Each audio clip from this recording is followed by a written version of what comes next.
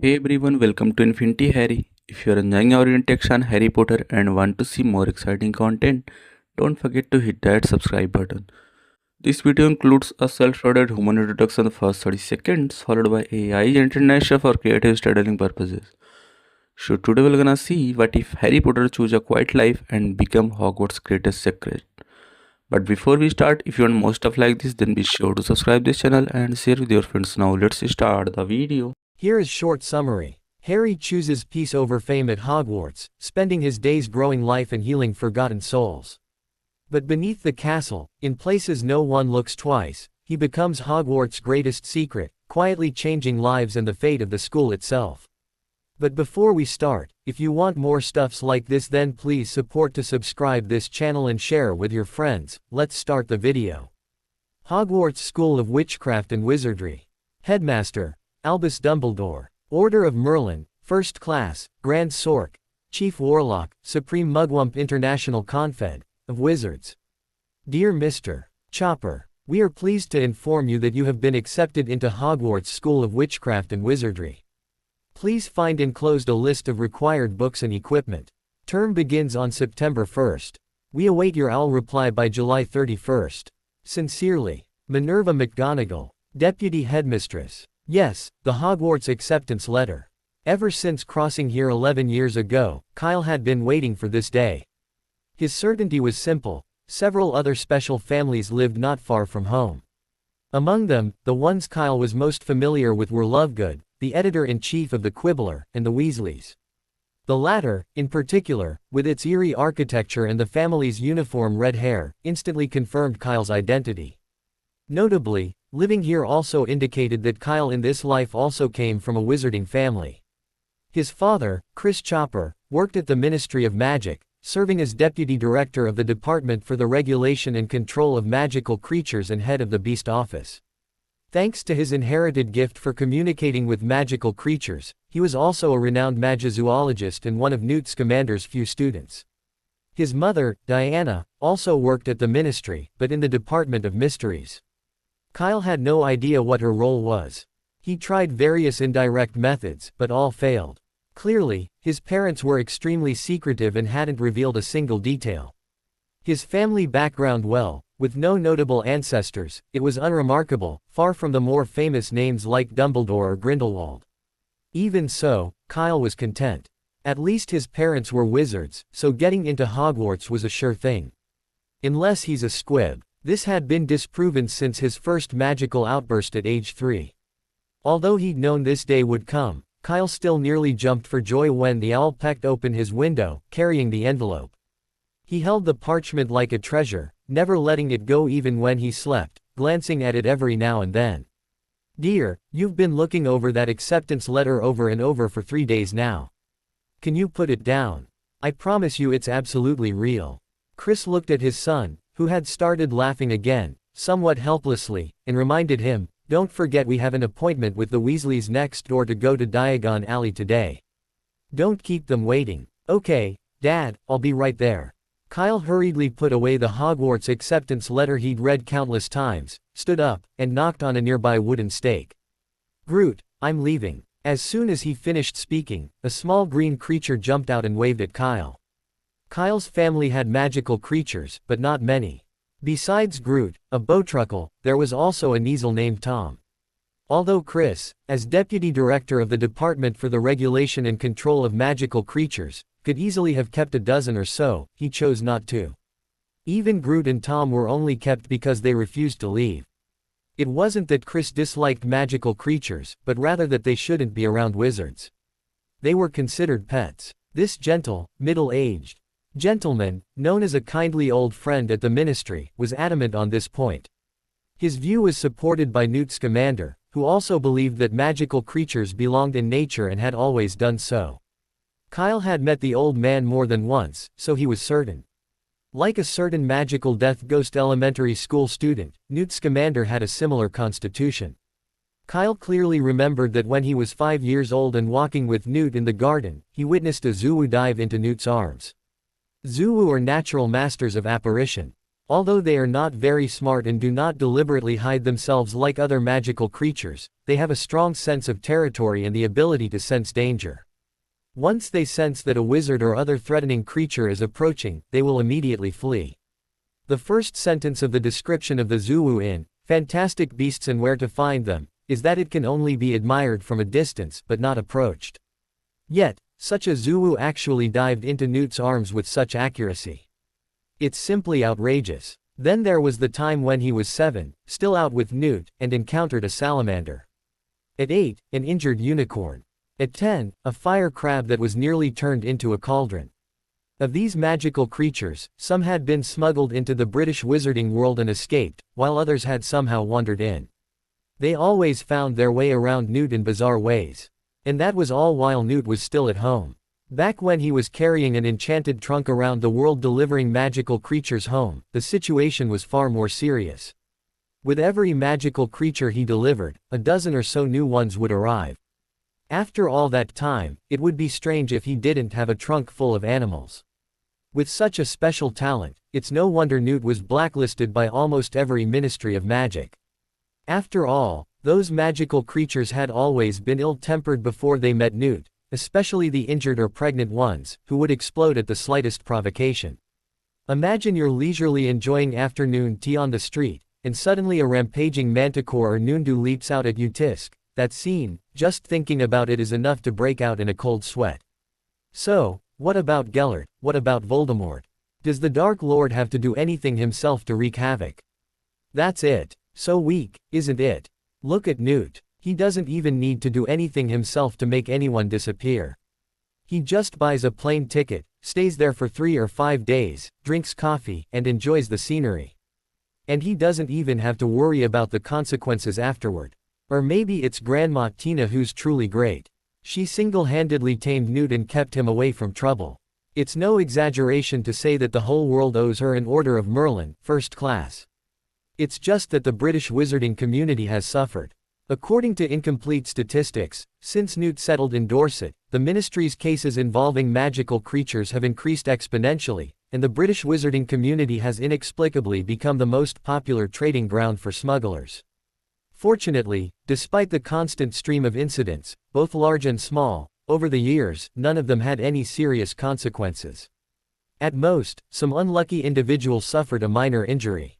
Perhaps, as Grandpa Newt's birthplace, it probably had some passive buffs. Chris, however, wasn't so lucky. Due to his job duties, he often had to work several days of overtime. But judging by his appearance, Kyle seemed to enjoy it. As he reached the door, Kyle noticed that besides Chris, his mother, Diana, had returned early from the Ministry of Magic, making a rare early return. She stood there, beaming at him. Her long black hair was meticulously styled, and her black robe with white trimmings fitted her perfectly and elegantly. As she looked at Kyle, her light blue eyes were filled with tenderness. Elegant and intelligent. This was Kyle's long impression of Diana. Instinctively, Kyle turned to look at Chris. Well, a bit handsome, with a hint of his youthful charm. They looked quite good together. Most importantly, Chris wasn't bald. Even at nearly 40, the gap between his hairline and eyebrows was still only about an inch. This was a stark contrast to Mr. Weasley next door. Of course, with such strong genes, Kyle's looks weren't much worse. Among the people he knew, he was at least the best. Even at such a young age, he had the potential to bring disaster to the nation. Of course, this wasn't important, and Kyle never took it seriously. He didn't rely on his looks to make a living. Sorry, I'm late, Kyle said sheepishly, stepping between the two of them. If you had kept that notice, you wouldn't be too late. Hogwarts wouldn't have left the UK just because you didn't keep it safe. Chris looked at Kyle teasingly and told an impromptu joke. Well, let's call it a joke. At least Chris laughed heartily after he finished. As for Kyle, although he didn't understand what Chris was laughing at, he still politely curled his lips, thinking it was all to save his father's face. Fortunately, this situation didn't last long. Well, it's getting late, we need to leave. Diana smiled slightly, interrupting the awkward interaction between father and son. She took Kyle's hand and said, "There's a lot to buy for school, so we need to hurry. It wouldn't be polite to keep the Weasleys waiting." With a crisp crack, she disappeared with Kyle. The Leaky Cauldron, established in the early 16th century, is one of the favorite gathering places for wizards. It is also the entrance to Diagon Alley, the only wizarding street in the British wizarding world. When Diana opened the door with Kyle, the originally noisy bar seemed to have pressed the pause button and instantly became silent. It was as quiet as a self-study class in the evening of the third year of high school, and you could hear a pin drop. This weird atmosphere did not continue until Chris walked in. However, it still did not return to its previous state, as if everyone deliberately lowered their voices. But there are exceptions. Tom, the bar owner, walked over with a look of surprise on his face.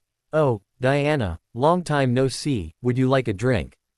I'll treat you. Next time, Tom." Diana smiled, patted Kyle on the shoulder, and pointed to the Weasley family who were walking towards them and said, "We still have to go to Diagon Alley to buy some things, and we may not have enough time." "Oh, of course." Tom suddenly realized, time flies, little Kyle is already 11 years old, so is he going to buy admission items for Hogwarts? "Yes." Diana smiled and nodded. "That's a bit stressful, really. Go ahead, you know where it is." Tom leaned aside, clearing the way behind him. Then, looking down at Kyle, he said, "I have to warn you, little Kyle. If you try to move that trash can again, I'll be writing a letter of complaint to Hogwarts." Merlin's beard, do you know how frantic those new students were when they discovered they couldn't get into Diagon Alley? You can't keep adding completely unnecessary work to an old man with a weak limb. Kyle felt a bit embarrassed to be pointed out in public for his misdeeds. Clearly, this wasn't his first time in Diagon Alley. But honestly, if a time traveler didn't move the trash can in Diagon Alley, was he still a time traveler? There was nothing wrong with that. But he couldn't say that in front of his parents. Kyle could only smile and say, "Next time, for sure." Tom didn't mind, but Diana, beside him, raised an eyebrow and glanced down at her son thoughtfully. Her instincts told her that this statement was definitely wrong. But since the Weasleys were already there, she didn't say anything. "Oh, Kyle, dear. Mrs. Molly Weasley gave Kyle a big hug and then took Diana aside to talk. Mr. Weasley, on the other hand, naturally moved over to Chris and started chatting. The two families were close friends. Diana and Molly were close friends, and Chris and Arthur were also close friends. Especially after Kyle was born, at the Weasleys' gracious invitation, they moved in permanently. These were all the adults' conversations during the dinner, and Kyle overheard a lot of them. Because of the relationship between the two families, he and the Weasley children naturally became friends. As soon as the adults left, two arms were draped around his shoulders, one on each side. "Hey, Fred, look who's here. It's this year's new student at Hogwarts," George said, his voice distinct as he pronounced the word, new student. "Hogwarts is very dangerous, especially for a first year like you.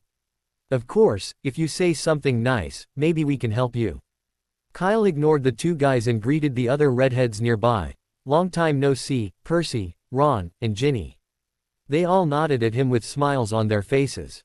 "Long time no see, Kyle. X3. Originally, the Weasley family had 7 children, but Bill went to Egypt, and Charlie went somewhere unknown a month ago and was not home, so only 5 came today." As they talked, they arrived at the backyard of the Leaky Cauldron, the entrance to Diagon Alley. Mr. Weasley, walking in front, found the correct brick at a glance and tapped it with his wand. Meanwhile, at the back of the group, the Weasley brothers, who had not received a response for a long time, looked at each other and raised their eyebrows in tacit understanding, ready to teach their impolite junior a lesson. For example, their newly invented jumping powder, just a little sprinkle on your hair will give you an unprecedented sour feeling. They'd tried it on themselves, and the results were fantastic. But has anyone ever tried not washing their hair for 10 days? It was incredible. If they were lucky, they might even trigger a hidden Easter egg and get a taste of the privileges afforded to middle-aged gentlemen. Immediately, the brothers pulled out their jumping powder and were about to make their move when Chris's voice suddenly rang out from the front. "Hagrid, what are you doing in Diagon Alley?" The voice, no longer calm, now held a hint of alarm, instantly catching the twins' attention. They hadn't heard that tone of alarm so often, it had become a reflex. "No, nothing. Upon seeing Chris, Hagrid, a 3-meter tall, 2-meter wide half-giant, shuddered subconsciously, his gaze shifting slightly. But then, as if a thought struck him, he relaxed a bit, pulling a small package from his pocket. "Harry Potter will be coming to Hogwarts next year. As a gift, I wanted to make him a birthday cake, so I bought some berry seeds." "Really?" Chris's tone didn't soften much, as he eyed the package warily. "If I remember correctly, with the ingredients in the Hogwarts cafeteria, I think we should have enough for 10 cakes." Honestly, Chris's tone was a bit aggressive. Anyone uninformed would have mistaken him for a villain. But Kyle, the twins, and even Mr. and Mrs. Weasley, who were close to Hagrid, remained silent upon seeing this scene. Their expressions didn't even change, as if this was just how it should be. And indeed, that was the case. As deputy director of the Department for the Regulation and Control of Magical Creatures and head of the Beast Office, Chris was incredibly familiar with Hagrid. If Chris had to pick the one person he least wanted to see, it would undoubtedly be the Hogwarts key-keeper, the infamous half-giant Rubeus Hagrid. Merlin's beard, the trouble he caused alone, accounted for more than a tenth of Chris's annual workload. The hybrid magical creatures he created, in particular, drove Chris a bit crazy. Oh, what was that last time? Oh, a serpent-bodied serpent, a two-tailed snake bred from a Krupp and a Runnispore. Who knew where Hagrid got all those magical creatures? They couldn't all be from the Forbidden Forest. Chris didn't even remember Runnispores being in the Forbidden Forest when he was in school. As a traditional magizoologist, Chris considered this kind of artificial hybridization to be heresy, an evil act that must be absolutely prohibited. Unfortunately, it wasn't illegal, and he submitted several draft bills, but received no response. He had even visited the minister's office recently, after Cornelius Fudge took office, but the minister's skillful deliberations kept stalling, ultimately leading to the bill falling by the wayside. Clearly, the new minister considered the magical creatures bill too low a value. He'd better spend his time visiting the Hogwarts headmaster's office more often, which would at least give him peace of mind and improve his public image. So, Chris couldn't do anything to Hagrid. Besides, the magical creatures he'd created were new lives. After all, he couldn't just abandon them. Chris had no choice but to observe, record, and catalog them. Over time, Chris's resentment towards Hagrid had grown intense. He hadn't taken direct action against Hagrid during their encounter, simply because he had children with him.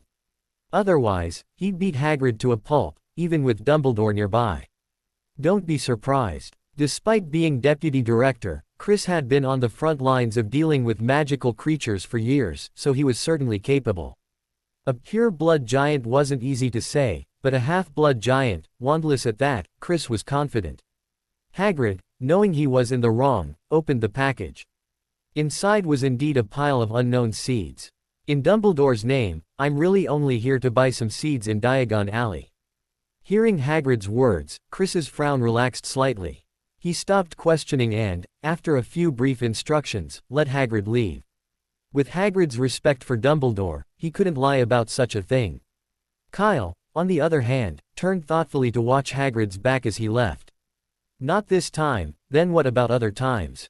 Kyle remembered that Fluffy, the three-headed dog that appeared in the first film, was bought by Hagrid from a Greek man in a bar. Whether this bar is the Hog's Head or the Leaky Cauldron, no one knows. Don't think that the Leaky Cauldron is very formal.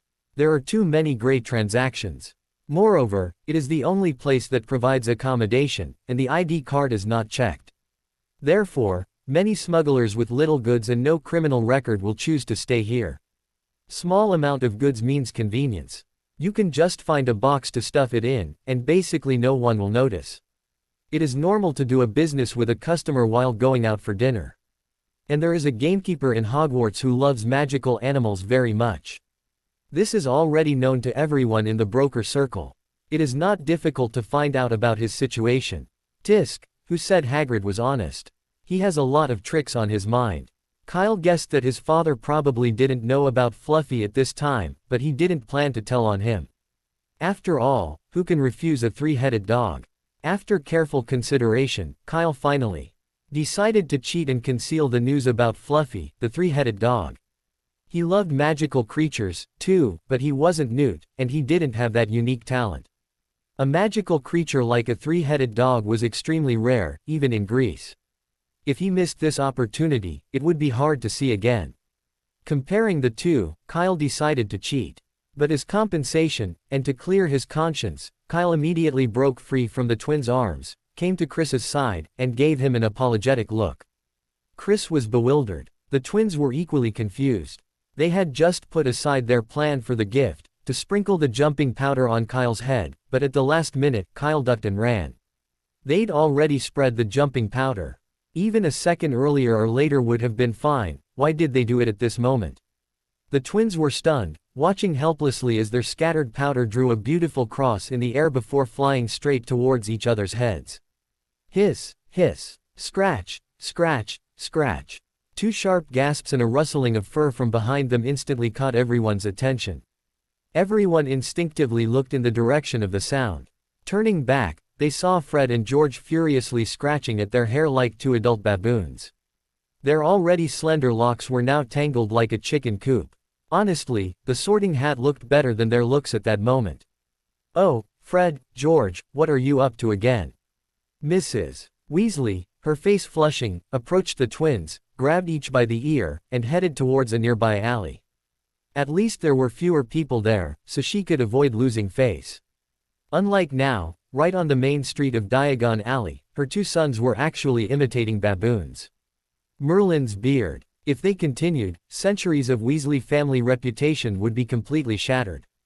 Gone. Mrs. Weasley's actions were decisive, but it was hard on the twins. They inhaled noticeably louder. And, Kyle couldn't tell if it was just an illusion, but he saw tears on their faces.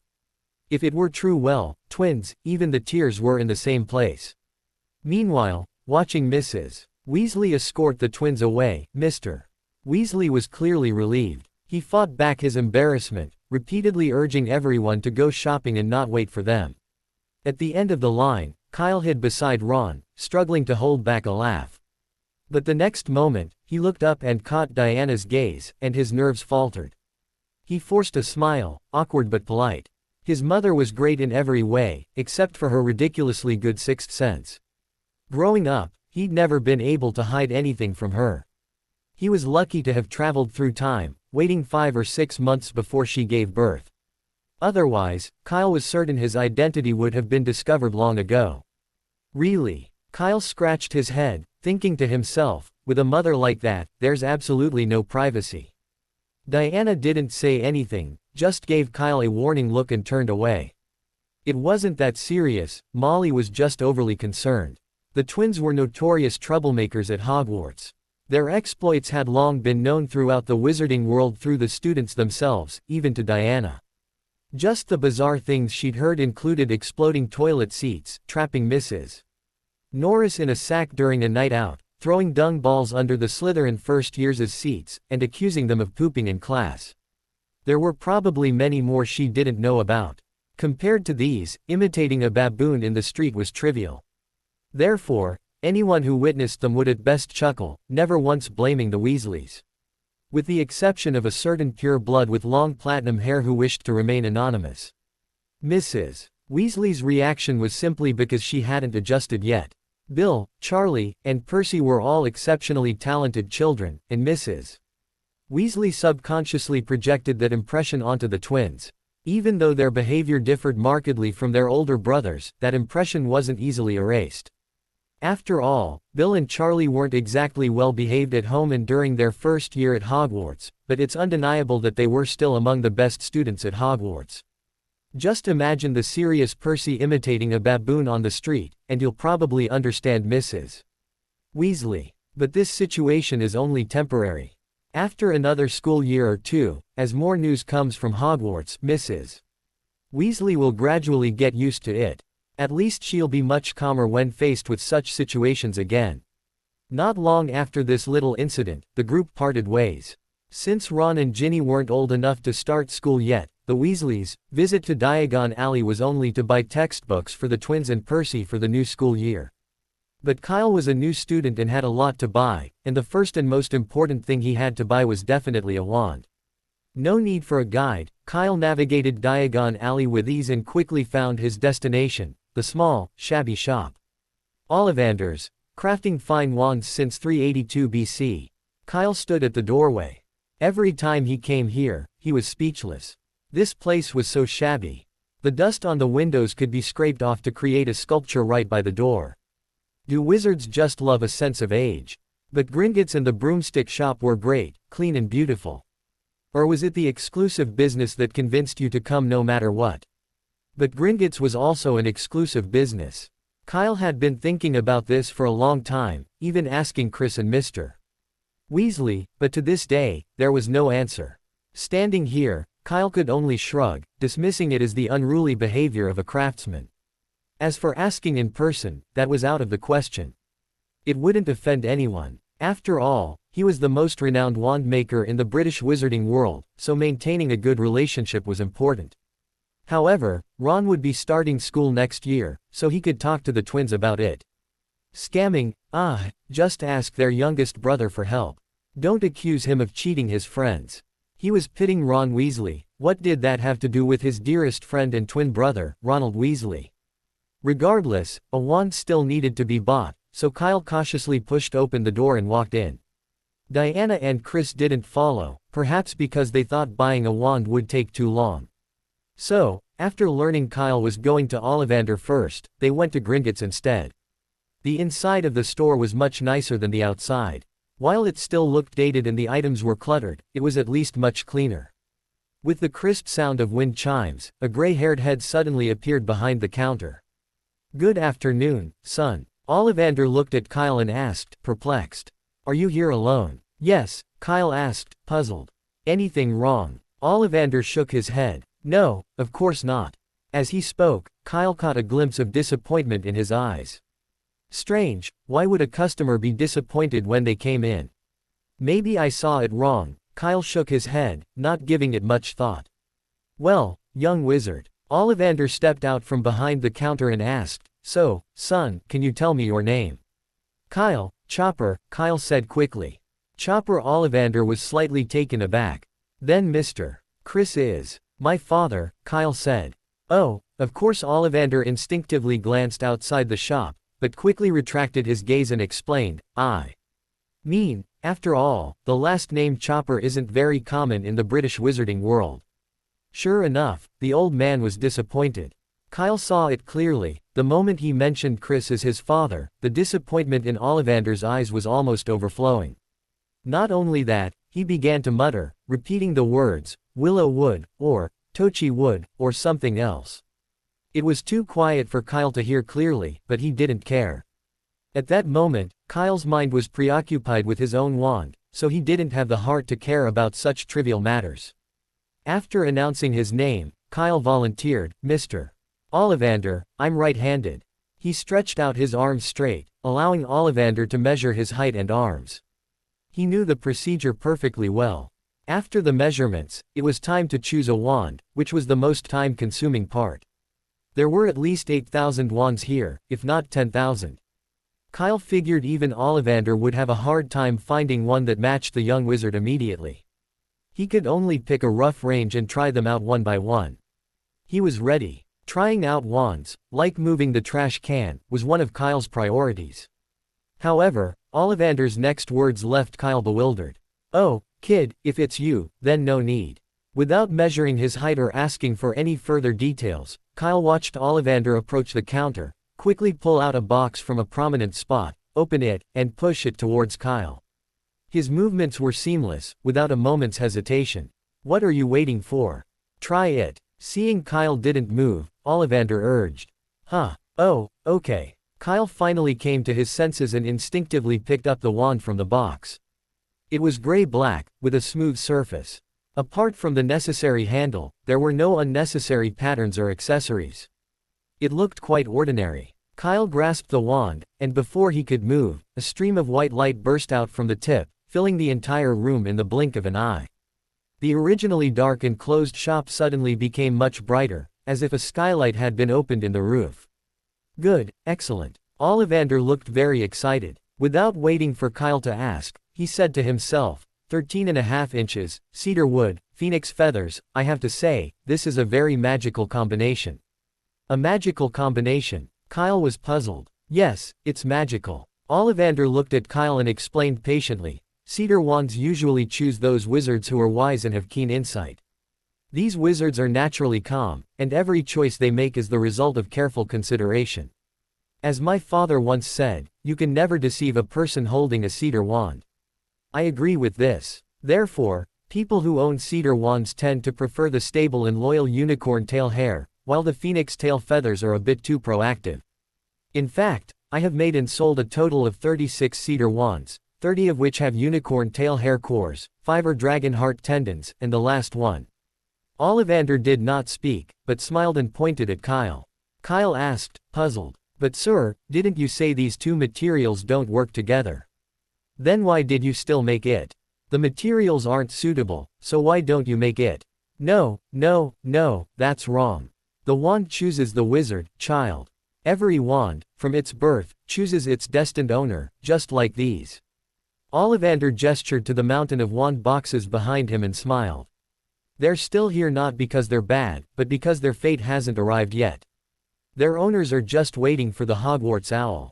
Ollivander paused and continued, also, completely contradictory wands and cores can perfectly perform their respective functions in the hands of a wizard. This is the most fascinating part of wandwork. Just like the wand in your hand, your father Chris tried, and your mother Diana tried, but they were just a little bit off, just a little bit. So since I learned of your birth, I've been waiting for this day. It's perfect, isn't it? Yeah. Kyle nodded subconsciously. The feeling of being able to use the wand as easily as with his own arms in his palm really made him a little obsessed, and he naturally couldn't let go of the wand in his hand. Although the process was a little different from what he expected, the result was still good, and Kyle was very satisfied with his wand. Well, kid, 7 galleons. Ollivander smiled even more happily. Okay. Kyle took out the 7 gold galleons that he had prepared long ago and placed them on the counter. The first wand of a new student is usually 7 galleons, which is already a very favorable price in the wizarding world, but this discount is only applicable to young wizards who have just enrolled. After paying, Ollivander bowed slightly and watched Kyle leave, then turned to look at another young wizard who had just entered the store, and the adult following behind him. Oh, see you again, Mr. Thomas, 11 inches, hawthorn wood. Looks like you've got the cedar wand. Chris immediately recognized the wand in Kyle's hand after meeting him outside Madame Malkin's robe shop. Because of its unusual combination, Chris had a deep impression of it. Furthermore, it was thanks to this wand that he first met Diana. He hadn't expected it to end up in Kyle's possession. Chris glanced at Kyle with a touch of emotion, but his expression quickly changed. As if a thought had occurred to him, he patted Kyle's shoulder with a heavy face. My dear, I regret to tell you some bad news. With this wand, you probably won't get into Gryffindor. You won't get into Gryffindor. Kyle's mouth twitched, and he began to understand what his father meant. Ollivander had said that wizards with cedar wands possessed sharp insights and a naturally calm demeanor, while Gryffindors, well, maybe, perhaps, they didn't need to be calm. Kyle hadn't expected to be rejected from a house before even starting. It was truly heartbreaking news. What are you two laughing about? Diana asked curiously, approaching. She had just gone to buy Kyle a cauldron and, on her way back, had stopped by the men of letters to buy some quills and parchment, so she hadn't heard the conversation between father and son. Nothing, just that Daddy said I can't get into Gryffindor with this, Kyle explained, showing Diana his new wand. Diana, recognizing the cedar wand and considering Kyle's words, couldn't help but laugh too. I'm sorry, dear, but I think your father is right. Neither Chris nor Diana had any particular desire for Kyle to attend a particular house. To them, as long as it was Hogwarts, the house was the same. Kyle felt the same way. Like choosing a wand, making the uniform was a lengthy task. Even Madame Malkin, a professional, took over 20 minutes. And that was just the time it took to measure the necessary parameters. Getting the finished product would take even longer. Kyle was taller than most people his age, so the shop didn't have any suitable items in stock, so they had to make it custom, which would take about 2 hours. After some thought, Kyle decided to leave his address and have it delivered by owl. It was already 5 in the afternoon, and 2 hours later it would be 7, too late. Express delivery was more convenient. After Madame Malkin's robe shop, his next stop was Flourish and Blotts. This time, the process was quick. In less than 5 minutes, Kyle had found all the books he needed. He also bought 2 extra books. The first was definitely Uncle Newt's Fantastic Beasts and Where to Find Them, revised edition. Although he already had 19 copies at home, that didn't stop him from supporting Uncle Newt, considering it a way to boost sales. The new revision was also quite good, with 30 more pages and 7 new magical beasts. It was a great value, and a worthwhile purchase. As for the second book, Kyle accidentally kicked it out of the corner while checking out. The Standard Book of Spells, Grade 1. As the name suggests, it contains common spells like Lumos, Leviosa, and Scourgify. But the advantage is the sheer number of them, covering everything. It's a bit like a spells version of Fantastic Beasts and Where to Find Them, and it's also affordable at just 1 galleon. Kyle glanced through it briefly and then took it with him. While it wasn't particularly useful, it was a good way to pass the time. Besides these 2, Kyle had many more books he wanted to read: spells, potions, and transfiguration, that could fill a whole parchment, but Kyle didn't buy any. It wasn't that he was short of money. Chris and Diana's income was still quite good. While not as good as those of pure-blood families, it wasn't so bad that he couldn't afford even a few books. The main reason was that he was going to Hogwarts soon. With one of the largest and oldest libraries in the wizarding world, why would he need to buy books? Unless it was a necessary textbook for class or a book he really liked, he could just borrow it when he wanted to. He didn't know what others thought, but Kyle didn't want to be an outsider. His galleons weren't just blown by the wind. After leaving Flourish and Blotts, the items on the school enrollment list were almost all bought, or at least already. The only thing left was a pet, which Kyle didn't need. Chris had rescued many injured owls over the years, so his family was well known in the courier community, and Kyle benefited from that reputation. Whenever he appeared at the window with an envelope or a package, a large flock of owls would rush over, vying to deliver it for him, many of them from Hogwarts. If he needed it, he could just hire one for the treats. It was so convenient. Look, another galleon saved. Kyle had originally planned to use the money he saved to buy a broomstick. He didn't need anything fancy, a Nimbus 1500 or a Clean Sweep 7 would be fine. Compared to the new models in the window, this old broom was a very good value. The quality wasn't much different, but the price was less than a third of the new ones, making it quite affordable. For example, the Nimbus 1500, which was all the rage a couple of years ago, originally cost 300 galleons, but now could be taken away on the spot for just 80. His pocket money, saved over the years, was just enough to cover the cost. The Clean Sweep 7 was more expensive, around 100 galleons, but it wasn't impossible to buy, it just required Chris's support. However, as soon as he proposed the idea, Diana vetoed it. The reason was simple: Hogwarts rules prohibited first years from bringing brooms, so buying one would be pointless, having one at home would suffice. Chris could only shrug helplessly at Kyle, implying he couldn't help. However, he kindly took Kyle to the window display of the broomstick shop, letting him enjoy the view before heading to the leaky cauldron. The Weasleys, who had come with them, had already left, just as Kyle was buying robes.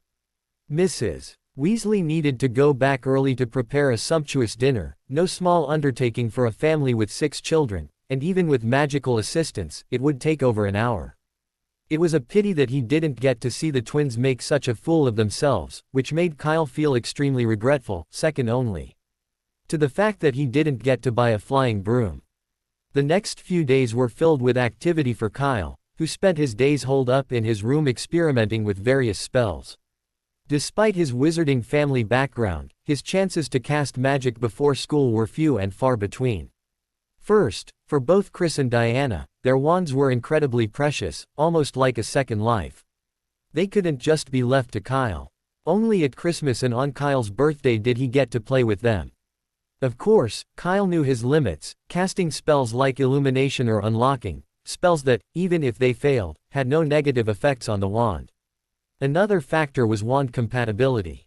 Even though he was Chris and Diana's son, their wands showed no regard for Kyle, their resistance was palpable. Diana's wand, in particular, was like an ordinary stick in Kyle's hands. No matter how hard he tried, he couldn't get a single reaction. Consequently, Kyle spent most of his time dealing with Quidditch, herbs, and magical creatures, rarely engaging in actual spells. After 11 years of waiting, he finally had his own wand, so he had to use it properly. Chris had no objections, and occasionally, he'd enthusiastically offer guidance, fulfilling his teacher's dream. Consequently, Kyle's room was constantly ablaze with different spells. For the first few days, it was fine. Kyle's practice was just basic, and it didn't bother anyone else. But as time went on and Kyle's spells grew, problems began to arise. At the living room dining table, Chris, sipping tea, watched helplessly as the cup across from him suddenly left the table and began to slowly float upstairs. However, Chris seemed accustomed to this, calmly placing the cup back on the table and tapping it gently with his wand. After doing all this, he looked up and called out, "Kyle, be sure to have a clear target in mind when you cast a spell. Also, I suggest you start by summoning a quill, or even parchment, at least they won't break." "Okay, Dad," Kyle replied, but Chris had no idea whether he'd heard him. He thought it was highly unlikely. After all, situations like today had happened several times before. He'd cast more restoration spells in that single day than he had in the previous 10 years combined. He'd had to cast the anti-spell on every fragile object in the house. Whoosh! Just as he was thinking, a piece of bread flew past his head and landed on the ceiling with a crack. Quote, he had to admit, judging by the effect alone, Kyle had made significant progress. At least this time, the spell was much faster than last time. Ah, Chris sighed, calmly waving his wand and returning the loaf of bread to the kitchen, while mentally admiring Diana's wisdom and foresight. Thank goodness she confiscated Kyle's cauldron on the first day, otherwise who knows what would have become of this family. 11-year-old wizards are indeed notoriously hated by everyone, and that goes for the Weasleys next door, and his family is no exception. Fortunately, these days are almost over, as Hogwarts will start tomorrow. This is really good news. Chris picked up the tea and took a sip with a satisfied look on his face. Evening soon arrived. Diana, having been away on a mission, hadn't returned. Chris, who knew nothing about cooking, gladly accepted Mrs. Weasley's invitation and brought Kyle and some prepared ingredients to the nearby burrow for a meal. Unsurprisingly, his behavior angered Mrs. Weasley, who thought it was wrong for him to bring food with him, and a distrust of their friendship, and she berated him profusely. Chris didn't argue, simply throwing his things into the kitchen and jokingly agreeing. Kyle, on the other hand, had naturally blended in with the Weasley children. He was accustomed to this scene. Their family didn't have house elves, so whenever Diana couldn't return on a mission, the two of them would come to the Weasleys for a meal. This scene recurred every time they came, a fixture. Not far away, in the open space, Kyle and a few Weasleys were helping to clean up the gnomes. It was called cleaning, but it was really just play. One person would grab a gnome by its legs and throw it into the air, while another, wielding a wooden club, would hit it like a bludger. The player who hit the gnome the farthest was the winner and received the first place prize, a box of Bertie Bott's every flavor beans. Initially, Chris disapproved of their game, believing that simply throwing the gnomes was enough, there was no need for a bat. But one day, after discovering that the grass mantle he had painstakingly cultivated for a year, now ripe, had been completely destroyed by the gnomes, he stopped trying to stop Kyle. A few days later, for Christmas, he even gave Kyle a beautifully crafted bat signed by a batsman from the Wimborne Wasps. The bat was incredibly smooth to use and felt great when struck, and it had helped Kyle win 5 consecutive championships. Today was no exception. "That's not fair," Ron said bitterly, looking at Kyle's signed baseball bat and then at the wooden stick he'd picked up. "The equipment gap is huge. Not that exaggerated. Equipment and such are secondary. What's important is the inner conviction to win. I won not because my equipment is better, but because I want to win more than you do," Kyle said calmly, picking up a red bean and throwing it over. "Also, Ron, before you complain about the equipment, at least beat Ginny. Her stick is much smaller than yours." There were 5 people in the game, and Ron was in last place. Even Ginny's time was several meters ahead of his. After Kyle finished speaking, Ron's face flushed. Losing to his sister in this area was certainly not a glorious thing. However, his attention was quickly drawn to Bertie Bott's every flavor beans that Kyle tossed him. Bright red, beautiful to look at, and the taste raspberry. Sure enough, the Bertie Bott's every flavor beans Kyle gave him were always delicious. The sweet taste in his mouth made Ron squint his eyes unconsciously, and at the same time, a hint of envy rose in his heart. He really didn't know how Kyle managed to always pick out the best tasting Bertie Bott's every flavor beans. He couldn't do that. He always got pig liver, spinach, and even dragon dung. That fishy smell mixed with the fermented rotten berries was simply unbeatable. Ron felt his stomach churn at the mere thought of it. A box of Bertie Bott's every flavor beans. Kyle gave one to Ron and ate one himself, leaving the rest in Ginny's hands. The girl, holding the box, pondered for a moment before trotting over to Kyle, asking him to help her sort out the beans, at least the ones that smelled like dragon dung. Kyle understood Ginny's request, but then decisively declined. Young people always want to try something new. Besides, what was Bertie Bott's every flavor beans at all about? Every bite is a new adventure, that's the essence of every flavor beans. Without the surprise, would they still be Bertie Bott's every flavor beans? No, they're just jelly beans. So it wasn't really his laziness, it was all for Ginny's own good. After playing in the open space for a while longer, Mrs. Weasley's familiar voice finally rang from the direction of the burrow. Dinner was ready. The hungry crowd dropped their sticks and began to walk back in groups. Kyle walked in front, followed closely by Ron. He'd barely taken 2 steps when the twins suddenly rushed over, pushing him away. Caught off guard, Ron nearly fell headfirst into the nearby goblin hole, infuriating him. He glared at Fred and George, his face threatening to bite them if they didn't apologize. Ron might have been serious, but unfortunately, his attack was doomed to failure. Farrell and George were completely focused on Kyle, never once glancing at Ron, and naturally had no idea what he was thinking. Even if they knew, they probably wouldn't care. They'd been bullying their younger brother for years, and they knew the routine. Despite Ron's fury, he wouldn't have rushed forward unless he didn't want a beating. A few days later, a few saved snacks would have resolved the matter perfectly. Then, they could be a harmonious family, brothers and sisters alike. So, the most important thing now was to resolve Kyle's situation. The twins considered the incident in Diagon Alley the biggest stain on their lives, and they'd been desperate to get even. However, Kyle hadn't left the house in the past few days, giving them no chance for revenge. But going to his house would seem overly contrived and would likely arouse Kyle's suspicion. So Fred and George had to temporarily suppress their urge for revenge. They needed the right opportunity. For example, right now. With Chris and Kyle in the room, dinner was a bit crowded, so Mrs. Weasley had set up the dining table in the courtyard. As Kyle settled into his usual seat, Fred suddenly exchanged a glance and quickly sat down beside him. George, unsure of his plans, quickly sat down beside him, their uncanny rapport. Huh. Kyle was surprised to see this, it was the first time he'd seen the twins sitting apart. Then, Kyle raised an eyebrow slightly. You're not here for good. The twins were so obvious, if he hadn't noticed something was wrong, he'd be remarkably slow.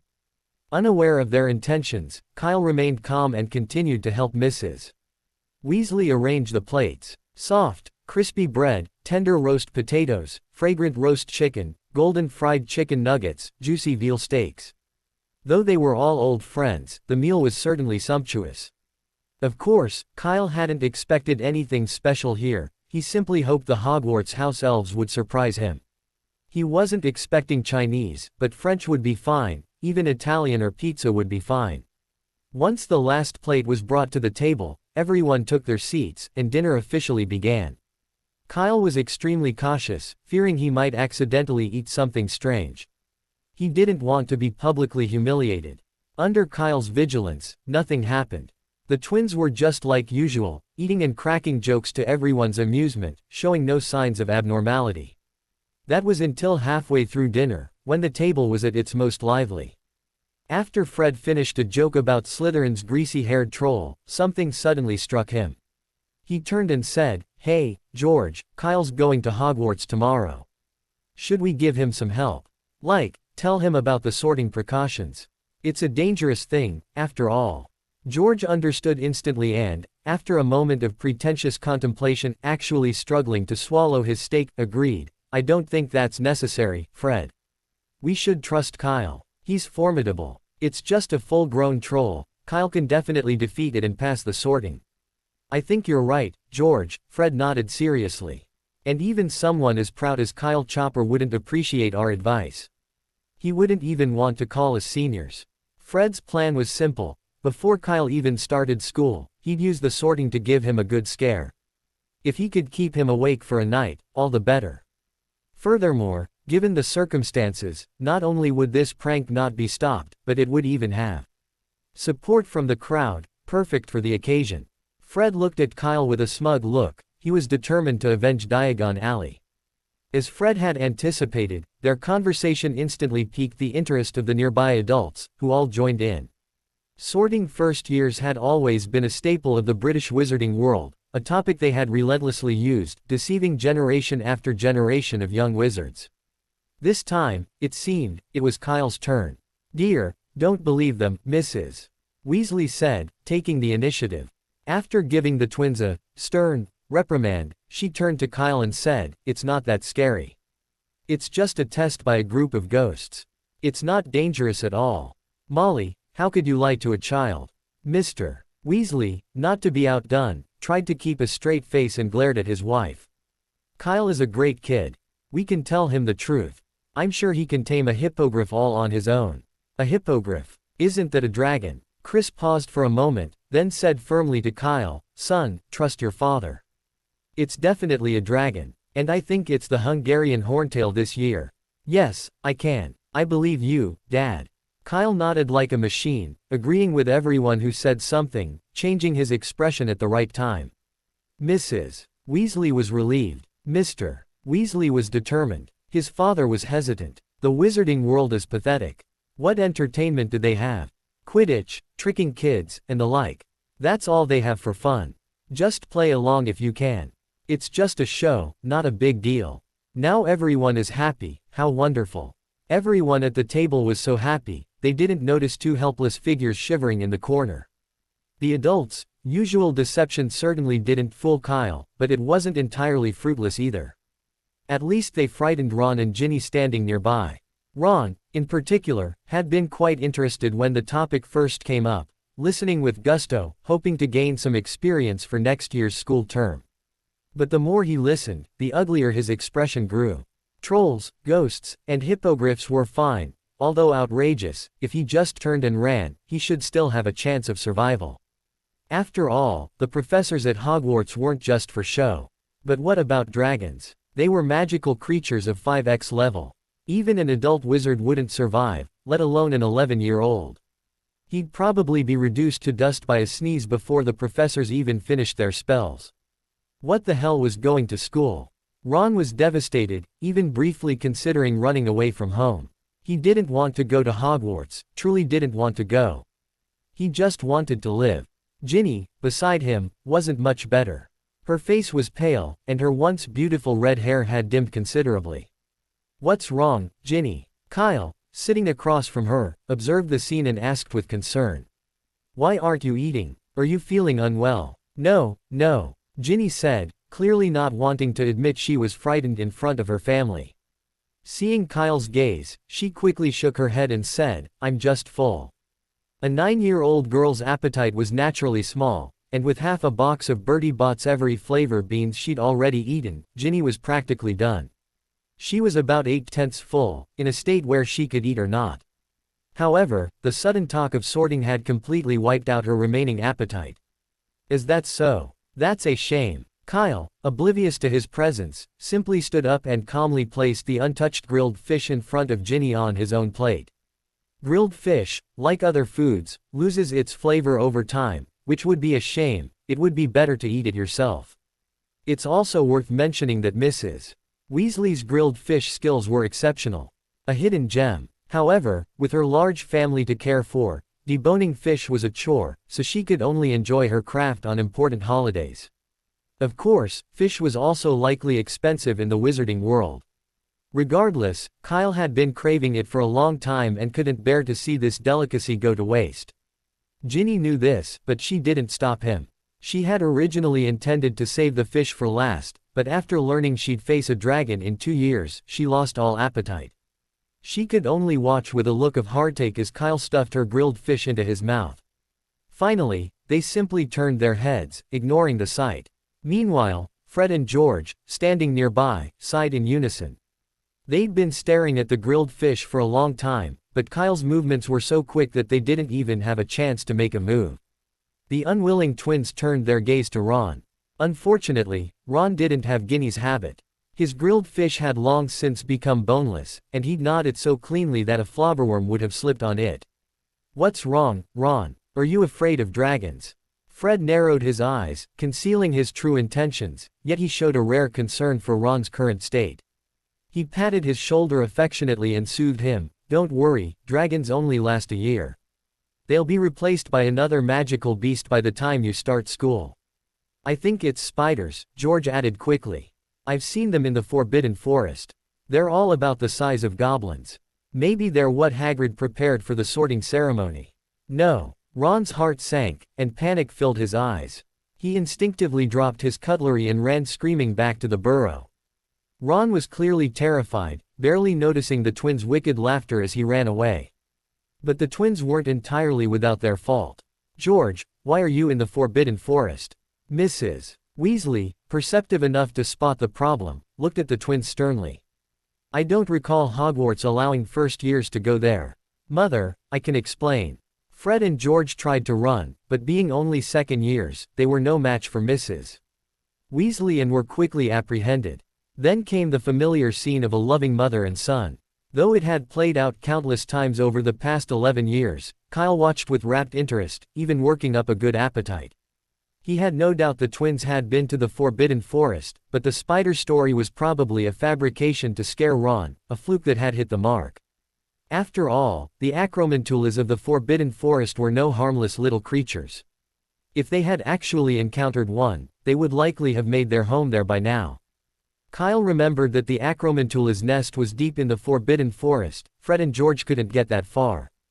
The twins weren't called Harry Potter, they enjoyed pranks, not death.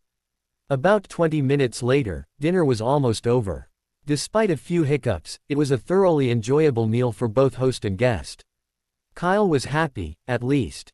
After briefly clearing the table, Percy went upstairs to review. Ron, attempting to run away with a small bag, had been caught red-handed. He had taken the twins' place, being chased around the yard by Mrs. Weasley. Mr. Weasley and Chris moved to another spot to continue their conversation. "Chris, you were too exaggerated just now. In the burrow, Mr. Weasley said regretfully. It's just a sorting, how could there be a dragon? Little Kyle is so smart, he must know that we are lying to him." "No, Arthur, you are wrong. In fact, this plan was doomed to fail from the beginning." Chris shook his head and said helplessly, "Kyle has been with Mr. Scamander for at least 2 months every year since he was 3 years old. Do you think he will be afraid of trolls and hippogriffs? Also, Arthur, have you forgotten that Kyle's last name is Chopper?" Mr. Weasley was stunned for a moment, scratched his head slightly embarrassedly and said, "You mean, he can communicate with magical creatures like you?" "Of course." Chris nodded and said, "So he can't be afraid of hippogriffs. I guess only dragons can make him feel nervous." Mr. Weasley glanced at Chris and said with some envy, "What a magical ability. I wish I could communicate with those muggle objects too."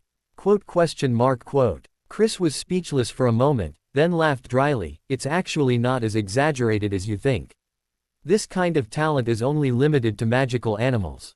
Ordinary animals like mice, toads, and owls can't do it. You can only rely on experience to guess what they mean." Chris's meaning was clear. Even if Mr. Weasley used some bizarre magic to change his last name to Chopper one day, he would only be able to talk to things like Flow Powder or the Golden Snitch. As for things like toasters or cars, forget it, it's impossible, don't even think about it. September 1st is a very important day in the British wizarding world, especially for wizards and witches over the age of 11 who haven't yet graduated. It's the first day of school at Hogwarts. Young wizards and witches who have just turned 11 look forward to this day, day and night, hoping it will arrive soon. But wizards and witches between the ages of 12 and 17 don't necessarily see it that way. The start of school marks the official end of their joyful summer vacation, and they must confront all that forgotten homework. This isn't good news. This is especially true for Kyle and the Weasley twins. Standing in the open space in front of the burrow, Kyle was excited, while Fred and George, standing behind him, looked nervous and would occasionally whisper to each other, as if it were their first time at Hogwarts. Yes, Kyle was there too. Chris had originally planned to apparate him directly there, but before they could leave, Mrs. Weasley knocked on the door. Mrs. Weasley seemed to have guessed what he was going to do. The first thing she said when she saw Chris was that there were too many muggles at King's Cross Station and that they would be easily spotted if they apparated. It was too unsafe and Kyle had to go with them no matter what. Chris wanted to say something more, but seeing Mrs. Weasley's firm attitude, he could only swallow his words back and nodded in agreement. Kyle, on the other hand, rubbed his forehead helplessly. He really wanted to tell Mrs. Weasley that in the eyes of Muggles, 9 people getting out of a ford was much more shocking than the sudden appearance of 2 more people in front of him. After all, there was no Ganges River, and Ford was not some legendary car with a diamond logo that could take as many people as they wanted. But unfortunately, he was only 11 years old and his words were insignificant, so he was simply ignored. Just as Kyle was thinking, Mrs. Weasley suddenly approached him and asked with concern, "Dear, are you all packed?" "Of course," Kyle said, kicking a large box at his feet. "I checked it 3 times before leaving, and nothing's missing." "That's good," Mrs. Weasley nodded with a smile. As they spoke, Mr. Weasley pulled up in front of the group in a vintage-looking car. This was their transportation for the trip, a 9-hand Ford that had been found somewhere, but Mr. Weasley loved it dearly, treating it like a treasure. "What are you waiting for? Get in," urged Chris at Mr. Weasley's urging. Seeing this, Kyle realized it was too late to say anything, so he reluctantly followed by the Weasley family. The car was encased in a non-traceable expansion charm, so even with 9 people and a pile of luggage, it didn't feel cramped at all. Mr. Weasley was a skilled driver. Kyle didn't feel any noticeable bumps along the way, nor did he experience sudden braking or a sudden start. It was much better than a bus. Around 10 o'clock, they arrived at King's Cross Station on time. Fortunately, Kyle's expectations didn't happen, or rather, the people around him didn't care about a beat-up, old Ford. The group arrived smoothly at a pillar between platforms 9 and 10. Once there was basically no need to worry about being discovered by Muggles. There was a Muggle-repelling charm nearby, so ordinary people would subconsciously ignore anything that happened here. Even if there were occasional special circumstances, the Ministry of Magic members nearby would deal with them immediately, making it very safe. Everyone lined up skillfully and under Mrs. Weasley's guidance passed through the pillars in front of them one after another, arriving at the famous platform 9 3/4. It was much busier here than outside. A crimson steam train stood beside the platform, a sign reading, Hogwarts Express. "Looks like I'm not late," a gentle voice called from behind Kyle. Hearing this familiar voice, Kyle whipped his head around to see Diana beaming at him. "Mom," Kyle asked, pleasantly surprised. "Didn't you have an assignment?" "Of course I've completed it." Diana knelt down and straightened Kyle's clothes. "Today's your first day at school. I don't want to miss such an important day." "That's good," Kyle rejoiced. It would have been a shame if Chris had been the only one to take him to Hogwarts. Diana spoke to Kyle for a few more words, and only saw him off to the train just as it was about to depart. She gave him one final instruction. "I'm sure Chris has already told you the general outlines of Hogwarts, so I won't repeat myself. However, there's one thing he probably didn't mention." Diana gazed at Kyle with her deep blue eyes and said seriously, "Dear, your father and I have both graduated a long time ago, and we don't want to dwell on our college days. So please don't let us receive any letters from any professors, including Dumbledore, okay?" "Don't worry, Mom," Kyle smiled. "I won't break any school rules. They have no reason to send letters home." "Of course, dear." Diana keyed Kyle's cheek and watched him board the train. "And don't forget to tell us the sorting results." "I will," Kyle nodded, then turned and boarded. A few minutes later, the train slowly pulled away from the platform, and Diana finally looked away. Not far behind her, Chris had just finished talking to a middle-aged man and walked over to Diana. Mr. Diggory showing off his son again. Diana laughed. Clearly, she knew the man Chris was talking to. Amos Diggory, like Chris, worked in the Department for the Regulation and Control of Magical Creatures at the Ministry of Magic and also had a child at Hogwarts. He was a year older than Kyle, though, and in the same grade as the Weasley twins. Unlike the mischievous twins, the child was exceptionally talented in every way, almost as talented as Percy once was. Consequently, Diggory, a child showing enthusiast, had been praising his son almost every time he spoke that year. Once or twice would be fine, and people would chime in with a few compliments, but no one could stand his constant praise.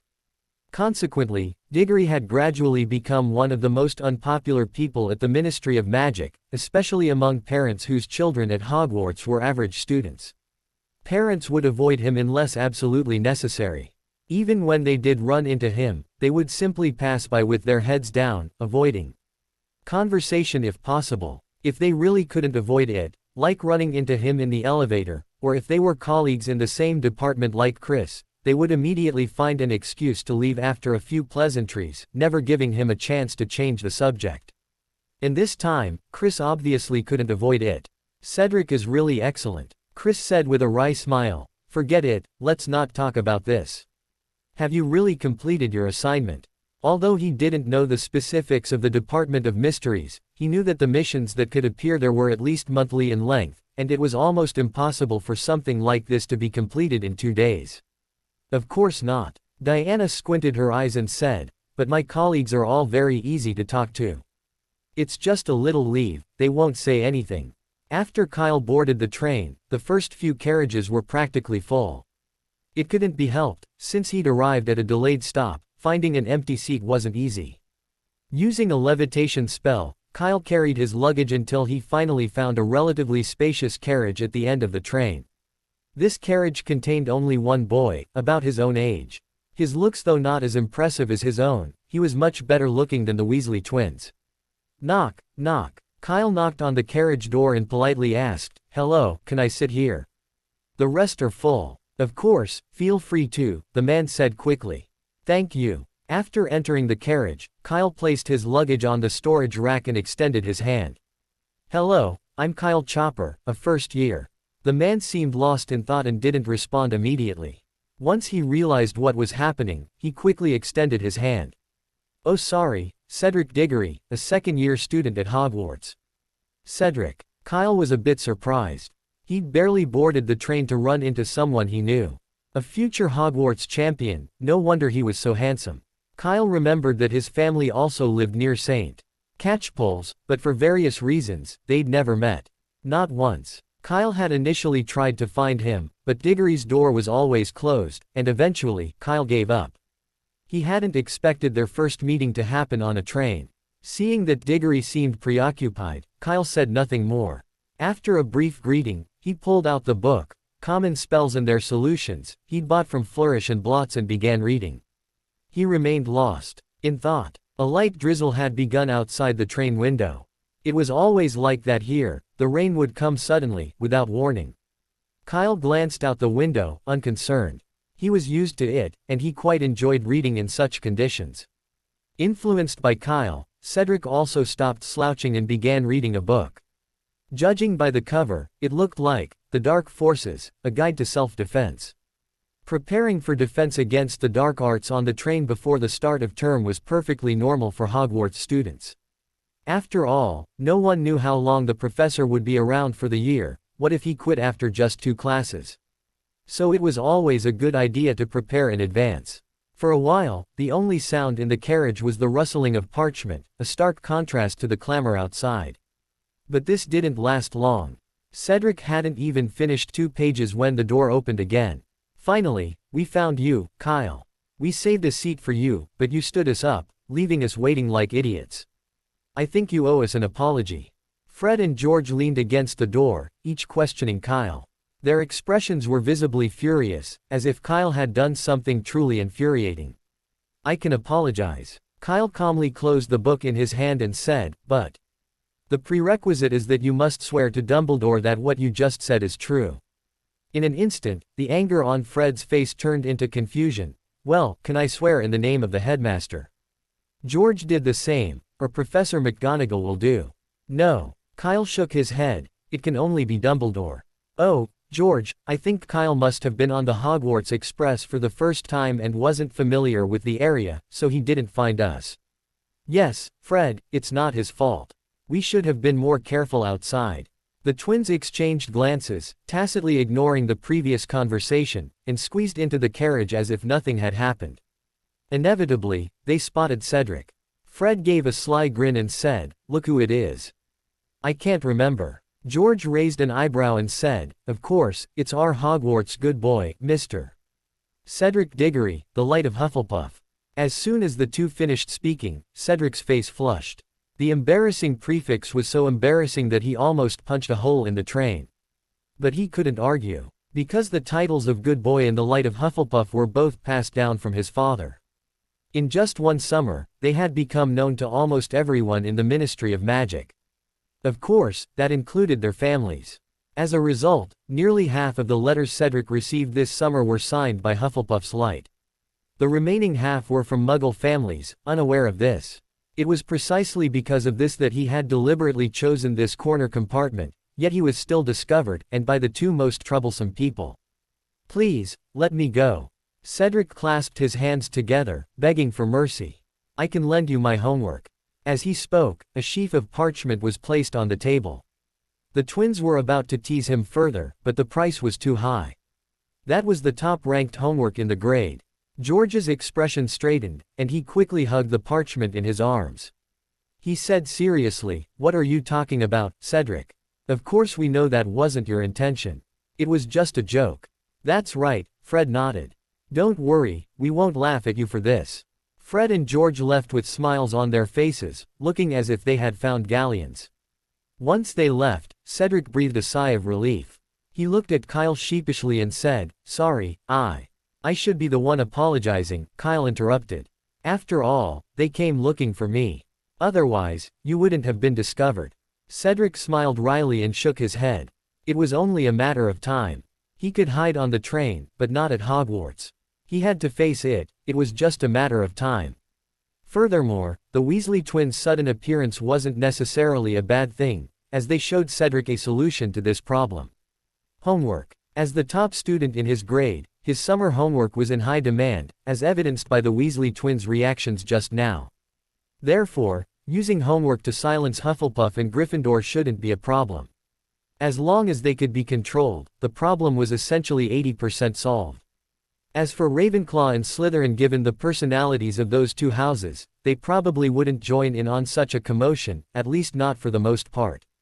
Even if a few of them showed up occasionally, it wouldn't be a big deal. As long as the people in his own house didn't make a fuss, and Gryffindor's energetic lions didn't get involved, this thing would be over in 3 days at most. Just 3 days, it would be quick. Thinking about it this way, Cedric suddenly felt that things didn't seem so bad after all. With his worries out of the way, Cedric suddenly became much more cheerful. He stopped reading and approached Kyle, saying, "Hello, can I call you Kyle?" Of course, Kyle nodded. "Actually, my father also works at the Department for the Regulation and Control of Magical Creatures, and he's your dad's colleague." "Your father?" Cedric was taken aback, then asked uncertainly, "Is it Mr. Chris Chopper?" "Yes," Kyle said. Cedric suddenly realized, "Your last name is Chopper, and you know the Weasley brothers. Oh, I should have guessed that. We're neighbors." With this connection, the two of them quickly became more familiar with each other, interacting more naturally, like old friends who had known each other for a long time, even though they had never met before today. "Oh, Kyle," Cedric asked curiously, seeming to recall something. "I remember looking for you before, but you weren't home. My father told me back then that you'd been studying with Mr. Scamander since you were very young, and that you were bound to achieve great things in the future. Is that true? Did you really study with Mr. Scamander?" Cedric was incredibly curious. After all, that was Scamander.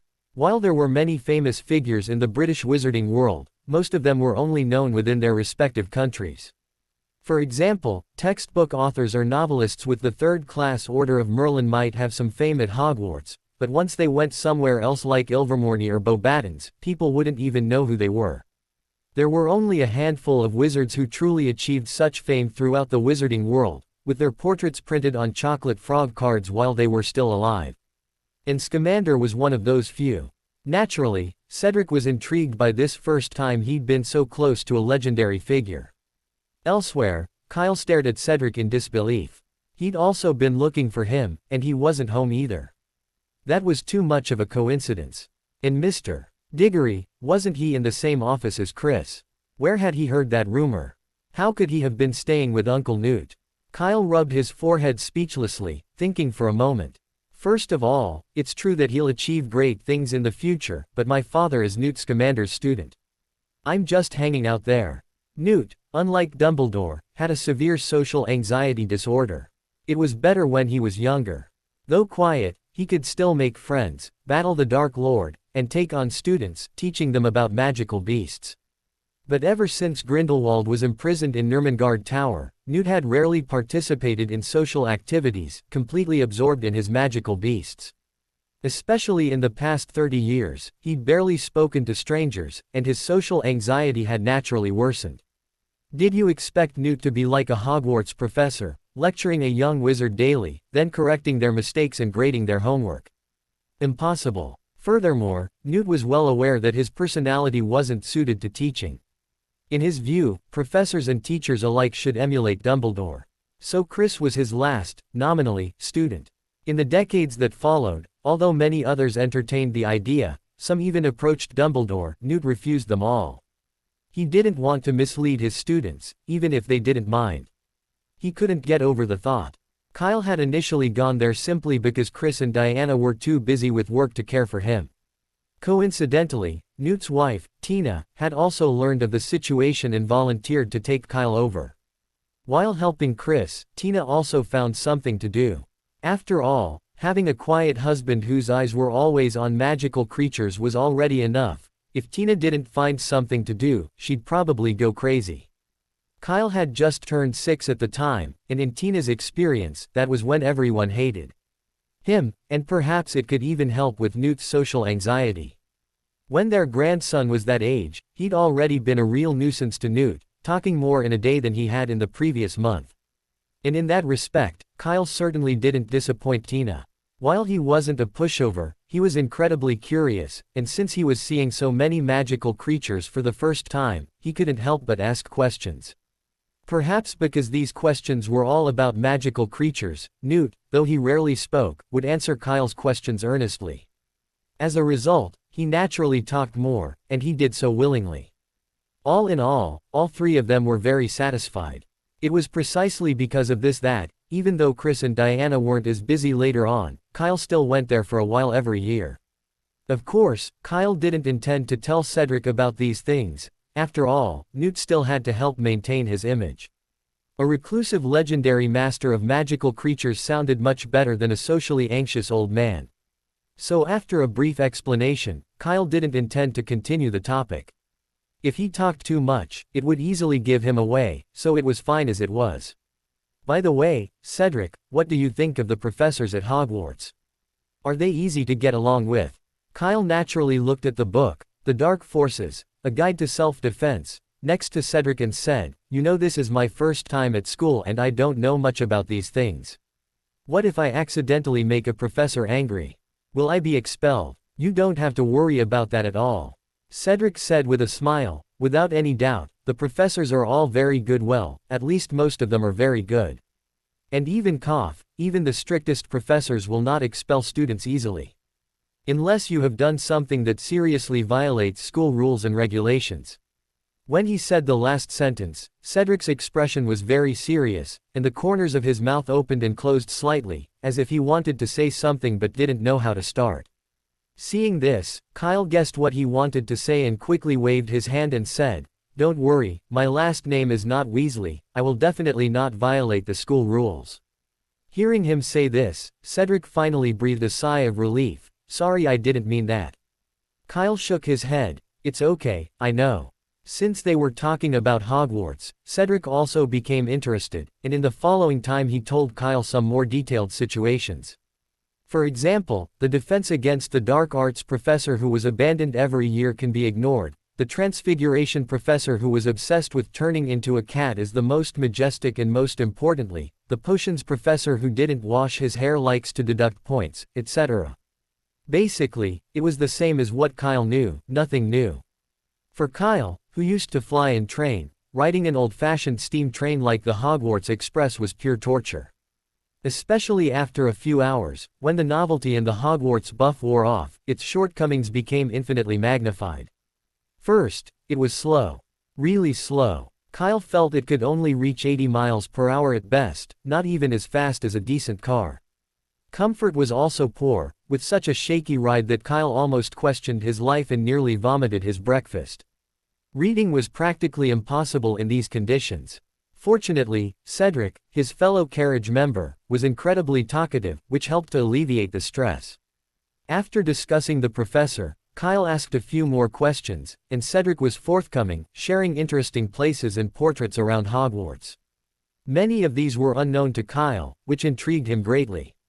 In return, Kyle generously covered Cedric's snacks for the entire trip. Bertie Bott's every flavor beans, chocolate frogs, cauldron cakes, and more were all available. The only thing that left Kyle speechless was that when it came to the sorting, Cedric, as expected, continued the wizard's mischievous ways and didn't tell the truth. "We have to catch the golden snitch in the Great Hall within 10 minutes to be sorted," Kyle said politely, but didn't respond. Wait, Quidditch is at least more reliable than dragons, and that's very Cedric. By the way, Kyle, have you thought about which house you'll be sorted into? Cedric popped an every flavor bean into his mouth and said, "It would be great if you could get into Hufflepuff, but a clever little wizard like you would probably want to go to Ravenclaw." Before he could finish his sentence, Cedric's mouth twitched, and his entire face wrinkled involuntarily, looking incredibly funny. "Oh shit, that's the beef liver flavor I hate." Despite saying that, Cedric still swallowed it down with a stiff upper lip. "I've thought about it, but it doesn't necessarily mean I'll go to a particular house." Kyle also picked up a flavored bean. "Besides, my ball-finding skills are average. I might not be able to catch the snitch in 10 minutes. I'd be happy if a house would take me in. It's the new black pepper steak flavor, not bad." "Don't worry, you can do it," Cedric said with a laugh. "That's not that hard." As he spoke, the carriage door suddenly opened from the outside. Kyle and Cedric turned their heads at the same time. A familiar redhead, but not a twin, but another Weasley. Percy walked into the carriage and said, "Kyle, Fred told me you were here. Oh, you must be Cedric Diggory, right? I'm Percy Weasley, nice to meet you." Cedric, curious at first, suddenly heard his name and nodded in response. "Me too, nice to meet you, Percy Weasley." The other man's serious demeanor made Cedric think he was at some formal gathering, not the Hogwarts Express. Overall, he looked bewildered, but polite. Kyle suppressed a smile and waited until the two had finished their pleasantries before saying, "Percy, what do you want to talk to me about?" He knew all 7 Weasley children well, including Percy, though they didn't interact much. "I'm sorry to bother you, but I do have something to ask." Percy reached into his pocket and pulled out a large rat. "Scabbers has been feeling down lately, so I thought I'd ask if you still had the rat tonic I gave him earlier. I'd like to buy some if I can." "Rat tonic?" Kyle looked at the gray rat with one of its front paws missing in Percy's hand, squinted his eyes and smiled. "Of course I have it, just wait." After that, Kyle took out a bottle filled with red liquid from his box, turned around and stuffed it into Percy's hand. "You know, once a week, 3 drops at a time, the amount here should be enough for a long time." "Thank you." Percy hurriedly took the bottle of red rat tonic, then took out 3 silver sickles with a hesitant look on his face, and said with a red face, "I know this may not be enough, but this is all I have now. I will return the rest to you as soon as possible." "No need for so much." Kyle only took 1 sickle, and the other 2 were pushed back by him. "It's just rat tonic, not a good thing. How can it be so expensive? 1 sickle is enough." Quote. Percy looked at the sickle in his hand, his face flushed and pale. After a long time, he sighed softly and said, "Thank you, Kyle." Kyle said, "No, I'll take the money.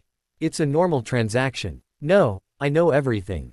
Percy also smiled, but it was a bitter smile. If it was an ordinary rat tonic, how could it have allowed Scabbers to live for 11 years? This must have been made by Mr. Scamander. After all, only a legendary figure like that could make an ordinary vole live for so long. If this kind of tonic was put on the market, I'm afraid it would cost at least 10 galleons. Quote. Kyle rubbed his teeth. He really wanted to tell Percy. Scabbers, longevity had nothing to do with the rat tonic. Besides, it was his own creation, not worth 10 galleons. But the Peter Pettigrew incident was too troublesome. He was only 11 and didn't want to attract Dumbledore's attention for the time being. But he wasn't completely inactive. Besides the rat tonic, he had long ago told Percy that mice, unlike other pets, would be rejected by their own kind if they were stained with too much wizarding scent. Percy was skeptical at first, but after Kyle emblazoned the Scamander-inspired statement, he believed it, and even revered it as a classic. Percy truly cared deeply for his only pet. Not only did he make a special nest for Scabbers in his room, but he also reduced physical contact much more often. Except for special circumstances like now, when he had to carry him around, he basically let him roam free. Meanwhile, seeing Kyle's lack of response, Percy didn't plan to stay any longer. Anyway, thank you, Kyle. If you have any academic questions in the future, you can always ask me. And I'll make up those galleons for you after graduation. With that, Percy hurriedly left the carriage, leaving Kyle and Cedric staring at each other. Finally, it was Cedric who broke the deadlock. Can you get some rat tonic from Mr. Scamander? I know how to make it, and not just rat tonics, but basically any pet tonic. Kyle didn't bother to explain any more, shrugging. It's not that difficult, just a little bit of a hassle, so few people bother to learn it. Wait, you can also brew pet tonics. Cedric's eyes lit up when he heard this. Then can I ask you to make my owl tonic from now on? Of course, Kyle said, glancing at the tawny owl on the shelf next to him. But owls are different from mice. They need tonics that are more complicated. I'll have to charge 9 sickles. Don't think it's expensive, it's already the market price. Besides, I got the recipe from Newt. The tonic I make is much better than what's on the market. It's definitely worth the money. Cedric nodded. That was true. In Diagon Alley, the cheapest owl tonic cost 9 sickles, and the better ones even cost a galleon. If Kyle's owl tonic recipe really came from Scamander, then it was indeed excellent value for money. But, can it be cheaper? Cedric said sheepishly. We're friends, right? There should be a discount. Honestly, Cedric really wanted to slam the table and splurge on 7 or 8 bottles. But he was only in his second year, and his pocket money was so limited that he couldn't afford it. While Hogwarts provided room and board, the cost of quills, ink, parchment, and the like was quite substantial. Add in all the other miscellaneous items, and it was barely enough for a full semester. While he could save a lot if he was frugal and eliminated unnecessary expenses, who would complain about having too many galleons? A discount would definitely be nice. Facing Cedric's hopeful gaze, Kyle stroked his chin and nodded thoughtfully. Well, you're right, we're friends. We definitely can't go with the market price. Right, Cedric's eyes brightened. Well, Kyle gritted his teeth and held up a finger, saying, just pay this.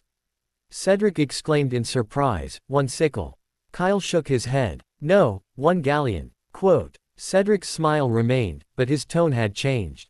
1 galleon. Is that a discount? Yeah, 20% off, Kyle said seriously. Think about it. Besides those Slytherin boys and girls, who else at Hogwarts would spend galleons on owl tonics? My business is tough. Now that I finally have a clear customer who won't turn against me, I'm definitely going to make more money. Quote. Cedric was stunned. When he looked at Kyle again, his eyes twitched. How could he say such a thing to his face? And so confidently. Did he even have any basic sense of wizarding ethics? Cedric was so angry that he was shaking all over. He took a deep breath and said, Kyle, you will definitely be assigned to Azkaban.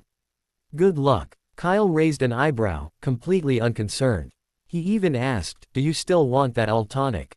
Yes. Cedric squeezed out a word through his teeth. But just as he was about to pay, the carriage door was pushed open again. A small figure walked in nervously. It was a very beautiful girl, brown hair tied in 2 ponytails, and a round face with a little baby fat.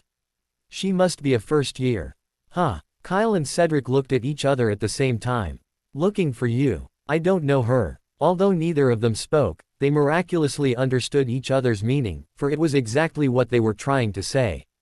After understanding Cedric's meaning, Kyle glanced over again, wondering, did we get into the wrong car? The girl seemed a bit socially anxious, and when Kyle asked her, she instinctively wanted to run out, but then she restrained herself and shook her head. No, I'm not in the wrong car. I want to see you. Looking for me. Kyle was even more confused, certain he didn't know the girl. Ignoring Cedric's teasing look, Kyle continued, what do you want from me? As he spoke, he looked the girl over again. He knew he didn't know her. Besides, she didn't bear any resemblance to Chris, which pretty much ruled out any cliched plot points. For example, suddenly having a younger sister before school. I just overheard your conversation in the corridor. The girl's voice was soft and feeble, and perhaps worried about being misunderstood, she hurriedly explained, please don't misunderstand me. I didn't mean to eavesdrop. That red-haired senior forgot to close the door. It was really an accident. But Kyle clearly didn't care about such a trivial matter. He waved his hand and said, it's okay, keep talking. The Hogwarts Express was like that, with poor soundproofing. Even with the door closed tightly, he could still hear the shouting in the corridor, and it was probably the same outside. Besides, they hadn't been trying to keep their voices down when Percy arrived, so it was normal for someone to hear them. Nothing strange. Hearing Kyle's words, the girl breathed a sigh of relief, reached into her pocket, and pulled out a large, gray rat. Kyle looked at the scene before him, feeling a sense of déjà vu, as if he had just experienced the same scene. Oh, right, that's how Percy had just pulled Scabbers out. Their movements were identical, even the rat they pulled out was the same species. Is this a classic reenactment? Kyle's heart suddenly tightened at the thought, and he instinctively glanced at the rat. Its claws were still there, so it must be a proper rat. Kyle shook his head self-deprecatingly, feeling a bit overly nervous. After all, there weren't so many illegal animaguses in the wizarding world. Even if there were, they wouldn't all be transformed into rats, lurking around young wizards. Even one oddball like Peter Pettigrew would be enough. After calming down, Kyle roughly guessed what the other person was up to and tentatively asked, so, you want to buy some rat tonic from me? The fact that he had a rat with him, and that he'd mentioned Percy, plus the fact that their previous conversation had mostly been about pet tonics, taking all that into account, Kyle couldn't imagine any other reason besides rat tonic. Is it okay? Sure enough, after hearing Kyle's words, the girl nodded, her big, watery eyes looking at Kyle hopefully, and whispered, I've bought a lot of tonics from Diagon Alley, but they weren't very effective. Of course, it's my honor. After realizing that the girl in front of him was a customer, Kyle immediately showed a sincere smile. Wait a moment, I'll get it. By the way, my name is Kyle Chopper, and you can call me Kyle for this year's first year. Canna. The girl's chubby face flushed slightly, and she whispered, Canna Prince. In the wizarding world, mice, being the cheapest of the designated pets at Hogwarts, naturally have a wide appeal, including many young witches. However, most prefer similarly priced hamsters with beautiful fur, sweet personalities, and adorable appearance. Black mice, which live longer, and white mice, which look cleaner, are also popular choices. This was the first time Kyle had seen a young witch who favored the common field mouse. And judging by her attire, she didn't seem like a wizard short of money. Having spent 11 years in the wizarding world, Kyle had some experience. While the girl's clothes weren't particularly fancy, the fabric was exquisitely crafted, and the workmanship was exquisite. And with the signature pattern on the cuffs, it must have come from the Twilfit and Tatting's clothing store. That place was much more expensive than Madame Malkin's, with a starting price of 20 galleons. How could anyone who could afford to spend money there afford a better pet? It seemed she truly loved the mouse. No wonder she came to him. Rat tonic in Diagon Alley. That stuff was, frankly, just sugar water, similar in nature to an energy drink. It was fine for a boost, but don't expect it to be of much use. While the other person's taste was certainly somewhat unique, Kyle didn't make a big deal about it, his expression remaining unchanged. Don't forget, even the wizarding world has its share of ruthless individuals who love acromantulas. He'd seen that thing once before, in Newt's trunk. Well, its appearance was practically a challenge to any normal human perception, the kind that would haunt a childhood. Kyle was so disgusted that he didn't enter Newt's trunk for a whole year. By comparison, a little witch liking a field mouse was perfectly normal. Quickly, Kyle pulled a thumb-sized bottle from his trunk and handed it over. "This bottle is for you. If you find it effective, come back. You'll need to pay for it. It might be a bit pricey, a sickle, but it's definitely worth it." "Thank you, thank you." The little girl named Kanna hurriedly reached for the bottle, but she didn't leave. Instead, she stood there, looking at the bottle in her hand, then at Kyle, a look of confusion on her face. "Why, don't you think it's enough?" Kyle, assuming she was complaining about the small amount, explained, "It's not that I'm stingy. It's mainly to try it out first. Besides, the amount of rat tonic you need isn't that high. 2 or 3 drops at a time is enough. This bottle isn't much, but it's enough for you for a month." "No, no, that's not what I meant." Kanna shook her head repeatedly after hearing Kyle's words. Under the gaze of Kyle and Cedric, she murmured, "I'm not complaining about it. I want the red one." "Red." Cedric, standing by, only then noticed that the rat tonic in Kanna's hand was a cloudy orange-yellow color, a bit like mashed orange pudding. The one Kyle had given Percy earlier was a pure, translucent red, without a trace of impurities. They were clearly the same thing, yet the difference was stark, and anyone could tell that the translucent red was infinitely superior to this muddy orange. Even if it was free, he couldn't be so frivolous. For a moment, Cedric's gaze changed. Sure enough, a profiteer like Kyle would surely be assigned to Azkaban. Then, as if on a whim, Kanna frantically pulled out a delicate little clutch. "Well, I can buy that." Kanna gently shook the clutch, and a flurry of galleons jingled onto the table. 33 galleons in all, plus a few sickles. Cedric's eyes nearly popped out of his head at the sight. He only had 10 galleons a semester, and 33, even with the decimals, would be 3 times his. Is this envy? Of course it was, but Cedric could hold it in. After all, with his personality, he didn't really care about the number of galleons, just enough was enough. But Kanna's next move completely broke his defenses. "Is that all you have left?" Kanna looked disappointed, biting her lip and whispering, "It's okay. If it's not enough, I can get more from Gringotts. As long as it keeps Pochi alive longer, any galleons will do." "More." Cedric's mouth couldn't help but twitch. In that moment, he was truly frightened by the inhumane words. "Listen, any galleons will do. If it were an adult wizard, it would be fine, but for a first year, isn't that a bit too much? Or is this just the norm in Slytherin? Something new to learn?" Meanwhile, Kyle wasn't in the mood to care about Cedric's thoughts. He looked at Kanna, hesitantly, feeling a headache. "Look, that was specially made for scabbers. Rat tonic is supposed to be this orange-yellow color. As for Percy's bottle, it was spiked. A normal rat would probably freeze instantly after drinking it. The problem was, he couldn't explain it. And judging by Kanna's expression, she seemed convinced he had a tonic that could prolong the rat's lifespan. She must have listened to Percy's every word. In this situation, Kyle couldn't explain it unless he told the truth. "Well, Kanna, it's like this." Kyle thought for a moment and said, "That special rat tonic is too potent to drink directly.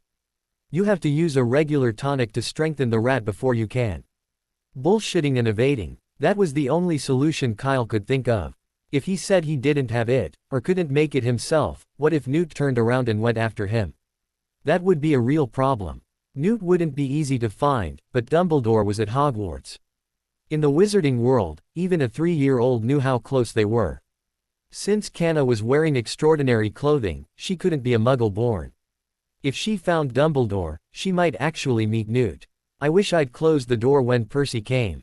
Kyle rubbed his forehead and smiled bitterly inwardly. Fortunately, this matter wasn't difficult to solve. He just had to go to Dorset during Hogwarts's break. He remembered that Newt had once brewed a tonic for the Murtlap rat. This magical creature had a body structure very similar to that of a field mouse. The rats in pet stores generally had some Murtlap rat bloodline, just like cats and measles.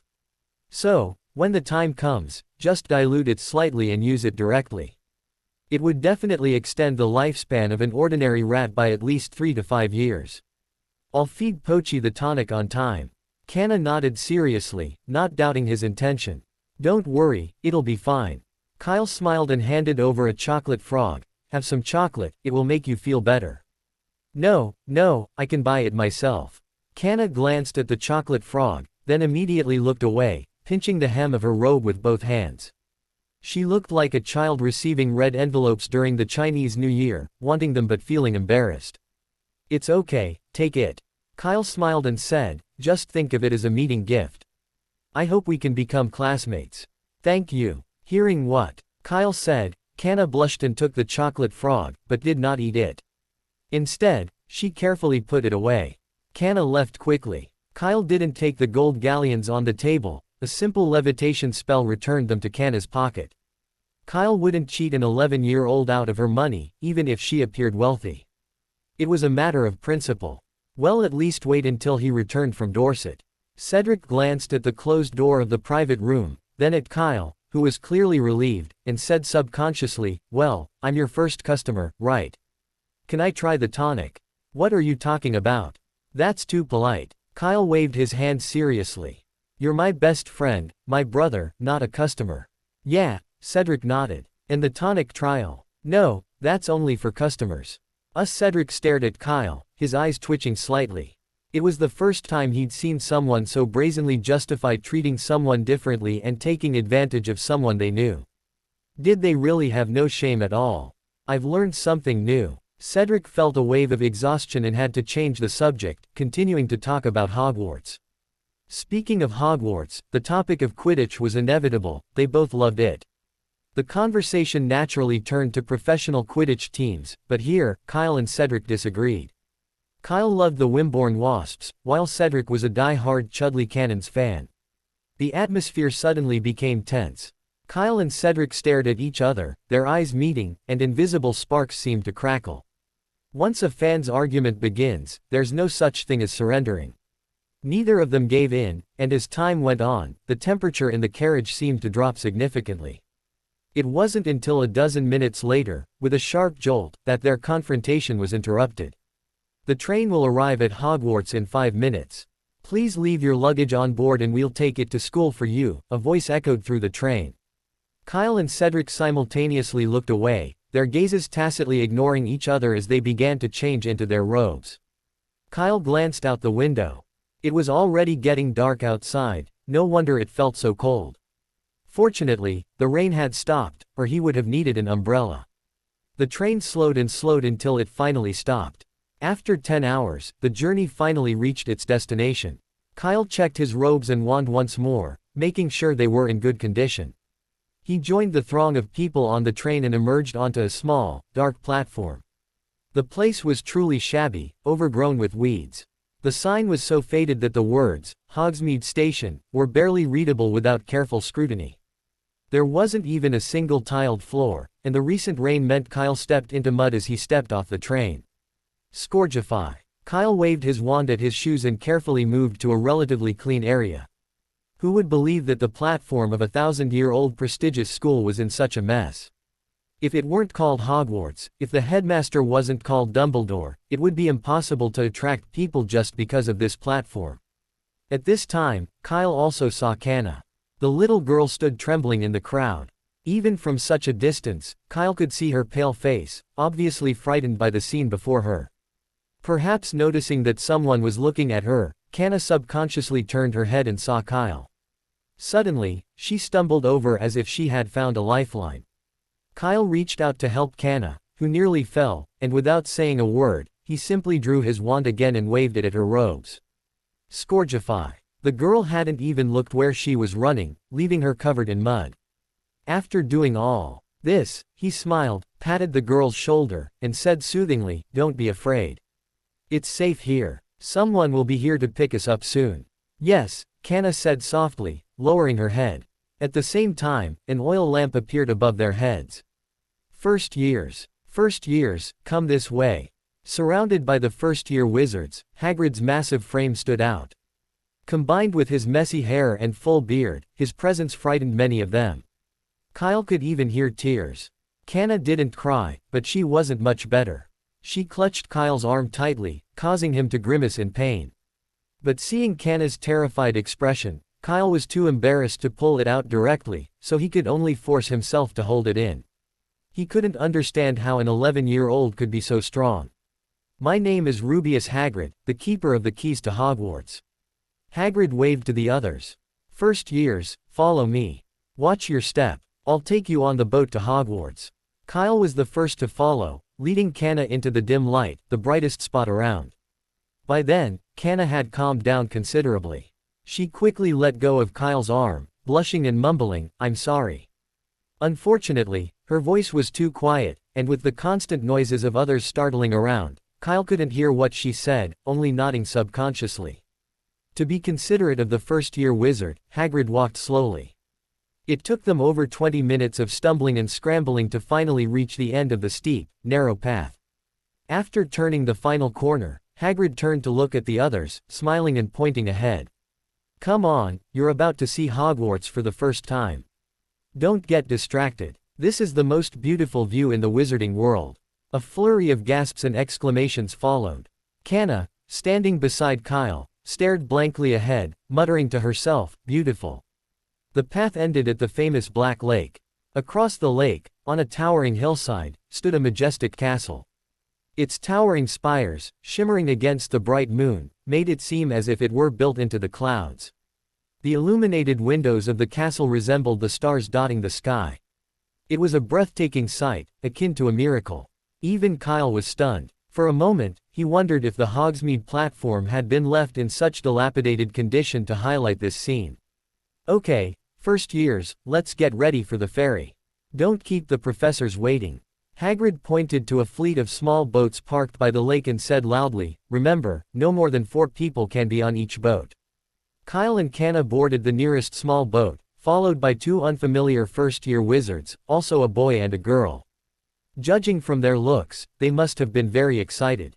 Even after getting on the boat, they kept muttering that they must write a letter to tell their families about this scene. "Are you all on board?"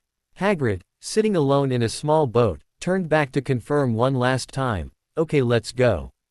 A fleet of small boats immediately crossed the lake and sailed forward, passing the low cliffs, through the ivy covering the cliffs, and finally entered a dark tunnel.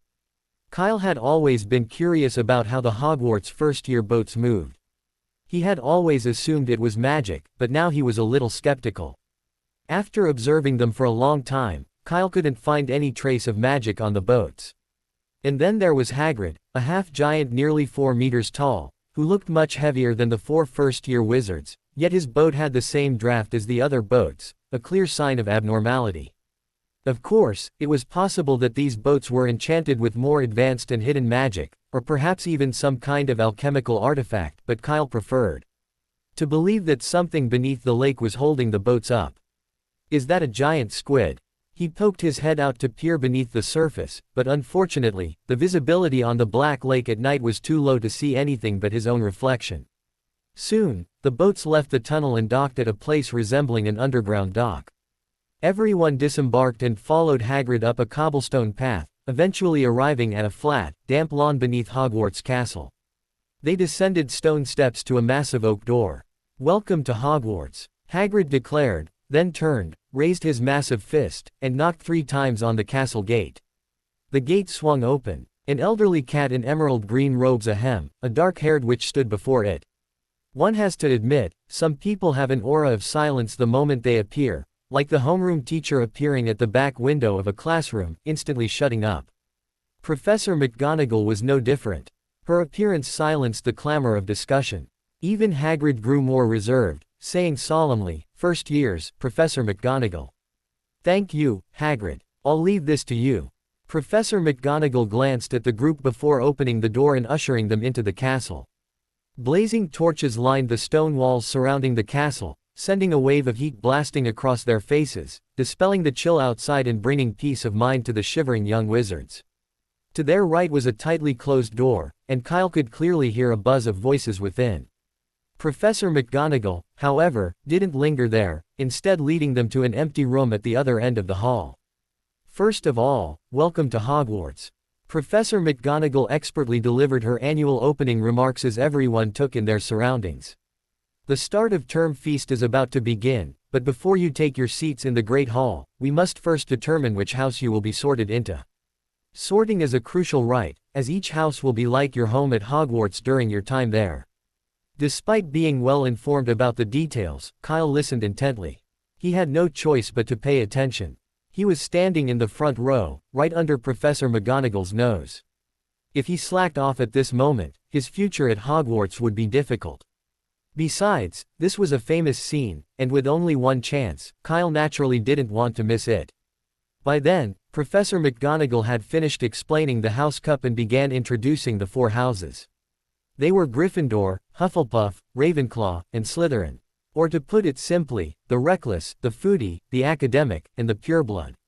At this point, the young wizards around listened attentively, their eyes filled with longing. From time to time, they would glance toward the auditorium, as if eager to rush in at the next moment. It was clear that this was what they were most looking forward to. In a few minutes, the sorting ceremony will be held in front of the entire school. I suggest you tidy up and look refreshed while you wait. I'll be here to pick you up once they're ready. Professor McGonagall gave the others a final glance. Please remain silent while you wait. Admittedly, Professor McGonagall's last words were a bit unnecessary. As soon as she left the room, the surrounding silence was instantly lifted. A group of young wizards gathered together, excitedly discussing what might happen next. How will we be sorted? Will we choose our own houses? A young witch asked nervously. This was the question that most concerned everyone. Maybe there's some kind of test, like Smeltings. A young Muggle-born wizard turned to look at his companions and exclaimed, I was already accepted into Smeltings when I received the letter from Hogwarts, but I chose this place anyway. I mean, Professor McGonagall convinced my mother, she had insisted I go to Smeltings.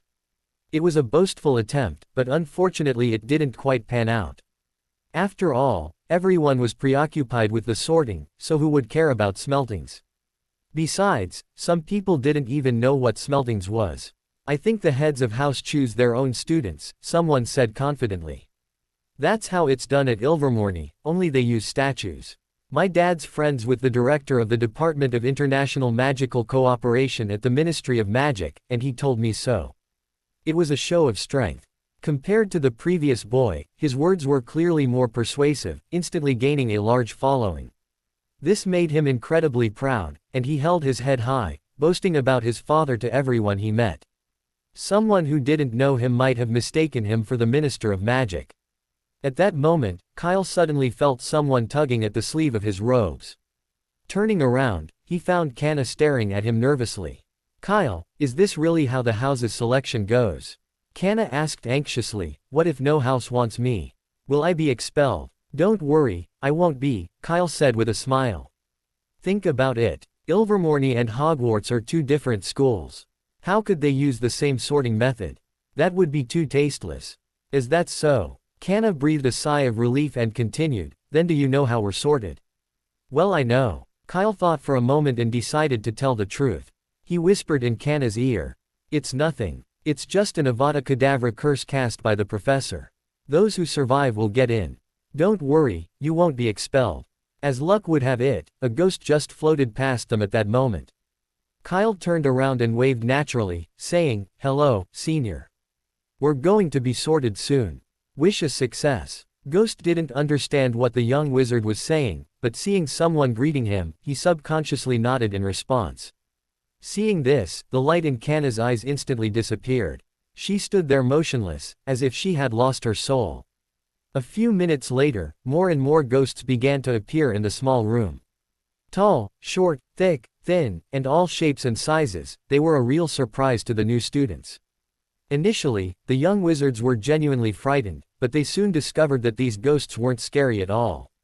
Instead, they were friendly and warmly greeted everyone. To ease their nerves, one ghost even performed a special ghostly trick, like holding its head in its hands. Cool, someone exclaimed, watching the head bouncing up and down. Thank you for the compliment, but I have something even cooler. The ghost, seemingly intrigued, flung its head forward, then performed a magnificent front flip, followed by a triple and a half spin in the air, landing with its hands and catching its head firmly. The movements were smooth, the gestures graceful, and every touch was perfectly executed. Unsurprisingly, the routine drew applause from everyone, even Kyle. This kind of talent isn't often seen. Spectacular, truly spectacular. Thank you everyone. The ghost circled the room, bowing slightly to everyone. He proudly declared, "Oh, did I forget to mention that I joined the Headless Hunter Club using this very trick? Of course, I'm not trying to show off. I mean, you all have great taste." After that, the atmosphere heated up completely. The young wizards gathered around, urging him to do another trick. The ghost wasn't shy either. While he didn't perform the same difficult tricks as before, his continuous tricks still had everyone laughing. Hey! But just then, a sinister sneer suddenly rang out from the side. What's there to be proud of? Everyone instinctively turned to look, only to realize that the speaker was also a ghost. My apologies, Sir Nicholas Porpington. The headless ghost recognized his colleague in the rough and quickly said, "I was just trying to amuse the children, nothing more." That would be nice. Of course, and I sincerely hope Sir Porpington can join the Headless Hunter Club this year. Nearly headless Nick gave him a blank look before disappearing through the wall. Distracted by his presence, the headless ghost stopped his performance and shrugged, saying, "Well, everyone, it's time for the sorting to begin. Get ready now. See you later." With that, he also disappeared through the wall into the Great Hall. Everyone felt sorry, but there was nothing they could do but watch the headless ghost leave. However, the atmosphere in the room didn't drop much. After the ghost show, everyone was delighted and even more excited for the upcoming sorting. Except for Kanna. She was the only one in the room who hadn't paid attention to the ghost show. Until Professor McGonagall returned, the little girl had huddled in a corner, her complexion nearly gray, and she still exuded an aura of despair. Unfortunately, Professor McGonagall didn't notice. "I was away for just a moment, and you guys made such a mess." She pursed her lips, looked at the group of first years below with a serious face and said, "The entire hall can hear your laughter. Is it that funny, or do you think sorting is a ridiculous thing?" Professor McGonagall's voice was not loud, but everyone was silent, lowering their heads and not daring to breathe. This went on for over a minute before Professor McGonagall continued, "Remember, sorting is a serious matter. Please remain silent. Now, form a single file and follow me." As soon as she finished speaking, everyone was in motion. Within a minute, they were lined up and followed closely behind Professor McGonagall. Kanna was among them, dragged along by Kyle, moving with the dazed, almost zombie-like pace. They left the room, crossed the entrance hall, and passed through a set of double doors, finally entering the magnificent Great Hall. Compared to the Great Hall was even more magnificent. Its size was astonishing. Even with 4 long tables filled with students, it didn't feel crowded at all. The tables were decorated with luxurious golden plates and goblets, and thousands of candles floated in the air, illuminating the room. Above, the velvety black ceiling was dotted with stars and billowing clouds, leaving everyone stunned. Someone whispered to their companions, "This place is enchanted. It looks just like the sky outside. I read about it in Hogwarts, a history." Kyle looked in the direction of the voice, but when he saw the boy speaking, his interest faded. What a shame. If he had started a year later, he and Hermione would have become good friends. They walked all the way to the front of the hall before stopping. Further up were the faculty seats. Dumbledore, dressed in purple robes, sat in the center, his silver hair and beard neatly trimmed. He wore his signature half-moon glasses and looked at each new student with a gentle gaze. Next to him sat the 4 heads of house. Severus Snape, the sleek-haired head of Slytherin. Phileas Flitwick, the diminutive head of Ravenclaw, and Pomona Sprout, the affable-looking head of Hufflepuff. As for Professor McGonagall, the head of Gryffindor, her seat was temporarily vacant due to her duties as sorting house. Including them, there were about 20 professors attending the opening banquet today.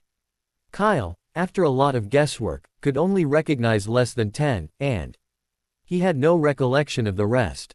But that was understandable. Hogwarts was so large, and if he only remembered the few professors he knew, it wouldn't be enough. Moreover, half of the professors he knew were still disposable, which made the number even smaller. Kyle averted his gaze. Just then, Professor McGonagall placed a square stool in front of the new students and placed a patched, brown, pointed wizard's hat on it. Well, let's call it brown. The hat was incredibly dirty, and even though Professor McGonagall's movements were gentle, it still kicked up a lot of dust.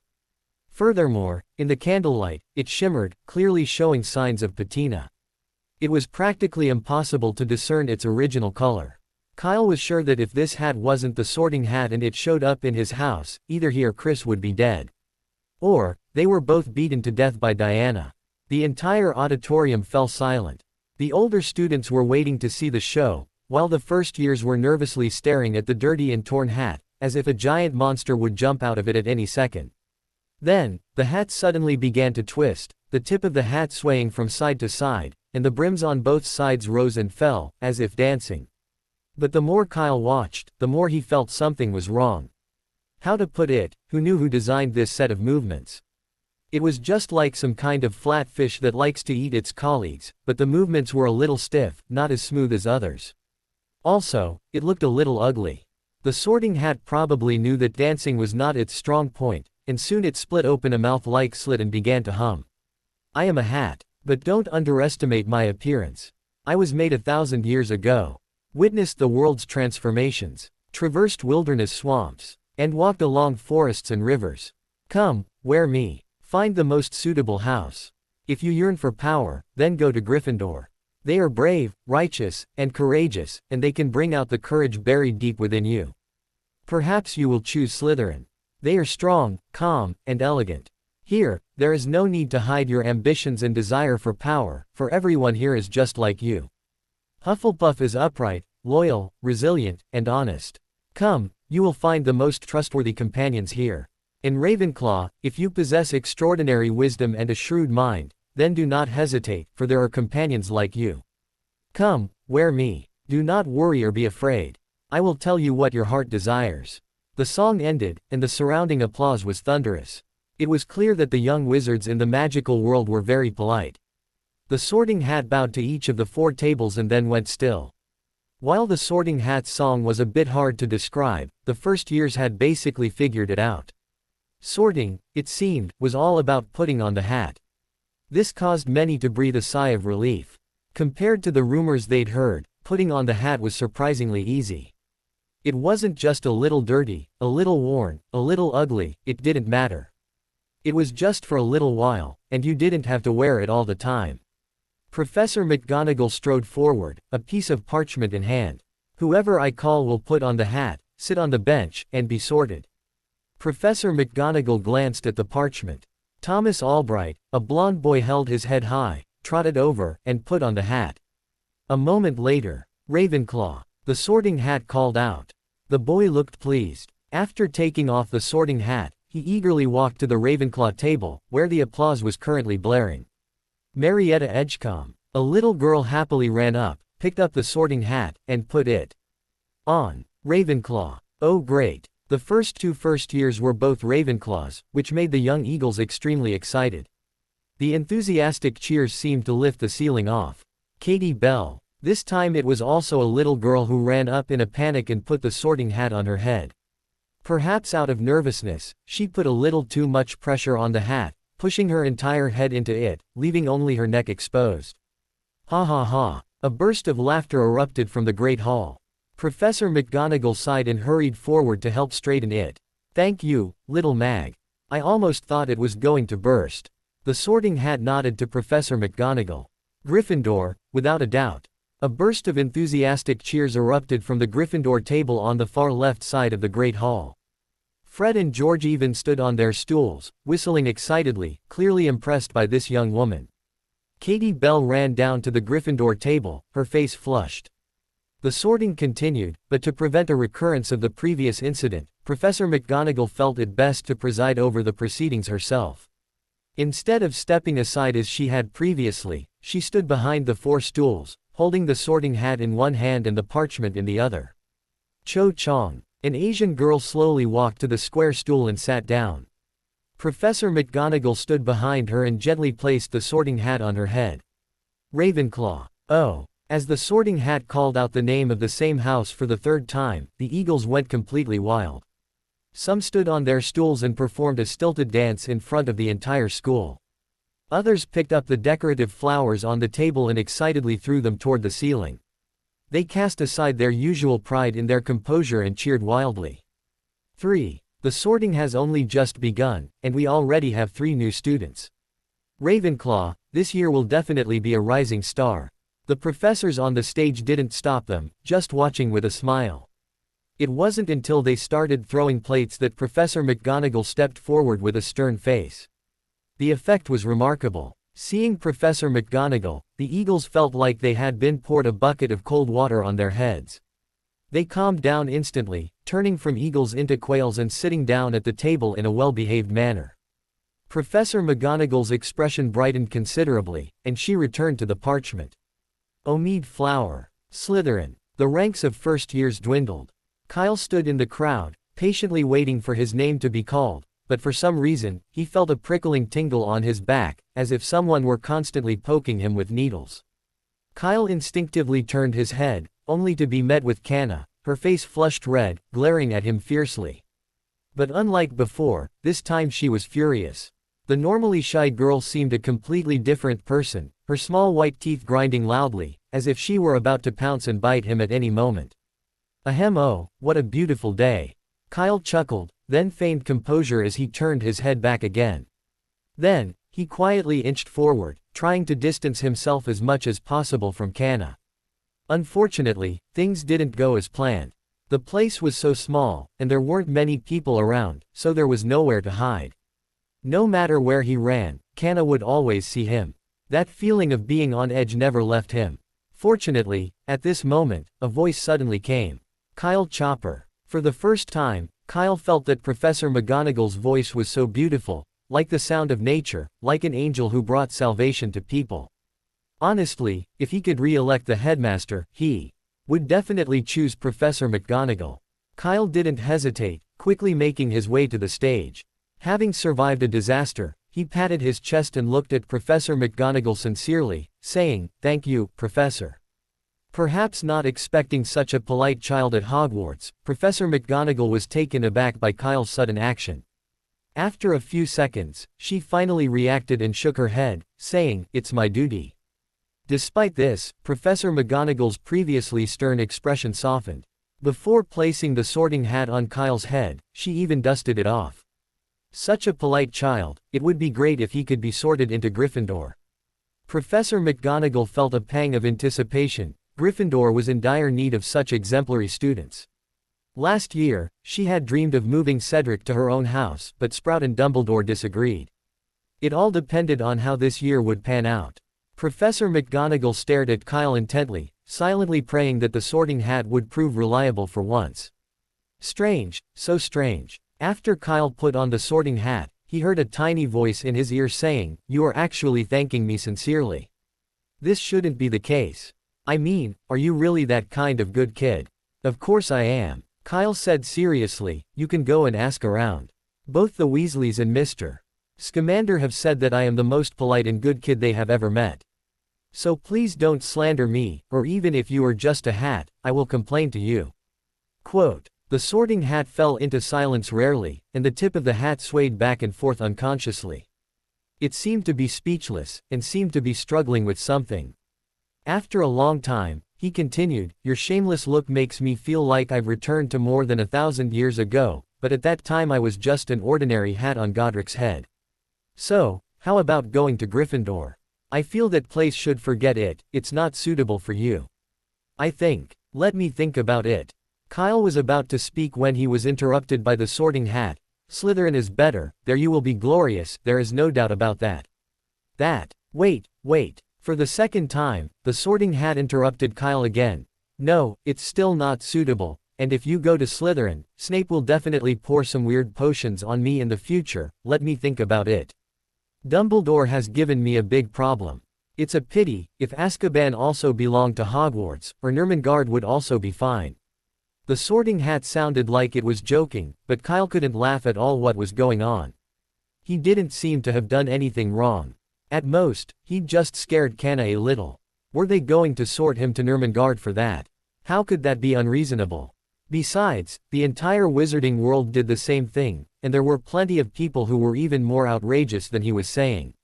How could they be fine? There were no such hypocrisy. Kyle felt he should do something. If the Sorting Hat actually called him out, it would be a disaster. Azkaban was fine, it was under the Ministry's jurisdiction, not something you could just go to. But Nurmengard was different. Dumbledore had connections there, sending someone there would be a piece of cake. Although Kyle knew in his heart that the petty Sorting Hat was probably just upset that he just said he was going to complain to it and was just trying to get back at it, it wouldn't have called out that place. But what if? A hat that's been around for over 1,000 years and still possesses its own consciousness, no one knows what's going on inside its head. What if it suddenly decides to shout to liven things up? Anything is possible. That Kyle showed a harmless smile and said, "The song you sang just now was pretty good, especially the first few lines. The lyrics were simple and the tone was light, much better than those clichés of the Weird Sisters." Upon hearing this, the Sorting Hat immediately became interested. "You think it sounds good too, right? I told you, it took me a year to come up with it, how could it not be good? Only Dumbledore didn't know how to appreciate it. He actually persuaded me to sing the school song, that old bee." Kyle didn't intend to say anything bad about him under the headmaster's nose. It would be too stupid, even if he couldn't hear it. After coughing twice to get over it, Kyle continued, "Excuse me, your song sounds familiar to me. Is it a rap style?" "Rap style?" the Sorting Hat asked curiously. "What does that mean?" "You don't know? Could it be that you learned it by yourself?" "That's amazing." Kyle pretended to be shocked at first, and then explained, Rapping is a very popular Muggle music style." Muggle music? The Sorting Hat became even more curious. "Yes, I think you could give it a try. It should suit you well," Kyle said sincerely. "If you need it, I can give you a gift in that vein for Christmas." "Okay, no, I mean, let's sort first. It's been a long time, and you must be hungry. It would be a shame to delay the dinner." The Sorting Hat cleared its throat and said, "Oh, that's where we were." Kyle smiled. "You said I'm a polite and good child, but you didn't think Gryffindor, Slytherin, or Ravenclaw suited me." I mentioned Ravenclaw. Oh, I almost forgot." "That's right, you're absolutely right. In that case, the result is obvious. Hufflepuff." The moment Kyle's house was announced, the entire Great Hall, including the faculty, erupted in thunderous applause. After a full 20 minutes, what had been arguably the longest sorting in Hogwarts history, was finally over. They were also truly hungry. After all, by this time of year, the dinner would have already begun. The Hufflepuff table was particularly lively. Cedric, unconcerned with the Quidditch team, came over and gave Kyle a warm hug. "Great, Kyle. I knew you'd come to Hufflepuff," Kyle said with a smile. "You've got better taste than the Sorting Hat." Cedric paused, a little confused by what he meant. But Kyle simply smiled and offered no explanation. Just then, several seniors came over to shake his hand. Judging by their badges, they were prefects of Hufflepuff. This was a common practice in every house, a welcome gesture and a way to make themselves known to the new students. Kyle smiled and greeted them, then took the empty seat next to Cedric. A prefect had previously been seated there, but upon realizing Kyle and Cedric knew each other, he offered his seat. Once Kyle sat down, he, like the others, turned his gaze to the Sorting Hat. He'd already planned to come to Hufflepuff. After all, Newt was a Hufflepuff, and his father, Chris, was also a Hufflepuff graduate. As a wizard who also loved magical creatures, it was natural for him to experience it. Besides, Kyle didn't want to think about Voldemort or the Dark Lord right now. He just wanted to fully enjoy the magic in Hogwarts life. The passionate and loyal Hufflepuffs were undoubtedly the best choice. The Hufflepuff dormitories were right next to the kitchen, which was crucial. After sitting down at the Hufflepuff table, Kyle felt an inexplicable sense of relief. He had always felt uneasy before the sorting, but now that everything was settled, he had finally become a member of Hogwarts in the true sense of the word. This feeling was amazing. Kyle leaned on the table, supporting his chin with his left hand, and leisurely watched the upcoming sorting while waiting for the dinner to begin. Because of the extremely long sorting just now, many people in the hall were now looking at Kyle curiously. Many witches looked at Kyle and Cedric, who were sitting together, talking and laughing, and then turned to look at the classmates around them, and they almost bit their back teeth off. Damn it, why do all the handsome guys go to Hufflepuff? This is not fair. And at the Gryffindor table, Fred and George also almost bit their back teeth off. Why did Kyle go to Hufflepuff? Fred pounded his thigh in frustration. That way, we'll have to go through with all our elaborate welcome. Stop it, Fred. Give me a break. George scratched his head. Honestly, I could accept Kyle going to Slytherin, but Hufflepuff, how could that be possible? Yeah. Fred nodded. Kyle is loyal, kind. Has the Sorting Hat lost its mind? Just as Fred and George fell silent, a first year who had just been sorted into Gryffindor took the empty seat next to them. The next moment, ouch! A scream echoed through the hall, instantly attracting everyone's attention. Like a startled guardian tree frog, the Gryffindor first year leapt over 3 feet high and began running around, clutching his butt, wailing as he ran. Only then did everyone see that something round was hanging from his back. About the size of a Quidditch bludger, its jaws, studded with sharp teeth, were firmly clenched on the first year's butt. Wait, that ball looks familiar. Fred, who was watching the show, seemed to suddenly remember something and turned to ask. George, didn't you put the biting ball away? George paused. No, I thought you did. The two exchanged glances, then simultaneously glanced to the seat to the left, where the first year had just sat. Unsurprisingly, it was empty. Oh, damn, Fred scratched his hair with a look of distress. That's all our savings. The biting ball was a new prop Fred and George had bought at great expense from Zonko's joke shop. It could be placed anywhere, disguised as an ordinary cushion. It was a bit pricey, costing 3 galleons, a considerable sum for Fred and George. But with Kyle's sorting scheduled for today, they gritted their teeth and spent their entire savings on it, ready to give their junior a memorable surprise. In order to avoid being discovered, they even arranged everything in advance when Kyle put on the sorting hat, and placed the cushion on an empty seat next to him. This way, if Kyle was sorted into Gryffindor, they could naturally lure him into the trap. Even if he was sorted into another house, it didn't matter, it was just a cushion, they could easily take it back. Everything was so perfect. Unfortunately, man proposes, God disposes. They never expected that Kyle would be sorted into Hufflepuff, which they thought was the most unlikely house. Because of the shock, the two did not take the cushion back immediately. As a result, the scene before them happened. Fred, do you think we can get that bite ball back? George's heart ached as he watched the first year's back. That was 3 galleons. If it were exchanged for dung balls, it could buy a whole box. How could he not feel bad? Fred looked at Professor McGonagall, who was walking towards the first year, and said helplessly, I guess we can't get it back. With that, they both sighed. Meanwhile, Professor McGonagall had already reached the first year. She casually removed the bite ball, then examined the young wizard. There were no injuries, and no signs of damage to his robes. It was a standard magical trick. Seeing the familiar technique and tools, Professor McGonagall instantly identified the culprit and glared at the twins. However, since the sorting wasn't over yet, she couldn't say much. She simply said, 20 points deduction from Gryffindor, and returned to the stage. The first year was also terrified. After being brought back by Percy, he carefully checked himself 3 times, only returning to his seat at the table after being sure everything was all right.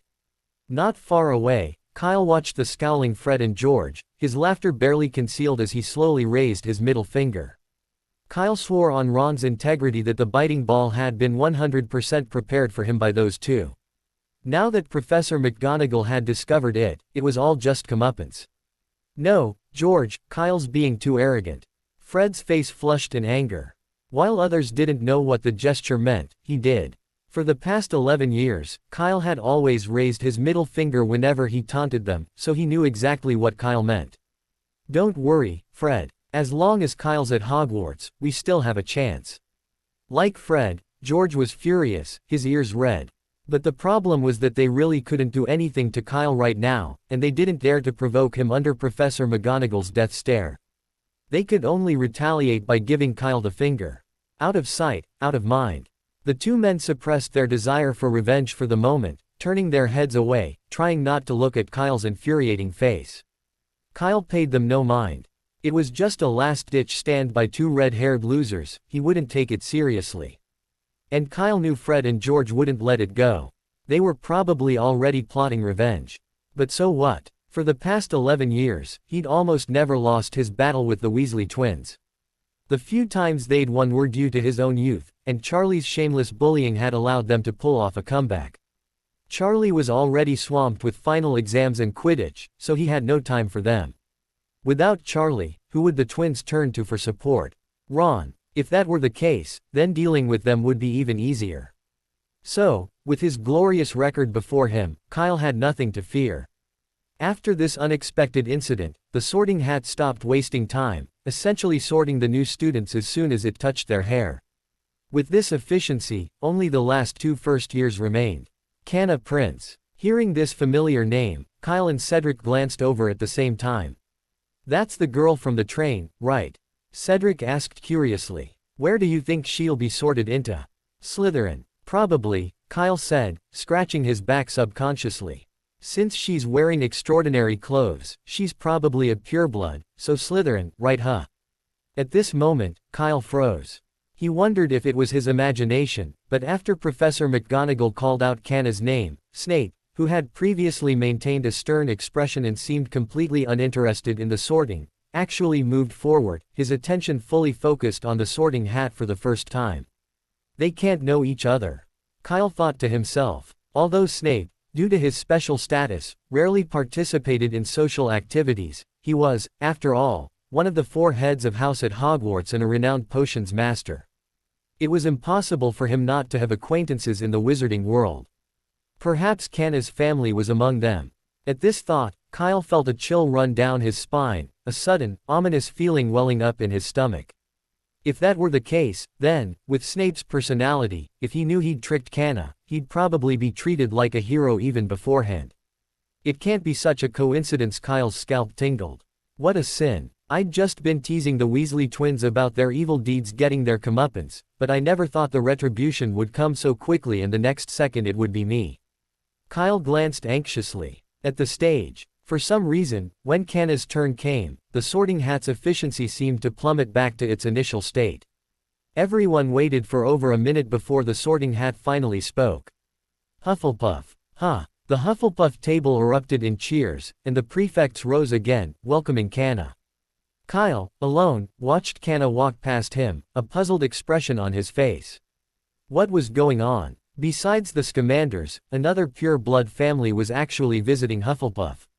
That was truly rare. It wasn't that there weren't pure bloods, all four houses had pure bloods, but Hufflepuff had fewer. As for whether Canna had come after him, that was impossible. Sorting wasn't a game, it could even affect a wizard's future. So even if Canna was young and naive, the Sorting Hat wouldn't let her misbehave. Otherwise, Canna's family wouldn't let it go. Kyle remembered Chris once telling him about the Black Lady who had caused a scene at Hogwarts when Sirius Black was sorted into Gryffindor. If Dumbledore hadn't intervened, the Sorting Hat would have nearly burned with a fiendfire. This matter caused quite a stir at the time. Although Dumbledore suppressed the decision at Hogwarts, the Ministry of Magic held several meetings to discuss whether to abandon the Sorting Hat and adopt a different method of sorting the houses. This proposal also received considerable support, as most pure-blood families, especially the most die-hard conservatives, were reluctant to send their children to a house other than Slytherin. To them, having a Gryffindor in the family was a disgrace. Naturally, the proposal was ultimately rejected. After all, Dumbledore wasn't as easy to talk to over 20 years ago. After he clearly expressed his opposition, the pure-blood families didn't dare to deny him their favor. The matter fell through. However, since then, the pure-blood families who supported the proposal haven't visited other houses again. Kyle glanced at the professor's table. It was easy to confirm whether the sorting was done properly. Just look at Snape's reaction. If Canna's family really had a close relationship with Snape, he wouldn't have sat there calmly after she was sorted into Hufflepuff. Okay, Kyle was wrong. In the classroom, Snape's face was so gloomy it looked like water dripping from his eyes. He was constantly talking to Dumbledore, occasionally glancing at Hufflepuff. Kyle quickly lowered his head, trying to minimize his presence. It couldn't be such a coincidence. Was the Sorting Hat really that brave? Kyle's heart was pounding. Meanwhile, the last new student had just finished sorting and went to the Gryffindor table. Dumbledore immediately stood up, beaming at the students, arms outstretched. Welcome to Hogwarts. It's a new school year, and nothing could be more delightful than seeing you. What are you waiting for? Eat. The previously empty tables were instantly piled high with steaming food. Beef, roast chicken, pork chops, sausages, and steaks piled high like mountains, the very sight of them whetting your appetite. If those were too greasy, there were also fragrant boiled potatoes, pea, and chips to go along with them. The aroma of food filled the entire hall. Kyle shook his head, trying to shut his mind from all that clutter. Never mind. Things had already come to this point, so what was the point in dwelling on them? He'd just have to take it one step at a time. Regardless, he wouldn't be the first to suffer. There was still the Sorting Hat hanging over him. Besides, even if Snape really wanted to cause trouble for him, it wouldn't last long. As long as he could make it until Harry Potter started school next year, he wouldn't be in the mood to bother with him anymore. Kyle calmed himself, reached out, grabbed a fried chicken drumstick from the area in front of him, and stuffed it into his mouth. He'd had no appetite after the long train ride, so he'd only had a few snacks. Now he was really hungry. The elves' cooking was quite good. The fried chicken drumstick was crispy on the outside and tender on the inside. The juicy flavor instantly filled his mouth with a delicious bite. The baked potato was also good, cooked perfectly and without any unnecessary seasoning, preserving the potato's natural fragrance. If you find the flavor a bit bland, there were separate ketchup and black pepper on the side. Kyle found the combination surprisingly good, so he grabbed another one. But just as he finished cutting the potato and was about to grab the black pepper, Cedric suddenly leaned over and whispered, "Did you notice she's been staring at you?" "Staring at me? Who?" Kyle replied without even looking up. "That's the first-year named Canna Prince I met on the train." Cedric raised his eyebrows and pointed in the opposite direction with a teasing look in his eyes. "Look, she's looking at you again." Kyle looked up, following Cedric's finger, and discovered Canna sitting across from him to his left, preparing a steak. However, with each cut, she glanced up at Kyle, as if the plate held Kyle, not just steak. This scene gave him a toothache. Wait, why does her look seem unfriendly? But she wasn't like that on the train, Cedric asked curiously.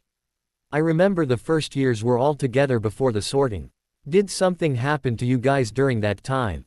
"That's definitely my fault," Kyle shrugged, briefly recounting what happened in the cabin.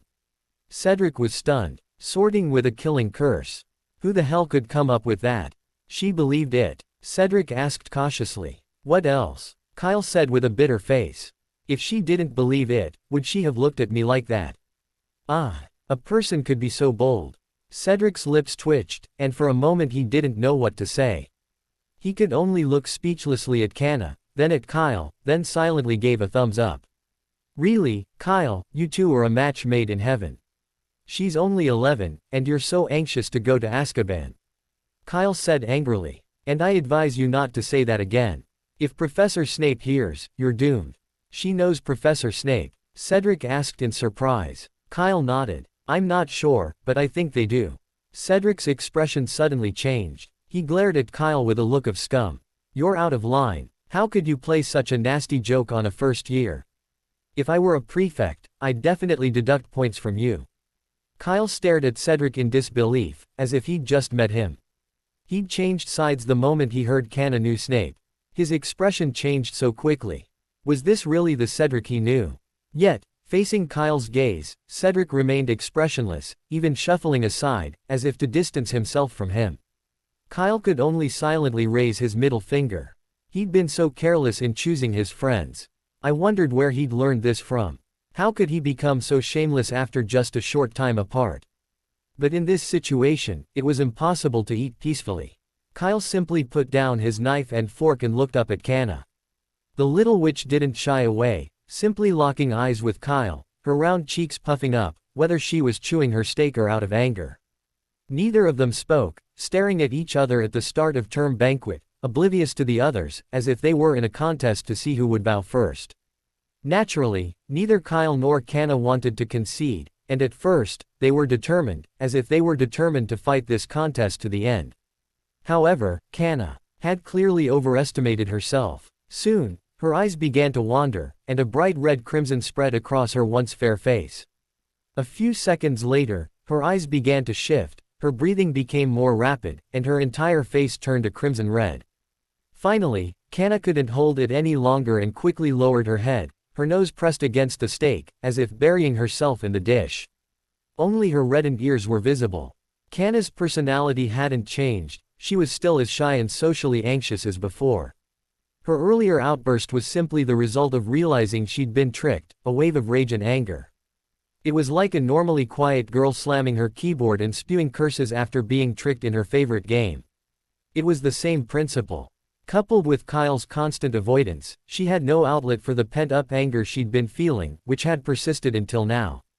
Once that anger dissipated, she naturally reverted to her shy, socially anxious little witch. And Kyle's gaze, in effect, gave her an outlet. After all, eye contact is still communication, it's just less efficient.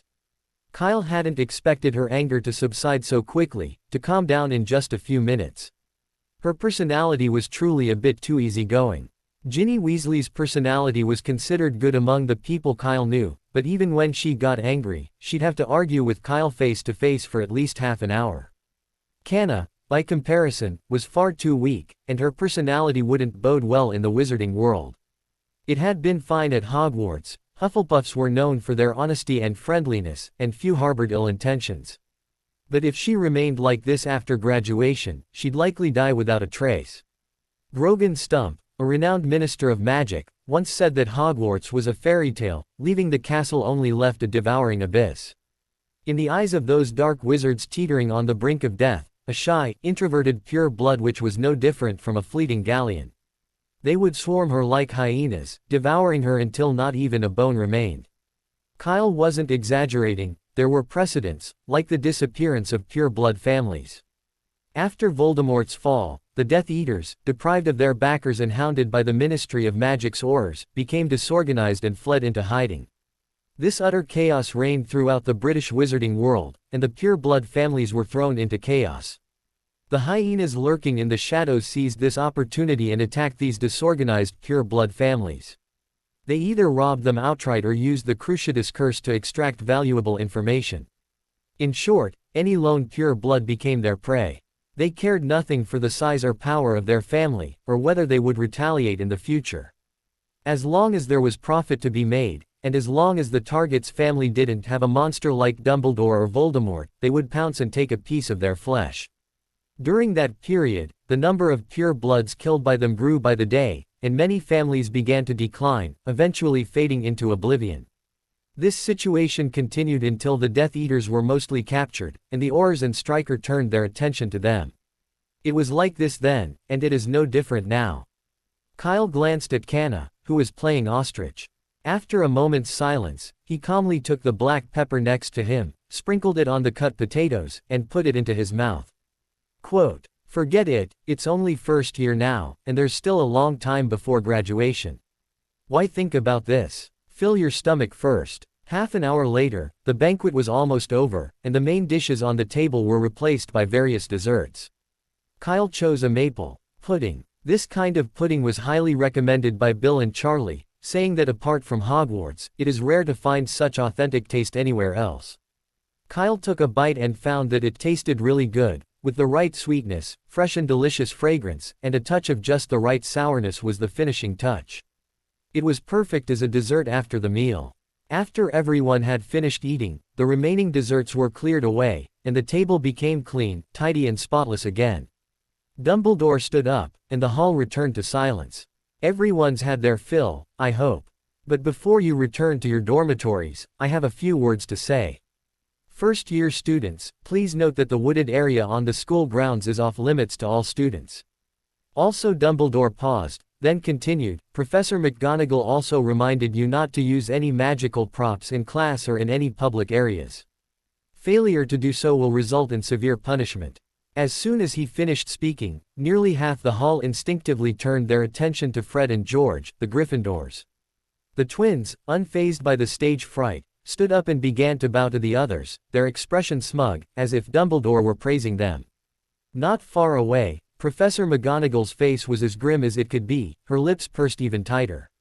From her expression, it was clear that the twins were likely to be in detention, and it would definitely be for a long time. Dumbledore remained calm and continued, Quidditch player selection will take place in the second week of this semester. Students in their second year and above who are interested in joining the house team should contact Ms. Hodge. Sure enough, second years were still the only ones eligible. Since he'd known this would happen, Kyle wasn't disappointed. Besides, even though Dumbledore had said that, it didn't mean first years were completely ineligible for Quidditch tryouts.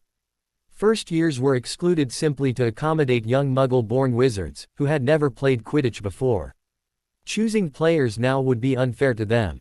After a year, they'd be more familiar with the wizarding world, making it the perfect time for the selection. Of course, if there were truly promising prospects, the house heads wouldn't mind exercising a little extra privilege, just like they did with Harry Potter a year later.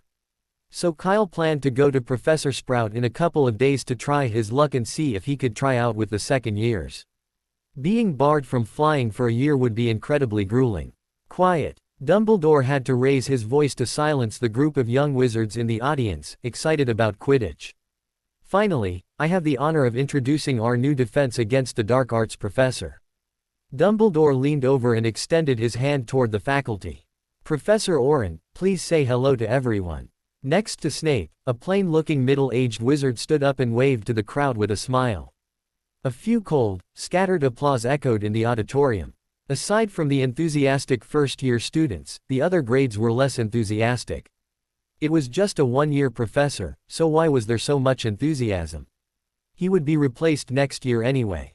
Just a perfunctory gesture was enough for Dumbledore's sake. Professor Oren didn't seem to mind, as if he had already anticipated this outcome. After greeting them, he returned to his seat. Whether out of disappointment or embarrassment, Professor Oren moved his chair a little too much, tilting his body and rubbing his elbow squarely against Snape's waist. Hiss! Snape gasped, clutching the chair's armrests tightly to suppress a cry. I'm sorry, Severus. Are you all right? Do you need to see Madame Pomfrey? Oren asked with concern. I suppose we're not familiar enough to call each other by name, Professor Oren. Besides, I'm not so fragile that a mere touch would land me in the hospital wing, so please don't bother. Snape slid his chair aside, a flicker of disgust in his eyes, as if he had seen a philoprogenitor worm, its slime squeezed clean and rendered useless. Professor Oren looked embarrassed and opened his mouth, as if about to say something more. But by then, Dumbledore had finished his lecture on Hogsmeade and was leading the young wizards in the school song. A long golden ribbon floated overhead, and soon the hall was filled with a variety of tunes. Oren swallowed his words and joined everyone in singing, a bard's chant.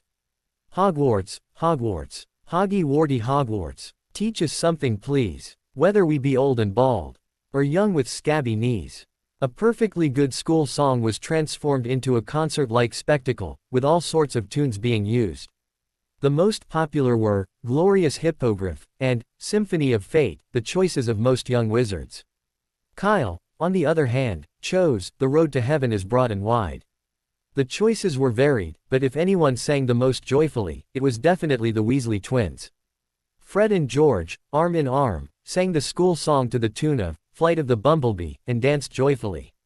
Their gesture attracted considerable attention, and the cheerful Gryffindor students quickly joined in, transforming the song into a frenzy of dancing. But it had to be admitted that they looked genuinely happy. Even Dumbledore on the stage couldn't resist joining in a short dance. After the school song ended, Fred and George received the warmest applause from the audience. How beautiful! This is the purpose of the school song. Dumbledore adjusted his slightly tilted wizard hat and said with a smile, it's time for bed now. Let's go back to the dormitories. The party ended, and everyone rushed to the door of the auditorium. The prefects quickly took action, trying to gather the first years of their respective houses together. First-year students, come over here. Don't crowd. Let the first years go first. Let the first-year students go first. Hurry up, first years, we have to hurry. Is everyone here? Remember to follow me later and don't fall behind. The Hufflepuff Common Room is located in the basement of Hogwarts Castle. The entrance is located in a pile of large barrels in the corner to the right of the kitchen corridor. Entering is simple. Simply follow Helga Hufflepuff's rhythm and knock on the bottom of the second barrel in the second row of the pile. The lid will swing open, revealing a passage that allows people to crawl through and enter the common room. Unlike the frequently changing passwords and the updated riddles, Hufflepuff is the only house at Hogwarts that uses a fixed door code. Memorize it once and you can use it for 7 years, which is quite worry-free. Remember, it's Helga Hufflepuff. The order must be correct. Hufflepuff's prefect, Karen Harris, stood in front of the first years and demonstrated the correct knocking sequence at a speed 3 times slower. Well, what if I knock wrong? A little boy in the crowd said timidly. My memory has never been very good. If I knock wrong, I won't be able to enter the dormitory. It's worse than that. Harris walked over to the barrel and knocked on it twice, then quickly retreated. Almost immediately, a stream of vinegar with a strong sour smell poured down, pouring directly onto the place where he had been. As you can see, Harris said after waving his wand, clearing the vinegar from the ground. If you knock in the wrong order, the other barrel lid will burst open, covering the intruder with vinegar. If you don't want to smell like vinegar all day, you must remember the correct order. It's not difficult. Harris then demonstrated the correct order twice more before leading them into the corridor. At the end of the corridor was a large, plain, round room, the Hufflepuff common room. Compared to the Great Hall, the ceiling here was significantly lower, perhaps less than 3 meters. Black and yellow soft seat sofas lined the area, and the walls were adorned with a variety of interesting plant decorations. Kyle surveyed the area with great interest. Besides the common ornamental plants, there were surprisingly a number of valuable and rare plants. He recognized rue, dahlia, golden hydrangea, wind whisper, and wind chime sunflowers. The wind chime sunflower in the center of the lounge was particularly noteworthy. If Kyle remembered correctly, it would have a market value of around 300 galleons, and there was no demand for it. The golden hydrangea next to it was slightly cheaper, and could be found in Diagon Alley for only 279 galleons. Professor Sprout, worthy of being a renowned herbologist, used rare plants worth 200 or 300 galleons as decorations. This was the true embodiment of understated luxury. Kyle resisted the urge to move them all away, and with steely determination, he turned his head to look to the side. Against the wall stood a large, honey-yellow wooden mantelpiece with a badger carving, upon which were placed a number of jars and other items. According to Prefect Harris, the jars contained candies and other snacks, which the young wizards could freely take. Above the fireplace hung a portrait of Helga Hufflepuff, a witch with a bright smile, holding a golden cup. Meanwhile, students from other Hufflepuff grades began to arrive. They greeted the new students enthusiastically and presented them with a variety of snacks as gifts. Kyle received quite a few, too, filling his robe pockets with a dazzling array of candies and preserves, enough to last him over a month. "How's it going? The Hufflepuff common room is nice, isn't it?" Cedric came up to Kyle, patted his shoulder and said, "Other colleges don't have such a comfortable environment." "It's Mr. Diggory." Kyle slapped the hand on his shoulder with a look of disgust and said indifferently, "Why, aren't you afraid of being misunderstood by Professor Snape at this time?" "Don't be like that, Kyle, that's all for show." Cedric said with a wry smile, "Our friendship is unbreakable, I swear." Kyle's disgust deepened after hearing this explanation, and he quickly distanced himself from Cedric. However, he knew Cedric was joking, so he wasn't truly angry. Even so, his words were truly provocative. And what about doing it for show? Cedric didn't really think he was Harry Potter, commanding Snape's constant attention, did he? What was he thinking? Kyle curled his lips in disdain. He didn't know if it was an illusion, but Cedric's behavior seemed familiar, especially his shameless, opportunistic, and frantic attempt to shift the blame. It felt like he'd seen someone before. Who could it be? Kyle racked his brains, but couldn't come up with a clue, so he gave up. Maybe, possibly, perhaps it was the Weasley twins. As the common room filled up, Harris invited the new students to sit on the sofas, explaining that it was the professor's request to brief them on Hogwarts rules and regulations, and to allow them to get acquainted. He then went to the adjacent kitchen with another female prefect and brought back some cookies and several large glasses of fresh juice. This is why the Hufflepuff common room is close to the kitchens, the other 3 houses don't have this privilege. Soon, the tables in the common room were piled high with snacks. Harris said enthusiastically, "Welcome to Hufflepuff. Hogwarts doesn't have many rules. Just remember the following. First, While Harris was talking, Kyle looked around and quickly found Kana at the outermost edge of the crowd. He quietly moved over. I went too far before, Kyle whispered. I apologize. Kana was visibly startled. She looked up and realized it was Kyle. Then she murmured, no, it's my fault too. I'm so stupid. I should have guessed you were joking. How could Hogwarts use that spell to sort the houses? Kyle shook his head and said seriously, that's different. A joke has to be funny for both parties. If I had scared you, it would have been my fault. So I must apologize. Seeing Kyle's serious expression, Kana bit her lip, raised her head, and said seriously, then I accept your apology. Then she reached out and punched Kyle. Now we're even. The force of that punch was so powerful it could barely flick away dust. Almost. Wait a moment. Kyle smiled, then picked out all the most beautifully wrapped brown candies in his pocket and handed them over. This is an apology. If you accept it, we will be even. Well, okay. Kana took the candy, stuffed one into her mouth in front of Kyle, then stretched out her little hand holding the candy to Kyle and said with a smile, I'll treat you to candy. No. Kyle shook his head repeatedly and muttered softly, who in their family eats licorice candy? Even a Krupp wouldn't eat this stuff. Anyway, that's all the things you need to pay attention to. As long as everyone pays more attention to it, you won't lose points from the house. But even if you occasionally make mistakes and get deducted points, it doesn't matter. We Hufflepuffs don't care about this. As long as everyone is happy at Hogwarts, that's all that matters. Prefect Harris was talking to the crowd, while Kyle sat at the outermost edge, silently lowering his head. Kyle, why are you here? I've been looking for you for a long time. At this time, Cedric walked over and handed him a glass of juice, saying, fresh orange juice. A glass before bed is definitely a good choice. Kyle didn't take it, and didn't even look up. He just waved at Cedric, indicating that he didn't need it. What's wrong? Are you feeling unwell? No, I'm just feeling a little sleepy, Kyle said in a slightly hurried voice, still not looking up. And I don't like to drink before bed. Why don't you ask someone else? This unusual behavior naturally piqued Cedric's curiosity. He took 2 tentative steps to the left, only to find that Kyle had almost simultaneously turned in the opposite direction. Something was wrong, absolutely wrong. Okay, then I'll ask another first year. Cedric quickly walked to the side, then held his breath, moving his steps as lightly as possible. He circled around Kyle again, calculated his position, and quickly lay down on the ground. Kyle was still wondering when he could return to the dorm when a furry head suddenly appeared before his eyes. The two of them locked eyes. Kyle, what's wrong with your eye? Why are there such big dark circles?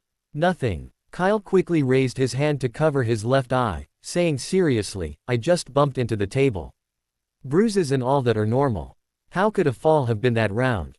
Cedric sat down on the floor, rubbing his chin. It looks like someone punched me. Impossible. You're overthinking it, Kyle said sternly. Even if you don't believe me, don't you believe Hufflepuff? This is the warmest family in all of Hogwarts. How could there be such violent people? That's right. Could it really have been from a fall? Cedric nodded in agreement. He also didn't believe a Hufflepuff would assault a first year on the first day of school. That kind of thing usually happened in Slytherin. But he still couldn't understand why the dark circles were so round if they had been from a fall. Coincidence. Just as Cedric was puzzled, Prefect Harris' meeting ended. From today on, we're classmates. If you need any help, just let me know. Don't be shy. Hufflepuff is a warm family, and every senior, including me, will help you. You must be tired by now. I'll take you to your dorms. Patty, you'll take care of the girls. Kyle, as if granted amnesty, quickly stood up from the sofa and followed the group. He didn't even say hello to Cedric before leaving. Led by Harris, Kyle quickly arrived at his dorm. Like the common room, the main colors were yellow and black. Copper lamps cast a warm glow on the 4-poster bed, and a copper bed warmer hung on the wall, keeping the young wizard's bed at the perfect temperature. He shared a dorm with 2 other people. Mikel Drake, a thin, dark-haired boy, and Ryan Baggins, a blonde and more muscular man. Well, both were relatively unknown strangers. As for the remaining bed, it was empty, probably because there weren't enough new students. Kyle tilted his head, briefly greeted the two, and climbed onto the bed. Hey, This is amazing, isn't it? I'm actually a wizard. Mikkel sat on the edge of the bed and said excitedly, no one in my family knows magic. My father sells drills and my mother works in a bank. So when I first received the letter, I thought it was just a prank, but I didn't expect it to be true. Haha, Hogwarts, I still think I was dreaming. I'm half and half, which is what wizards often call a half-blood. Ryan with golden hair echoed, my father is a wizard and my mother is a muggle. She was scared when she found out the truth. Of course, this is the case for people who have never been exposed to magic. Mikkel said, you may not imagine, when that professor named Quirrell showed up at our house, my parents almost called the police. He just stood in front of us all of a sudden, and said that it was called a displacement movement. Apparition. Kyle whispered a reminder from the side. Yeah, that's right, apparition. Mikkel looked over, his eyes suddenly lighting up. Hey, I remember you. You're Kyle Chopper, the one who took 20 minutes to sort, right? Yes, nice to meet you, Kyle replied. Can you tell us what happened? Mikkel asked curiously. Why did your sorting take so long? 20 minutes, longer than all the new students combined. Nothing much, Kyle thought for a moment. It's just that the sorting hat kept trying to decide where to put me. It just couldn't make up its mind. I see, Mikkel sighed. You must be pretty good to have taken that long. Kyle just smiled and said nothing. He was definitely good, but that had nothing to do with the sorting hat. And if Mikkel knew the real reason for the sorting hat's confusion, he probably wouldn't have said that. For the next few minutes, Mikkel was like a maniac, talking non-stop. He talked about Diagon Alley, Gringotts, Ollivanders, and choosing a wand, without stopping. It seems that being a wizard really makes him very happy. At the beginning, Kyle and Ryan could still chat a few words, but gradually, only Mikkel's voice was heard in the dormitory. There is no way, I can't stand it. I feel sleepy after eating, and I have been on the train for more than 10 hours. It is not easy to force myself to stay awake until now. Kyle also wants to talk to his roommates and improve their friendship, but the bed is too comfortable and he fell into a deep sleep without knowing it. Ryan next to him fell asleep even faster and was silent. 5 minutes ago. The next morning, Kyle was forced to rise early. Because he hadn't drawn the curtains the night before, the sunlight streaming through the dorm's circular window shone directly into his face like a floodlight. How could anyone sleep? Reluctantly, Kyle dressed and stretched himself before the window. Hogwarts Castle was situated on an uneven surface, so even though it was underground, it still had plenty of sunlight. Through the dorm's circular window, he could see the swaying grass and dandelions outside. Kyle glanced at his two roommates, who were soundly asleep, and expressionlessly opened the window as wide as he could. With the OWL exams in 5 years, how could they sleep at their age? And it was already 7:30, which, rounding up, would be 8:50, with only a few minutes until the 9 o'clock class. This was their first class at Hogwarts, after all, and they had to make a good impression on the professors. Being late would be a disaster. The misty morning breeze was undoubtedly the perfect alarm clock. How thoughtful of me, Kyle nodded with satisfaction. He was truly doing it for his roommates, not to get them up early with him. A Hufflepuff like him wouldn't do such a thing. After a quick wash, Kyle left the dormitory through the common room. It's no secret that the staircases at Hogwarts are quite unique. They seem to have a mind of their own, always changing their direction or extending to higher floors when the young wizards are most anxious, silently enjoying the desperate cries of those unfortunate ones. Kyle had been prepared to circle the stairs several times, but he didn't know if it was because he had plenty of time or because the staircases weren't working yet. He walked from the common room all the way to the Great Hall, and the stairs didn't change once. The entire journey was completely silent. This disappointed Kyle somewhat, but honestly, he had actually wanted to try it. Although it wasn't even 8 o'clock yet, there were already quite a few people in the Great Hall, especially the Ravenclaw tables, which were almost full, with a few senior students from other houses sitting around. The only Hufflepuff present was Kyle. As soon as he sat down, a steaming hot breakfast immediately appeared on the plate in front of him. A glass of milk, 2 sausages, and a piece of bread. It wasn't a huge meal, but it was pretty good, and if it wasn't enough, he could get more. Kyle ate his breakfast leisurely, and soon, 2 familiar figures walked into the Great Hall one after the other. "Hey, Kyle, why are you up so early?" Mikkel and Ryan walked over quickly. I didn't want to either.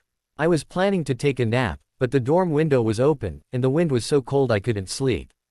Kyle calmly cut a piece of sausage and put it into his mouth.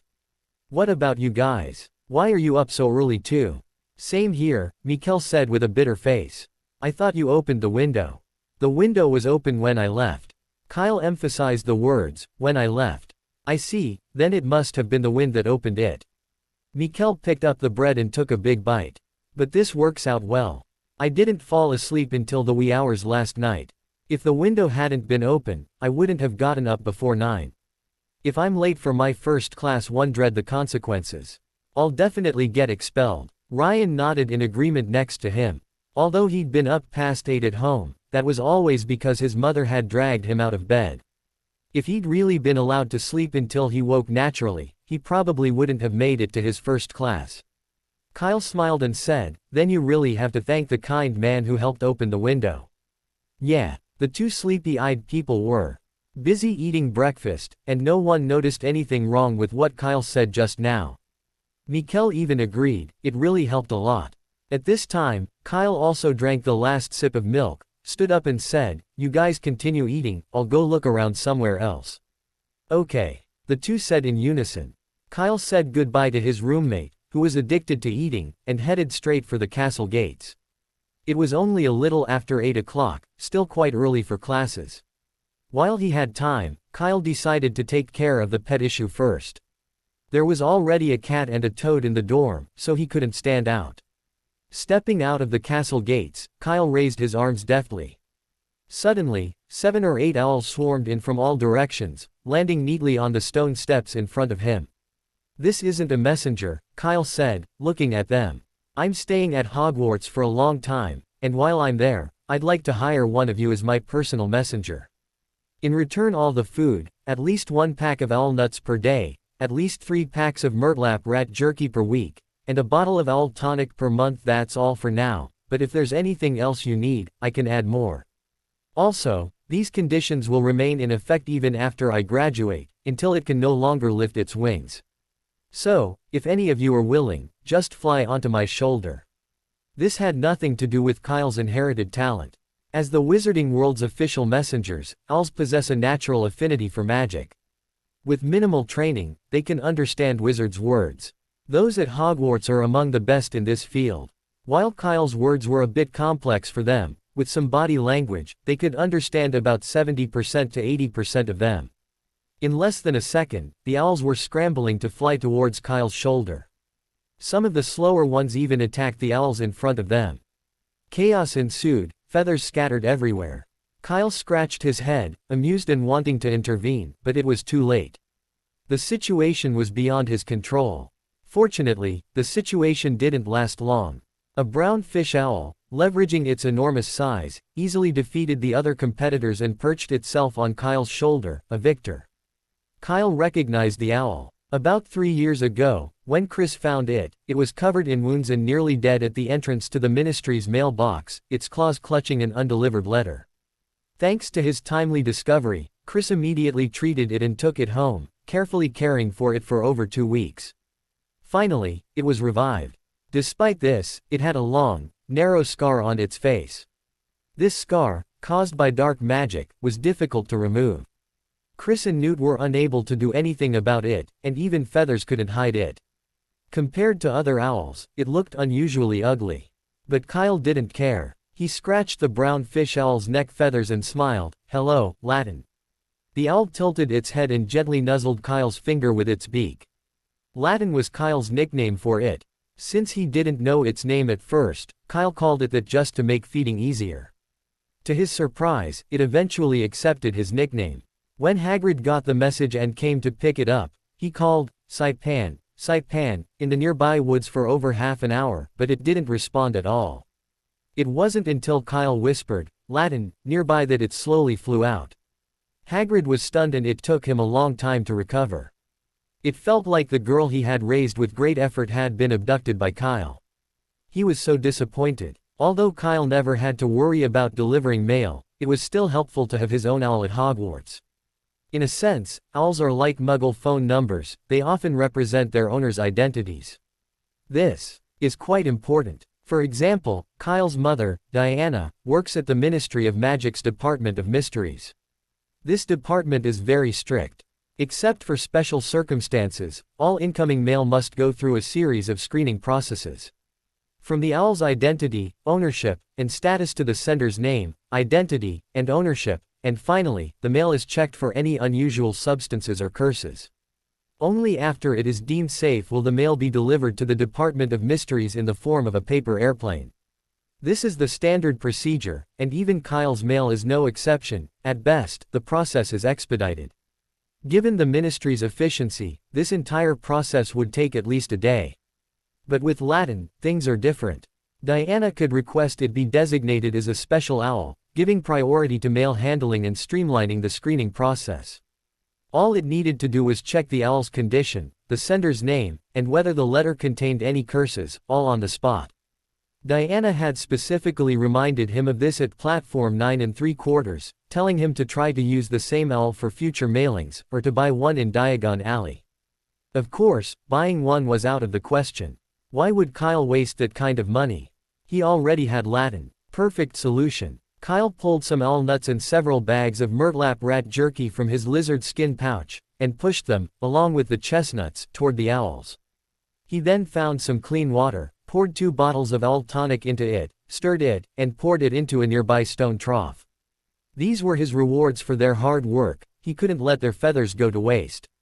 While the owls were eating, Kyle took Latin back to the castle and headed straight for the Hufflepuff common room. They passed the barrels in the kitchen corridor and returned to their dormitories. Mikkel and Ryan were gone, presumably heading to class. Without giving it much thought, Kyle placed Latin on the shelf next to his bed, grabbed his textbook, and left. In the common room, Kyle ran into Cedric, who was also leaving. "Kyle, I was just about to find you." Cedric walked over quickly and said, "What's your first class?" "Charms." Kyle waved the standard book of spells, and asked, "What do you want to see me about?" "Oh, right, here's this for you." Cedric handed Kyle a piece of parchment. "This is a map of Hogwarts a prefect gave me when I first started. It clearly shows the locations of the classrooms and some of the staircase patterns. I don't need it anymore, so it's perfect for you." Hogwarts was great in every way except for its vast size. Its interior was incredibly complex, like a giant maze. It was almost impossible for a new wizard to avoid getting lost, and being late was commonplace. Fortunately, the professors understood the situation. With the exception of a certain headmaster, the others turned a blind eye, either giving a verbal reprimand or a symbolic point deduction. They didn't make a big deal about it. Kyle took the parchment and examined it carefully.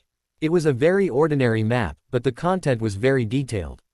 Not only did it clearly mark all the routes from the Hufflepuff common room to each classroom, but it also specifically noted where to wait for the stairs to turn before proceeding. It was a basic version of the Marauder's map, but it was enough for Kyle.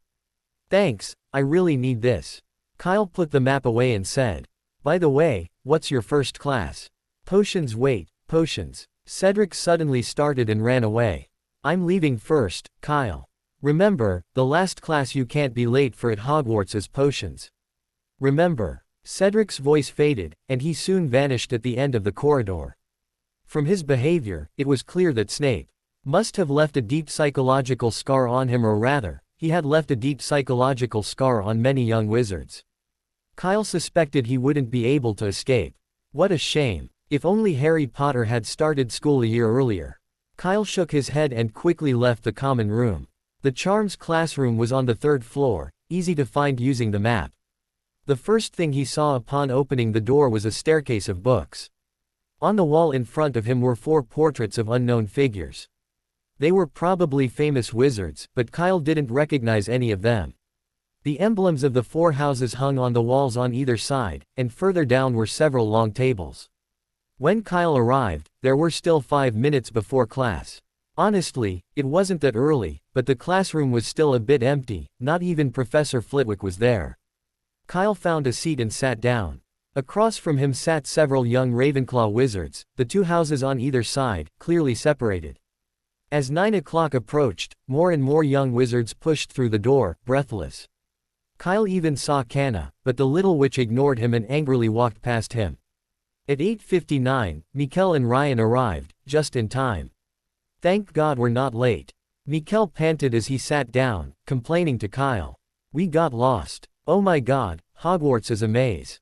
We were supposed to go to the third floor, but the stairs on the second floor suddenly changed position, and we somehow ended up on the fifth floor. Then we started walking down again, but after walking for a long time, we realized we were still on the fifth floor. We finally made it down, but ended up back on the second floor. You know, Kyle, we spent a full 30 minutes climbing stairs. My legs felt like they were breaking. Mikkel's frustration grew, and he was on the verge of tears. Wait a minute, it's a bit confusing, give me some time. Kyle rubbed his forehead, thinking for a long time but still couldn't figure out why the two of them could walk down and still stay in the same place. Even if you are a person with poor direction, you should be able to distinguish between up and down. Spinning in place has already touched upon the realm of metaphysics, which is not the same as magic. And there is no record of this on the map that Cedric gave him. Forget it, let's not talk about this for now. Kyle, who really couldn't figure it out, decided to give up and turned around and asked, then how did you find this place in the end? Someone brought us here. Mikkel blushed, pointed to the opposite side and said, we met a first year from Ravenclaw on the fifth floor. She pulled us down from the spiral staircase and asked if we were going to the charms class. If so, we could come with her. Kyle took a subconscious look and realized that Mikkel was referring to Cho Chang from Ravenclaw. Kyle didn't know much about Cho Chang, Cedric's future girlfriend and Harry Potter's first crush, and he had never met her. The only thing he knew was that she was in Ravenclaw. But now there is one more thing: helpfulness. After all, not every Ravenclaw will take the initiative to help others. They prefer to immerse themselves in their own world, thinking about academics or other things. Of course, this does not mean that Ravenclaws are indifferent, but they just have different personalities. If someone asks them for help, Ravenclaws are also willing to provide help. In short, they don't take the initiative, but they also don't refuse. Cho Chang was talking to her friends, so Kyle just glanced at her and looked away. It's only the first class. What's next? I can't always leave an hour early. Beside him, Mikkel grabbed his hair and said in frustration, at this rate, I'm going to be late. One day. Don't worry, Hogwarts professors won't expel students for being late. At most, they'll just deduct a few points. Kyle patted his shoulder and said soothingly, by the way, I've got something interesting to show you. Something interesting. Mikkel and Ryan came over curiously. Kyle took out a map and spread it out on the table. Thanks Cedric, or you'd really be lost for a while. This is a map of Hogwarts. Mikkel was still confused about what it was, but Ryan, who had a wizard father, recognized it immediately and said with surprise, where did you get this? Can I copy it? I promise I'll give it back to you after class. Of course, we're roommates. Kyle nodded, then turned to Mikkel and said, what about you? Do you want to copy it? Mikkel was tempted, but after thinking it over, he shook his head. Entering the magical world for the first time, he didn't want to waste any opportunity to learn magic, let alone something as crucial as charms. Can I wait until after class to copy it? Mikkel asked. Is that so? Kyle nodded, then tapped his wand lightly on the map, Gemino. The spell was complete, and an identical map instantly appeared on the table. Kyle picked it up, examined it, and after confirming it was all right, handed it to Mikkel. Here, the magic should last about a week. You can copy it anytime you want. Quote. Mikkel took the map, bewildered, and instinctively turned to look at Ryan, who was also bewildered. Ryan was stunned. He looked at Kyle, then at the parchment in front of him, feeling a surge of heat on his face. Just as he was about to say something, a voice suddenly boomed from the front of them. Nice duplication spell. 5 points for Hufflepuff. Kyle was startled and looked up, only to see Cho Chang across from him. Looking closer, he realized there was someone else standing in front of the table. The person was quite short, not even as tall as the table, and was completely obscured from view. Thank you for the compliment, Professor Flitwick, Kyle said. Flitwick smiled and said, I'm just being honest, Mr. Chopper. That's your name, right? Kyle nodded. Yes, Professor. It seems my memory is not bad, Professor Flitwick said, turning to Mikkel. Can you show me that map? Mikkel didn't recognize the small wizard in front of him at first, but he soon remembered Kyle's address and quickly handed the map over. Okay, Professor. Thank you. Flitwick took the map, examined it carefully, and handed it back to Mikkel. Oh, the magic power is very stable. If nothing unexpected happens, this replica should last until noon in 8 days. Professor Flitwick winked at Kyle and said with a slightly regretful tone, if the exam at the end of the semester was about the Gemino spell, I would definitely give you an O, but now, I can only give Hufflepuff another 3 points. Professor. At this time, a little witch from Ravenclaw asked in confusion, can't objects created with the Gemino spell exist forever? No, Miss Middle. Flitwick said, if the replicas could exist forever, there wouldn't be so many parchments in the windows of the literary house. Can't Dumbledore do it too? Asked another little wizard. Unfortunately, no. Professor Flitwick shook his head and continued, even if the headmaster can make the replicas he creates last 100 years or more, they still won't last forever. Alright, enough about the Gemino charm. It's too early for you. Let's begin class now. Professor Flitwick turned and walked up to the desk. Facing the young wizards, he said, this class will learn the Illumination Charm, one of the most basic spells. The spell is Lumos. Everyone, pay attention. Kyle wasn't surprised to learn the Illumination Charm in the first class of spells, as it was one of the simplest and most straightforward spells in the wizarding world. There was no need to worry about hand gestures, as long as you were a wizard, had a wand, and could speak, you could definitely cast it. In earlier times, the Illumination Charm was even used to distinguish wizards from squibs, with an almost 100% accuracy rate. It was safe to say that anyone who couldn't even cast the Illumination Charm wasn't a wizard. Given this situation, Professor Flitwick simply demonstrated the Illumination Charm and then let the young wizards try it on their own. Soon, the classroom was lit up with tiny dots of light, some large, some small, some bright, some dim. Although Kyle was a step behind and was not the first to succeed, the light on his wand was stable. Just like a light bulb with electricity, it continuously emitted a fixed and soft white light to the surroundings. It was a pity that he didn't get extra points this time. Because he was not the only one who could do this. There were 7 little wizards in the Ravenclaw College across the street who could also make their wands glow steadily. As for the Hufflepuff side, although there were not many, there were only 6 fewer than the opposite side, so the difference was not big. Don't forget what I said just now, stay calm and don't panic. Professor Flitwick reminded sharply, you must calm yourself down, just like you usually do when you pick up something. It is also very important to recite the spell correctly, and don't make any mistakes. With his reminder, more and more little wizards completed the requirements and cast a stable, light bulb. Kyle looked at his 2 roommates, they were still working hard. Ryan was doing better, having switched from poor contact to flash mode, and the frequency was decreasing. It looked like he was close to success. But Mikkel's wand's light was highly unstable. At its brightest, it was as blinding as a searchlight, while at its weakest, it was barely brighter than a firefly, seemingly poised to go out at any moment. The more this happened, the more anxious he became, and the more anxious he became, the less control he felt. It became a vicious cycle. Kyle wanted to help, but just as he opened his mouth, he saw Mikkel suddenly take a deep breath and raise his wand hand sharply. For no apparent reason, Kyle felt a sudden sense of foreboding, as if something terrible was about to happen. The feeling was so sudden that Kyle didn't have time to think. Almost instinctively, he turned around, lowered his head, and closed his eyes. Almost instantly, a blinding flash of light, like a flashbang, instantly enveloped the entire Charms classroom. Though the sudden glare faded after a second, its impact was devastating. Many young wizards, caught completely unawares, were blinded by the glare. The next second, wailing erupted from all directions. Young wizards covered their eyes, screaming, shoving, trying to escape. The classroom was in turmoil. Even Professor Flitwick was affected, but he was a seasoned professor, not as panicked as the young wizards. He suppressed his discomfort and shrilled soothing words. It's okay, everyone, calm down. You'll be able to see soon. Despite Professor Flitwick's best efforts, the classroom remained in turmoil. One might have thought Voldemort had broken into Hogwarts. Furthermore, he was facing the wrong direction. The entire time, He had his back to the young wizards, shouting at the wall behind him. This filled the 4 wizards in the painting with disgust. While they were also startled, the portraits weren't living beings, so they weren't affected by the aftermath.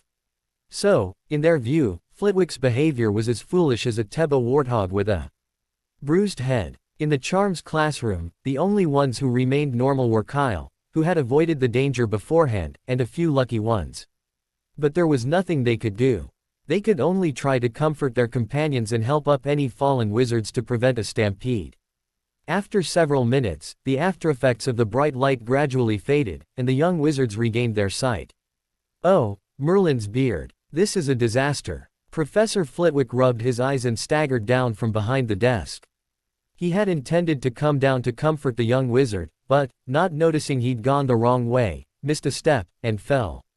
Professor Flitwick was furious. He'd been practicing for decades and had experienced countless emergencies, big and small. A spell hitting someone, a levitation charm summoning a cow, or a lock opening charm blowing a lock apart. He'd seen it all, and he wasn't surprised at all. This was all within his expectations. First years weren't familiar with magic, so it was normal for things to go wrong. However, he had never imagined that something as safe as the illumination charm could go awry. Professor Flitwick, accompanied by the young wizard's fury and anticipation, led the team to the culprit. Mikkel lay motionless on the table. Professor Flitwick called out to him several times, but he didn't respond, remaining peacefully still. Flitwick noticed something was amiss and quickly came to Mikkel's side, examining him. He quickly came to a conclusion. He's still alive. He's probably unconscious from a magical exhaustion. Hearing this, Kyle breathed a sigh of relief. Magical exhaustion here didn't mean an empty bar, but rather a lack of energy, like someone who hasn't slept for 2 days and 2 nights. Professor Flitwick's eyes glazed over. Magical exhaustion. Just because of an illumination spell. This was the second time in just a few minutes that he'd questioned his life. He even began to wonder if he'd been at Hogwarts too long, leaving him somewhat out of touch. After all, in all the thousands of years of wizarding history, he'd never heard of anyone fainting from exhaustion while casting an illumination spell. Professor, how about I take him to Madame Pomfrey? Seeing Professor Flitwick frozen in silence, Kyle said tentatively, it's no use lying there all the time. We'd better get him checked out. Yes we do. Take him there. After getting Professor Flitwick's permission, Kyle quickly cast a levitation charm on Mikkel and led him out of the classroom. Normally, Professor Flitwick would have given him extra points for this, but now he was lucky not to lose any points. Not long after leaving the classroom, Kyle saw a cat squatting in the corner, not a catgirl, but a real cat, its amber eyes fixed on him unblinkingly. Mrs. Norris. Great, Kyle said quickly. A little wizard is injured, and I need to go to Madame Pomfrey's, but I don't know the way. Could you show me the way? Although the map Cedric had given him marked the hospital wing, he had never been there and wasn't familiar with the specific route. But this cat was different. It had been with Filch all year and was familiar with Hogwarts. It would definitely know the fastest way to get there.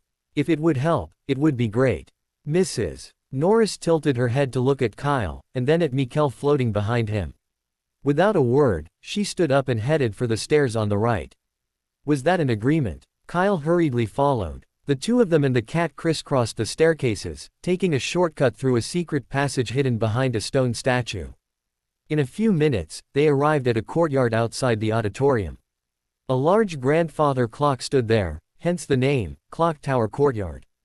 When Kyle arrived, Mrs. Norris was crouched beside the clock, her tail pointing at the stairs behind her, signaling him to go up. Thank you, I'll bring you some dried fish. Kyle reached out, intending to rub Mrs. Norris's head, but she dodged nimbly. Mrs. Norris folded her ears, glared at Kyle with a warning look, then turned and walked away, quickly disappearing. Oh, you're so arrogant. Kyle said, helplessly, withdrawing his hand and leading Mikkel up the stairs. All they had to do was keep going up here to the school hospital. The staircase was fixed, so there was no need to worry about it changing direction. Madame Pomfrey was a tall witch who was proficient in healing, decoctions, herbs, and other medical treatments. According to gossip, St. Mungo's Hospital for Magical Maladies and Injuries had invited her to join 3 times, promising that if she agreed, she could directly become deputy headmistress. But even so, Madame Pomfrey firmly refused, saying that she only wanted to stay at Hogwarts. Of course, this was just gossip, and its authenticity remains to be verified. Because neither Madame Pomfrey nor Street Mungo's had spoken about this news. They didn't admit it, but they didn't deny it either. This is also a small unsolved mystery in Hogwarts. When Kyle walked into the school hospital ward, Madame Pomfrey happened to pass by him and handed a bottle of green potion in her hand to the young wizard lying on the hospital bed. This is the last bottle of potion for scabies. Remember to apply it topically, not to drink. She turned around again and trotted off to another bed, muttering, "Why are so many young wizards sent here every year at this time? What on earth are those professors at Hogwarts doing? Why are they all so irresponsible?" It was obvious that she was in a bad mood. Just as Kyle was hesitating about what to say, Madame Pomfrey glanced over Merlin's beard. "What's wrong with this kid?" She rushed over, carefully placing Mikkel on an empty bed. Without even turning back, she asked, "What's this time?" "Potions. Defense against the dark arts." "Why is he unconscious?" "Neither, ma'am, it was Charm's class." Kyle whispered. Mikkel cast Lumos, and that's what happened. Professor Flitwick said he must have exhausted his magic. "Yes, he did. Wait, what did you say?" Madame Pomfrey turned back to Kyle in disbelief. "Lumos." Her expression was like she'd seen Dumbledore pole dancing in the astronomy tower. There was a hint of absurdity in her disbelief. It was clear she didn't believe what Kyle said. Young wizards these days are becoming increasingly unreliable. Even when they're lying, they have to come up with a plausible excuse. Casting in Lumos and then exhausting their magic, that's ridiculous. Why didn't he just say Phileas was knocked out by an illumination spell? It's true. The Hufflepuff and Ravenclaw first years saw it, and Professor Flitwick can testify to it. Kyle explained quickly, recounting the events of Charm's class. After hearing this, Madame Pomfrey's suspicions were largely dispelled. If first years from both houses had seen it, the story would likely spread throughout Hogwarts quickly. If he'd lied, it would have been easily exposed, not to mention that he'd even brought Phileas into the picture. Madame Pomfrey turned and looked at Mikkel as if he were a rare magical animal. This was the first time she'd seen a young wizard with such poor control over his magical powers. From the description, a spell of that magnitude strongly resembled a magical turmoil. Powerful, but uncontrolled. But Madame Pomfrey was certain that when she examined the young wizard just now, she hadn't found any signs of a turmoil. It was simply a case of overdrawing. "You really learn something new every day, Madame." Pomfrey sighed subconsciously. Kyle nodded in agreement, fully understanding Madame Pomfrey's feelings, as he felt the same way. If a wizard casting a spell is like driving a car, then Mikkel's actions were like stepping on the accelerator, draining the gas tank and speeding off 200 kilometers in a second. Don't mistake this for a good thing. It was faster, but it wasn't slow either. It was a good thing it was just a Lumos. If it had been an incendio, Kyle shuddered and vowed to stay as far away from Mikkel as possible during class. As far away as possible. He'd thought the explosive genius, who wouldn't be starting next year, was outrageous enough, but he hadn't expected a forbidden spell wizard this year. Hogwarts really doesn't keep idle people. A few minutes later, Dumbledore, having received the news, arrived, bringing Snape, who was in class, along. Madame Pomfrey led them to Mikkel's bedside, whispered a few words, and then stepped aside. Dumbledore bent down, carefully observing Mikkel's condition, occasionally tapping him with his wand. After a long moment, he wordlessly put away his wand and turned to Kyle, who was standing beside him. "Good morning, Kyle. Did you bring him to Poppy's place?" "Yes, Professor," Kyle nodded. "You did well," Dumbledore smiled. "And I heard from Poppy what happened. If you hadn't helped those fallen students, Mr. Mikkel wouldn't be the only one lying here." Kyle waved his hands repeatedly. "It's my duty, Professor, and I wasn't the only one helping." "But you were the first to step forward," Dumbledore said with a wink. "Many senior students, even adult wizards, can't remain calm in times of crisis, but you did, and you did it well. Your bravery and humility earn Hufflepuff 20 points. Perhaps it triggered some key words, but as soon as Dumbledore finished speaking, Snape, who had been looking at Mikkel, suddenly turned his gaze to Kyle. It was as if he had just noticed someone standing there. However, Kyle didn't notice this. He was looking at Dumbledore at the time and asked, "Professor, how is Mikkel? Can he continue his classes?" Of course, Dumbledore smiled. "It's a bit troublesome, but it's not difficult to solve. It only requires a little magic-suppressing potion, which our potions professor will be able to brew soon." One day, Snape walked over and said coldly, "I promise to send it here before Hufflepuff starts potions class tomorrow. But before that, Mr. Chopper, there is one thing I must remind you." Snape suddenly paused, revealing a mocking look. "You'd better tell your friend to take care of his poor brain and wand. Frequent magical exhaustion can turn a wizard into a squib. I think you should know what a squib is." "I know, Professor," Kyle said. "Very good." Snape ignored Kyle and turned to leave the school hospital. "I think we should go too," Dumbledore said. "Mikkel needs to rest. I suggest you visit him again this afternoon." Dumbledore spoke a few more words with Madame Pomfrey before leaving the hospital wing with Kyle. On the way, Kyle took the opportunity to ask some questions about his magical practice, and Dumbledore generously answered them all. Due to their different destinations, they separated shortly after entering the castle. When Dumbledore returned to the headmaster's office, Snape was already waiting for him. "Here are the ingredients for the potion." Snape casually slapped a long piece of parchment on the table and drawled, "Our deputy headmistress said it contains many valuable materials and requires your signature. Minerva is just too rule-bound. I remember telling her a long time ago that she had the final say over all matters at the school." Dumbledore said nonchalantly, picking up the parchment. "Besides, it's just the magic-suppressing potion. How precious can it be, huh?" When Dumbledore took a closer look at the parchment's contents, his expression changed. Mandrake leaf, 50 ounces. Horcrux juice, 50 ounces.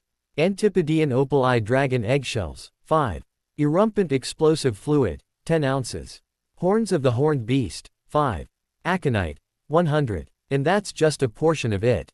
The rest, all in all, numbered over 30. Dumbledore's forehead throbbed after reading it all. If he remembered correctly, of the 6 ingredients listed at the top, only one, mandrake leaf, was needed, the others had absolutely nothing to do with the potion. And Antipodean opal-eye dragon eggshells, that's the main ingredient in a dangerous potion, right? How dare he include that? Did he really think everyone else knew nothing about potions? And then there were those quantities at the end. 50 ounces of mandrake juice. If all that were brewed into the suppressant potion, it would be enough for the entire school to drink for a week straight. Erumpent horns are usually ground into powder and sold on the market, but Snape was buying them by the horn, 5 at that. Didn't he know how expensive they were? Why was he coming to him to buy them? At this point, Dumbledore understood why Snape had come to him for his signature. Given Professor McGonagall's personality, she'd definitely not approve such an outrageous order. Perhaps Snape hadn't even gone to Professor McGonagall, but had come directly to him. Severus Dumbledore thought for a moment, decided to give Snape another chance, and asked tentatively, "Are these the materials for brewing the magic-suppressing potion?" Snape nodded and said calmly, "Yes, Headmaster." Dumbledore, "Then this Antipodean opal-eye dragon eggshells is." Snape, "This is a new recipe I tried." "Then the quantity is too much. Please be tolerant, Headmaster." Snape said as a matter of course, "I haven't brewed that potion for a long time. It is normal to make a few mistakes, so the materials must be sufficient. It seems I have no reason to object anymore." Dumbledore picked up a crimson feather pen and signed his name on the parchment with 2 strokes. "Mr. Mikkel will appreciate your generosity, Headmaster Dumbledore." Snape's eyebrows rose slightly. After accepting the parchment filled with his private goods, Snape was already eager to fill his personal storage room, or rather, to brew a potion for Mikkel. But then, Dumbledore, unintentionally, asked, "Severus, what do you think of Kyle?" "Kyle." Snape's smug expression vanished, replaced by a hint of mockery. "What are your plans, great Headmaster Dumbledore?" No, Severus, I think you misunderstood. This is just a normal reaction of a headmaster upon seeing an outstanding student. If you don't want to talk about it, forget it." Dumbledore grabbed a cockroach-shaped candy and popped it into his mouth. He even offered Snape one. "Would you like to try it? It's very delicious." "No need," Snape said with disgust. He couldn't understand why Dumbledore, with so many varieties of candy in the wizarding world, had such a particular fondness for something so bizarre. It looked very disgusting. As if oblivious to his disgusted expression, Dumbledore continued, kind, brave, honest, and composed in the face of danger. Hogwarts hasn't had such a remarkable first-year wizard in ages. I believe her mother, Diana, was also in Slytherin, only a year older than you. Shut up. Snape's eyes twitched at this, and he snarled, never mention that name in my presence. Never. Ever. He even shouted the last few words. This infuriated the portraits of past headmasters, who accused Snape of being disrespectful for daring to contradict the headmaster. Unfortunately, Snape ignored them. He dared to yell at the current headmaster, so how could he be afraid of those paintings? Only when you give them face can they be called headmasters. Without it, they're like scraps of paper, too hard to even wipe a crucible. I didn't expect you'd still remember it, so long ago. Dumbledore, ignoring the clamoring portraits, sighed softly. But Severus, even now, I still believe you were wrong. Diana was a well-mannered and kind girl. If you hadn't said that nasty thing to Chris, why would she be blocking you in the common room every day? Bang! Dumbledore was interrupted by a loud slamming door before he could finish his words. The noise was so loud that even Fawkes, the sleeping phoenix, was startled. He fluttered his wings in the direction Snape left, expressing his displeasure at being woken. Puff! A portrait of a portly wizard couldn't help but burst into laughter as he watched Snape angrily leave. However, upon seeing Dumbledore's amused look, he immediately covered his mouth and scurried off to another frame. Dumbledore comforted Fawkes, muttering softly, really? How come as we get older, we like reminiscing about the past more and more? Oh, hypocrisy. On the wall, the former headmaster Phineas Nigellus Black with a goatee couldn't help but say, don't think I don't know, you did it on purpose. Look at how stingy you are. Little Snape just asked for a few more potion ingredients. It's not a big deal. Back when I was the headmaster, that was. Wait, Dumbledore, what do you want to do? Can't I just stop talking? Don't come over here. Meanwhile, since class had already ended when Kyle left the hospital wing, he skipped charms and headed straight to the library. Dumbledore had recommended 2 books to him, saying they would be helpful for basic spells and perfect for new wizards, so Kyle decided to borrow them. The library was on the 2nd floor and easy to find, just up 1 flight of stairs. 2 books. No. Madam Pants, the librarian, said, sizing Kyle up with a feather duster. Unless you have a note from the professor, you can only borrow 1 book at a time. If it's 1, then, Running with Ghouls, Kyle said without hesitation, quickly naming the book. But to his surprise, when she heard the words, Running with Ghouls, Madam Pants's face suddenly shifted into a look of deep disdain, as if she had heard some vicious curse word. Another Lockhart book, Madam Pants muttered under her breath. She disliked Gilderoy Lockhart as an author, or rather, her dislike for his overly self-absorbed writing style, which she considered a sham for attention. If that were all, it wouldn't be a big deal, as many biographies are like that, and she could still read them if she could bear with it. But for some reason, whenever she read Lockhart's books, she always felt as if something was missing, making them feel disconnected. While this wasn't a major issue and didn't affect the reading experience, it was still troubling, and every time she thought about it, she felt uneasy. Consequently, her impression of Kyle plummeted. After a moment's silence, she said sternly, Wandering with the Ghouls is on loan. If you register now, it'll be available in about 2 years.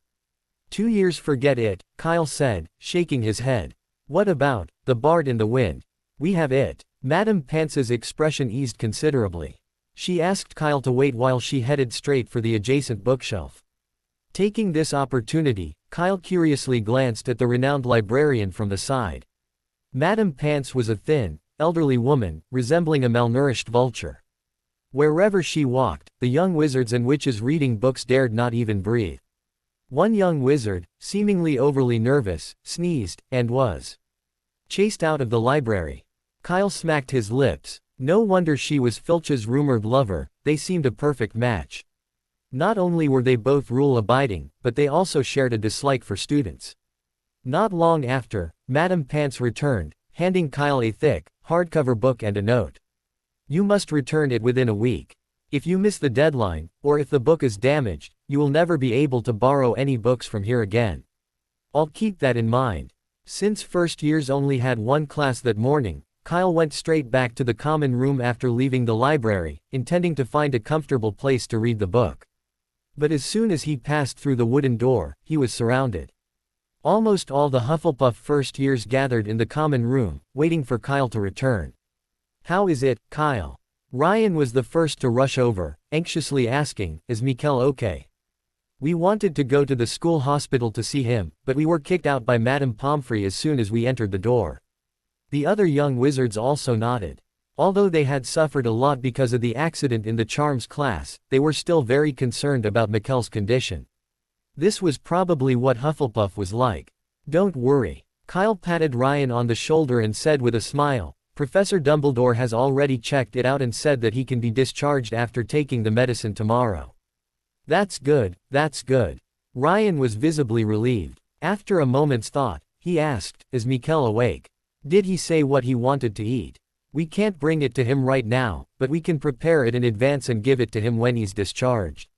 He'll be very happy." Ryan's words were echoed by the other young wizards, who generously offered their treasured possessions. "I have raspberry preserves. I have fudge. How about cookies? My mom makes them, they're delicious. I think he'd like some licorice." For a moment, even Kyle was moved by this strong bond between classmates. Amidst the expectant gazes, he said in a deep voice, "Mikkel didn't say what he wanted to eat, but I think what he wants most right now isn't these snacks, but to keep up with his studies." "Schools." Ryan scratched his head, not understanding what Kyle meant. "Yes," Kyle said seriously. "You should have seen it too. Mikkel was stuck on his spell and got anxious, which led to the accident." "That's correct, isn't it?"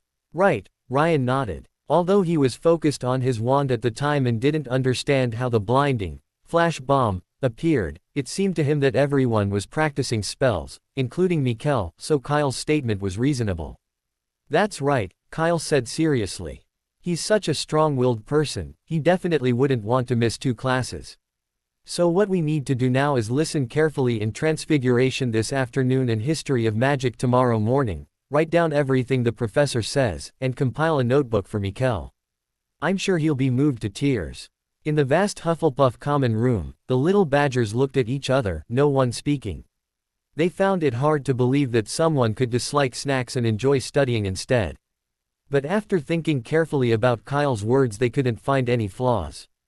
It was well organized and logical, and it sounded like there was absolutely no problem at all.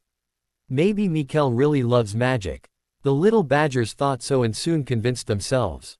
Then someone volunteered to step forward, some took the initiative to take on the task of taking notes, and some were responsible for the final sorting. The remaining few little wizards who didn't grab the task but wanted to help, after discussing for a while, they soon found a task that Kyle had overlooked. Homework. At Hogwarts, homework is essential for every course, and its importance is self-evident. So they decided to pass on the homework for each class to Mikkel, and not only that, they also had to tell the professors in class that Mikkel was an excellent Hufflepuff, and even if he was admitted to the school hospital, he still cared about his studies and would not be lazy and not do his homework. In a corner of the Hufflepuff common room, Cedric stared at the enthusiastic first years not far away with a look of shock. He couldn't understand what was wrong with this year's first years. Could they really not understand Kyle's nonsense? They were so cooperative. This was Hufflepuff, not Ravenclaw. Cedric didn't know what others were thinking, but if he were admitted to the hospital wing, he definitely wouldn't want any class notes or homework. Especially homework. My goodness, using homework as a gift, is this something a normal wizard could come up with? Even the Dark Lord wouldn't do such a wicked thing. Cedric's conscience told him to expose Kyle and save innocent Mikkel. But he couldn't do it. Because, in a way, Kyle's words made the Hufflepuff badgers pay more attention in class. That was undoubtedly a good thing. Cedric struggled for a long time. In the past 12 years, he had never faced such a difficult choice. He tore himself back and forth between his conscience and his responsibility as a senior, unwilling to give up either. Not far from Cedric sat Canna, equally lost, the only first year still able to maintain a clear mind. Unlike Cedric, Canna's thoughts were much simpler. She had to stay away from Kyle, no matter what. Canna vowed to herself that once she got the special rat tonic, she would stay away from him. Even if she couldn't transfer to another house, she would at least avoid any possible encounters. And during class, she would choose a seat as far away from Kyle as possible.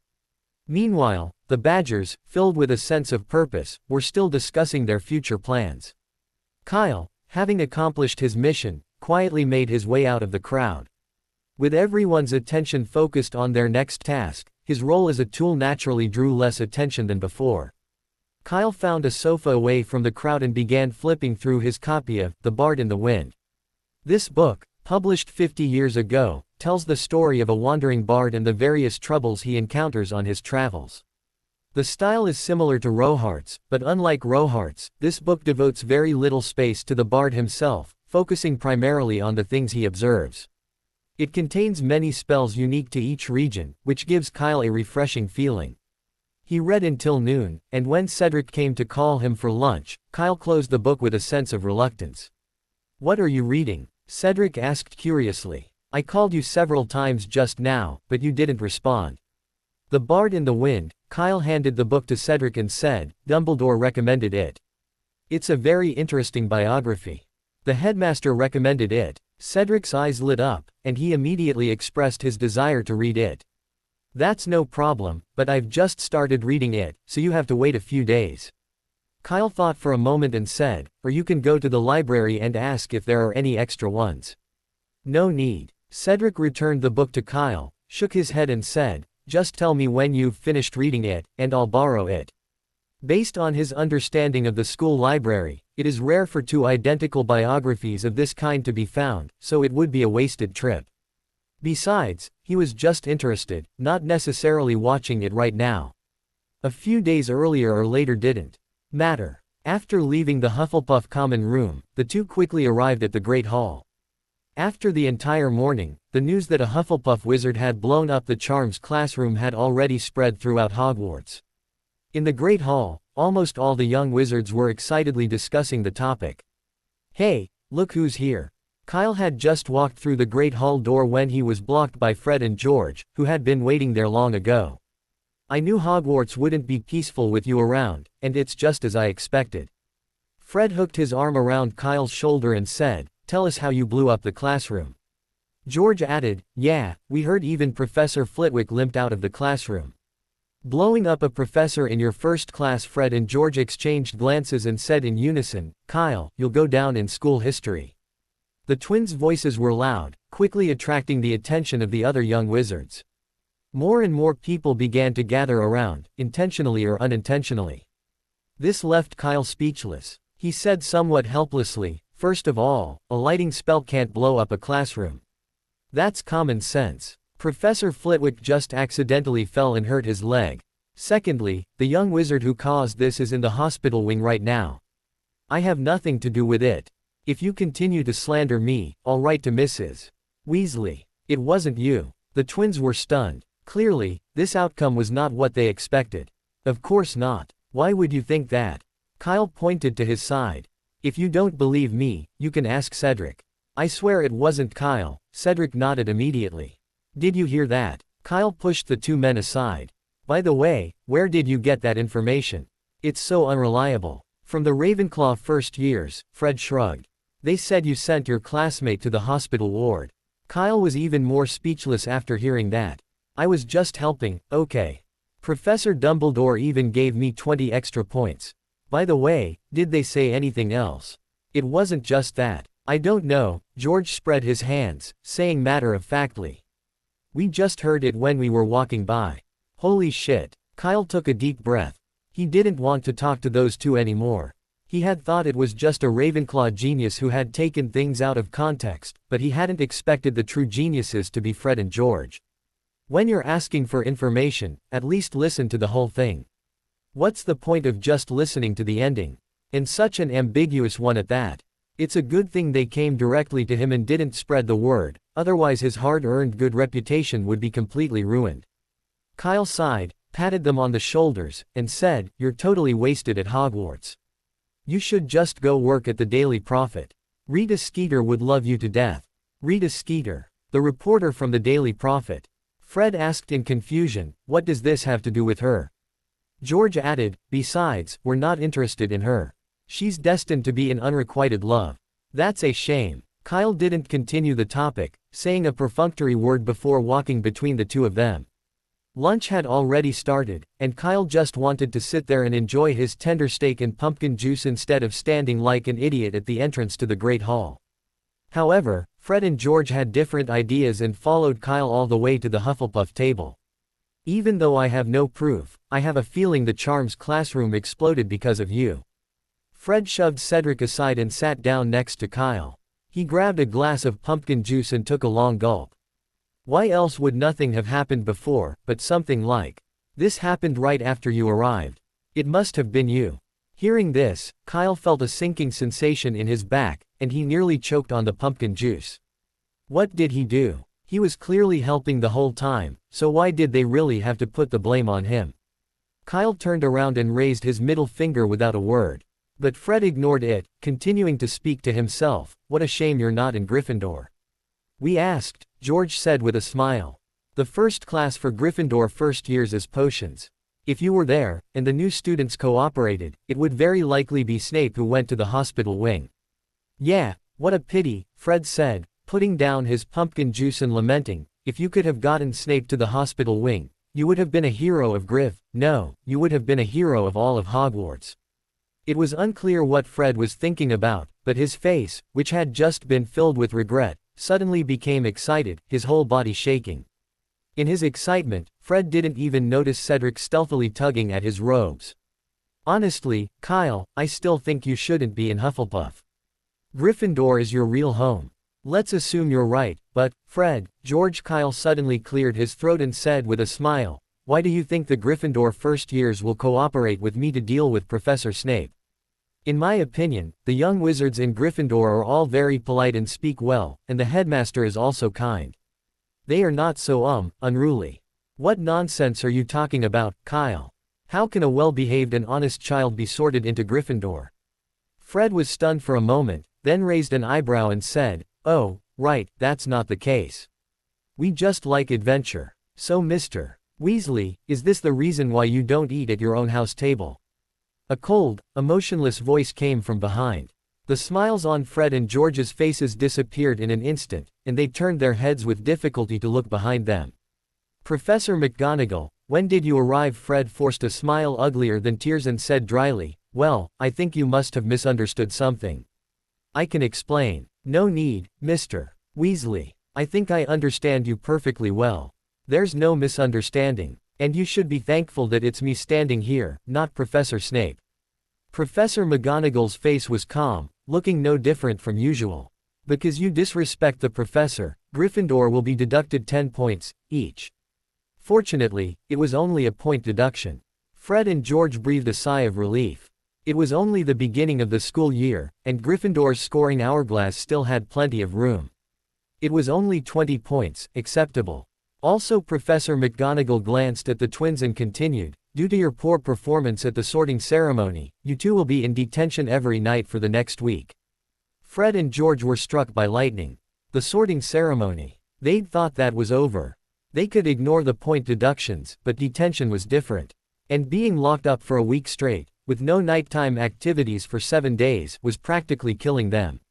The two were beginning to despair. Professor, please. Fred and George looked at Professor McGonagall pitifully, hoping to awaken her pity. Unfortunately, Professor McGonagall didn't buy it at all, and even her tone of voice didn't fluctuate at all. Detention starts at 11 o'clock this evening. Go find Filch, and he will take you to the trophy room. There is a roster there, which records the names and deeds of all the outstanding students since the establishment of Gryffindor. You need to copy this roster completely until it is finished. Remember, one roster for each person, and no magic or shorthand quills are allowed. Copy everything by hand. After Professor McGonagall finished speaking, she pointed in the direction of Gryffindor and said, now, Mr. Weasley, hurry back to your tables. Fred and George were struck by lightning, and they lowered their heads and hurried back to their seats in Gryffindor, with a look of despair on their faces. Kyle also lowered his head, forcing himself to suppress a laugh. Only after the twins left did he turn around and say, as if nothing had happened, good afternoon, Professor McGonagall. It's nice to see you here. Professor McGonagall's voice finally gained some momentum as she replied, "Good afternoon, Mr. Chopper. Just call me Kyle, Professor," Kyle said with a smile. "Have you had lunch yet? If not, have something here." Cedric, realizing this, quickly moved aside, creating a spacious spot. Professor McGonagall's expression softened. "I'd love to, but unfortunately, I've already eaten." To maintain her dignified demeanor, Professor McGonagall usually came to the Great Hall before lunchtime or stayed in her office, rarely eating with the young wizards. "That's unfortunate," Kyle sighed softly, and the other little badgers matched his disappointment, as if they really wanted to eat at Professor McGonagall's table. Everyone was well behaved. Professor McGonagall looked at the scene before her, then compared it to the chaotic Gryffindor table next door. A wave of fatigue suddenly washed over her. It's true that there's no harm without comparison. Why are all the good kids in other houses, especially Kyle and Cedric? Even if one of them could be in Gryffindor, that would be fine. This damn sorting hat. Professor McGonagall didn't stay long, quickly returning to her office. But as soon as she stepped out of the Great Hall, the Hufflepuff badgers began to let loose, transforming the once quiet dining table into a bustling market. They gathered in groups, imitating the pitiful expressions of the Weasley brothers, then slamming their hands on the table with laughter. Even the usually shy Canna lowered her head, her shoulders hunched, clearly unable to hold back. Kyle was stunned. Good boy, they were all great actors. From now on, if anyone told him that Hufflepuffs were all well behaved, Kyle would give them a big slap to wake them up. Except, of course, himself. After lunch, all the young wizards began to leave the Great Hall, but Kyle was once again stopped at the door. This time, however, it wasn't a Weasley, but a familiar Asian girl. "Hello, I'm Cho Chong from Ravenclaw. Can I have a moment of your time?" Cho extended his hand. "Kyle Chopper." Kyle extended his hand as well, and the two of them touched and separated. He then subconsciously glanced at Cedric, but Cedric didn't react in any way. He simply introduced himself and stood aside, waiting for Kyle. It was just like when he met the Weasley twins before. But then again, they probably didn't know each other yet, and Cho Chong was only 11. Cedric wouldn't attack her just yet. Azkaban had no age limit. Kyle shook his head with a hint of amusement, then turned to Cho and asked, "What do you want from me?" "I'd like to make a copy of your map, is that okay?"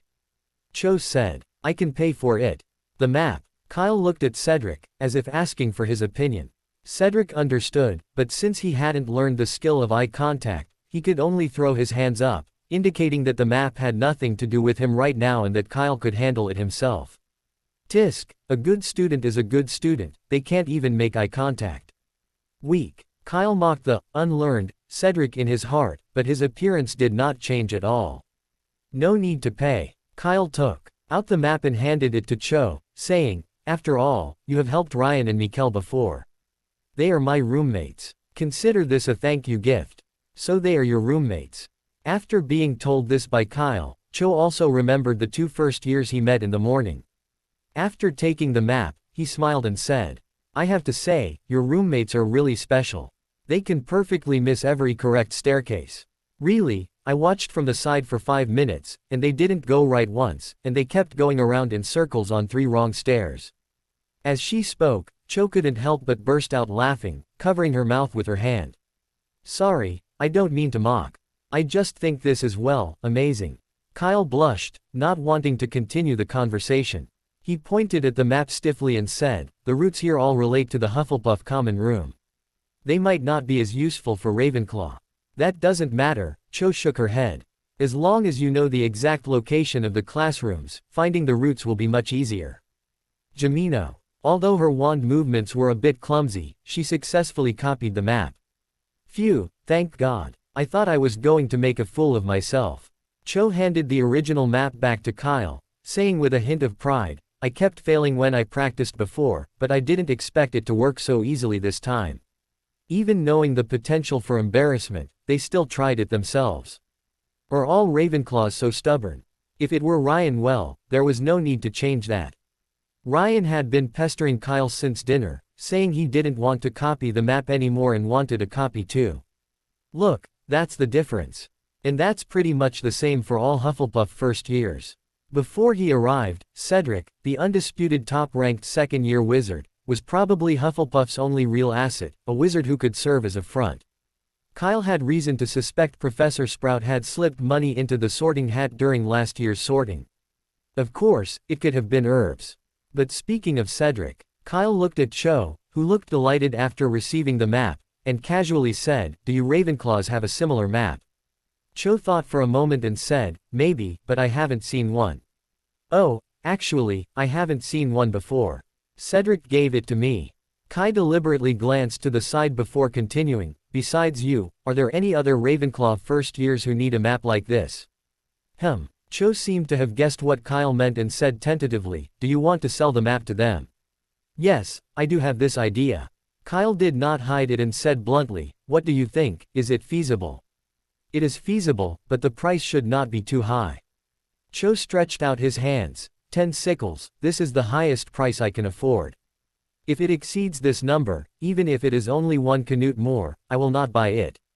I guess other first years are about the same. It doesn't matter, 10 sickles is 10 sickles. Kyle said indifferently, "It doesn't take much effort anyway, just consider it as some pocket money for yourself." "Then you better hurry up." Chireman did. "For Ravenclaw, this map is only valuable a week before school starts. And the longer the time, the lower the price. If it's tomorrow, it will probably only be 9 sickles. That's enough." Kyle smiled and extended his hand to Cho. "Are you interested in getting involved? I'll provide the maps, and you'll handle the promotion and the actual transactions. As for the profits, we'll split them equally." Cho was a little surprised, but she quickly caught on. She shook Kyle's hand and said, "Of course, I'm interested." Kai did a quick calculation. There were 16 new students in Ravenclaw, excluding her, that left 15. Even if only a third of them bought the maps, she'd still get 25 sickles. For a first year like her, that was a considerable sum, and she certainly didn't want to miss out. Besides, it was just a matter of running errands and chatting, easy enough for her. Kyle nodded and said, "Then it's settled. I'll leave the Ravenclaw side to you." "No problem. I'll be back now. There should be quite a few new students in the common room by now." Cho was naturally concerned about her own pocket money. After saying goodbye to the two of them, she hurried back to Ravenclaw Tower. "Kyle, is this okay?"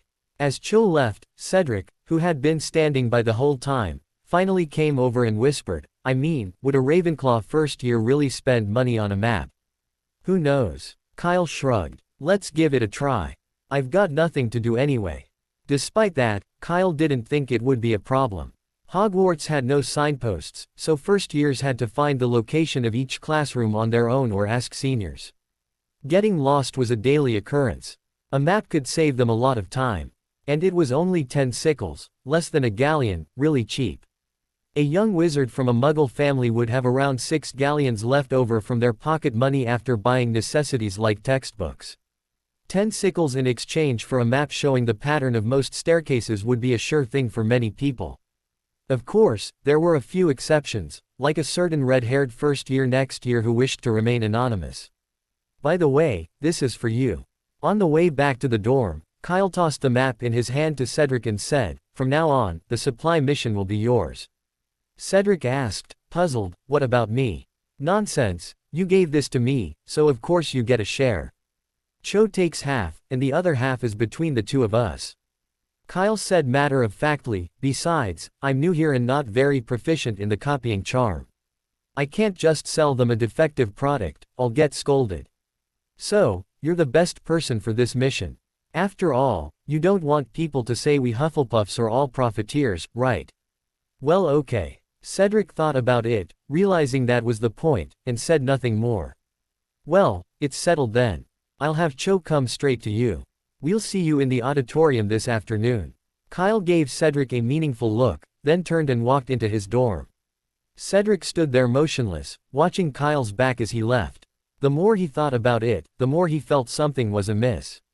Cho was in charge of publicity, he was in charge of providing the map. Where was Kyle? Aside from those two things, there didn't seem to be anything else to do. And what did Kyle just say? "I'm just sitting around anyway." Could he be referring to himself? Cedric fell into deep thought. Meanwhile, Kyle returned to his dorm and had a nice nap, arriving at the Transfiguration classroom just in time for the afternoon class. To save face for himself and the Hufflepuffs, and to prevent Cho from witnessing the scene again, he even brought Ryan along. Despite Ryan's repeated assurances that he had a map and wouldn't get lost again, he was once again attending Transfiguration class with Ravenclaw. Since they arrived early, there were only a few young wizards sitting in the classroom. Kyle knew without even looking that they weren't Hufflepuffs. Also, perched on the table in the front was a beautiful tabby cat. Kyle instinctively reached into his robe pocket and felt for the bag of dried fish he'd prepared long beforehand. Feeding Professor McGonagall the dried fish was an achievement he'd always wanted to unlock, and he'd even prepared them in advance. This is just like moving the trash can in Diagon Alley. Although there is no reward, it feels really good and there is an inexplicable sense of accomplishment. The trash can could be moved at any time, but there was only one chance to feed Professor McGonagall. Professor McGonagall would only reveal her animagus powers during the first Transfiguration class for first years. And only then could Kyle, relying on his first-year status, slip through the cracks. After all, he was just a naive young wizard. How could he possibly know that Professor McGonagall could transform into a cat? As for the dried fish he carried with him, they were for Mrs. Norris, as a thank you for helping him find the hospital ward yesterday. Everything was perfect, except for the final touch. There were not many people in the classroom yet, and going in now would be too obvious, easily spotted by Professor McGonagall. He'd have to wait a little longer.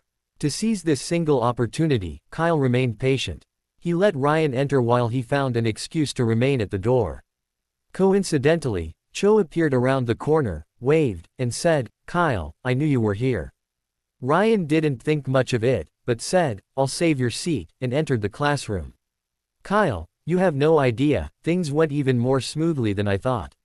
Cho ran to Kyle breathlessly and said happily, "I showed them the map I copied, and in just 1 hour, 12 first years expressed their desire to buy it." Kyle was not surprised and replied calmly, "Not bad, thank you for your hard work." "What's so hard about it?" Cho looked Kyle up and down and continued, "Did you take the map?" "I promised them that I would bring it back after class. The map was taken by Cedric, the sophomore boy who was with me at noon." Kyle said helplessly. He was worried that we couldn't guarantee the quality of the map, so he took the initiative to take the task of copying the map on my behalf. "You can go directly to the auditorium to find him after class. By the way, he is the top student in the 2nd grade and is very good at copying spells." "Cedric." Cho thought for a moment and asked, "I remember you said that he gave you the map as well." Kyle nodded, "That's right. He's such a good guy then." Cho sighed. Then, as if she had thought of something, she suddenly frowned. "In that case, I can't take half. It should be split equally between the three of us. If you insist, you can talk to him after class." Kyle spread his hands. "There's definitely no problem on my end.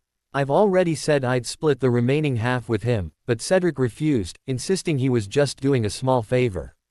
I can't convince him anyway, so maybe you can give it a try." "Okay." Cho nodded seriously. In her opinion, as long as you participated, you were a part, and the profit must be split equally. Kyle smiled and said, "Then I wish you all the best." Cho looked at Kyle's expression and frowned. "Why does your smile sound a little strange?" "Really? Maybe I'm looking forward to the Transfiguration class." Kyle said seriously, "Let's not talk about that. Let's go to the classroom first. It would be so unfair if we were late." As a group of Ravenclaw witches entered the Transfiguration classroom, Kyle quickly followed them, walking with them towards the podium.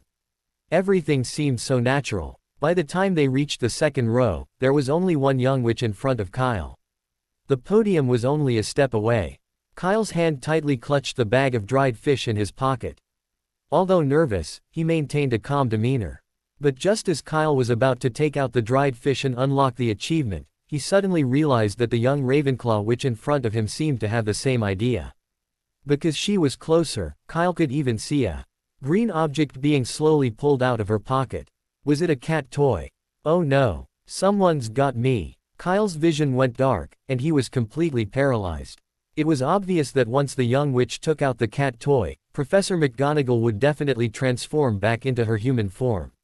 His long-planned plan was completely ruined. "Damn it. I made you think so much. I should have just started right away."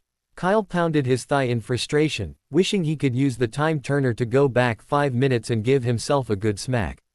But now that it was done, there was no point in saying anything. Kyle could only sigh and shuffle to the left, taking a seat in the front row. It was as if he'd always wanted to be there. Meanwhile, the little witch Kyle hated so much had arrived at the podium, her hands completely out of her pockets. But just then, the tabby cat on the podium suddenly smiled. With a tap of its hind legs on the table, it transformed back into Professor McGonagall in the blink of an eye. Miss Leona, being compassionate is a good thing, but as a wizard, maintaining a keen eye is far more important. Professor McGonagall appeared beside the new student named Leona and, with a gentle pat on her shoulder, shoved her hand, which had been holding the cat toy, back into her pocket. Professor McGonagall, the young witch was clearly frightened, her voice trembling. "It's me. If you look closely, you'll see the pattern around the cat's eyes is identical to the square glasses I wear," Professor McGonagall said calmly. "Now, could you please return to your seat? Class is about to begin." There were no point deductions or harsh reprimands, for Professor McGonagall saw Leona's behavior, like any first year being late, as nothing surprising. She had been at Hogwarts for half her life, and the tradition of displaying an animagus in the first class had lasted for 7 or 8 years. During that time, she had seen countless first years like Leona. They played with the cats, fed them, petted them, all sorts of things. Of course, Professor McGonagall had never let them succeed. How could such a tradition last this long without real skill? Did she really buy her title as the Master of Transfiguration? Not to mention that cats' reaction speeds are much faster than wizards. If she could fall prey to these first years, she would be too ashamed to stay at Hogwarts any longer and might as well resign. After Leona was helped back by her Ravenclaw classmates, Professor McGonagall skillfully waved her wand and used a simple healing spell to calm her down. Tranquillo. The spell was very effective, and Leona stopped shaking immediately, and her originally pale face became much rosier. "Sorry, Professor McGonagall, I didn't know it was you. It won't happen again." Professor McGonagall turned and returned to the podium, only glancing at Kyle as she passed the front row. She had initially suspected Kyle of having the same thoughts as Leona, but then she noticed that Kyle hadn't given her that look of surprise after she'd untransformed himself. It seemed Kyle had probably recognized her animagus from the beginning and had simply wanted to sit in the front row. Sure enough, she shouldn't have believed Weasley's words. Kyle was indeed a bright and studious child. Returning to the podium, Professor McGonagall looked at the young wizards and said sternly, "Transfiguration is the most complex and dangerous magic you'll learn at Hogwarts. Anyone who dares to misbehave in my class will be asked to leave and never be allowed back. I've warned you." As soon as Professor McGonagall spoke, the whole room fell silent. Kyle's heart finally settled. "I'd escaped, thanks to Leona. If it weren't for her, I'd have been the one who died in front of everyone." Kyle decided to tell Cho after class that he'd pay for a map, regardless of whether Leona wanted one or not. He couldn't let a good person down. The joy of having survived made Kyle's notes more relaxed, and the dull Gamp's basic transfiguration laws sounded more pleasant. Unlike him, however, Canna, also sitting in the front row, was feeling incredibly uncomfortable. Canna couldn't understand why she'd run into Kyle even though she was already in the front row. Wasn't the first year who'd come with him sitting in the back row? Could they just be passing by? But that didn't make sense. She clearly remembered they were roommates. If she hadn't known that, she wouldn't have sat in the front row. But what was going on now? She was sitting in the front row, with Kyle next to her, the worst and the worst all at once.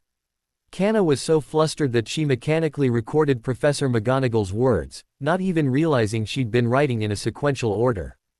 At the podium, Professor McGonagall was still discussing the essentials of transfiguration, oblivious to the fact that the two young wizards beneath her nose were acting strangely. "All right, so many of Gamp's basic transfiguration rules.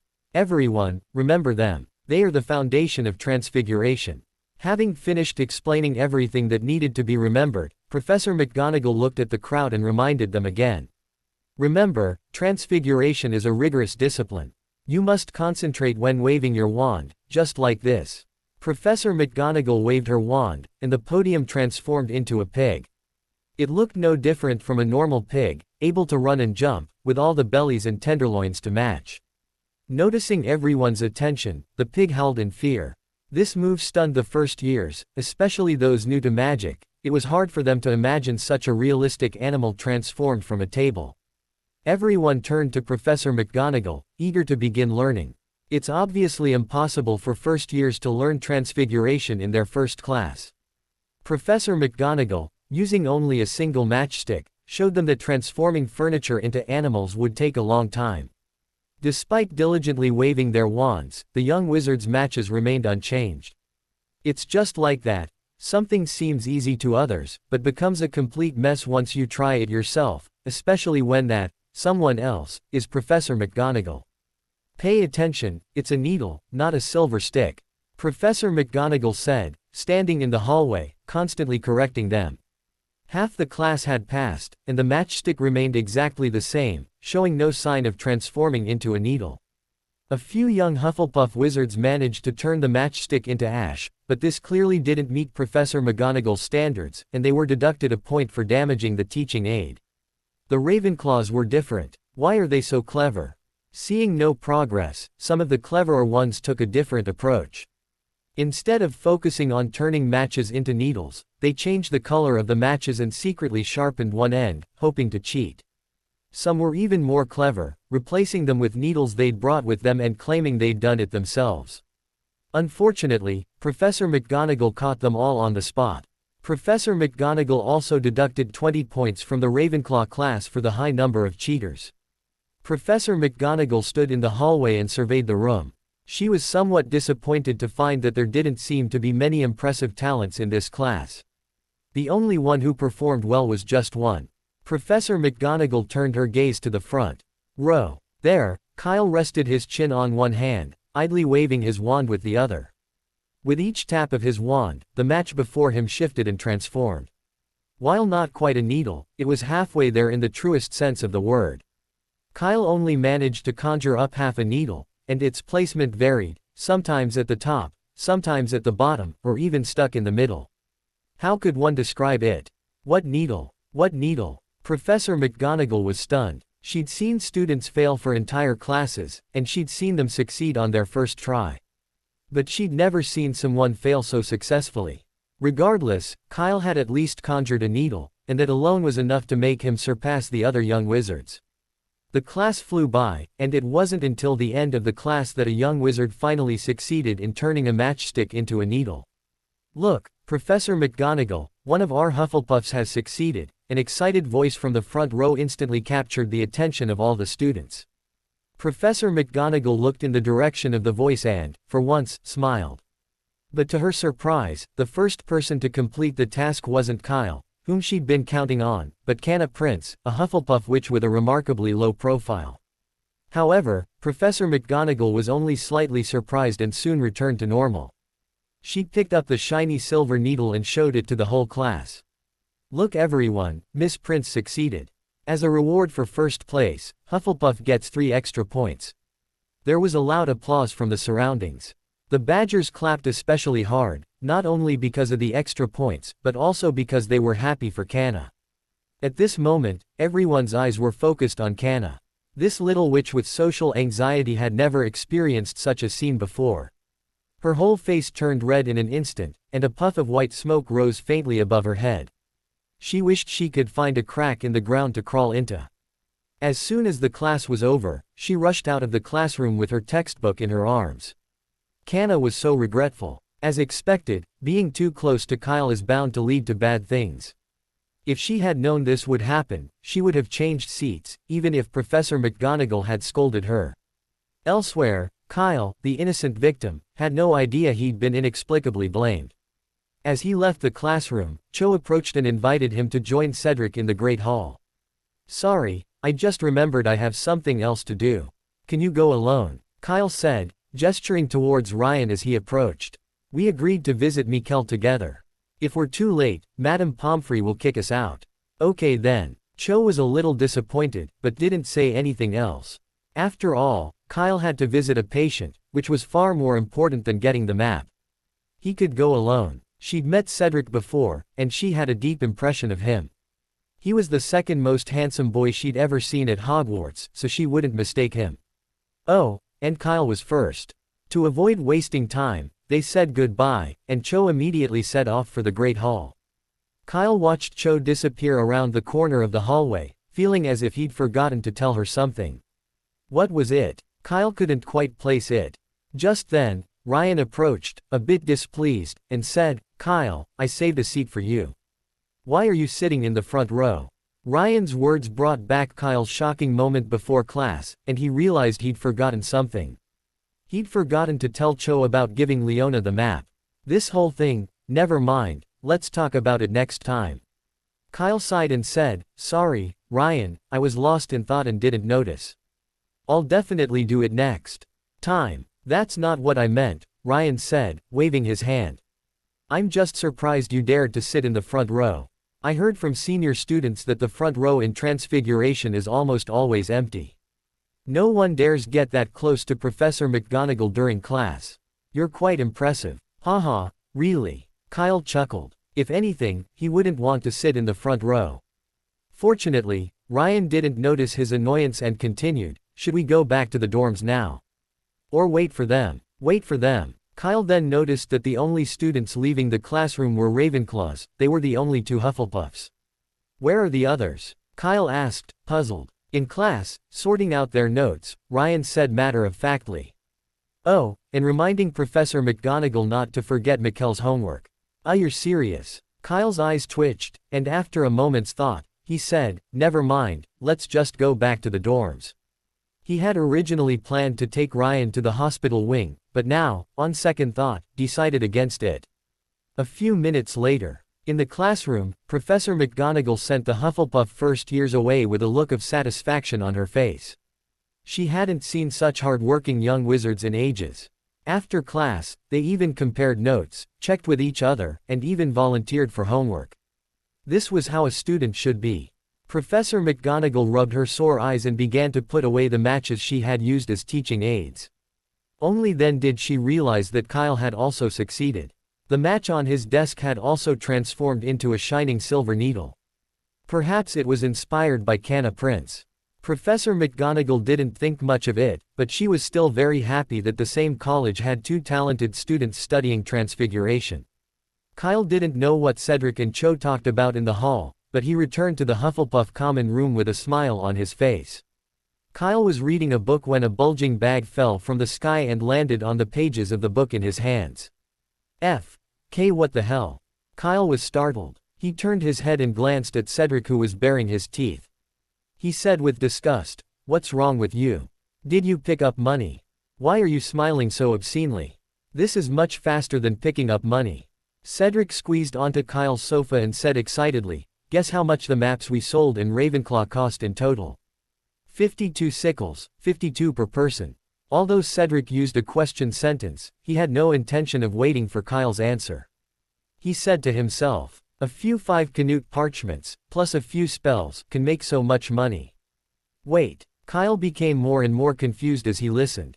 He could only interrupt Cedric, who seemed to have drunk fake wine, and asked puzzledly, 52 sickles, shouldn't there be only 40?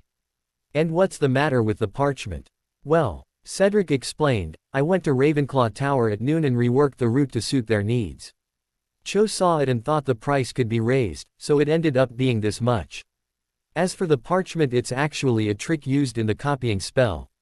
For things like notes and maps, removing the most complex part of the parchment and copying only the contents makes the spell much easier to cast, and the copy lasts much longer."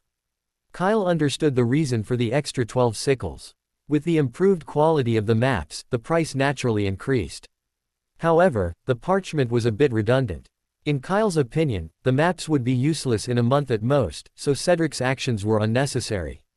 Fortunately, the parchment wasn't that expensive, totaling less than 2 sickles, a negligible amount compared to the final profit. Not to mention, Cedric paid for it himself. Which was the most important thing. Kyle put away his Nashiko and casually asked, "By the way, what's your impression of Cho?"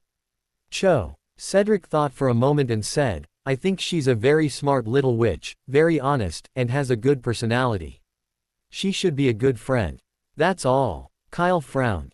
Generous?" Cedric asked tentatively. "Forget it, don't say it." Kyle rubbed his forehead. Although it was a little early, he never expected Cedric's first impression of Cho to be honest. Who the hell uses the word honest to describe a girl? That's it, I'm tired. Kyle closed his book, stood up, and walked towards the common room corridor. Are you going out? Cedric asked. Kyle replied, I'll go feed the cat.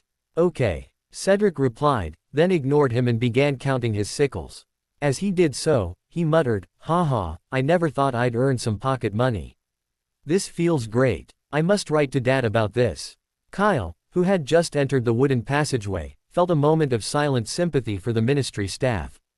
It seemed Mr. Diggory had something new to boast about. I just hoped they'd get used to it quickly. Leaving the Hufflepuff common room, Kyle deliberately made a lot of noise in the corridor. He was a man of his word.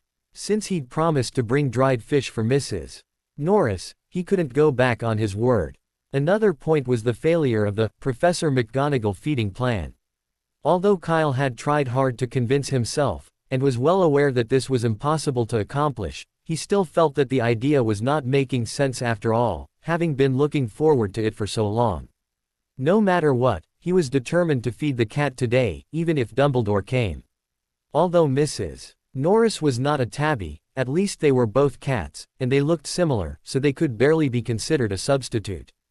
Amid Kyle's continued noise, Mrs. Norris came over in less than 3 minutes, and with her was Filch. Aha, I caught you, the little wizard making noise in the corridor. Filch tilted his head and looked at Kyle with ill intention. I'm going to put you in detention. Sorry, Mr. Filch, I think you may have remembered it wrongly. Kyle said calmly. School Rule 22 clearly states that making loud noises in the corridor outside of curfew hours will be punished with a verbal warning, and detention will be imposed after 3 cumulative violations.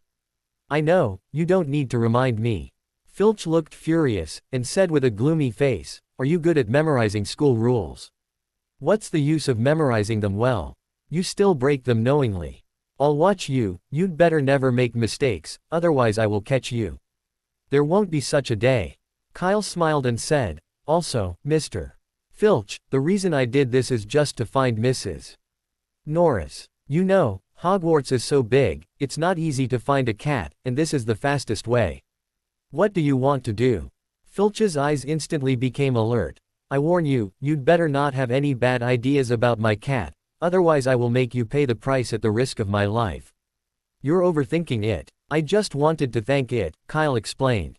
My roommate had an accident this morning, and it took me to the hospital ward. This is my thank you gift. He pulled out the bag of dried fish and tried to feed one to Mrs. Norris. Sadly, Mrs. Norris didn't even glance at it. Filch sneered, Don't waste your energy. It only eats what I feed it.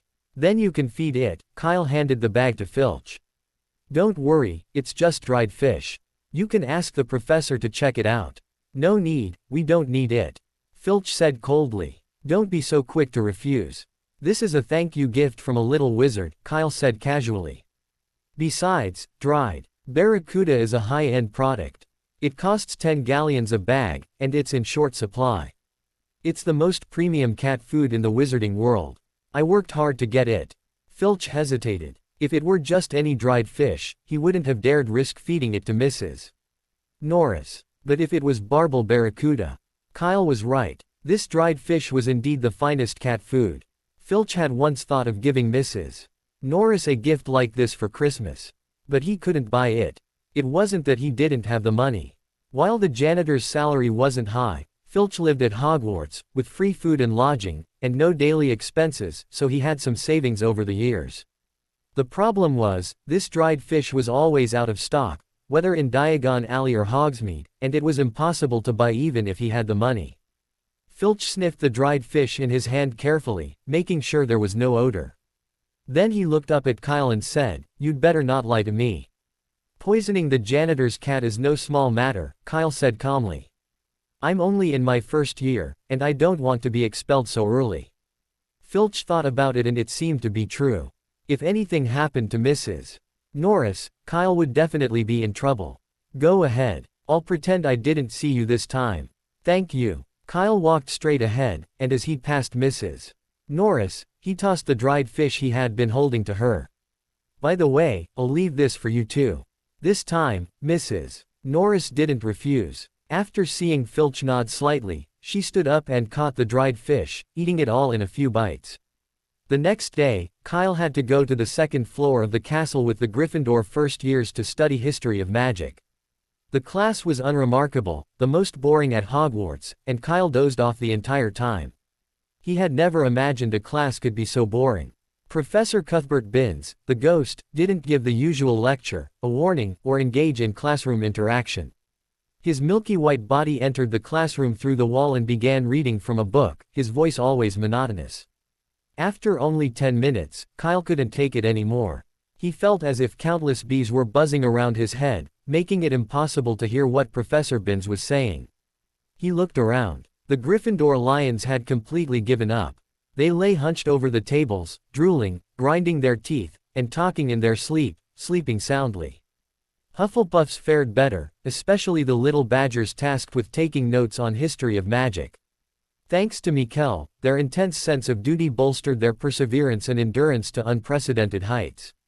Even facing Professor Binns' hypnotic device, they managed to stay awake and diligently write down every name and date. It was all for naught, though. Professor Binns was simply reading from the textbook, word for word. Upon realizing this, the little badgers couldn't hold out any longer, folding their parchments and falling asleep. If there was any class at Hogwarts more tedious for young wizards than the tedious history of magic, it was probably the afternoon potions class. History of magic might be a bit boring, but at least they could catch up on some sleep, and as long as they didn't snore too loudly, Professor Binns wouldn't complain. But potions was different, it was pure torture. And because of a certain professor's undisguised favoritism, no other house, save Slytherin, enjoyed potions. Of all the houses, Gryffindor suffered the most. The other houses simply didn't receive bonus points, but they were constantly penalized for various reasons. These included, but were not limited to, slow note-taking, not reading during class, or only looking at the books instead of the professor. It's undeniable that Snape played a crucial role in Gryffindor's perennial ranking last among the houses. This was also why Fred and George were so eager to send him to the hospital wing. They truly hated him. That afternoon, Hufflepuff finally had their first potions class, alongside Slytherin. Following the prefect's repeated instructions, the young wizards left the common room early and arrived in the dungeon over 10 minutes early. Except for Kyle, who had been summoned to the hospital wing by Dumbledore. "Kyle, you're finally here." Mikkel saw Kyle and said anxiously, as if he had seen the light. "You're here to pick me up from the hospital, right? You must be here to pick me up from the hospital. Oh my God, you have no idea what I've been through. This place is not a place for human beings. That nurse tied me to the bed and wouldn't let me move, not even let me eat snacks. Then a man with greasy hair came in and made me drink a bottle of strange potion. I didn't want to drink the potion, so he used his wand to force it into me. It tasted worse than shit." Kyle looked at Madame Pomfrey, whose chest was heaving violently, and then at Snape, who was standing at the door and on the verge of exploding. He realized that he had underestimated Mikkel. He said in front of Madame Pomfrey that the school hospital was not a place for human beings, and called Snape a greasy-haired monster. The Sorting Hat must have drunk fake wine. Shouldn't such a person go to Gryffindor? Without the slightest hesitation, Kyle acted completely instinctively. He shut up, lowered his head, and quickly came to Dumbledore's side, trying to reduce his presence. He didn't know who Mikkel was. He was just an ordinary passerby. The atmosphere in the school hospital instantly dropped to freezing point. But Mikkel didn't notice anything was wrong. He continued to chatter about his experiences in the past 2 days. It was not until he felt thirsty and turned to get some water that he saw Madame Pomfrey smiling. Tilda. Mikkel screamed, immediately covered his head with the quilt, and began to play dead. Ahem, this horrible weather, why is it so cold in September? Dumbledore rubbed his arms and took the lead in breaking the strange atmosphere around him. He looked at Kyle and said, "As you can see, Mr. Drake has already drunk the potion and will be discharged soon. After that, I will also let Professor S.N. Sprout help him learn to control his own magic. But Kyle, the professor's time is short. For Mr. Drake, the help of his friends is more important." "I understand, Professor Dumbledore. Kyle said seriously, I promise that what happened in the charms class will not happen again. In fact, even if Dumbledore didn't say anything, Kyle would not sit idly by. No matter what, Mikkel was his roommate, he was a brother. How could he watch him become a squib because of frequent magic exhaustion? Hogwarts didn't need a second caretaker. Don't be so serious, Kyle. Dumbledore winked. Our potions professor is quite trustworthy. As long as Mr. Drake takes his potion on time, he won't run out of magic again. You might want to give him some extra candy, though. I recommend a cockroach cluster. Kyle remained silent, noticing that Snape's face had grown even worse. All right, take Mr. Drake back, Dumbledore said. You should be in class by now. Don't be late. Wait a moment, Headmaster. Madame Pomfrey suddenly said. The young wizard's treatment isn't over yet. We'll have to wait a little longer. Dumbledore hesitated, but, I said, it's not over yet. Madame Pomfrey smiled. Don't worry, it'll be quick. It's just a quick checkup. It won't delay their classes. I'll leave it to you, Poppy. Dumbledore nodded quickly, then strode out of the hospital wing. Snape, standing at the door, snorted and followed suit. Kyle actually wanted to leave, but he still had to take Mikkel back, so he could only retreat to the corridor and wait. After a while, a desperate wail suddenly came from the school hospital. I don't want to drink this, it's worse than that blue potion, help, In the corridor, Kyle listened to Mikkel's desperate cries for help, and his heart was so uncomfortable. He wanted to help, but he couldn't. Even Dumbledore ran away. What could he, a weak first-year wizard, do? So Kyle silently closed the door of the school hospital. As soon as the door was closed, the corridor became quiet in an instant. Very good, it won't be uncomfortable now. When the doors of the school hospital wing opened again, it marked the day that Mikkel had finally fulfilled his long-cherished wish and was officially discharged. He looked a little unwell, though, his steps unsteady and he was retching constantly. Furthermore, before today, Kyle had never imagined that a person's face could be blue. Even the most avant-garde and fashionable portraits in the castle wouldn't dare use such a bold color. But Mikkel had done it. His entire head, including his forehead, nose, and lips, was blue, even his hair and teeth were included. From a distance, he looked like a giant blue dandelion. Kyle. Mikkel held out his hand, his voice hoarse. What are you laughing at? Give me a hand. Nothing, I just thought of something happy. Kyle stepped forward to support Mikkel, turning his head away, trying not to look at his face. I gave Hufflepuff 20 extra points yesterday. That's definitely something to be happy about, Mikkel nodded, not asking any more questions. He really didn't want to talk right now. He didn't know what the nurse at the school hospital had just poured into him. Not only did it taste terrible, but his throat was also burning and it was so uncomfortable to open his mouth. The two of them walked slowly towards the underground classroom. It is worth mentioning that when they just arrived at the pendulum courtyard, Mikkel's blue head gradually returned to normal. Although it didn't return to its previous appearance, it was at least not so eye-catching. Moreover, the lighting in the castle was generally dim, and you couldn't see anything without looking carefully. It seemed that Madame Pomfrey had no intention of making him embarrassed in public. The two walked all the way through the castle, but because Mikkel walked so slowly, when they arrived at the underground classroom, they were late as expected. Snape had just finished counting the roster when he looked up and saw the two people standing at the door. You're late for your first class. Are all the first years this year so bad? Snape drawled, 10 points deducted from Hufflepuff. Mikkel looked at Snape, his eyes suddenly widening as he blurted out, huh? You're the one, hiss. Luckily, Kyle reacted quickly and decisively stepped on his foot, preventing Mikkel from finishing his words. Otherwise they might not have been able to leave this potions classroom. Seizing this opportunity, Kyle quickly said, sorry, Professor Snape, we won't do that again next time. Humph, if there's a second time, it won't be as simple as 10 points deducted. Snape gave them a cold look. What are you still standing there for? Go back to your seats. 5 more points deducted from Hufflepuff. Afraid that Mikkel would say something reckless again, Kyle quickly pulled him to an empty table at the back of the classroom. Snape withdrew his gaze and said in a sinister voice, potions is a profound and important subject. I do not expect you to truly appreciate the beauty of a simmering cauldron emitting white smoke and bursts of fragrant aroma. Nor do I expect you to understand the magical transformation of ordinary ingredients into something sublime when cooked over a rapid fire. Every mistletoe berry and every bezoar in your hands will be condensed here, in this crucible, into a myriad of forms and compositions. They hold the greatest secrets of the wizarding world. Snape's voice gradually grew even. I can teach you how to enhance your reputation, brew honor, and even prevent death, but only if you are not the fools and idiots I so often encounter. Snape's words instantly silenced the entire class. The Slytherin snakes proudly held their heads high and sat bolt upright, as if this proved they weren't fools and idiots. In contrast, the Hufflepuff badgers felt more timid. They looked at each other, none daring to meet Snape's gaze. Especially Mikkel, who, after recovering from his shock, nearly buried his head under the table. But even that was no use, what was coming was coming. Drake, Snape suddenly said, when making a cure for boils, do you need to add slugs or porcupine quills first?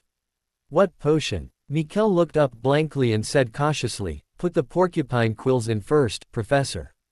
Tisk, put the porcupine quills in first, Snape said sarcastically. If you had flipped through the book before school started, even if you only glanced at it, you would have known that to make a boil potion, you need to put snake fang powder in first.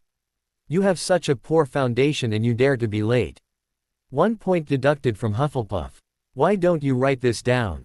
The classroom suddenly rang with the rustling sound of fumbling with quills and parchment. Open the book, page 1. Snape returned to the podium and said in a deep voice, today we are learning to make a simple potion to treat boils. Although this potion is so simple that as long as your intelligence is higher than that of a troll, you can definitely complete it. But I still want to remind you, you must be cautious when operating if you don't want to get boils all over your body. The ingredients for brewing the potion are in the storage cabinet. Now, work in pairs. Oh, right. Quote. At this moment, Snape seemed to suddenly think of something and came to Mikkel again.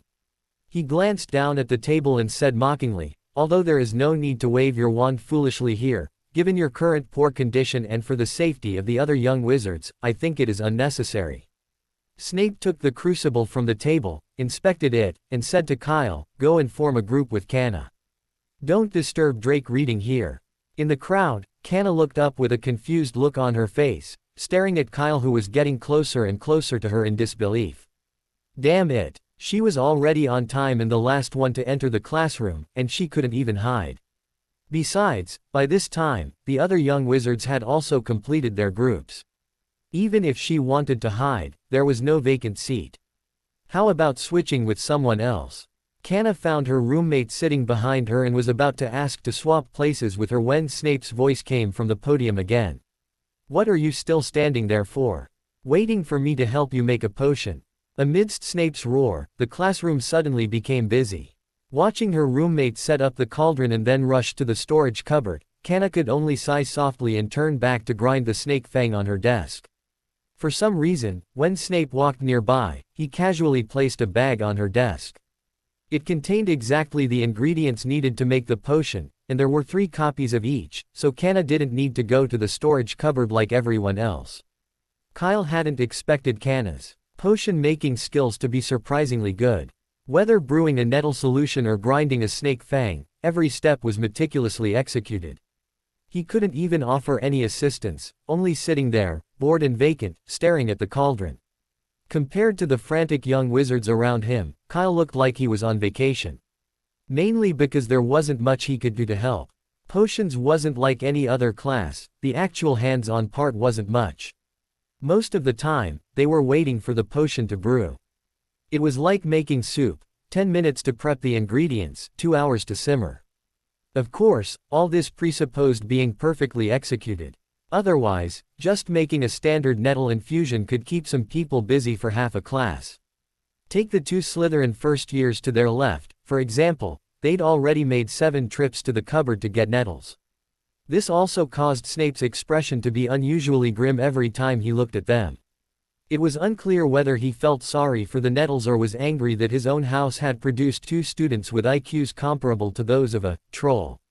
Kyle glanced to his left and saw that one of the little snakes had stood up again. Very good for the 8th time. Vlada, Walker, I hope you can use your meager brains for a moment. Snape finally lost control and glared at them coldly. If you can't brew the standard yellow-green solution this time, I'll shove your heads into the crucible. The two Slytherin first years were terrified, especially the unfortunate one who went to get the nettles. He walked as if he was going to a place of execution. Snape glared at them, tossed his robes, and approached the other two young wizards. What is this you've brewed? Licorice syrup. Pour it out and start again. It's not yellow enough. Pour it out and start again. Pour it out. Snape, now like a bat spirit, drifted through the classroom, echoing wails wherever he went. Hearing the constant cries of, dump it and start over, everyone around them began to tense up, their movements becoming more cautious. Kyle, however, remained unfazed. He stared intently at the cauldron, waiting for the moment the solution faded from yellow-green to pale yellow before turning the flame down to minimum. Meanwhile, Canna immediately poured in the ground snake tooth powder.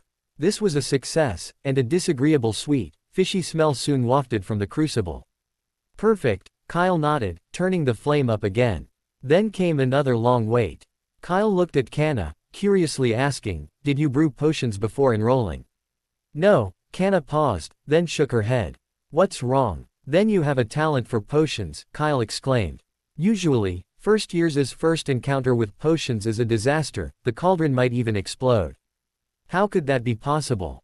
Canna said, clearly unconvinced. Kyle didn't explain, simply gestured for her to look around. Canna looked up with suspicion, and then she realized that the potions classroom was already in chaos. The young wizards were running between the cauldrons and the storage cabinets, their once decent clothes gone, and some of them even had smoke coming out of their hair. Those who didn't know would think they had been blown up by the blasting spell. Moreover, smoke of various colors continued to float above the cauldrons of many people. They gathered on the roof of the classroom and gradually condensed into a ball of strange gray-brown gas. At the same time, there was also an indescribable strange smell. The smell was very unique, a bit like rotten eggs, and a bit like the smell of burning wool. Canna smelled it for only 2 seconds, and her stomach felt churning. Canna muttered to herself, how is this possible? The potion is so simple. She turned her gaze towards Slytherin again. The young wizards there were all purebloods, and Professor Snape was their head of house. It should be all right.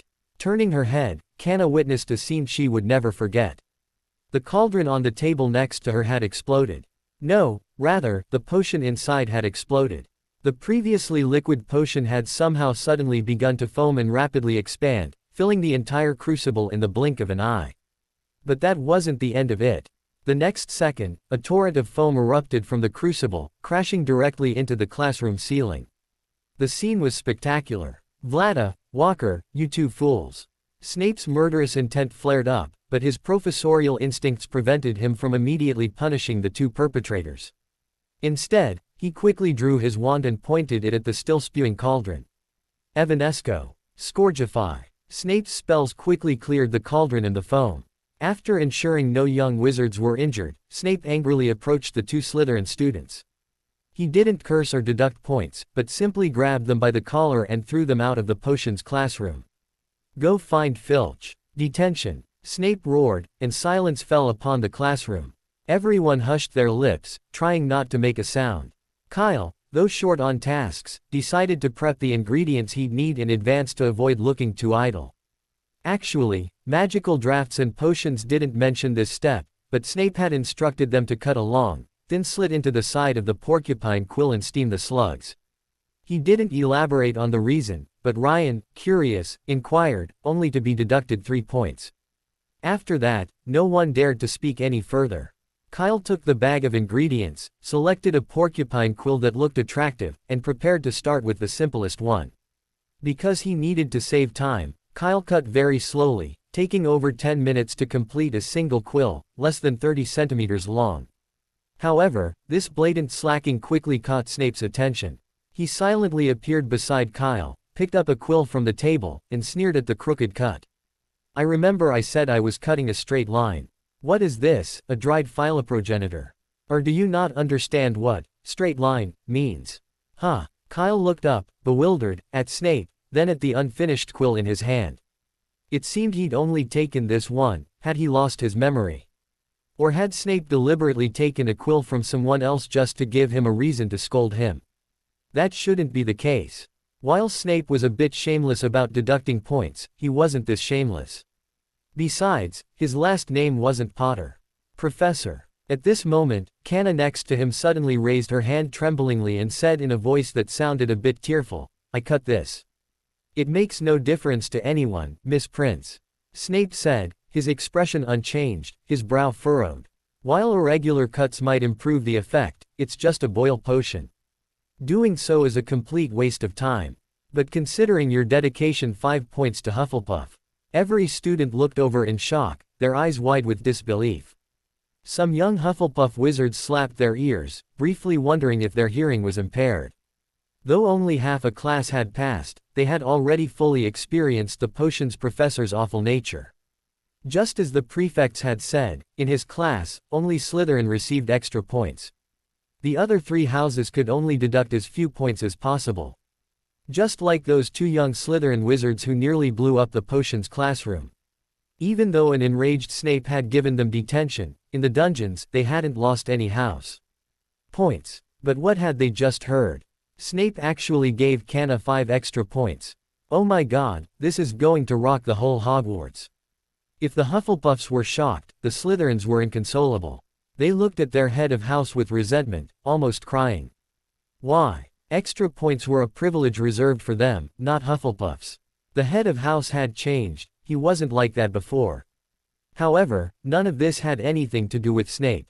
He put down his quills and said calmly, "Don't do such unnecessary things next time." Okay, Professor," Canna said timidly. "Yeah." Snape nodded, then glanced at Kyle, his expression instantly turning to disdain. "Look at the others, then at you. You've taken so long to cut so little, and you can't even do such a trivial thing. Do you have a troll brain?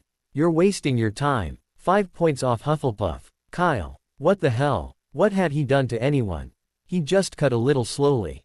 5 points off for that. Are there any school rules left? Is there any humanity left? With professors so hypocritical, is there no one at Hogwarts to take care of things? In fact, no one really cares. Even the young wizards in the classroom rarely paid any attention to Kyle's feelings. They all breathed a sigh of relief, and the Slytherin snakes hugged each other and cried tears of joy. They're back, all back. This is the real Snape. The one just now must have been an imposter. Maybe Headmaster Dumbledore didn't want Slytherin to win the House Cup for the 6th consecutive year, so he secretly used the Imperius Curse on him. That damn old man. The snakes consoled themselves. After that, Snape rarely came to Kyle's side again. Until the end of class, he began his usual routine of checking the potions brewed by the young wizards. As expected, Kyle and Canna's boil potion was a complete success. Pink smoke slowly rose from the cauldron, and even Snape couldn't find a single flaw. 5 points to Hufflepuff. Snape glanced at Kyle and walked away in disgust. This was the second time Snape had awarded Hufflepuff extra points. Although he deducted the 5 points back a second later, the news had spread throughout Hogwarts before dinner. Canna was once again the center of attention. Unlike the few new students who had attended Transfiguration class last time, this time, nearly the entire Hogwarts student body was curious about the identity of this first-year witch, someone who even the notorious Snape regarded with a different eye. Thank goodness, Kyle, you're finally out of that damned common room. At dinner, Fred and George, risking double detention, rejoined the Hufflepuff table. They looked far from well, though. Not only were they both wearing dark circles under their eyes, but they could barely hold their knives and forks, nearly slicing a perfectly good pork chop into dumpling filling. What's wrong with you? Kyle looked at the sickly twins and said earnestly, although you are still young, you must be self-disciplined. Your body won't be able to bear it if you continue like this. Yeah, but there's nothing we can do. George sighed, this confinement is terrible. Do you know how thick that book is? It's a full 15 inches long. It's taller than a wand when it lies there. Professor McGonagall actually asked us to copy it within a week. Does she want to kill us? Forget it, let's not talk about this. Fred patted his brother's shoulder and said, at least Professor McGonagall will definitely not watch us die of exhaustion before we finish copying the damn book. Not before copying it, but what about after copying it? The twins didn't say anything, and Kyle was tactful enough not to ask. Really? You interrupted me and I almost forgot about the important matter. George suddenly slapped his head, looked around the dining table and said, "Who is that hero named Canna? Please introduce her to us. I'm waiting for her autograph." "Yes, yes." Fred nodded repeatedly and said, "It's a miracle that a Hufflepuff can get 10 points from Snape." George echoed, "Dumbledore should give her a special contribution award because she cured Snape's partiality. This honor is much more glorious than what is recorded in that crappy book. Looking for Canna. You will probably be disappointed." Kyle shrugged and said, "She didn't come to the hall for dinner today." According to Canna's roommate, she went into the dormitory shortly after the potions class ended and refused to see anyone. "Not coming?" George asked in surprise. "So she's not having dinner?" "She's just not coming to the Great Hall." Kyle gave him a strange look. "Don't forget our common room is right next to the kitchen. You can always grab something to eat." "Oh, yeah, how could I forget that?" George slapped his forehead. "Damn, my head is full of names right now. This feeling is terrible. Looks like we won't get an autograph today," Fred said regretfully. "It's a shame we have detention tonight. Otherwise, waiting in the kitchen would have been a good option." Kyle opened his mouth, figuring Canna didn't want to sign for them. Unable to get the result they wanted, Fred and George hurriedly ate a few bites of dinner and left. Before leaving, they filled a bag with baked potatoes, saying they were saving them for after detention. Kyle asked them why they didn't go to the kitchen to get something hot, but the twins rolled their eyes. 2 in the morning, Fred said indignantly. "It's a relief to even make it back to the dorm alive." The third day of school at Hogwarts was probably the day the Hufflepuff first years looked forward to the most, not only because it was Friday, but also because the classes they were most interested in. In the morning, they had herbology, taught by Professor Sprout, and in the afternoon, defense against the dark arts and flying. Early in the morning, they and the Gryffindors arrived at the greenhouse outside Hogwarts Castle. "Good morning, students, and welcome to herbology," said Pomona Sprout, a short witch with flowing gray hair. Her clothes were always covered in dust, as she usually stayed in the greenhouse tending to the flowers and plants. Compared to the prestigious title of head of house, she looked more like a humble gardener. Professor Sprout, however, didn't care. Standing at the greenhouse's entrance, she looked at the young wizards earnestly and said, "Before you enter, I must warn you of something very important. First, the plants grown in the greenhouse are all magical, and they are often dangerous. Even the common white dandelion has sharp thorns. Therefore, you are not allowed to touch any plants without my permission. Also, no loud noises or screaming are allowed once you enter the greenhouse. This is because we're temporarily storing several new plants I just brought to Hogwarts. They're still acclimating, and any harsh noises might scare them. Do you understand?" "Got it," everyone replied in unison. "Very good," Professor Sprout nodded. After entering the greenhouse, she arranged everyone to the left, leaving the right side empty. In fact, even if she hadn't arranged it that way, no young wizard would have wanted to go there. "Professor, what the hell are those?" A Gryffindor first year blushed green as he looked at the row of strange yellow plants across from him. Merlin's beard. This was the first time he'd seen a cabbage with fangs, and that mouth was almost as big as his head. A bite would surely be disastrous. Thinking of this, he inched back again. "Chomping cabbages, you'd better stay away from them," Professor Sprout said casually. "But don't be too nervous. Although they look scary, they're all good kids. As long as you don't provoke them, there's absolutely no danger. And after a few days, once they've adapted to the environment here, they'll be moved to a larger greenhouse, and you won't see them next time." "Okay," Professor Sprout clapped his hands. "Class begins now. Turn to page 1. Today we're learning about white mulberry. Does anyone know what white mulberry is? If you ignore those scary-looking biting cabbages, this herbology class would have been perfect." Professor Sprout possessed an immense knowledge of herbology, and his detailed explanations, accompanied by real-life examples, made learning easy for the young wizards. By the end of the class, almost everyone had perfectly answered every question she'd asked. This delighted Professor Sprout, who awarded each house 3 extra points and gave each of them a fresh Dittany leaf. This thing was like a band-aid in the wizarding world. Kyle had used it quite a bit before, and it worked wonders. Just clean it, apply it to the wound, and it would heal within the next day. Of course, this only worked for minor, everyday wounds, more serious ones would require the essence of dittany. After class, everyone left the greenhouse together. Mikkel found Kyle in the crowd, ran over to him, and asked curiously, "What did you pick up? What did you say?" Kyle looked at him puzzledly. "I was loosening the soil on the dittany." "I saw it all," Mikkel assured him. "While Professor Sprout was turning to get a shovel, you ran across and found something under those flower pots." "That," Kyle said suddenly. "Nothing. I just dropped the fertilizer bag the professor gave me there, so I went to pick it up." "Fertilizer bag?" Mikkel looked at Kyle suspiciously, clearly not believing him. It was a small, light bag, not even round. There was no way it could have fallen that far. "Well, I probably kicked it by accident. I was so scared when I found it," Kyle said with a look of fear. "Those biting kale are really scary. Honestly, if I wasn't afraid of Professor Sprout deducting points, I wouldn't have picked them up." "Is that so?" Seeing Kyle's words were so convincing, Mikkel's doubts gradually dispelled. He nodded and said, "Those chomping cabbages do look scary. I definitely wouldn't have dared to go over there." "Who says not?" Kyle spread his hands. "By the way, did Professor Sprout say when she'd teach you to control your magic?" "Yeah, the professor told me to see her on Saturday and Sunday mornings." Mikkel said with some dismay. "It's my first weekend at Hogwarts, and I still have classes." "It can't be helped," Kyle patted his shoulder and soothed him. "You can't keep drinking the potion." At the mention of the potion, Mikkel shuddered and shook his head. "You're right. I'd rather not have weekends than drink that stuff anymore." "Right." Back at the castle, Kyle sent Mikkel and Ryan back to the dorms.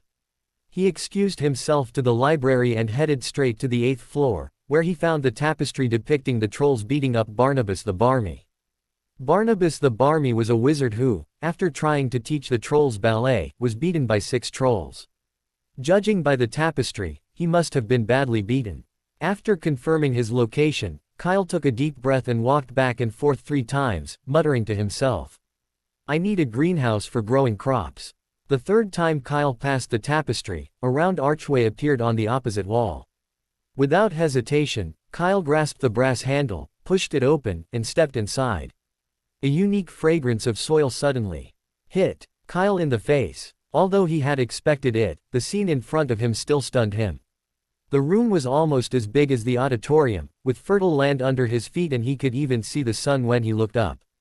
It was probably some kind of spell. Kyle tentatively whispered, "I need rain." The next second, the room that was originally sunny suddenly began to rain heavily, and the rain seemed to have consciousness, falling only on the soil. Kyle stood there without even a hair getting wet. "It's amazing," Kyle exclaimed sincerely. "This is the so-called room of requirement. Using this place as a second-hand goods storage room is simply a waste of resources." Like finding a perfect toy, Kyle had a blast playing in the room of requirement. With a flick of his finger, the rain instantly turned to heavy snowfall, and with another, it became hail the size of eggs. Honestly, the feeling of being able to change the surroundings with a wave of his hand was simply exhilarating. After enjoying himself enough, Kyle suddenly remembered that he had more important things to do, so he reluctantly returned the room to sunny weather. Never mind, there would be plenty of time later. Kyle squatted on the ground and carefully pulled 2 bean-sized seeds from his pocket, afraid to crush them. The main reason was that the seeds were so precious, and they weren't his, but rather picked up in herbology class. Seriously, picked up. Coincidentally, in herbology class just now, a young Gryffindor wizard, excited about successfully answering Professor Sprout's question, had thrown his shovel at the biting cabbage across from him. As expected, the shovel was instantly reduced to a pile of scrap metal, and the young wizard was deducted a point. The incident might have been over, but Kyle stumbled upon the fact that the biting cabbage pot had, not long after spitting out the remains of the shovel, actually spewed out 2 more seeds. Professor Sprout was looking for a new shovel at the time and hadn't seen anything. As a good Hufflepuff, Kyle naturally wanted to help his head of house, so he spontaneously picked them up for her. However, he later forgot about it because he was obsessed with white mulberry.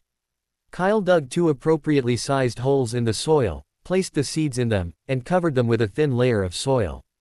After completing this, Kyle nodded with satisfaction. "Very good, I'll keep them for now and bring them to Professor Sprout during my next class." After leaving the room of requirement, Kyle returned to the common room and then went to the Defense Against the Dark Arts classroom with the Hufflepuff first years during the afternoon class. On the way, everyone was excited. It wasn't clear if they were anticipating Defense Against the Dark Arts or simply intrigued by the legendary professor. Or perhaps it was a combination of both. The Defense Against the Dark Arts classroom was on the second floor. When they pushed open the door and walked in, they found that the once neatly arranged desks had been moved to the walls, leaving the room feeling quite empty. Professor Oren had already arrived, standing behind the podium, fiddling with a covered cage. Kyle was somewhat surprised to see this scene. He hadn't expected their Defense Against the Dark Arts professor to be as practical as Lupin. "Good afternoon, everyone," Professor Oren said gently after everyone had arrived. "Put away your books. We won't need them for just this class, or for every class from now on." With just one sentence, Professor Oren won the hearts of many young wizards. Is there anything more satisfying than not having to bring books to class? If so, it would have to be not having to bring books to every class. And Professor Oren, as it happened, had achieved both. "This professor must be quite capable," one young wizard exclaimed immediately. "He'll definitely be re-elected. Thank you for your words, Mr. Borg, but unfortunately I can't give Gryffindor extra points for this." Professor Oren smiled and continued, "In my opinion, theoretical knowledge is always the easiest part of this course. You can learn it on your own without taking up precious class time. In class, I'd rather teach you how to protect yourself from danger. This danger could come from unknown dark arts or dangerous magical creatures. Either one could be fatal." Seeing the atmosphere grow more solemn, Professor Oren continued, "But at your age, it's too early to introduce yourself to the dark arts, and the headmaster wouldn't allow it. So let's start with the simpler ones, magical creatures." With that, Professor Oren gently nudged the cage.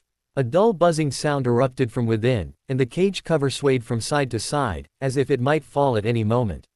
Some of the young wizards standing closer to the front stepped back in fear.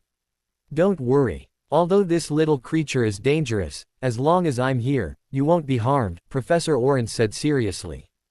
"I only ask you to remain calm and remember everything I say next." With that, Oren lifted the cloth cover, revealing the contents of the cage.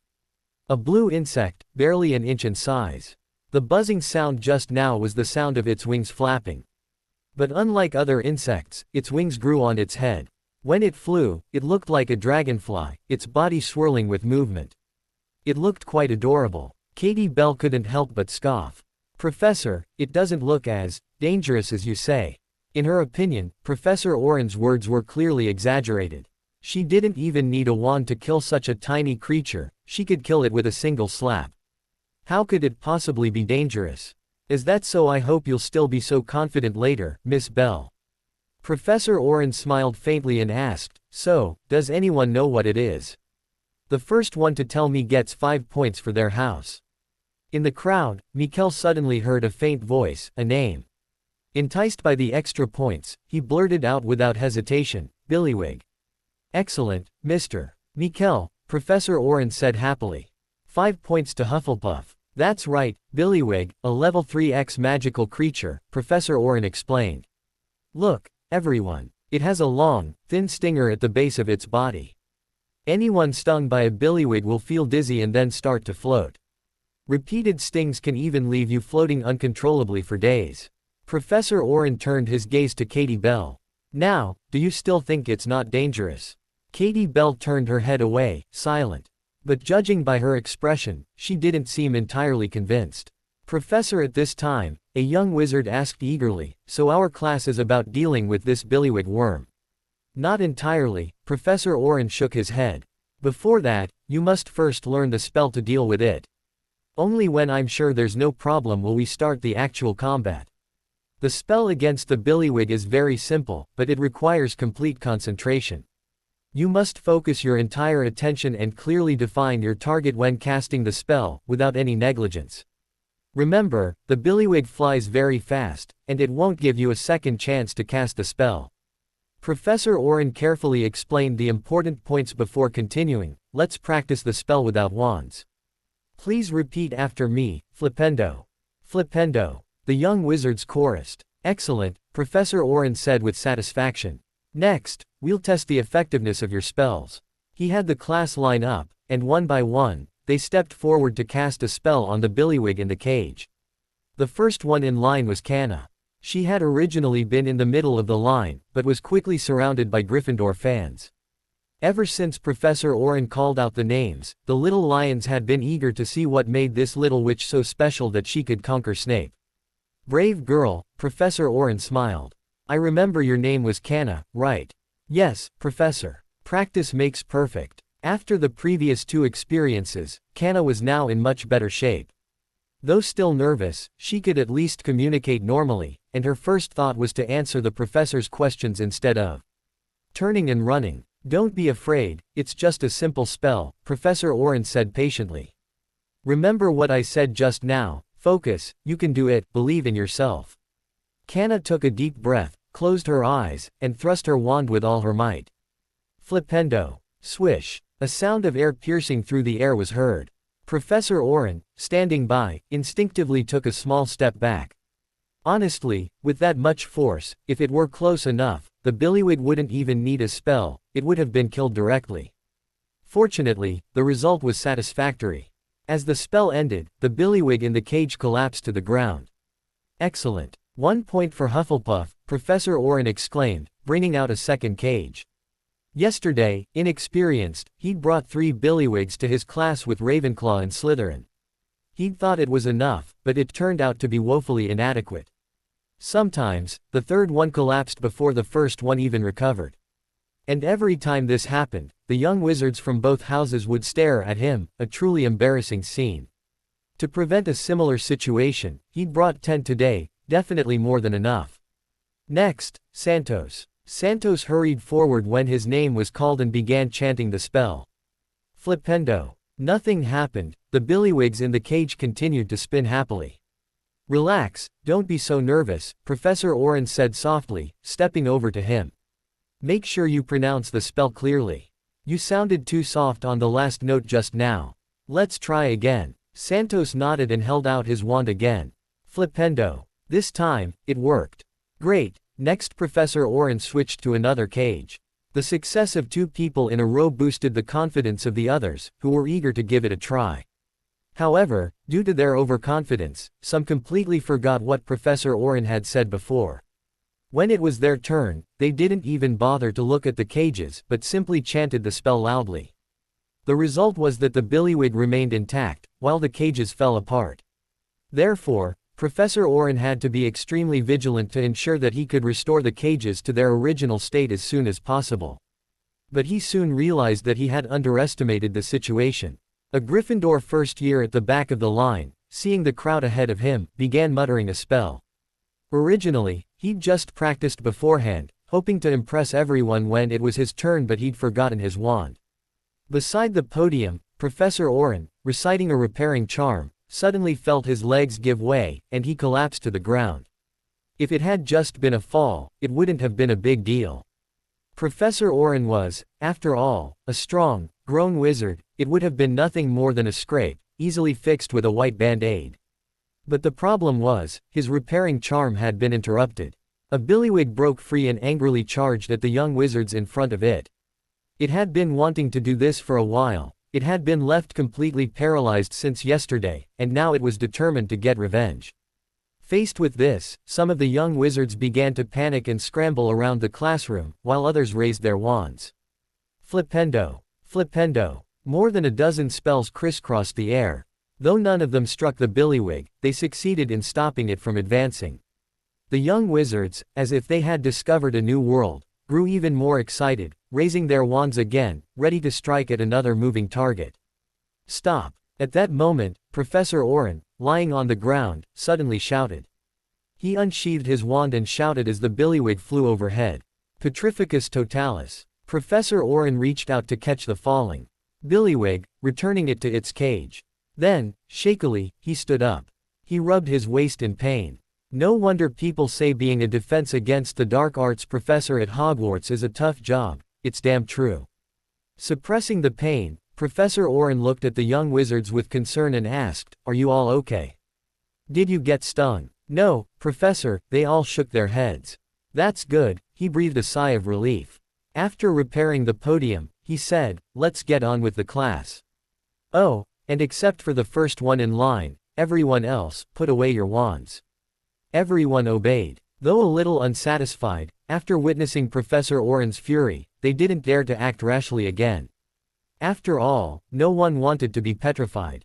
With this mindset, almost everyone succeeded on the first try, and the progress was much faster than before. Professor Oren, however, didn't seem to relax at all. On the contrary, he seemed even more nervous. When class was over, he didn't even assign homework and simply left the room without a backward glance. He was completely exhausted from the class, and he really didn't want to stay even a minute longer. Returning to his office, Oren closed the curtains and contentedly sipped his tea. After all, it was finally over. There had been a few incidents, but thankfully, everything was under control, and all 10 billywhigs were Wait, how come there were only 9 left? Oren quickly dropped his teacup and carefully counted them twice. Yes, one was missing. One cage was empty, with a fist-sized hole in it. Merlin's beard. Oren hurried back to the Defense Against the Dark Arts classroom, but he found nothing there. Those first years' spells must have hit the cage, Oren said, looking at the open window in frustration. 50 galleons, just gone. The story of the Defense Against the Dark Arts class spread like wildfire, but no one was particularly interested. A first year accidentally injuring a professor might have caused quite a stir in other classes. For example, Charm's class on the first day of school is still talked about with gusto. But when it came to Defense Against the Dark Arts, it wasn't quite as exciting. Their predecessor was a well-hidden dark wizard, discovered by someone unknown and taken away by Aurors during class. The predecessor was a potions enthusiast, fond of researching strange potion recipes. One day, in class, he presented his latest creation, the Omniscience Potion, claiming it was comparable to the Felix Felicis, saying a single sip would solve all problems. And then, nothing happened. To prove its effectiveness, he drank it right then and there, and now he's still lying in St. Mungo's. In comparison, Professor Oren's story wasn't even worth talking about. And so, the first weekend at Hogwarts quietly arrived. Kyle slept until almost 9, and it was Cedric knocking on the door that finally woke him. "What's up with you?" Kyle finished washing up and flung himself onto the sofa in the common room, stretching comfortably. "Still early. Lunch is almost here." Cedric gave Kyle a rather speechless look and handed him a pie he'd just brought from the kitchen. It was filled with potatoes, beef, and onions, and it was quite delicious. While Kyle was eating his pie, Cedric continued, "Quidditch tryouts start today.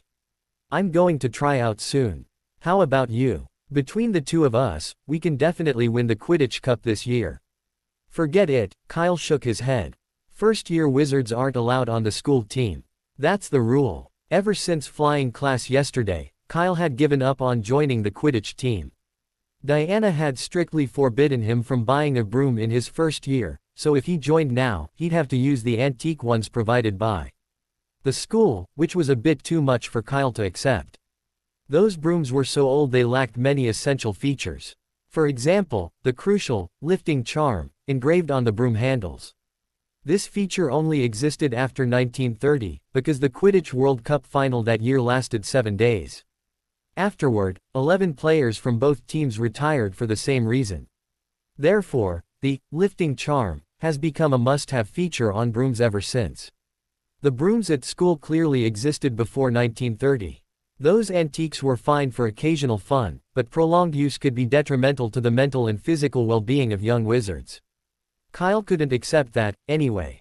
As for Cedric, Kyle patted him on the shoulder and said seriously, "If you're selected, I suggest you save up and buy a new broom." Cedric nodded. "Indeed, the school broom is too slow, but if I do make the cut, my dad will probably give me a sweeping 7. "That's fine," Kyle nodded. Although the Sweep 7 Stars was a model from 10 years ago, it had all the necessary features and was more than enough for the school team. "Oh, one more thing," Cedric said, pulling out 2 maps. "I've already finished the maps for Gryffindor and Slytherin. What should we do next? Should we promote it ourselves? Or should we continue to look for partners?" "Let's find a partner," Kyle said after a moment of thought. "Promoting it ourselves would be a waste of time and inefficient. It wouldn't be appropriate." "Yeah, I thought so too. Cedric nodded. For Gryffindor, we can ask the Weasley brothers. They should agree to help. But what about Slytherin? Do you know anyone? Kyle shook his head. As it happened, of the 4 Hogwarts houses, Slytherin was the one he was least familiar with, primarily because they had no real connection. That's a problem, Cedric sighed. I don't know them either. Having made his first fortune, Cedric was in high spirits and clearly didn't want to give up on Slytherin, his biggest market. To that end, he'd even slightly modified the Slytherin maps, using the finest parchment and adding a gold border. The design perfectly suited their taste. Of course, the price would have to be slightly increased. You get what you pay for, that's only natural. The only problem now was how to sell the maps. If they relied solely on the 2 Hufflepuffs, Slytherin wouldn't likely be interested. Furthermore, if Snape found out, it would be a real problem. Given his personality, he'd probably confiscate the maps and deduct 20 points from Hufflepuff's score. After much deliberation, they decided they had to find a middleman. The two discussed the matter for a while, but still couldn't find a good solution. Cedric wanted to ask the Weasley brothers if they knew anyone from Slytherin. Although Kyle felt that the possibility was not very high, there was no better way now, so he could only give it a try. When it was almost 10 o'clock, the two left the Hufflepuff common room together. Cedric was going to the Quidditch field to participate in the school team selection, while Kyle was going to the library to return a book. He had finished reading the book, The Bard in the Wind, last night, and he was going to borrow another one. Since they were not going the same way, the two separated near the hall. Kyle smiled and said, I wish you success in being selected for the Quidditch team. Don't worry. Cedric confidently raised a thumbs up, it will be no problem. Then the two separated. In the library, Madame Pants took the book Kyle handed her and checked it out. After confirming it was in good condition, she handed him the other book he wanted to borrow. The old rules, you know. Of course, you're not allowed to damage the books, Kyle smiled. I know. That's good. After getting the book he wanted, Kyle didn't go back to his dorm directly, but instead found a place in the library to read.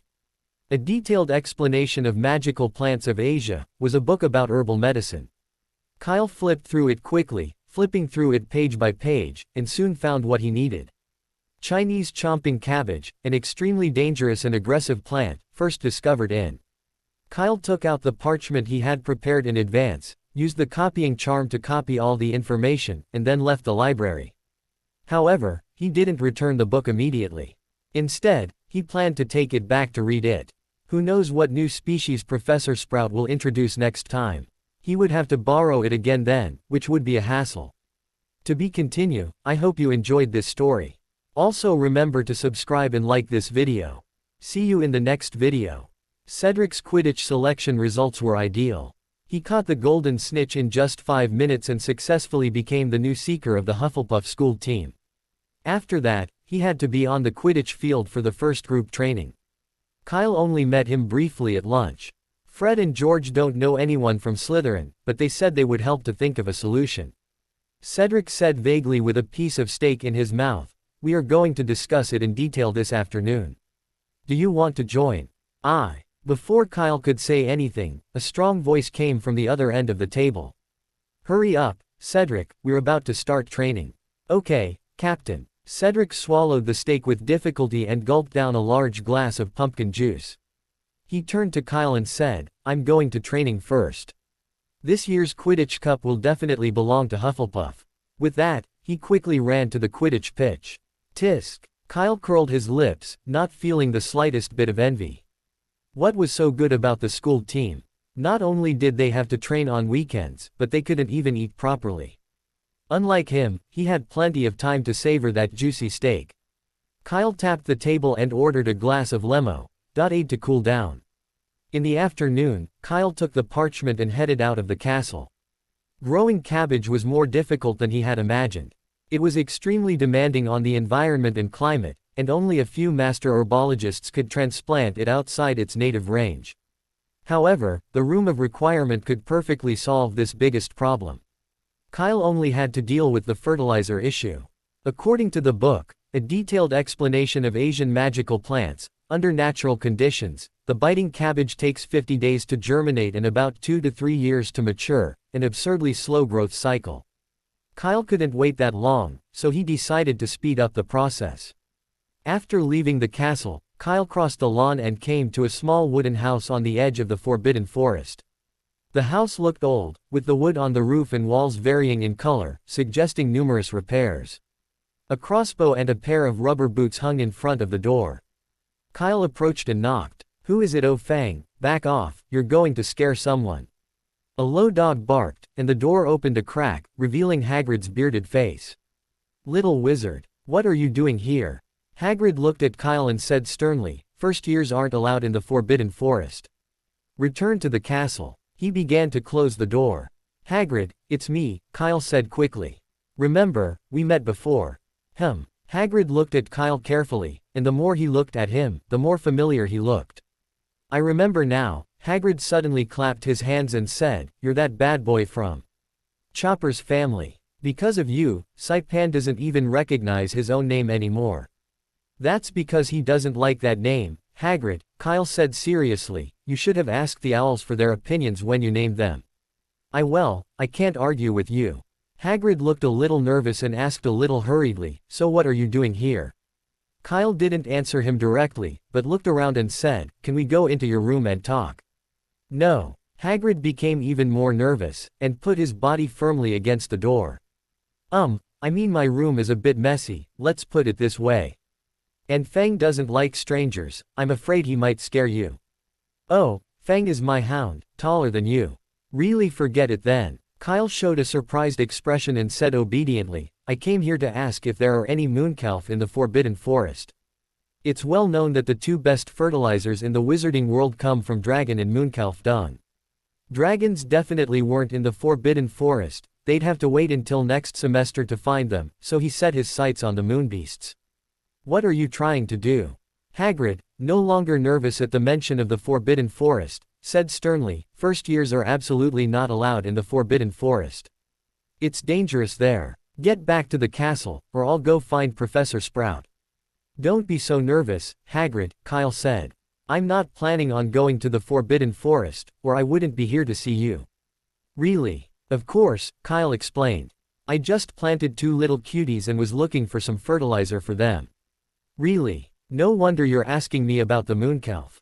Hagrid cautiously squeezed out of the room, quickly turning and closing the door. Hagrid led Kyle to the pumpkin patch next to the cabin and pulled out a tin bucket from the corner. "You're welcome, take as much as you want," he said. The bucket was filled with silver spheres the size of ping-pong balls. They were the feces of the Moonkalf. There were at least 200 or 300 of them. But Kyle frowned. "No, it's too dark. It looks like it must have been there for at least a month." "Anything fresh?" Kyle asked. "I'm not sure." Hagrid hesitated, then thought for a moment. "But we can go and see. Come with me." The two walked along the edge of the Forbidden Forest for a while. Hagrid then asked Kyle to wait outside while he went into the forest alone. Kyle agreed, silently memorizing his route and the surroundings for future reference. Since the Moonkalf was only a Class 2X magical creature and didn't live deep within the Forbidden Forest, Hagrid only needed about 10 minutes to get out. "Here, take it." He handed Kyle a bag and said, "Because moonbeasts usually trample their feces into the soil at sunrise, this is all I could find. If you need more next time, it's best to send me a letter by owl in advance, and I can pick up more for you." Kyle took the bag and weighed it. Judging from the weight, there should be about 7 or 8 in it. It was a little short, but it would be enough. Kyle put the bag away and said with a smile, "Thank you, Hagrid." "It's nothing." Hagrid scratched his head a little embarrassedly. "Just don't change the name of the school owl next time. It was just an accident." When they returned to the cabin, Kyle once again offered to look inside. Hagrid, as expected, refused. "There's really nothing to see, Kyle," he said, blocking the doorway, his eyes darting around. "You should go back to the castle." Kyle looked at him and wanted to laugh. Hagrid really couldn't lie. With him like this, anyone could tell there was something wrong. "Well, I'll go back to the castle first." Kyle turned around and said nonchalantly, "By the way, I have to remind you that you can't keep a 3-headed dog in the room." "What 3-headed dog? I never had Fluffy." Hagrid, as if he'd stepped on an electric switch, was so excited that even the roots of his beard began to tremble. He pointed at Kyle and jumped up and down. How dare you slander someone out of thin air? Oh, Kyle said suddenly, so his name is Fluffy. That's a good name. Hagrid was stunned and quickly denied it. I didn't say anything. You heard me wrong. He didn't dare admit it. Throughout Hogwarts, his biggest fear was Kyle discovering Fluffy's existence. Even Dumbledore would have to stand back. Kyle's father, Chris, was deputy director of the Department for the Regulation and Control of Magical Creatures, responsible for magical creatures of unknown origin like Fluffy. If Kyle wrote home about this, Fluffy would definitely be taken away. He wouldn't know whether he would live or die.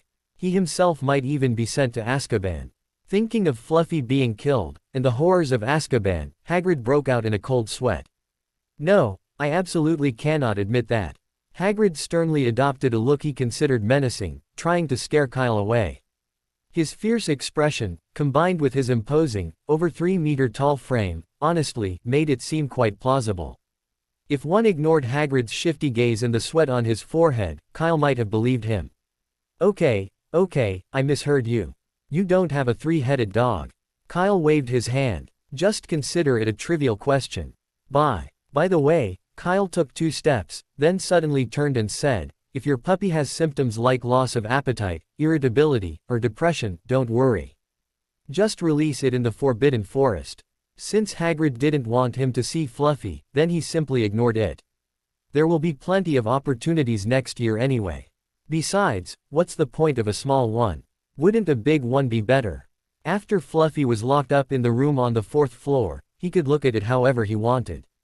Even if he wanted to pull some fur from it and knit a sock out of it, it would be no problem.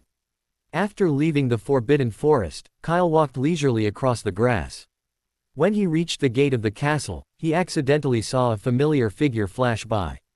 Kyle walked over curiously, and then he found a small figure squatting in the bushes at the gate of the castle, sticking his head out, looking for something. Canna, what are you doing here? Kyle asked curiously. Who? The sudden voice scared Canna, and it took her a while to recover. I'm looking for something. Canna looked up at Kyle, and continued to search in the bushes.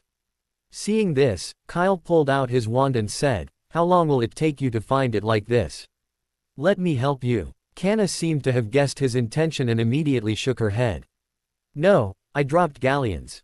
The Accio won't work. Every piece of wizarding currency, whether galleons, sickles, or nuts, has an anti-scramble charm on it, like a watermark, a basic anti-theft measure. Hearing this, Kyle could only put away his wand and go to the other side to help search. Canna didn't really want to bother Kyle, otherwise, she wouldn't have come here alone without telling anyone.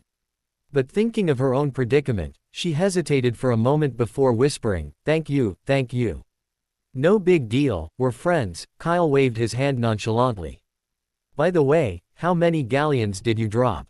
20. Kyle thought, thinking he'd misheard, and instinctively asked, how many?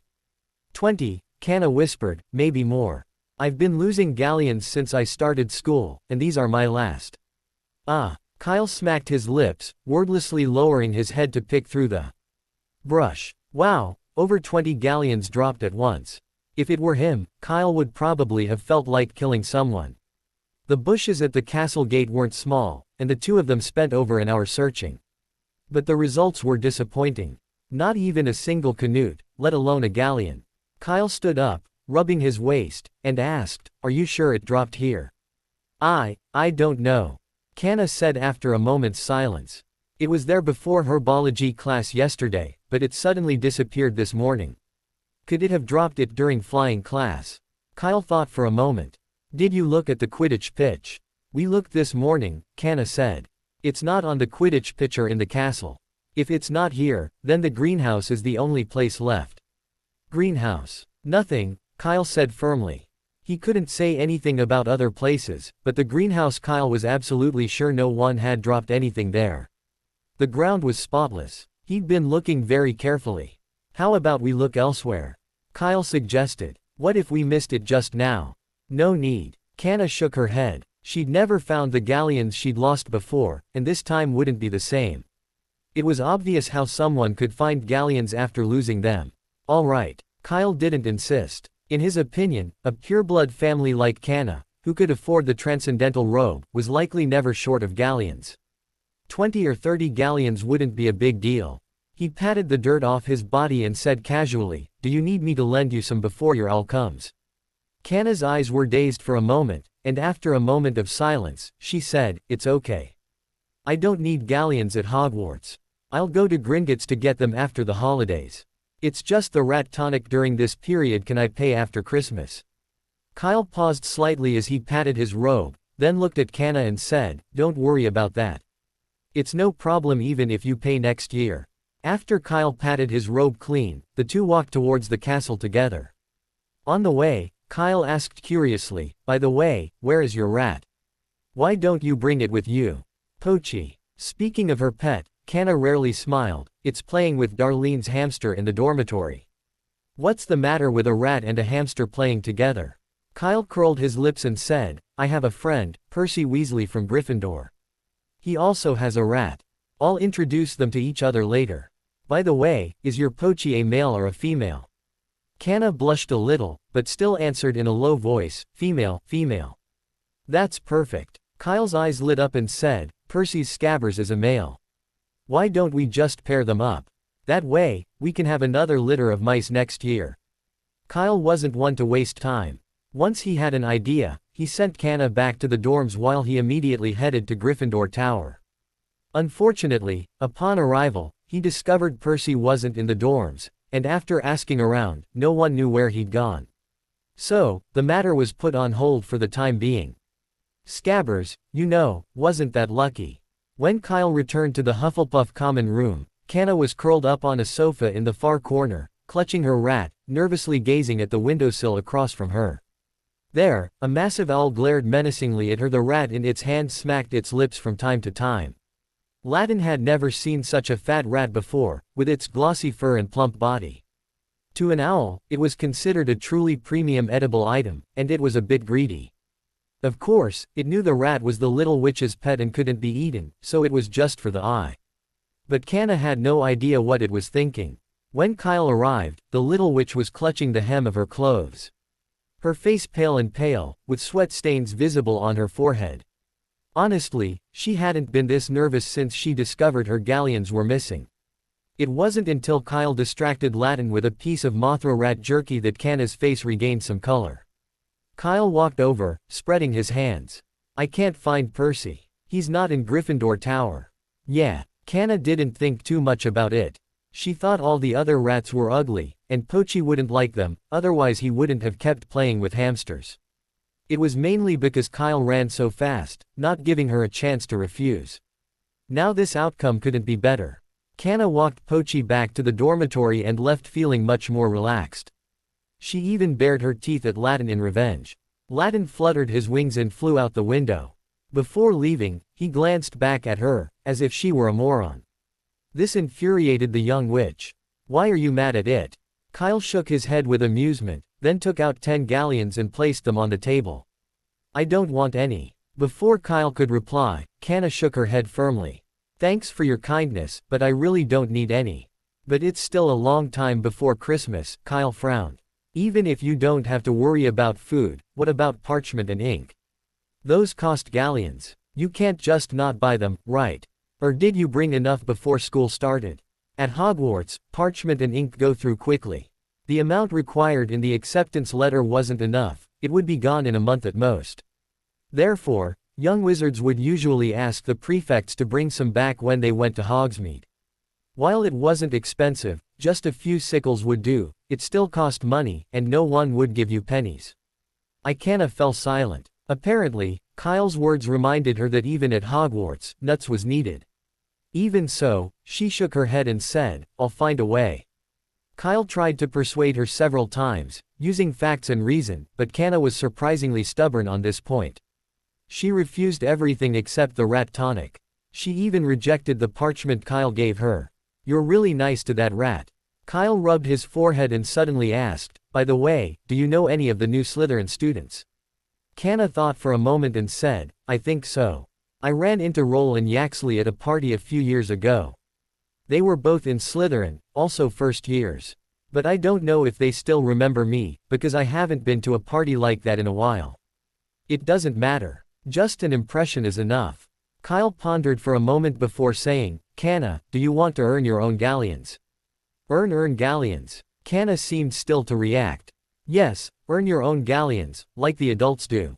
Kyle tapped his fingers on the table. I have a plan at Hogwarts. It might be a little difficult for you, but the profit is very high. Once you succeed, you won't have to worry about parchment and other things, and you can even buy a lot of snacks. What do you think? Want to give it a try? Kanna said nothing, but it was obvious that she was tempted. She had previously considered doing homework for others in exchange for parchment and ink, but she felt guilty about doing that and was afraid of being discovered by the professor. Now Kyle said there was another way, and she wanted to try it. Kyle didn't keep her in suspense, continuing, remember the map Cedric gave you yesterday? Kanna nodded, yes, I do. After flying class yesterday, second year Cedric had given each of them a map of Hogwarts.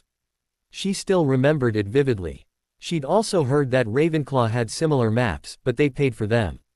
This is it. Kyle slammed the gold-rimmed map Cedric had left him on the table. And said, it's the Slytherin version, but we're currently lacking a middleman to sell it to them. Why don't you give it a try? 5 galleons each, and we'll split the profits 50-50. 5 galleons. Kanna looked at Kyle in disbelief, the same look she had given Rodon earlier. How could these maps be worth 3 galleons? They were too expensive. How could anyone possibly buy them? The Ravenclaw ones are only a dozen sickles, Kanna whispered. This is a limited edition with gold edges, which is different from those ordinary ones. Kyle raised his eyebrows and said, we used the best materials and craftsmanship, and made it entirely by hand. It took us 3 full days to make 10 of them, not one more. Think about it, among the hundreds of people in Hogwarts, only 10 people can own this limited edition map. It is a symbol of identity and status. Isn't it worth 5 galleons?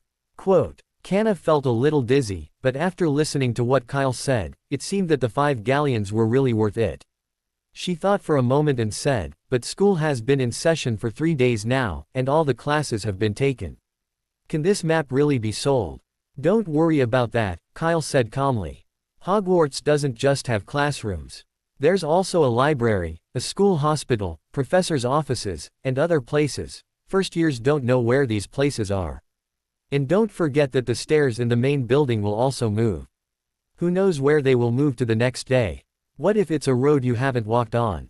Waiting there is definitely not an option, it's a waste of time, but walking there is easy to get lost. No matter which choice you make, you'll be late. This is when the importance of a map is reflected, especially a map that marks the changing patterns of most of the stairs.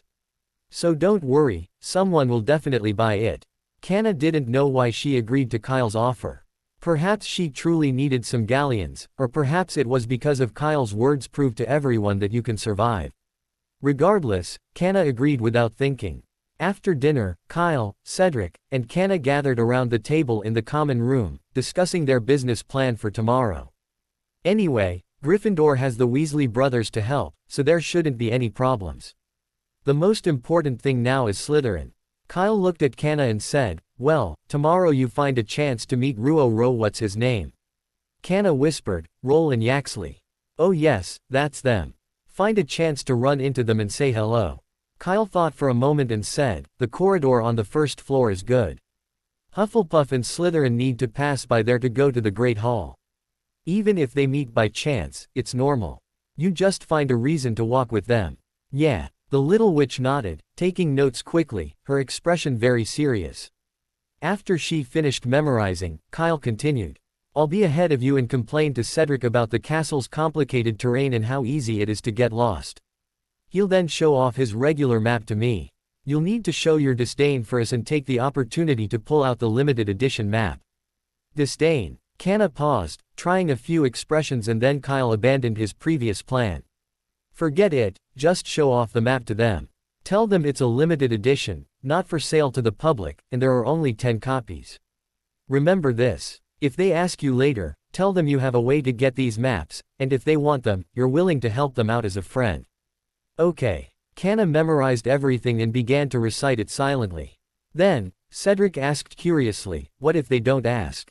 Kyle spread his hands and said, if they don't ask, just sell it to someone else. Turning a regular product into a limited edition was Kyle's idea.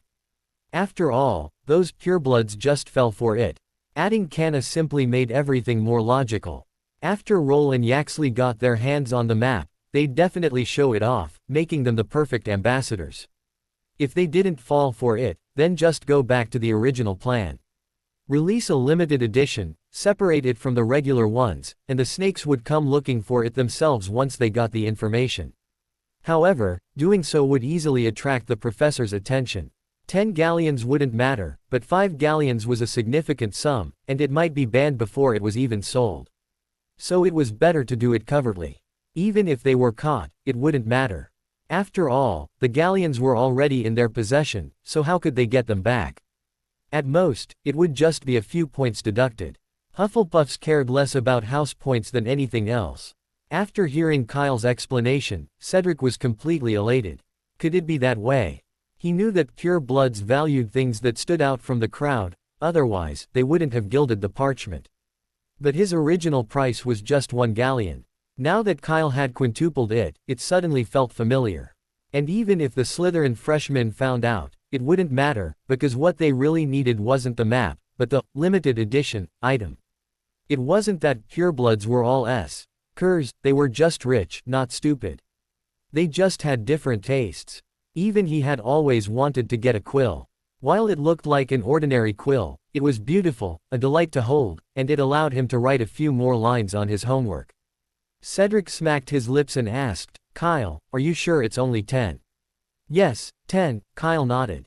He'd inquired, and while there were 13 Slytherin freshmen, not all of them were wealthy purebloods, so 10 was just the right amount, giving those who didn't buy a decent excuse. After confirming this, Cedric talked to Kyle about the Quidditch tryouts that afternoon. As expected, Fred and George also joined the house team, playing as beaters. In addition, a second-year witch named Alicia Spinnet joined the bench. This year's Gryffindor class is definitely a formidable opponent, Cedric said solemnly. Their team is incredibly good. I've seen Alicia's practice, and she's every bit as good as our chaser, Matt Bullington, but she's only a substitute in Gryffindor. And Oliver Wood has the highest interception rate of the 4 keepers. With him on the field, it's hard for us to gain an advantage. Really? Kyle chimed in differently. Then you better keep your best. No matter how strong the Gryffindor team was, he was just a first year without a broom. He couldn't play, so he could only cheer a few more times while watching. Cedric didn't notice Kyle's lack of interest and then moved on to Slytherin. This time, the focus was on brooms. With 5 nimbuses, each worth 1,700, they had a clear advantage. However, when mentioning Ravenclaw, Cedric paused, then naturally passed over the topic. We must give our all in every match from now on. We can't afford to slack off. Cedric said sternly. No one wants to finish third at the end of the semester. To that end, Harris has even increased the number of group practices per week from 3 to 5. Cedric's voice subconsciously rose considerably as he spoke, but Canna, beside him, remained unfazed, staring intently at the parchment in her hand. She was so nervous at the thought of having to talk to someone tomorrow that she hardly noticed what Cedric was saying. In fact, she had thought about quitting countless times while Kyle was discussing the specific plan. But every time the word, quit, came to her lips, a voice inside her voice told her not to say it. Canna didn't know why, but she ultimately chose that voice. Not long after, Kyle and Cedric yawned as they returned to the dorms. Canna was the only one left in the common room, still flipping through the parchment. The next day, at the same time, in the same Hufflepuff common room, Kyle, Cedric, and Canna sat together again. Only this time, there was a stack of golden galleons on the table before them. 1, 2, 3. No need to count. Kyle glanced at Cedric, raised an eyebrow, and said, no more, no less, exactly 60 galleons. That's a lot. Cedric gaped, feeling completely dizzy and dreamlike. And indeed, it was like a dream. Today's plan went surprisingly smoothly. Although Canna was nervous, had completely forgotten the details of the process and, like a salesperson, pulled out a map the moment they met. No, a salesperson would at least say hello and be polite, instead of jumping straight into the point like Canna did. This scene left Kyle and Cedric stunned, hesitant to continue the act. But they soon got their answer. Roll and Yaxley's reactions were equally surprising. Without even waiting for Kana to speak, they eagerly inquired about the map's origins upon seeing its gold border. Upon learning it was limited to just 10 copies, they dropped their usual haughty demeanor and eagerly engaged in conversation. They linked arms with Kana, chatting and laughing as they reminisced about the banquet they had held years before, looking like longtime friends. Kana accompanied them on their journey, half-conscious. By the time they returned to the Hufflepuff table, she had 10 galleons in her hand. Kana had a vague recollection of exactly when these galleons arrived. Perhaps in the corridor, or perhaps at the entrance to the Great Hall. Kana was fuzzy. Roll and Yaxley were highly chatty, and as they walked, they naturally shifted the conversation from the banquet to the complex architecture of Hogwarts Castle. Then, naturally, they asked Kana for help purchasing the map. Once she agreed, the conversation seamlessly shifted back again. The whole process was seamless, without a single abrupt shift. Although Kana's goal was the same as theirs, and the two sides were working together, which was why things were progressing so smoothly, Kyle had to admit that Slytherins were indeed gifted at socializing. So, at the dinner table, his first words to Kana were, "Remember to stay away from Slytherins from now on, or you'll be sold out by them without even realizing it." Cedric, standing beside them, nodded in agreement. To avoid further complications, after lunch, the two gold-edged maps were delivered to Roll and Yaxley. With their promotion, all 9 maps, except for Kana's sample, were sold in less than 2 hours. Some of the snakes wanted to have their family crests printed on them. Kyle initially objected, but the offer was too much. Double the price, who could resist? So, in the end, it came down to 60 galleons. Divide the loot ahem, divide the galleons. Under everyone's expectant gaze, Kyle shoved half the galleons toward Kana. "We agreed on an equal split." "No, you miscounted." Kana shook her head, counting out 10 galleons and putting them back. Then, she gave Kyle a puzzled look. 20 galleons should be split equally between the 3 of us. Is your math that bad? Kyle opened his mouth, feeling a tightness in his chest. "Come on, just be happy." Cedric was practically dying of laughter beside him. Kyle, bad at math. He could laugh about this for the entire school year. Kyle shoved the 20 galleons over unhappily. He couldn't understand why Cedric, who used to be such a nice guy, had turned into this good man, even gloating over someone else's misfortune. Cedric didn't care at all for Kyle's bad attitude. He picked up a galleon and rubbed it carefully in his hand. "That's enough galleons to buy me 10 Hufflepuff quills." "Hufflepuff quills?" Kyle frowned. "What's so good about them?" "They're so expensive." "They look nice," Cedric said matter-of-factly. "I've had my eye on the yellow one for a long time. It goes so well with Hufflepuff." Kyle's face twisted into a smile as he thought something, then quickly regained its composure and said calmly, "Then you'd better buy a few more so you can rotate them." "No, just one for now," Cedric thought for a moment. "I'm going to give the rest to my father." Hearing this, Kyle couldn't help but glance at him.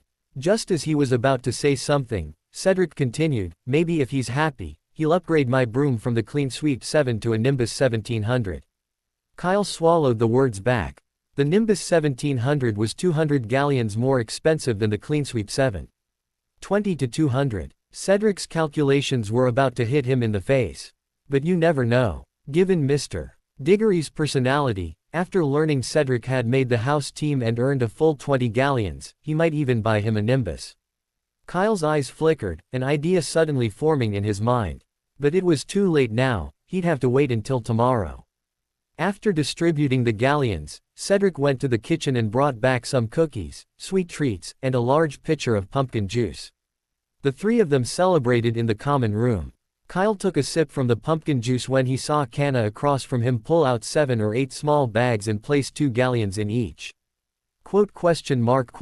Kana explained, "I'm afraid I'll lose them again, so I'd better keep them separate." Cedric asked, surprised, "Kana, did you lose a galleon?" "Yes," Kana nodded, briefly recounting the incident.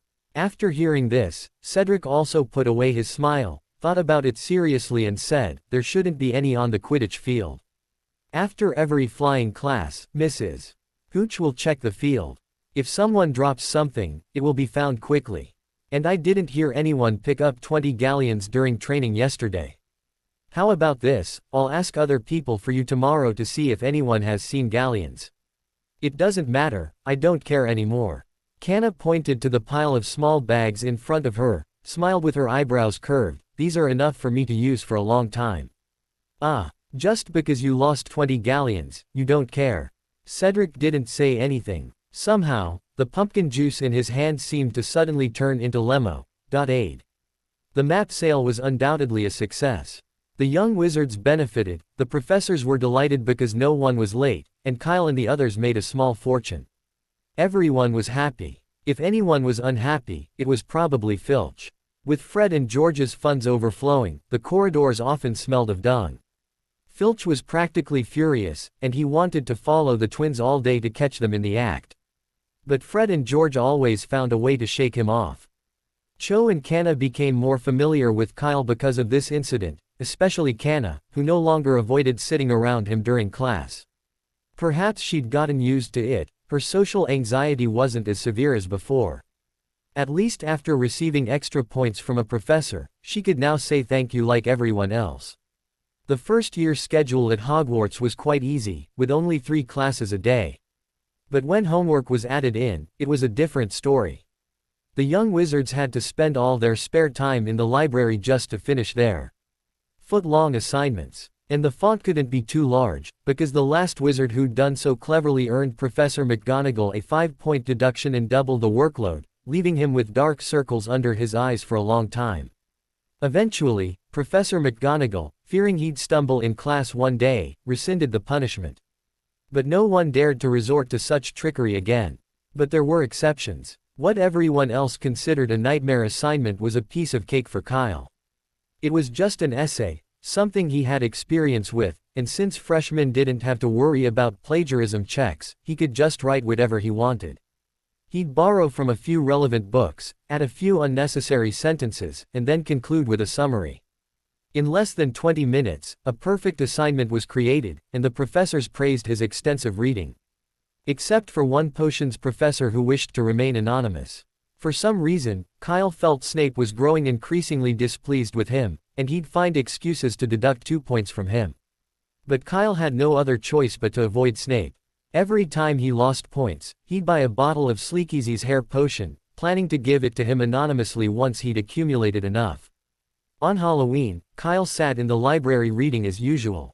It wasn't until dinner was about to begin that he approached Madame Pants, clutching his unfinished copy of The Great Duelist. "How many days will you borrow at this time?" Madame Pants asked without even looking up. "1 day. Yes." Since Kyle frequently borrowed books, Madame Pants had a good memory of him. She simply noted his name and the time, and that was it. Since it was Halloween, the Great Hall had been festooned with colorful decorations. Pumpkins carved into various shapes floated overhead, creating a vibrant Halloween atmosphere. 1,000 bats fluttered across the walls and ceiling, and even a cloud of bats hovered above the dining table. Because it was not yet time for dinner, the entire hall was bustling with activity, and almost half of the people gathered around the Gryffindor table. Fred and George each wore a pumpkin head and imitated the signature moves of the Headless Hunt Club, making everyone laugh. The professors on the stage did not stop them, as they were also watching with great interest. Dumbledore even happily took out some candy and wanted to exchange it with other professors. Unfortunately, no one paid any attention to him. Even Professor Sprout, who had the best temper, politely declined the pile of cockroaches he handed over. "Are you going to the library again?" When Kyle sat down at the Hufflepuff table, Cedric poked his head over and asked, "Dueling books, what are you looking at?" "Charms homework." Kyle handed the book to Cedric. "I have to make up for the points I lost in potions." Practical application of basic spells is what Professor Flitwick loves most. Cedric, knowing Kyle had been targeted by Snape recently, gave him a sympathetic look and said, "So, did you learn anything?" "Don't mention it," Kyle sighed. Obviously, no wizard would use the unlocking charm in a duel. Cedric bit his lip tightly to prevent himself from laughing out loud. He had thought Kyle had been using the levitation charm in the previous lesson, but it turned out to be the unlocking charm. Even first years wouldn't use the unlocking charm in a fight, let alone a duelist. His lip tightened even more at the thought. Kyle gave Cedric a suspicious look, his intuition telling him he was thinking something impolite. But before he could say anything, an owl landed nearby. It extended its claws and placed a note on the plate in front of Kyle. For me. Kyle curiously unfolded the note. The handwriting was scribbled, but thankfully legible. Dear Kyle, Chopper. I've collected some Moonkelf fertilizer.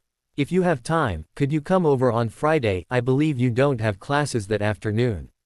Hagrid. After reading the note, Kyle was visibly stunned. He hadn't expected Hagrid to actually invite him to the cabin.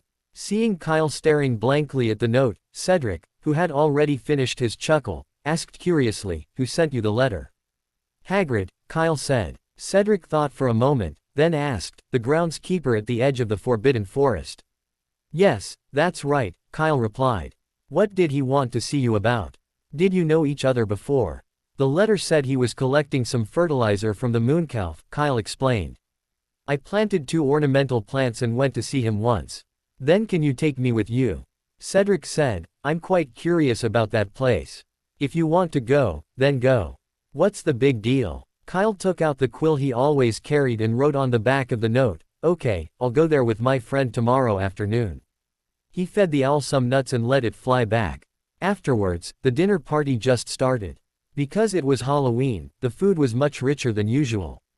In addition to a whole fragrant roasted leg of beef, there was also pumpkin pie and caramel apples. A variety of candies were also indispensable. Kyle took a glance and was glad that there were no cockroaches in the place.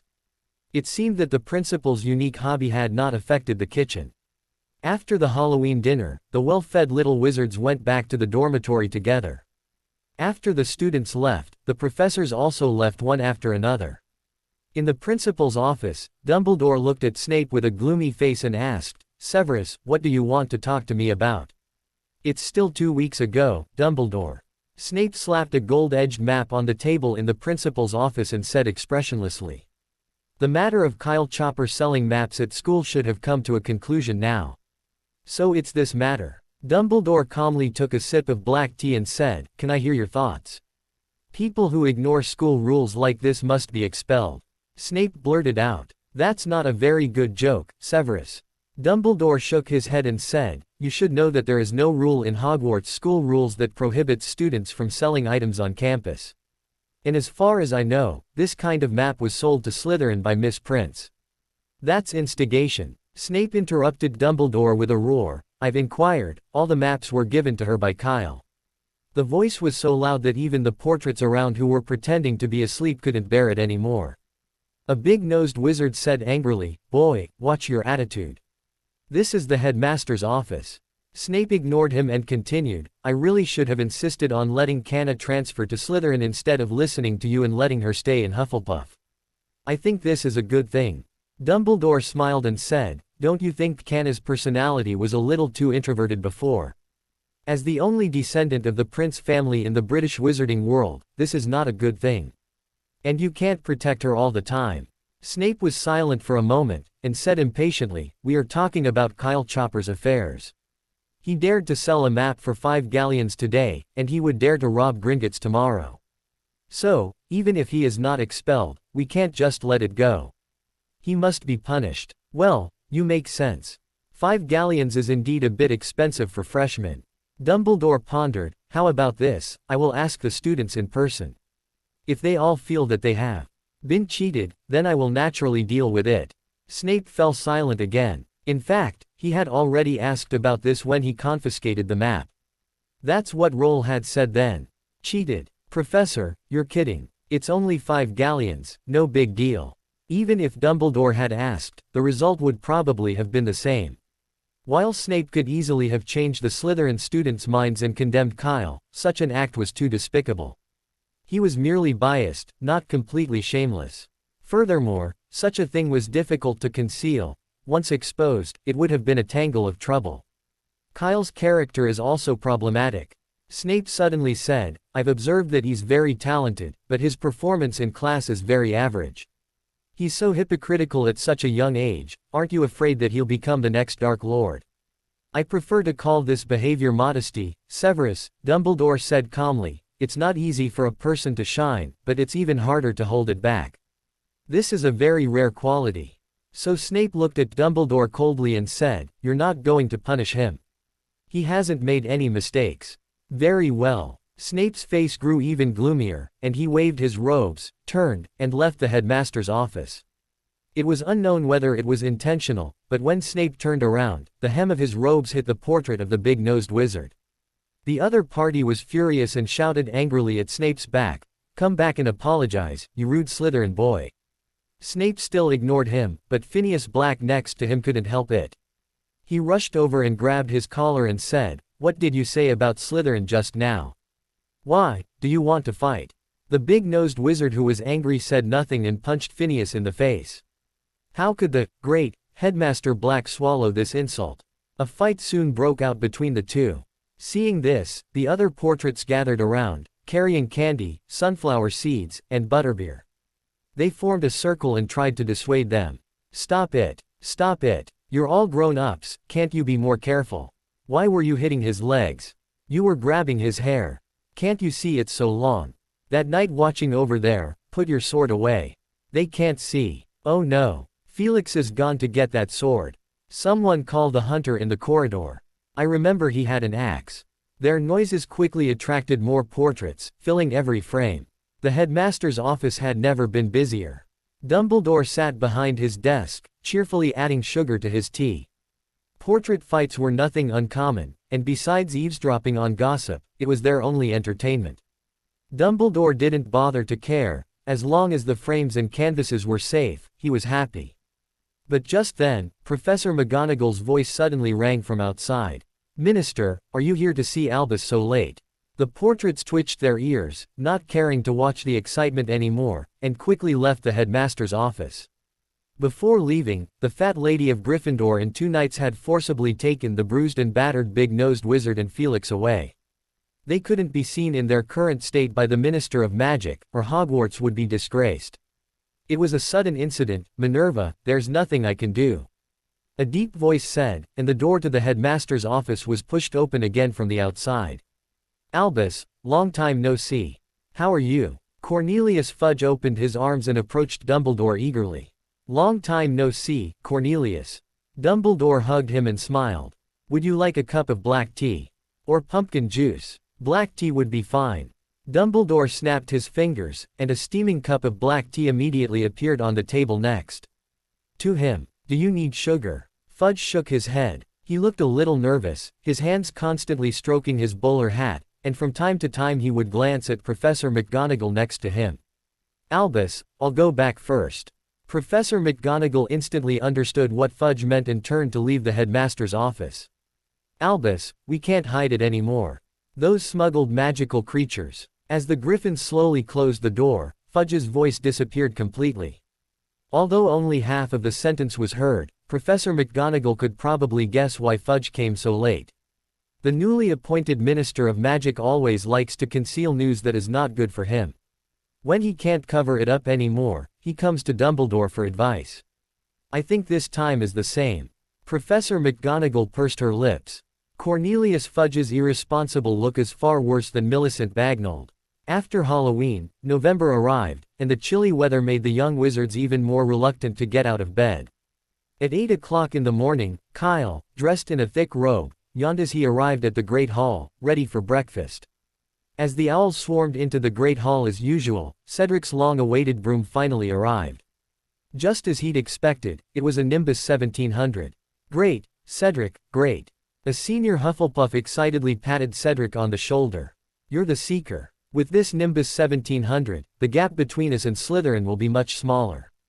I've seen the strength of their Seeker, and honestly, he's barely better than a troll on a broom." Incidentally, Hufflepuff's first Quidditch match was against Slytherin. They'd been a little worried about the disparity in equipment, but then came this unexpected good news. A Nimbus 1700 wasn't enough to boost their morale, but adding Cedric as their Seeker made all the difference. During the practice match, Cedric's fastest time was 5 minutes, putting him just seconds away from breaking the Hogwarts Seeker record. With a top-notch broom and a talented Seeker, the Hufflepuffs didn't know how they could lose. Could Slytherin possibly be 150 points ahead of them in 5 minutes? No kidding. Kyle was also delighted. Even though he wasn't involved, it would be wonderful for the house to win the Quidditch Cup. He turned to look at Cedric's brand new Nimbus until a tingling sensation in his finger revealed an owl perched in front of him. Sorry, little one, I hadn't noticed. Kyle quickly offered the owl a piece of Myrtlerot jerky before removing the letter from its claws and reading. Dear Kyle, I'm so sorry it took so long to get back to you. I've been so busy lately that I thought I had, until I found the unfinished letter in my office this morning. I hope you'll forgive me. We also received the galleons you sent. I'm so proud of you, my child. I wasn't as good as you were in my first year. Also, your mother asked me to tell you that she's accepted your galleons, but don't even think about the broom. She did prepare something else for you, though, and it will be delivered in a couple of days. I hope you like it. That's all. I wish you a happy Hogwarts. Your father, Chris. After reading the letter, the light in Kyle's eyes visibly faded. Although he had long suspected that Diana wasn't as easily deceived as Mr. Diggory, Kyle was still disappointed by the result. And it was so late. He sent the letter in early September, and it was only in November that he replied. What on earth was Chris busy with that he hadn't been back in the office for 2 months?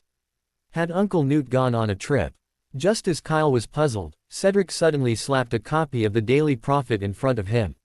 Look, Kyle, something terrible has happened. No wonder my dad took so long to mail me the broom.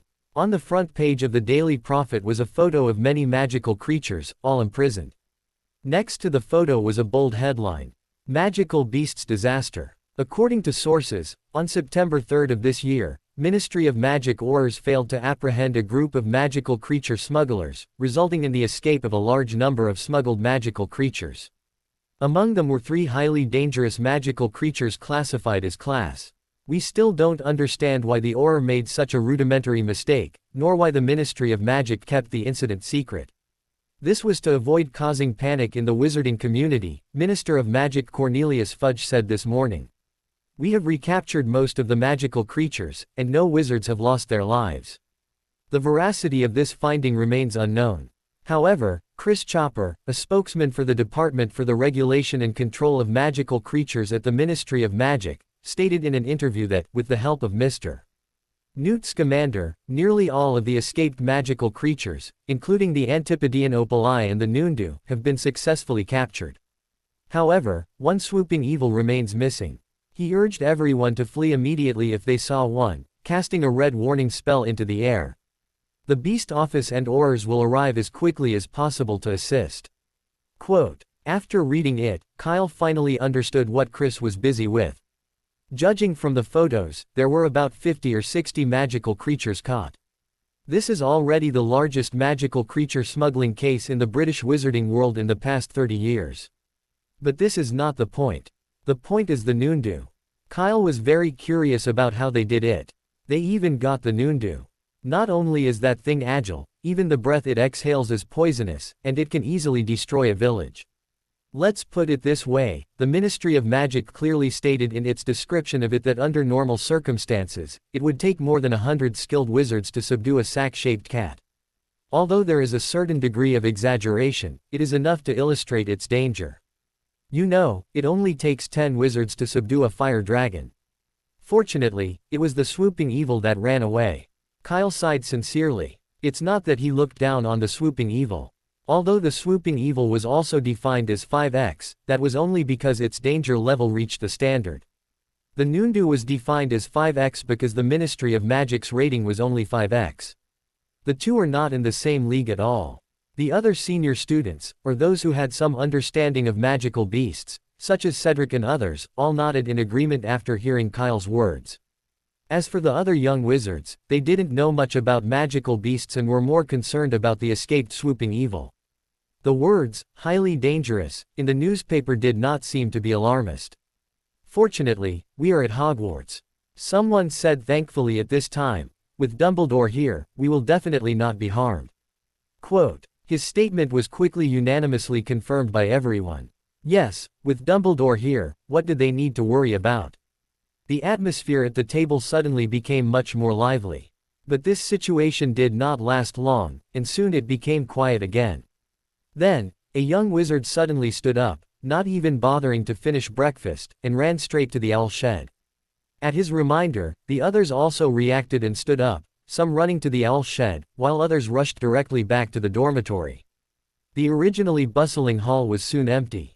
The morning's news in the Daily Prophet had left the young wizards listless in class, making it difficult for them to concentrate and listen. Those from Muggle families were especially troubled. After quickly catching up on information about the swooping evil, they couldn't help but worry about their family's safety. It was one of the most dangerous creatures in the wizarding world, roaming the wilds and feeding on human brains. If it escaped into the Muggle community, the thought of it only made them even more uneasy. Even while sitting in class, they kept their eyes glued to the windows, hoping for an owl to hoot and bring back a reply. The professors had no other options but to slow down their teaching and offer their best comfort. It wasn't until the second period of the morning that things began to improve. "Cheer up, children." During herbology class, Professor Sprout walked into the greenhouse and smiled at the listless young wizards. "Just now, Mr. Newt Scamander has issued a statement confirming that no trace of the swooping evil has been found in either the wizarding or Muggle worlds. So, it's likely flown elsewhere. Don't worry about your family's safety." As she spoke, Professor Sprout pulled out her treasured brochures and explained Newt Scamander's achievements. Kyle noticed that some of the brochures were very old, the oldest one completely faded. It commended him for his outstanding contributions to the defeat of the dark wizard Grindelwald. It also contained a photo of Newt Scamander, looking young and handsome. The young wizards felt reassured after reading the brochure. With the personal assurance of the wizarding world's most renowned master of magical creatures, they felt confident that everything would be fine. Furthermore, this person was a longtime friend of Headmaster Dumbledore, lending him even more credibility. By noon, the Great Hall was bustling again. "I can't believe I forgot I had classes this afternoon," Cedric said disappointedly, picking up a potato in its skin. "Guess I can't go with you to see Hagrid. What a shame. Second years have more classes than first years, and except for weekends and holidays, they rarely have half a day off. It's just to get some fertilizer for the Mooncalf. What's the big deal?" Kyle took a bite of his bread and asked, "Why, are you planning on raising ornamental plants too?" "No, I'm just interested in the Mooncalf," Cedric said. "I heard they do a complicated dance in the moonlight. It's magical, and I haven't seen what a real moonbeast looks like yet." "You probably won't be able to see the dance," Kyle shrugged. "That'll have to wait until nighttime, and by then it'll be well after the castle curfew, unless you want to go on a night out." "I know," Cedric said. "So I just wanted to see the Mooncalf." "That's still possible," Kyle nodded. "Although Mooncalf need to sleep during the day, they usually live in caves and can still be seen from outside. Of course, the premise is that Hagrid is willing to take them to the Forbidden Forest." Kyle put down his pumpkin juice. "How about this, let's go straight there after dinner. There's still over an hour before class, so we should be able to make it in time." Cedric's eyes lit up and said, "Is that okay?" "Of course, we don't have a scheduled time anyway." At this time, Kyle also noticed that Canna seemed interested, so he casually asked, "Do you want to come with us?" "Yeah." Canna hesitated and nodded. Thanks to Professor Sprout, she now adored Newt Scamander and was intrigued by all the strange and bizarre magical creatures. So, after lunch, the three of them headed to the cabin next to the Forbidden Forest. This time, they didn't knock. When they arrived, Hagrid was watering the pumpkin patch. After Halloween, the massive pumpkins had all disappeared, leaving only a few immature seedlings. "Go to the Forbidden Forest." After Kyle stated his purpose, Hagrid shook his head and said, No, first-year wizards can't go to the Forbidden Forest. It's too dangerous there." "It's okay, Hagrid," Kyle said with a smile, "no one at Hogwarts is more familiar with the Forbidden Forest than you. Besides, the Mooncalf lives on the relatively safe edge of the Forbidden Forest. With you following us, we will definitely not be in danger." "Even if you say that, I will. By the way, you know a lot about magical creatures." Kyle continued, "I dare say that after Professor Kettleburn retires, you will take over as Professor of Protection of Magical Creatures." "Me, as a professor? No, you must be kidding, how is that possible? I'm far worse than Professor Kettleburn." Even through his thick beard, Cedric could see the panic on Hagrid's face. "Okay, but you're right about one thing. I do know those good kids in the Forbidden Forest very well. Hagrid glanced at the three of them, then put down his water bottle and said, "Come with me. I'll take you to see the Moonkalf. But you must promise to stay with me and not run around, or I'll send you out immediately and never let you go to the Forbidden Forest again." "We promise, Professor Hagrid," the three of them said in unison. The word, "professor," made Hagrid blush again. But then he remembered something and his mood suddenly became a little depressed. "I can't be a professor." "Don't say that again. It's not good if others hear it. You have to have some faith in yourself." Kyle stepped forward and patted the back of his hand. He said seriously, "In 4 years at most, you will definitely be a professor." "Impossible." Hagrid shook his head. "You don't need to comfort me." He couldn't even use a wand in front of others, so how could he be a professor? "How about we make a bet?" Kyle held up 4 fingers and said, "If you don't become a professor in 4 years, I'll find a way to get Newt to agree to leave his dragon with you for 2 months during the summer vacation at Hogwarts." Hagrid stopped abruptly and turned his head in disbelief and said, "Does Mr. Scamander have a dragon?" "Yes," Kyle nodded. "It has a very bad temper. After leaving Newt, it will indiscriminately attack all creatures it sees. Therefore, it was returned to the Romanian Dragon Sanctuary 3 times. The 3rd time, they explicitly refused to accept it. In addition, its personality is not suitable for being released back into the wild, so it can only be kept in a box." "I agree." Hagrid nodded immediately. Who in the wizarding world would refuse to raise a dragon? Hagrid certainly wouldn't. As for his bad temper, so what? Children, a little mischief is normal. Being rejected by the Romanian Dragon Sanctuary only proves those people are incompetent. They're all as skinny as sticks. How could they possibly raise a good dragon? "Well, if you become a professor." "No problem," Hagrid said with a wave of his hand before Kyle could finish his words. "I agree to the bet." He didn't even consider whether Kyle could really convince Newt or whether Dumbledore would agree to allow a dragon into Hogwarts. He simply agreed. As if fearing Kyle would change his mind, he quickened his pace, leading the 3 of them to the Moonkalf's cave. "You'll stay here. Don't go any further." Hagrid turned and spoke sternly to the 3. The Moonkalf's dance is very energy-consuming, so they must get plenty of sleep during the day. So, be as quiet as possible. Canna and Cedric nodded silently before looking curiously at the tent-like caves. Kyle wasn't with them. It was just the Moonkalf. He'd seen them countless times at Newt's place. His attention was now focused on the surrounding guardian trees. Compared to other places, the guardian trees here were exceptionally tall, thick, and long. Kyle stepped forward and knocked on a trunk. It cracked hard. Seeing Kyle's movements, Hagrid explained quietly, "Because Moonkalf trample their feces into the ground, guardian trees tend to thrive where they're around." "Oh, and this is also the Bowtruckle's lair." Kyle looked up and soon saw countless, little green sticks, on the guardian trees. This was consistent with what Newt had seen. In that magical box, the Bowtruckle and the Moonkalf were neighbors. Kyle picked up a branch and asked, "Hagrid, can I collect some branches?" "Sure, but what do you want them for?" "Just some ideas." When they emerged from the Forbidden Forest, Hagrid had a large bundle of dead branches in his hands. Kyle had originally wanted to use a levitation charm to carry them away, but Hagrid felt that was too much trouble, so he volunteered to help. After they emerged from the Forbidden Forest, Cedric went back to the castle because he had classes. Kyle and Canna stayed behind. Unlike last time, Hagrid warmly invited them to the cabin. As soon as they entered the cabin, a large black dog rushed over, tongue wagging, its tail wagging like a fan. Kyle grabbed its head and stroked it, almost giving it a bald head. It felt really good. "Okay, Fang, come here." At this time, Hagrid placed a basin of gray paste on the ground. Fang immediately rushed over excitedly and dove into the basin. Hagrid touched its head and said, "Eat slowly. If you don't have enough, there's more." Taking advantage of this time, Kyle looked around. There was only one room inside. Ham and pheasant were hanging from the ceiling. A copper kettle was boiling water in the brazier. There was a big bed in the corner with a quilt made of rags. It looked very inconspicuous, even a little shabby. However, Kyle noticed that the raw material of the ham was Teba warthog, and the rope used to hang it was white and shiny, and it looked like it was made of some kind of silk. Initial speculation suggests it's the silk of an acromantula. And the cushions they were sitting on, woven from unicorn hair, though not entirely tail hair, were still luxurious enough.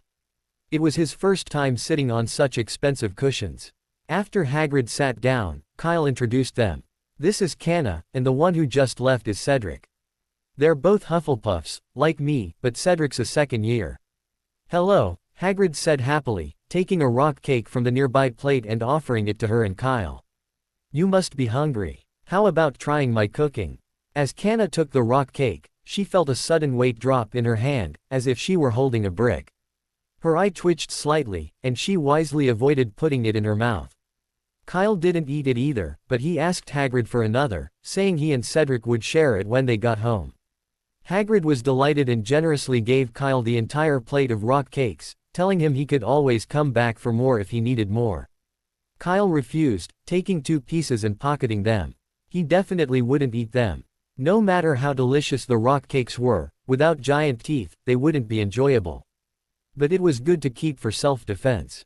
Snape's recent torture had nearly driven him to a nervous breakdown. If he couldn't bear it any longer, hitting him on the back of the head with this thing wouldn't be a bad idea. No, it should be said that he was treating Professor Snape to food, but he simply didn't take it. Taking the plate from Kyle, Hagrid looked at him and said sheepishly, "Well, I have a dog, but he's been lethargic lately and hasn't had much appetite." What's going on? Kyle instinctively glanced at Fang, who was devouring his meal frantically. Lethargic. Poor appetite. If he remembered correctly, this was his second serving. Not Fang, Hagrid explained quickly, seeing Kyle's puzzled look. It's another dog. Oh. With that, Kyle understood. So Hagrid was talking about the 3-headed dog. He looked around again, but found no trace of Fluffy. Didn't I tell you before? Kyle turned around and said, just put it in the Forbidden Forest. I put it out, but it didn't work. Hagrid's voice was a little aggrieved. It did get much better in the Forbidden Forest, but as soon as it returns to its room, it becomes listless again. Kyle was speechless. Hagrid's comprehension was incredible. Did he think he was just walking the dog? And he brought it back. Hagrid, a 3-headed dog. Just one head, just one head. Kyle took a deep breath, ignoring Hagrid's frantic denials, and continued, the 3-headed dog is a large, magical creature.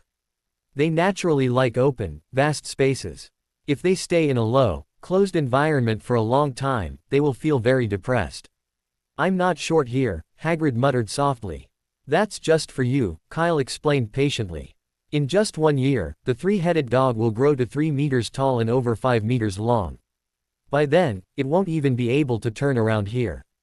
As Kyle and Hagrid spoke, Canna, standing beside them, looked bewildered the entire time. Who am I? What am I doing here? What are they talking about? Wasn't the dog just losing its appetite? Why were they suddenly talking about a 3-headed dog? And what exactly is a 3-headed dog?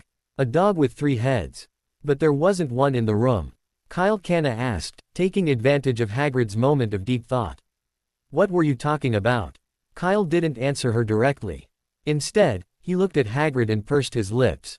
Bring it out. Don't hide it. I'm not a professional veterinarian. I need to see for myself.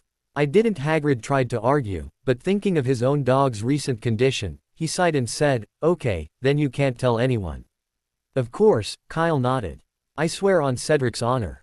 Hagrid, feeling mixed up, didn't hear Kyle's words clearly and stood up and walked out the door.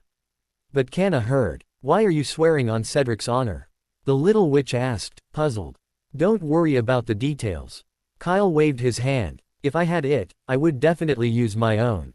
Canna said nothing, silently moving aside. Hagrid returned soon. It seemed that he had hidden Fluffy not far from here. After returning to the cabin, Hagrid first drew the curtains, then lifted the moleskin coat covering his arms, revealing Fluffy hidden inside. Fluffy was now about the size of a cow. After realizing that he was being carried into the cramped room again, he quickly drooped his head and lay motionless on the ground. Canna was shocked. She didn't expect Hagrid to actually bring back a large dog with 3 heads, and it looked so ugly. The appearance of the 3-headed dog was similar to that of other large beasts in the wizarding world. All of them were ugly and distinctive. Fluffy was no exception. His massive, toothy mouth took up nearly half his head, and the flesh around his nose was piled up like a washboard. Could it be that a 3-headed dog has Shar-Pei blood? Kyle scratched his hair, wondering uncertainly. After all, he'd never seen a three-headed dog before. Newt's box, while magical, wasn't filled with everything. In fact, even in Greece, a three-headed dog was a very rare magical creature, probably on par with a basilisk. Kyle was certain that the person who sold it to Hagrid was a complete novice. What a good boy. Kyle couldn't help but stroke Fluffy's ugly, cute head. The fur was very hard, and it felt like rubbing an old shoe brush. It felt far worse than fangs. The little guy was quite aggressive. When he noticed he was being rubbed, he opened his mouth and bit Kyle's hand. Kyle dodged and gently patted the middle one's head. Stop making trouble. I'll give you something delicious later.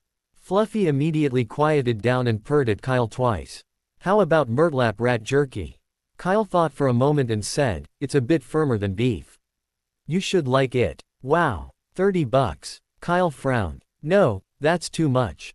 I only have 9, so it's just right for the 3 of you. Kyle was haggling with Fluffy when Hagrid, watching from beside him, nearly popped his head out of his head. He looked from Fluffy to Kyle and said in disbelief, Mr. Scamander even taught you that? Kyle just smiled and said nothing. Many in the wizarding world knew Chris could communicate with magical creatures, but Chris's explanation was that, Mr. Scamander taught me. Since Newt had never publicly denied it, people naturally believed it. In their view, as the greatest magical creature master of this century, it was perfectly normal for Newt Scamander to possess some skills others didn't possess. Only a select few knew the truth, like the Weasleys, Newt and his wife, and Dumbledore crossed this one out, so I'm not sure. And Hagrid obviously wasn't one of those people. Merlin's beard, it seems Mr. Scamander really thinks highly of you. Hagrid looked at Kyle with some envy and said, I've begged him for ages, but he won't teach me how to talk to magical creatures. It's just a little trick, Hagrid. Kyle took out some dried Murtlap rat meat and fed it to Fluffy, smiling. I'm sure even if you can't understand what it's saying, you can at least understand what it's trying to say. Yes, I can, Hagrid said proudly. I always know what Fluffy wants, and Fluffy understands me too. He was so naughty when he was little, but as soon as I sing, he falls asleep. To prove he wasn't exaggerating, Hagrid demonstrated it himself, gently patting Fluffy and then singing. Then, Kyle clearly heard Fluffy's words. It started again, my head hurts. Go to sleep, it'll be all right. Go to sleep, come on.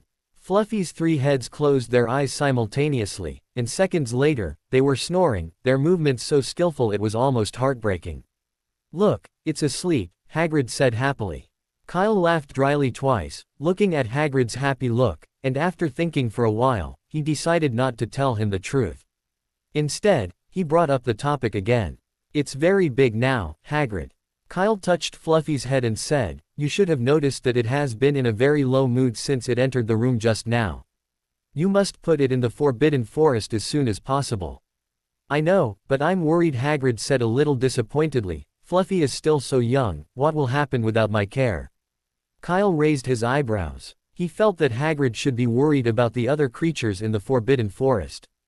Hagrid's eyes wandered for a moment, and he continued, and if you put it in the Forbidden Forest, Dumbledore might see it. What if he sends Fluffy away?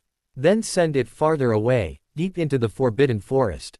Kyle said, don't forget that this is a special period. The Aurors of the Ministry of Magic have been tracking down those magical creatures of unknown origin. It's better to be discovered by Dumbledore than by them. That Greek guy is not in the same group as them. Hagrid's face flushed with excitement. I've confirmed that he is not in the photos released by the Ministry of Magic. But the Aurors don't care about that. Kyle said calmly, what they care about is that before that group of people was arrested, you happened to buy a 3-headed dog of unknown origin. Kyle and Canna returned to the castle shortly afterwards. After they left, Hagrid sat in the cabin, brooding until evening. Finally, he decided to follow Kyle's advice and send Fluffy to the Forbidden Forest tonight. Though he was reluctant, there was no other way. First, it would make Fluffy feel better. If Fluffy was happy, he would be happy too. Secondly, he'd thought about it. Kyle was right. Things were indeed tense out there.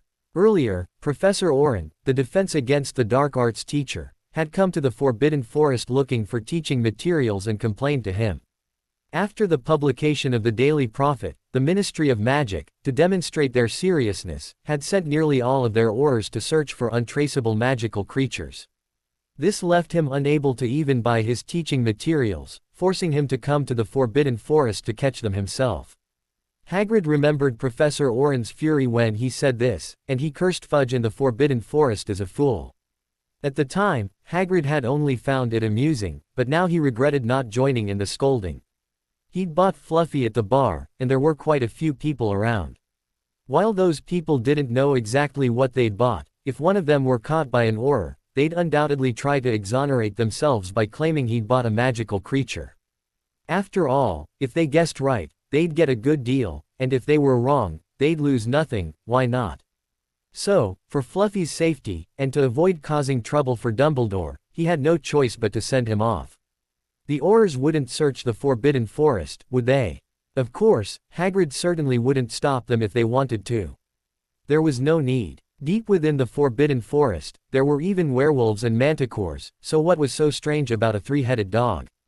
Meanwhile, Kyle, back in the castle, sat in a corner of the common room, picking through a pile of branches. I was just about to ask that, Canna observed Kyle's actions, curious. Why are you picking up these dead branches? There are plenty in the kitchen. You can always use them. They're different. These are guardian branches, Kyle explained. The guardian tree is a magical pear tree that protects anyone who touches its trunk from creatures of darkness. Canna blinked. Of course she knew that, but what did that have to do with Kyle picking up branches? Branches, trunks, those were two completely different things. Never mind. You'll find out later. Kyle picked up a straight stick and set it aside. He casually asked, by the way, how did you know there were branches in the kitchen? Have you ever eaten there? The kitchen was so close, Kyle had definitely been there before, but every time he reached the door, he was surrounded by the house elves. The stove was further back, so the only way to see it was to sit at one of the long tables. Given the enthusiasm of the house elves, it was almost impossible to get there unless you were eating there. Because halfway through, they can hang a whole cow on you. No, I didn't, don't talk nonsense. Somehow, Canna's face suddenly turned red, and she stammered, I was just curious, so I went to the kitchen to take a look. Oh, is that so? Kyle didn't care and continued to pick those guardian branches. When he finally sorted them out, he realized that Canna had returned to the dormitory without knowing when. He was the only one left in the common room. Kyle then remembered that tomorrow was the weekend, so he packed up quickly and returned to his dorm. He had no intention of staying up late. Tomorrow was a big weekend for Hufflepuffs, as the Quidditch matches began, and the first match was against Slytherin. The next day, to cheer on their house team, the Badgers woke up before 8 a.m. After breakfast, they donned their neat uniforms, carried their pre-made cheering banners, and headed to the Quidditch pitch on time. Kyle was one of them, but after breakfast, a portly ghost suddenly floated in front of him. Hello, Kyle, I hope I didn't disturb your breakfast. Hello, Friar. Kyle responded politely, do you want to watch Quidditch together? There is a very high possibility that Hufflepuff will win the championship this year.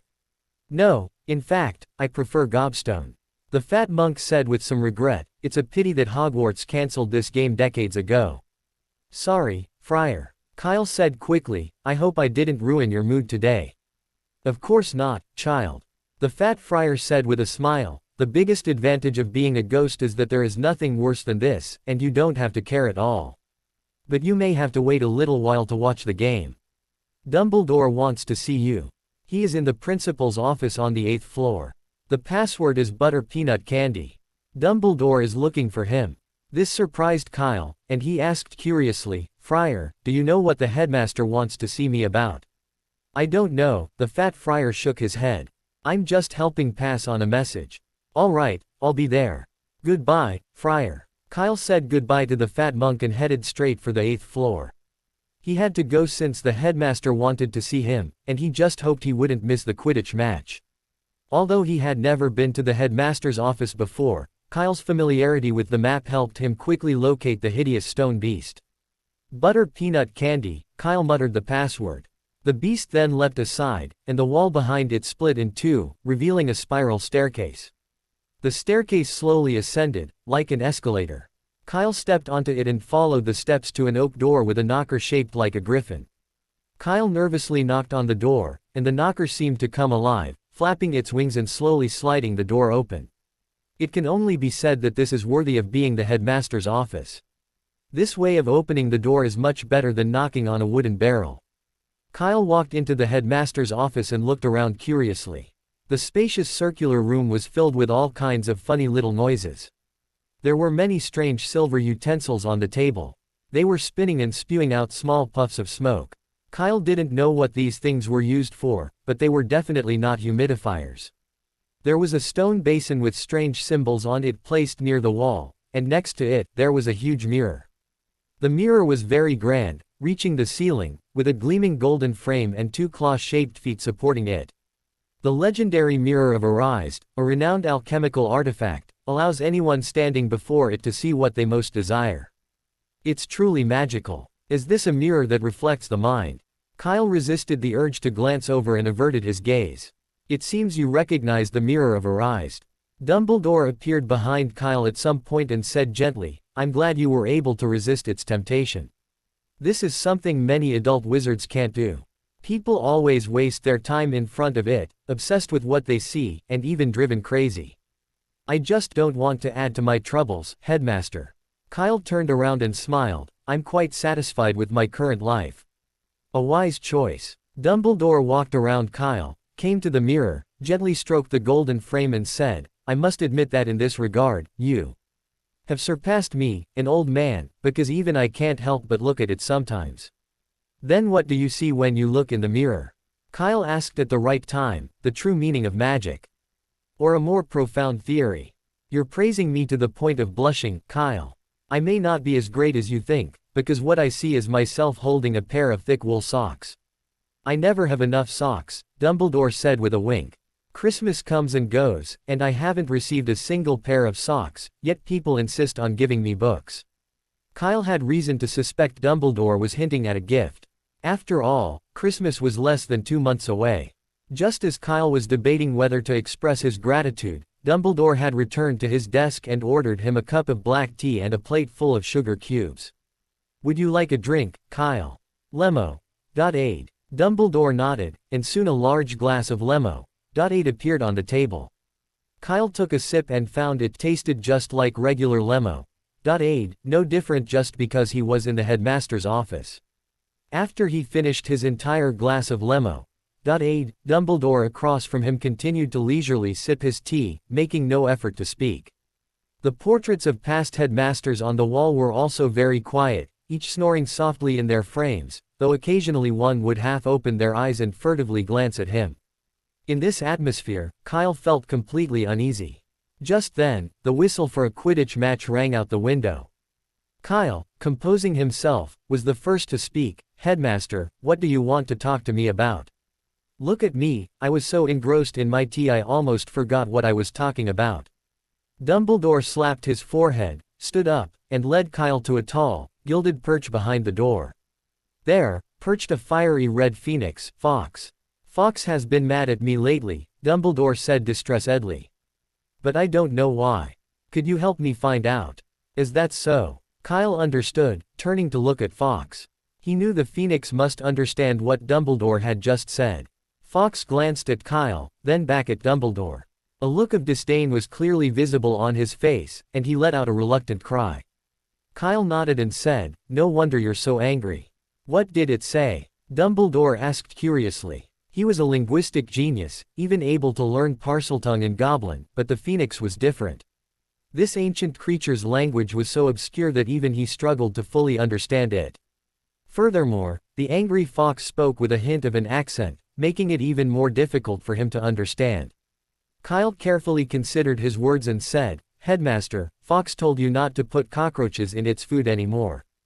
Dumbledore looked puzzled. "I always thought it would like that." Fawkes, upon hearing Dumbledore's words, turned angrily and pointed his rear end at him. It was a phoenix, not a chicken. How could it possibly like insects? Dumbledore realized his mistake and quickly apologized, trying to make amends. But Fawkes ignored him. Wherever Dumbledore walked, it would immediately change direction, always leaving him with its rear end. It even covered its head with its wings, ignoring his words. In the end, it was Kyle who managed to appease the enraged fox by offering his own white dandelion leaves and a bluebell. Don't get me wrong, the bluebell wasn't something Kyle had taken from the common room, it was a reward for cleaning the greenhouse for Professor Sprout. It was gone before it could even warm up. Watching Fox devour it in a few gulps, Kyle felt heartbroken. I knew I'd find the right person, Dumbledore said, patting Kyle's shoulder happily. If it weren't for you, it would have taken me ages to appease him. That's nothing, Headmaster, Kyle said with a forced smile. Anything else? If not, I want to go to the Quidditch match. Kyle touched his lizard skin pouch, he didn't want to stay even a minute longer. What if Fox felt he hadn't had enough and started a tantrum? He was just a first-year wizard, and he didn't have any extra herbs to waste. Besides, the phoenix wasn't his, so he'd better let Dumbledore handle it himself. There's just one more small matter. Don't worry, it won't take up too much of your time. Dumbledore turned around and pulled out a bottle of potion from the drawer behind his desk. This is a suppressant potion for Mikkel, Dumbledore explained. Originally, I wanted Madame Pomfrey to bring it to him, but I didn't think he'd want to go to the infirmary. Since you're here, I'll take it back with you. Kyle took the potion and couldn't help but ask, Headmaster, hasn't Mikkel learned to control his magic yet? It's not an easy task, Dumbledore thought for a moment and said, but Madame Pomfrey said he's making rapid progress. By the time he reaches second year, he shouldn't need the suppressant potion anymore. Kyle nodded. Remember, Dumbledore instructed, I know that the magic suppressant potion brewed by Professor Snape may not be so delicious, but it is very important to Mikkel. So you must make sure that he really drinks it, and not just pour the potion out somewhere. Don't worry, Headmaster, Mikkel is my roommate. Kyle smiled and said, I will make sure he finishes it. Then I'm relieved. Dumbledore picked up the cup of black tea again. Let's go watch the game, it shouldn't be over yet. When Kyle emerged from the headmaster's office, he held not only the magic suppressant potion but also a feather. A still warm phoenix tail feather. Fox had plucked it and given it to Kyle when he saw him leaving. Trading a bluebell for a fresh phoenix tail feather, Kyle not only made a profit but actually made a profit. What a kind phoenix. After leaving the 8th floor, Kyle hurried toward the Quidditch pitch. However, when he arrived, he was met by a group of badgers carrying Cedric, hurriedly heading toward the hospital wing. All the while, they were cursing. Those shameless Slytherin scum. Rude manners, dirty tactics, they don't deserve to play Quidditch. The Slytherin team should be disqualified. Cedric, carried by the badgers, was now clutching his head with one hand and his right leg with the other, his expression agonized. Seeing this, Kyle hurried after them. From the badgers' conversation, it wasn't hard to guess that Cedric was injured, and it was the Slytherin players who had caused it. Kyle found Ryan and Mikkel in the crowd. He walked over quickly, patted one of them on the shoulder, and said, "What happened on the field?" Ryan was startled and turned back in surprise. "Kyle, where were you just now? Why are you here now?" "The headmaster wanted to see me, so I went to the headmaster's office," Kyle explained briefly, then asked again. "Forget me for now. How's Cedric?" At this point, Ryan's face flushed with anger. "It's all because of those shameless Slytherin guys. You don't know, Cedric was almost catching the snitch, just one step away, and we would have won. But then that Slytherin captain took advantage of Cedric's concentration on the snitch and punched him in the head, knocking Cedric off his broom." "That's right," Mikkel said angrily. "Do you know his excuse? That shameless fellow actually told Madame Hooch he mistook Cedric's head for a quaffle. That rude fool, a stunted gorilla, has no business playing in this kind of game. He should be sent off." "This isn't football, Mikkel," Ryan reminded him. "You can't send people off in Quidditch." Mikkel stiffened his neck and said, "And you can't just give Hufflepuff a free kick. That's so unfair." After Ryan and Mikkel explained it back and forth, Kyle quickly understood what had happened. It was just as he'd thought.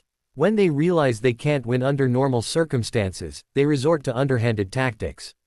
Fine, that's very Slytherin. Soon, the group arrived at the hospital wing. Merlin's beard, what happened? Madame Pomfrey looked very angry. "The nose bone is cracked, and the right leg is completely broken. I don't understand why Hogwarts holds such a dangerous competition. Every year, people are sent here, every year. Madame Pomfrey connected Cedric's broken leg in a second, and then drove everyone out. But she kept Kyle. The newly connected bones cannot be moved for the time being, so Cedric needs someone to take care of him now. There are other patients in the school hospital, and Madame Pomfrey is definitely not busy enough. Among this group of people, Madame Pomfrey only has some impression of Kyle, so this task naturally fell on him. As she closed the door, she continued to smack her lips, complaining that the sport was too dangerous and the teachers were too incompetent. Kyle sat down beside the bed and poured Cedric a glass of water.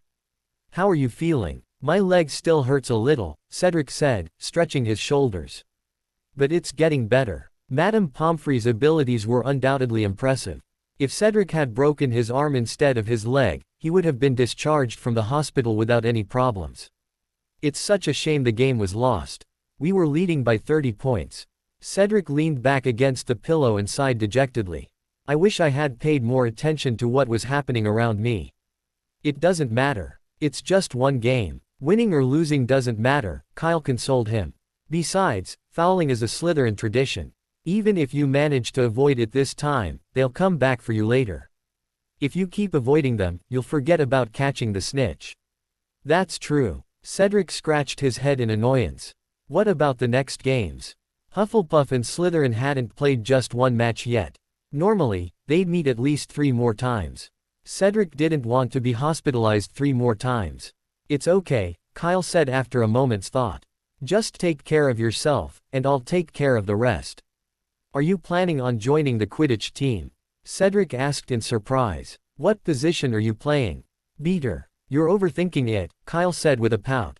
"The game's already started, and unless a player voluntarily withdraws, there's no way I'd join the team even if I wanted to. Hogwarts Quidditch rules clearly state that each house has only one chance to recruit new players, and that only happens during the first 2 weeks of school. However, usually, the house captains select their players by the end of the first week and submit their names to Madame Hoke at the designated time in the second week. This gives the new players 3 more opportunities for group practice, and the professors won't interfere with such trivial matters. However, after the second week, Madame Hooch will not approve any new players, unless someone withdraws and the team is understaffed. This is rarely the case, as withdrawing is not easy. Only if there were irrefutable excuses, like transferring, dropping out, or physical reasons preventing the team from playing Quidditch, would Madame Hooch allow a mid-match substitution. Otherwise, no discussion. On this point, Madame Hooch was resolute. "And you said you'd leave it to you wait, you're not going to cause trouble for the Slytherins, are you?" Cedric seemed to suddenly realize something and said seriously, "Don't do anything against the school rules. I just broke my leg, it's nothing serious. Besides, you're only a first year, and the Slytherin players are usually 3rd years or above. They'd be waiting for you to cause trouble for them. And Professor Snape wouldn't." "Well, stop for a moment." Seeing Cedric's escalating tone, Kyle interrupted him, raising an eyebrow. "What do you mean by 1st and 3rd years? You don't think I'm going to challenge them to a duel, do you?" Isn't it?" Cedric froze. "You wish." Kyle gave him a look of disdain. "I think it's necessary to ask Madame Pomfrey to come over again and help you check your brain." In the infirmary wing, Cedric and Kyle stared at each other, the scene awkward for a moment. More accurately, it was Cedric who was embarrassed. If he weren't lying on the infirmary bed, he would have probably dug out a second Hogwarts castle from the ground. "That's good," Cedric said, turning his head to the side and feigning composure. Kyle coughed dryly and said earnestly, "Cedric, why would you want to challenge them to a duel? Don't forget, we're Hufflepuffs, famously honest children and model students at Hogwarts. Such an idea is very dangerous. Think about Professor Sprout, she'd be disappointed if she knew you'd become so impulsive, reckless, and unruly." "No, I haven't thought about that," Cedric said angrily. It was mainly because when he was brought here, he kept hearing people talking about challenging the Slytherins to a one-on-one duel, and there were quite a few of them. But at the time, his legs and head were aching so much that his mind was a bit hazy. He wanted to talk them out of their impulsiveness, but the words were simply gone. He'd just thought about it again, and subconsciously assumed Kyle felt the same way.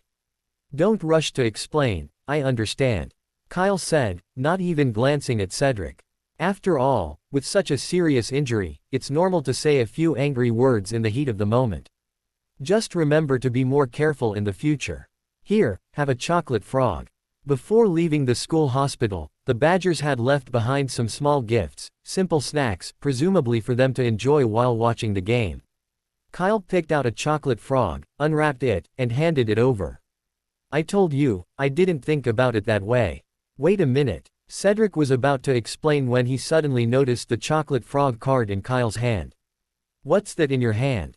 Kyle shoved his hands into his pockets and said calmly, it's just an ordinary card. Nicholas Flamel, I just don't have him. No, Cedric sat up. I see. That's not Nicholas Flamel, it's Agrippa.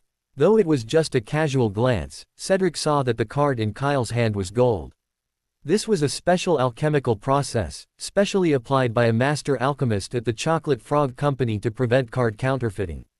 This protection renders cloning spells and scatter spells useless, and the effect is far superior to those engraved on gold galleons.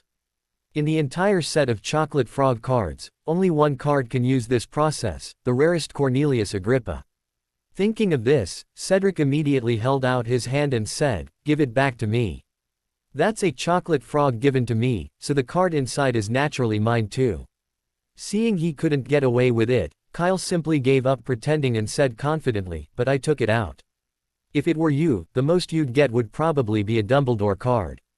It doesn't matter who took it out. It's right there, and whoever takes it out will get an Agrippa."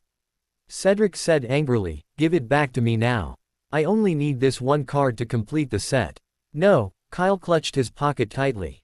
"That's all I need. Just." Like on the train, the two glared at each other, the air thick with tension. But this time, Kyle clearly had the upper hand. He gave Cedric a provocative look, then walked to the infirmary entrance, opened it, and walked out. Then he came back in. Out, and back in again. Cedric was stunned. He hadn't expected Kyle to be so unsportsmanlike as to deceive and mock him, a patient with a broken leg. "Okay, enough kidding." Seeing Cedric struggling to breathe, Kyle walked back to the bedside and pulled the Agrippa card from his pocket. "I really can't give it to you. I need it," Kyle said seriously. "I have to say, Slytherin is really lucky. I was a little worried about what to do, and this card came just in time." "Slytherin." Cedric calmly put down his shoes and asked, puzzled. "Is your plan related to this card?" Kyle nodded. "It's an Agrippa," Cedric muttered, his face full of heartache. "If I could get an Agrippa, I wouldn't mind falling a few more times. It's just a card, look at you, you're such a loser." Kyle gave him a disdainful look. "At the very least, this is just a way to vent your anger. At the most, it's a matter of whether Hufflepuff can win the Quidditch Cup. Is an Agrippa more important than the Quidditch Cup?" "Not really," Cedric muttered. "That's it. That's what I said." Cedric glanced at Kyle thoughtfully. He felt something was wrong. Kyle's expression was so serious, which was itself unusual. Cedric seriously suspected Kyle was trying to trick him, or that the Agrippa wasn't necessary in Kyle's original plan. But he had no proof. "Why don't you just give me Agrippa?" Cedric thought for a moment, then said, "Even if it's just for one night, I'll have her. I'll give it to you tomorrow after you're discharged, or we can work on that plan together." "No need, leave the dirty work to me." Kyle patted his chest and said righteously, "Your task now is to recover." Quote. Confirming that Kyle was just fooling him. Cedric narrowed his eyes and reached out to pick up his shoes from the floor. When he looked up again, Kyle had already run out of the infirmary wing. Meanwhile, Madame Pomfrey arrived with a tray. "What are you doing with your shoes?" Madame Pomfrey frowned. "It takes time for bones to heal. You'll have to stay here overnight." "Sorry, ma'am, I understand." Cedric forced a smile and put the shoes back in his hand. "Really? Why are all these young wizards so troublesome these days?"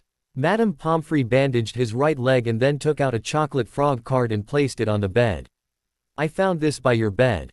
Remember not to throw things around in the future." Cedric's heart suddenly beat twice, and he looked over with surprise. On the card, an old man with a white beard was looking at him kindly. Cedric's originally hot heart instantly turned cold after seeing the old man. Nicholas Flamel, recognized as the most famous alchemist of our time, his well-known contributions include Kyle. Cedric gritted his teeth and stared at the entrance of the school hospital, wishing he could rush out and beat someone up right now.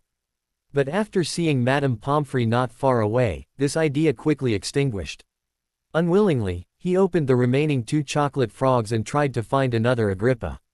A minute later Cedric sighed softly and stuffed the 2 Dumbledore cards in his hand under the pillow. "Don't worry, Cedric is fine. Madame Pomfrey said he'll be discharged tomorrow morning." Upon returning to the Hufflepuff common room, Kyle immediately announced the good news. The Badgers hadn't gone anywhere since leaving the hospital wing, waiting here the entire time. The Quidditch players had also arrived, though their expressions were not very good. Seeker Cedric's injury and departure was a huge blow to the team's morale. Although a substitute player eventually took over as chaser, they still lost, 60 to 220, a full 160 points behind. Fortunately, Cedric's condition wasn't serious, which was good news. Beater Giselle rejoiced, "If that's the case, we can still make it to afternoon training." Giselle was a 7th-year student whose greatest wish was to win the Quidditch Cup for Hufflepuff before graduation. "Damn it," Captain Harris pounded the wall angrily. "We can't just let this go." "Yes, there must be an explanation," someone said indignantly. "How dare that Slytherin hit our Seeker so brazenly? It's obvious he doesn't take you seriously, Captain. I can't stand this." "Captain," someone said in a low voice. "I've heard. Someone from the Slytherin team is going to Hogsmeade tomorrow. How about we?" "Shut up, Henry." Harris turned and glared at him. "Remember, don't hit the Slytherin players. I'll take care of this." Kyle, who was not far away, heard Harris's words and glanced back at him. The captain was quite clear-headed. He really couldn't openly pick on Slytherin at this moment.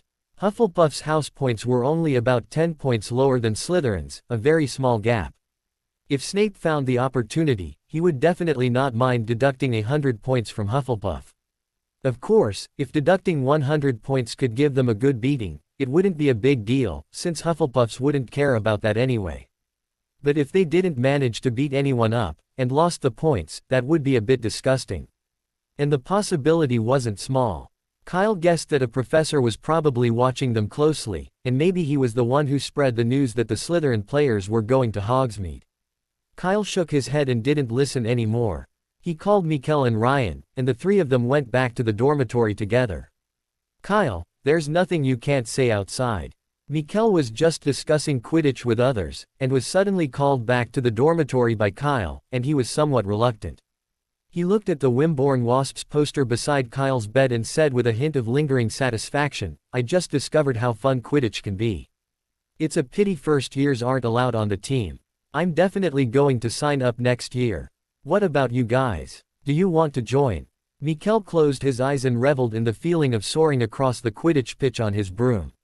He caught the golden snitch, surrounded by deafening cheers, everyone screaming his name. It felt so good. "Wake up, you need to go back to sleep later." Just then, a cold voice ruthlessly pulled him out of his sweet dream. "Quidditch next year, you have more important things to do right now." Kyle waited for Mikkel to open his eyes, then reached out and handed him a bottle of blue potion. "Mikkel, it's time to take your medicine." Seeing the magic suppressant potion, Mikkel's grin suddenly disappeared. "No way, I just drank it a few days ago." Mikkel swore confidently. "The first 60 days. Kyle said. "You drink it once every 2 months, you should know that." 2 months already? So fast? Mikkel was still a little bit incredulous. The disgusting taste was so unforgettable, it seemed like it happened yesterday. Did you forget?" Ryan whispered, "Halloween was just 2 days ago." That quickly brought Mikkel to reality. Yes, Halloween had already passed, so it had been 2 months. "Okay, you're right," Mikkel said, his eyes wandering. "But I have something to do later. Leave it on the table. I'll drink it when I get back tonight." "Okay, then don't forget." Kyle placed the demon-suppressing potion on the table. Mikkel sighed with relief. "Don't worry, I won't forget. I'll go to the library to do my homework. See you tonight." He was about to leave. Behind him, Kyle silently drew his wand. Incarcerus. A thick rope shot out from the tip of the wand, binding Mikkel tightly. "What are you doing? What are you doing?" Mikkel struggled desperately, but it was all in vain. He could only watch as Kyle, the demon-suppressing potion, approached him. "Don't come over here, don't come over here. Don't blame me, I'm heartbroken too. Kyle walked over to him and said sincerely, but there's nothing I can do. This is a mission given to me by Headmaster Dumbledore, and I have to complete it. I'm fine, really. Mikkel felt he could still be saved and said quickly, Professor Sprout said I'm making great progress and there won't be any accidents like that again. That was the illumination charm. We've learned the levitation charm now. Then I can do without my wand. Mikkel continued to struggle. I can do without my wand, right? Kyle shook his head. Charms without a wand is like playing Quidditch without a broom. Kyle gave Ryan a wink, and Ryan understood instantly, rolling up his sleeves and coming over. With their cooperation, the magic suppressant potion was smoothly downed, without any waste. Ryan held the empty bottle and asked curiously, what is this? Magic suppression potion, a very precious potion. Precious. Yes. Kyle thought for a moment and said, let me put it this way, if it weren't at Hogwarts, it would cost at least 50 galleons to buy this potion, and that's the lowest quality. 50 galleons. Ryan swallowed his saliva. Wow, his wand was only 7 galleons, and this bottle of potion could actually buy 7 wands. But, that bottle was brewed by Professor Snape himself. Kyle continued, if the work of a potion master like him was placed in Diagon Alley, the price would be at least double, which is 100 galleons.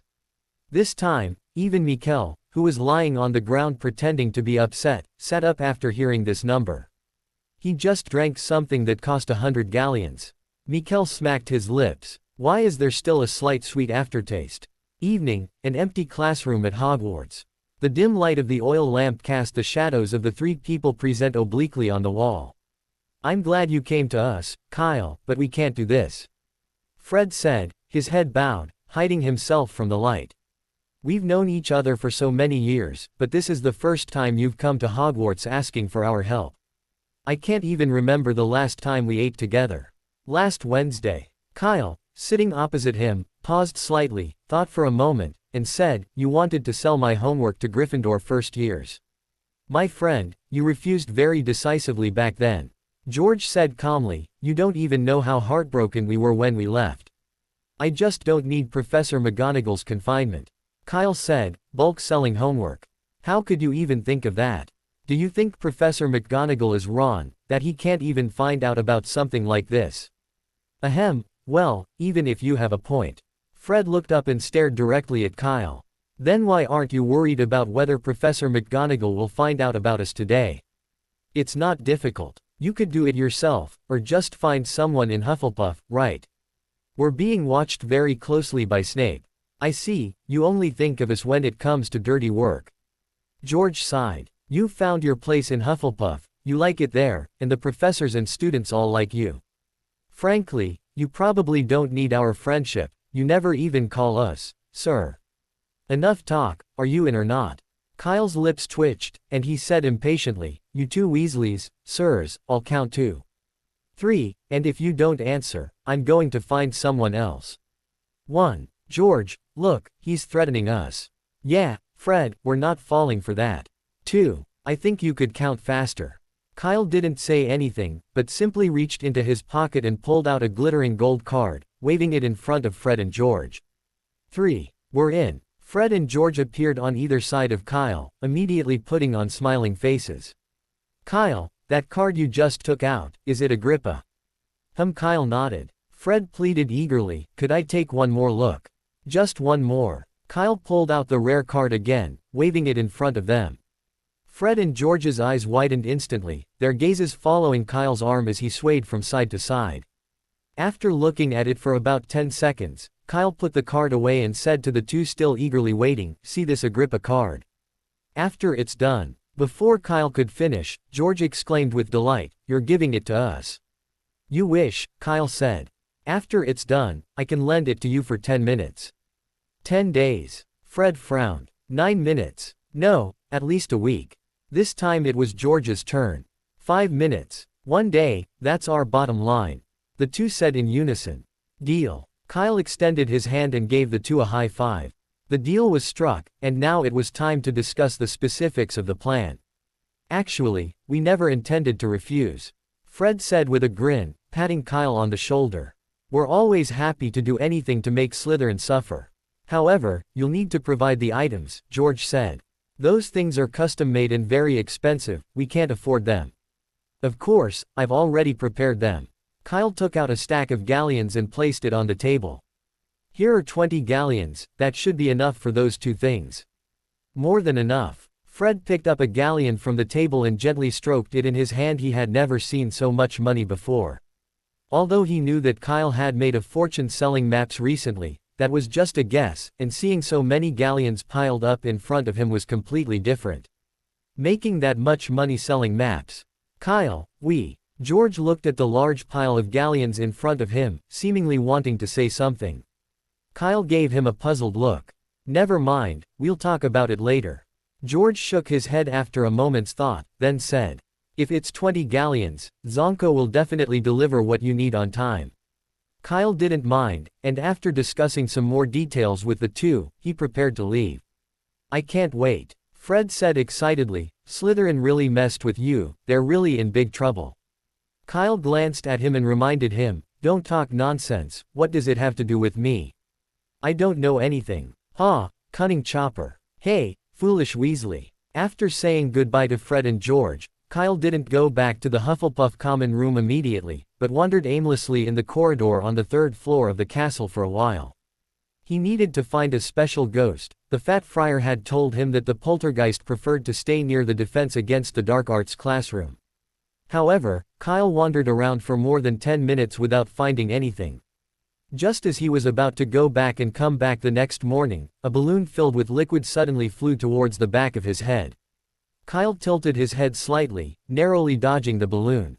The balloon hit the ground, releasing an unpleasant odor.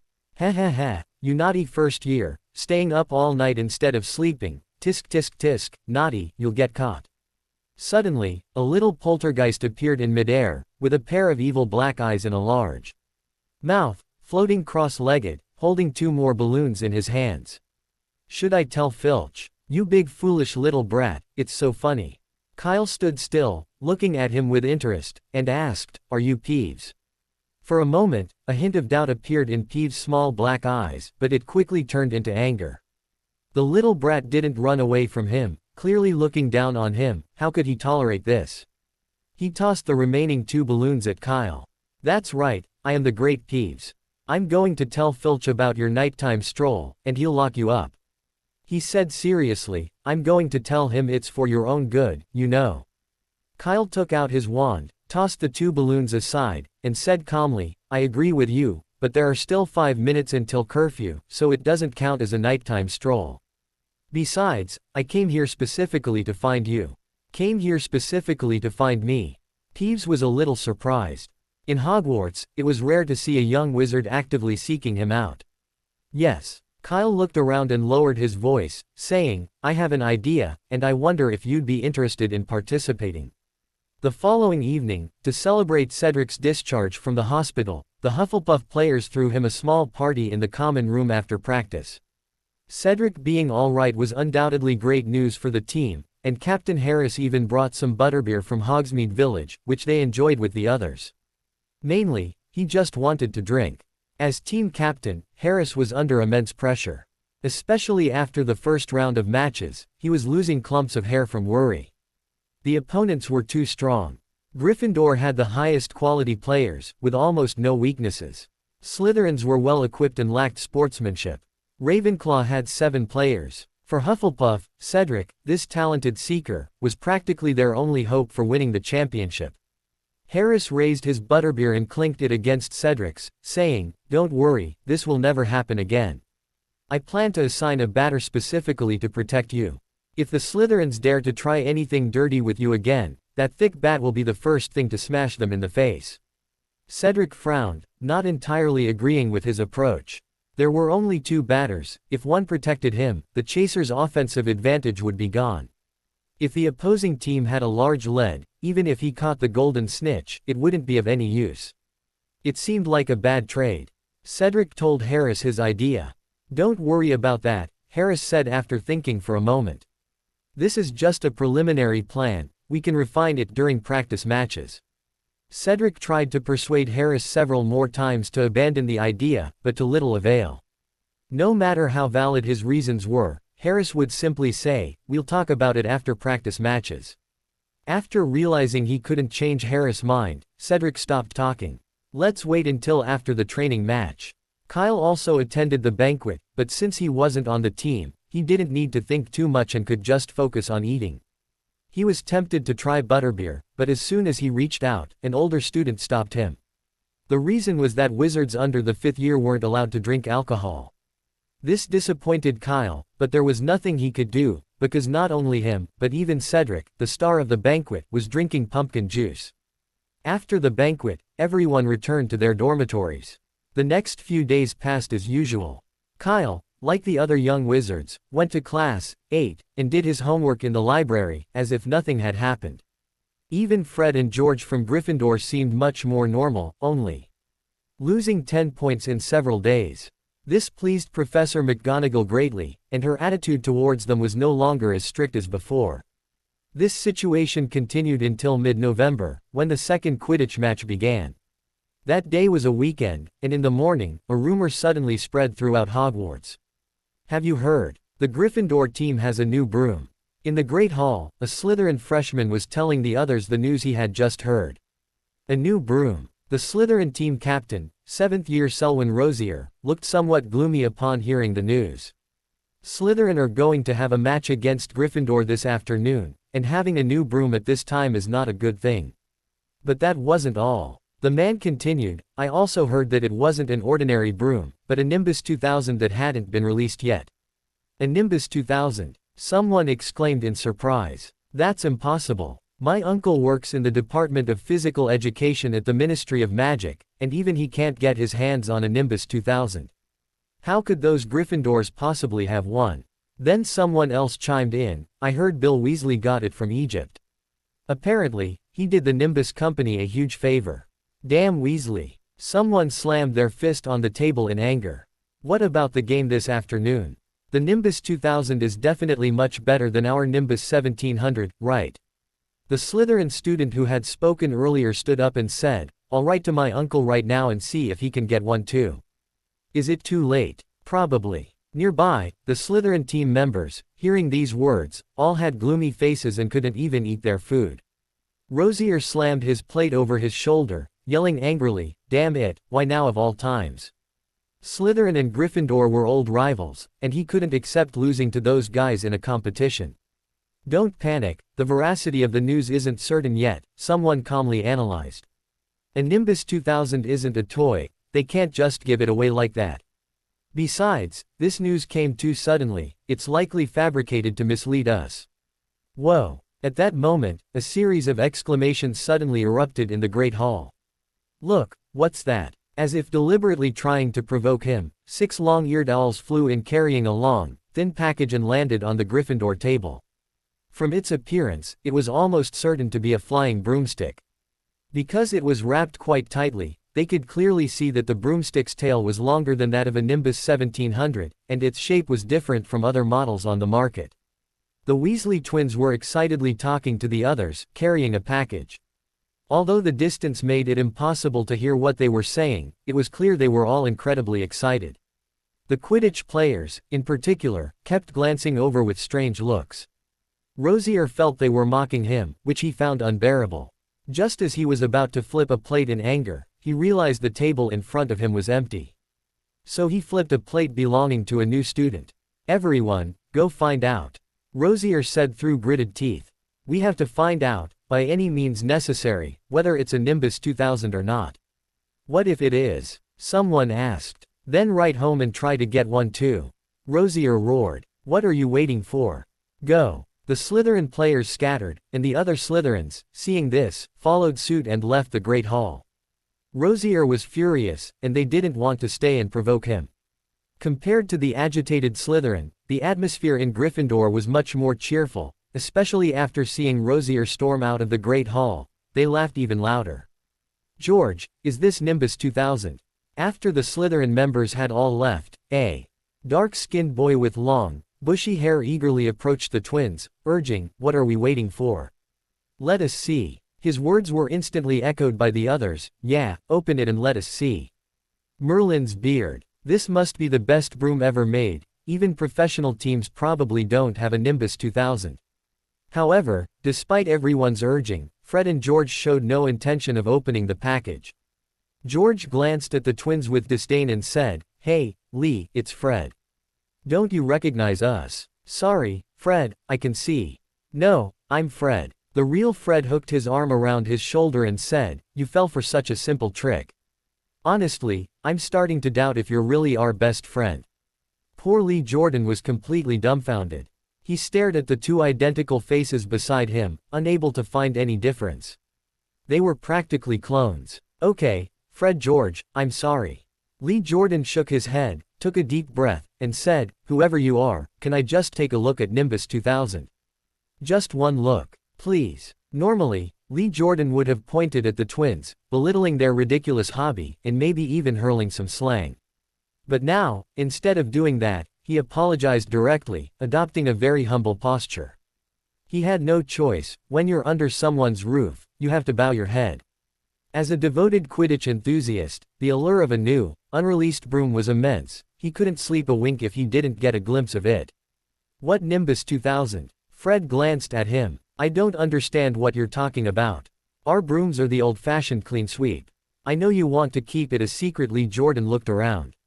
"But the Slytherins are all gone, and we're surrounded by our own people. A quick look won't hurt." Fred and George remained silent. "Why don't we go back to the common room?" someone suggested. "It'll be safer there." "You can't do this," a Hufflepuff and Ravenclaw wizard objected. "We want to see it too." But no one cared about their opinions. The Gryffindors swarmed the twins, rushing out of the Great Hall. However, when they reached the portrait of the fat lady, they discovered Fred and George were nowhere to be found. They must have run away when they went upstairs just now. Lee Jordan was extremely aggrieved. "It's outrageous, they even guard against their own people." By noon, the atmosphere at the Slytherin table was still heavy. They had searched Hogwarts all morning, but they couldn't find a trace of Fred and George. It was as if the two of them had vanished into thin air.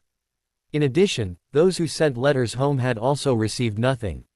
Some short-tempered parents even scolded them in their replies, telling them to focus more on their studies and stop thinking about those unrealistic things.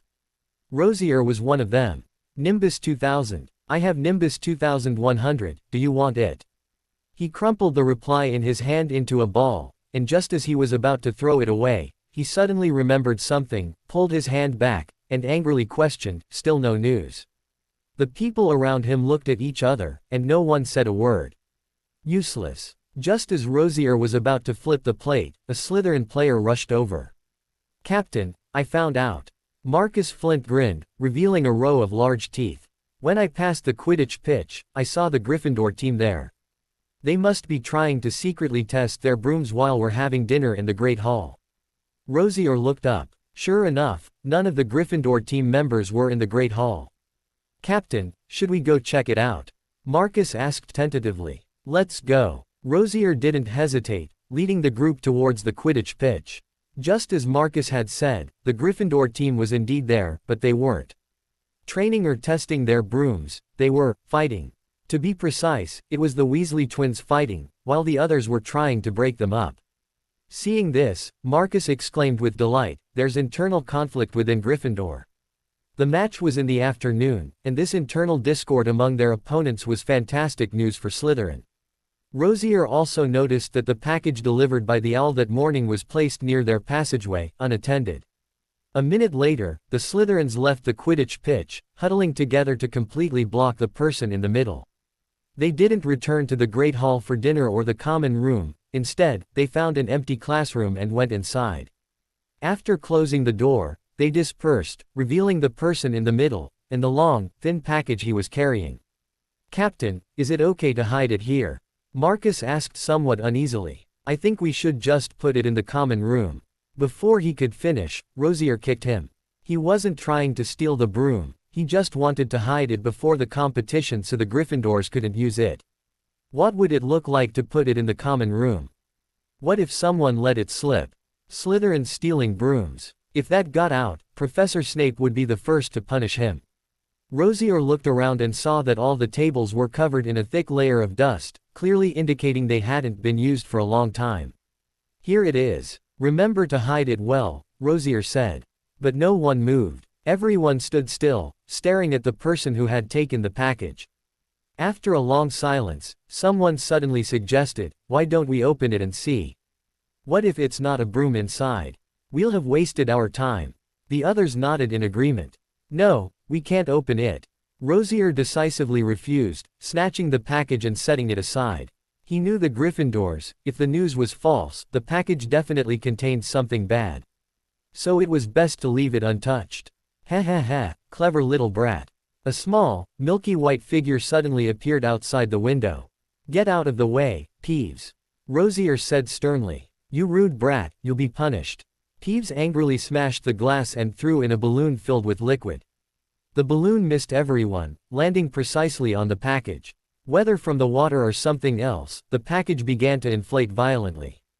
"I knew it, damn Peeves." Rosier turned to leave, but the door was jammed and couldn't be opened from the inside. He drew his wand, boom. Boom. With a loud bang, the package finally exploded, and a strong stench instantly filled the entire classroom. Because lunchtime was only halfway through, many students were still in the Great Hall, happily enjoying their delicious fried pork chops and roasted potatoes with their friends, as usual. However, just then, an incredibly pungent odor suddenly wafted in from outside. The young wizards sitting near the door were the first to suffer, nearly vomiting all over their tables in the process. Damn it, who threw dung in the hallway?" roared a Gryffindor wearing a prefect's badge. His shout did a good thing, at least alerting those inside. The next second, they too smelled the odor. The entire Great Hall erupted in chaos. Students stopped eating and rushed out of the Great Hall. But once they were outside, they found the smell even stronger. Going back was impossible now. They could only grit their teeth and run towards their respective common rooms. Amidst the chaos, Percy keenly noticed that his two twin brothers didn't seem to be in the Great Hall. "Fred, George, it really is you." Percy felt he had discovered the truth. He squeezed out of the Great Hall and stormed toward the Gryffindor common room. "I must write to Mum. My dear brother, what do you want to tell Mum?" Just then, two identical figures suddenly appeared at the corner ahead, blocking his way. George chuckled. "Before you write to Mom, can you tell us what happened in the Great Hall? We were only gone for a little while, and it's become so noisy." "Don't pretend, you know what you've done," Percy retorted angrily, throwing tons of dung balls at the castle, affecting almost all the students. "You'll get Gryffindor docked a lot of points." "Wait." Percy Fred was equally angry. "Even if you're our beloved older brother, you can't slander us like this." "That's right." George nodded seriously. "We were on the Quidditch pitch the whole time. How could we have had time to throw dung balls at the castle?" "Stop making excuses, you. Go ask around." Fred interrupted him angrily. "All the players can testify for us." George gave him a disappointed look. "Percy, I never imagined you'd slander your own brother just to claim credit. I will definitely write to Mom about this." The two turned and left. Percy watched their retreating figures, remembering their earlier confident promises, and suddenly felt a pang of panic. Did I really misunderstand? He scratched his head, worried that they might actually write to his mother to complain about him. He wanted to chase after them, but couldn't bring himself to do it, so he just stood there, conflicted. Meanwhile, Fred and George were already laughing hysterically after they were out of Percy's sight. Fred took a deep breath and said, somewhat intoxicated, "Truly worthy of the 20 galleons worth of this special dung bomb, the smell is incomparable to ordinary ones." "To be precise, it should be 19 galleons and 10 sickles," George corrected. "Don't forget there's also a big bag of balloons." "Sorry, I forgot about that," Fred said, somewhat puzzled. "But what does Kyle need balloons for? They pop with a single touch, they're practically the lowest grade joke props." "Who knows?" George shrugged. "Maybe they'll have some other use." The two walked and talked, quickly blending into the chaotic crowd. On the way, they encountered Kyle again. The three exchanged glances, tacitly remaining silent. When Kyle returned to the common room, it was already quite crowded. "It's the Slytherin Quidditch team, Rosier and Marcus are there," an upperclassman sitting on the middle sofa said. "They were playing with dung balls in an empty classroom on the second floor, and they even blew up the door." Peeves saw them, and then he yelled in the hallway, attracting a lot of attention. Now Rosier and the others have been taken to Professor Snape's office by Filch. But they claim they are the victims. They believed the last part. After all, Rosier was a 7th-year student. Even if he were, he wouldn't lock himself in an abandoned classroom to play with dung balls. It was obvious he'd been tricked. But that had nothing to do with them. Harris, sitting nearby, took a big gulp of pumpkin juice and said gloatingly, "Ha, serves them right." Someone in the crowd said worriedly, "Do you think Professor Snape will suspect us?" "Let him suspect us then, it's not like we did it," Harris said nonchalantly. "Besides, our conflict with Rosier and the others happened a week ago. Gryffindor is more suspicious, aren't they?" "It must be Gryffindor," Rosier said, trembling, in the potions office.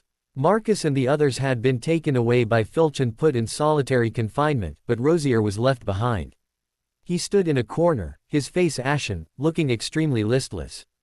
Being hit in the face with dung was only one aspect, more importantly, he was freezing. When Filch brought him here, Snape had rinsed him 3 times with water and wouldn't allow him to use any spells to dry his clothes. Only then would the stench on him be less noticeable. But the problem was that the potions office was right next to the underground classroom, where the temperature was already low, and now it was November, and the breeze it was incredibly irritating. Within minutes, a thin layer of ice had formed on Rosier's clothes. "You don't need to tell me that," Snape said coldly, glancing at him. "What I don't understand is how you could be so stupid, using the Nimbus 2000. Where's your brain? Did you lend it to a troll?" "Professor, I didn't mean to open it," Rosier stammered. "I just wanted to hide it, but then Peeves showed up." Rosier explained the situation, omitting some unimportant details, successfully portraying himself as a good captain concerned with Slytherin's honor. Snape listened, then looked at him expressionlessly.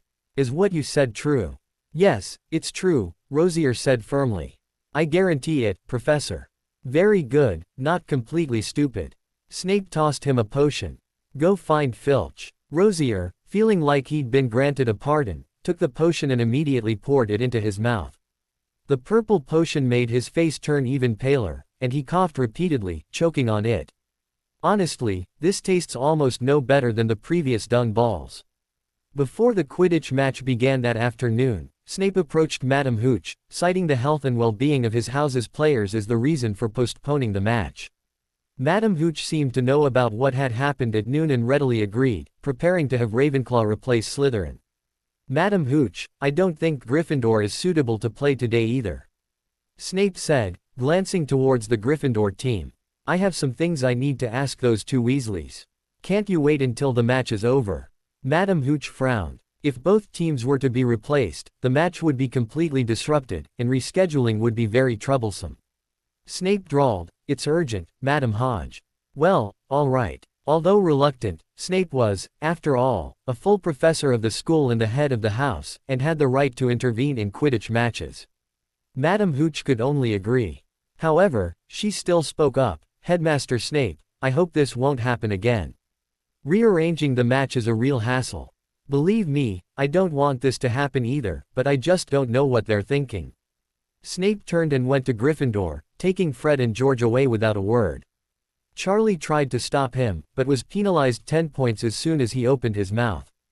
"Disrespecting a professor, Weasley, Gryffindor loses 10 points. Snape said coldly, "If you don't move aside, I'll deduct 20 points next time." Charlie's face turned red with anger. He clenched his fists tightly, veins bulging on his arms, then took a deep breath and moved to the side. "Take care, Professor Snape." Snape's hand holding his wand relaxed slightly, and after a cold snort, he left the Quidditch pitch with Fred and George. But no sooner had he left than Charlie stormed towards Professor McGonagall's office, cursing. Slytherins had no sportsmanship, not only framing them but also calling for backup. How tasteless. So what if he's a big shot? Everyone has one. Gryffindor's big shot is the deputy headmistress in terms of official rank, he's much higher than Snape. Meanwhile, back at the castle, Snape led Fred and George to the potions office. The twins, far from being nervous, actually looked around the office with interest. It was quite ordinary. Not only was it cramped, but the desks and chairs were old-fashioned, and the floorboards creaked underfoot. If you ignored the potion ingredients, they might even think they'd wandered into a second-hand furniture store. It was far inferior to Professor McGonagall's. "Professor Snape, what can I do for you? Fred asked first. Snape said slowly, what about that package you received this morning? We don't know, Professor, George said calmly, pulling a piece of paper from his pocket and placing it on the table beside him. It wasn't signed, we thought the owl had delivered it to the wrong address. Yes, Fred nodded. We searched for a long time but couldn't find the owner. Just as we were about to hand it over to Professor McGonagall, the package disappeared. George continued, Professor, do you know who stole that package? Whether intentionally or not, George emphasized the word, stole, and paused. But Snape seemed not to hear, continuing, so, you didn't buy that package. Don't try to fool me. I know it came from Zoko, I'll go to Hogsmeade to inquire later. Of course, that's your prerogative, Professor, Fred said, his expression unchanged. But if you know who stole that package, please tell us. After all, it was lost in our hands, and we won't be able to explain it to the owner. Snape's eye twitched, and he pretended not to hear again. Weasley, you. Bang bang bang tilde. Just then, there was a knock on the door. Professor McGonagall walked in. Severus, I heard you took Fred and George away. Professor McGonagall pursed her lips, her expression serious. Did they do something wrong? We didn't, Professor McGonagall, Fred quickly protested. George followed up, Professor Snape called us to inquire about that package. Professor McGonagall thought for a moment and said, the one you told me about before, the unsigned package. Yes, that's it, Fred said. But it's missing, and we suspect someone might have stolen it.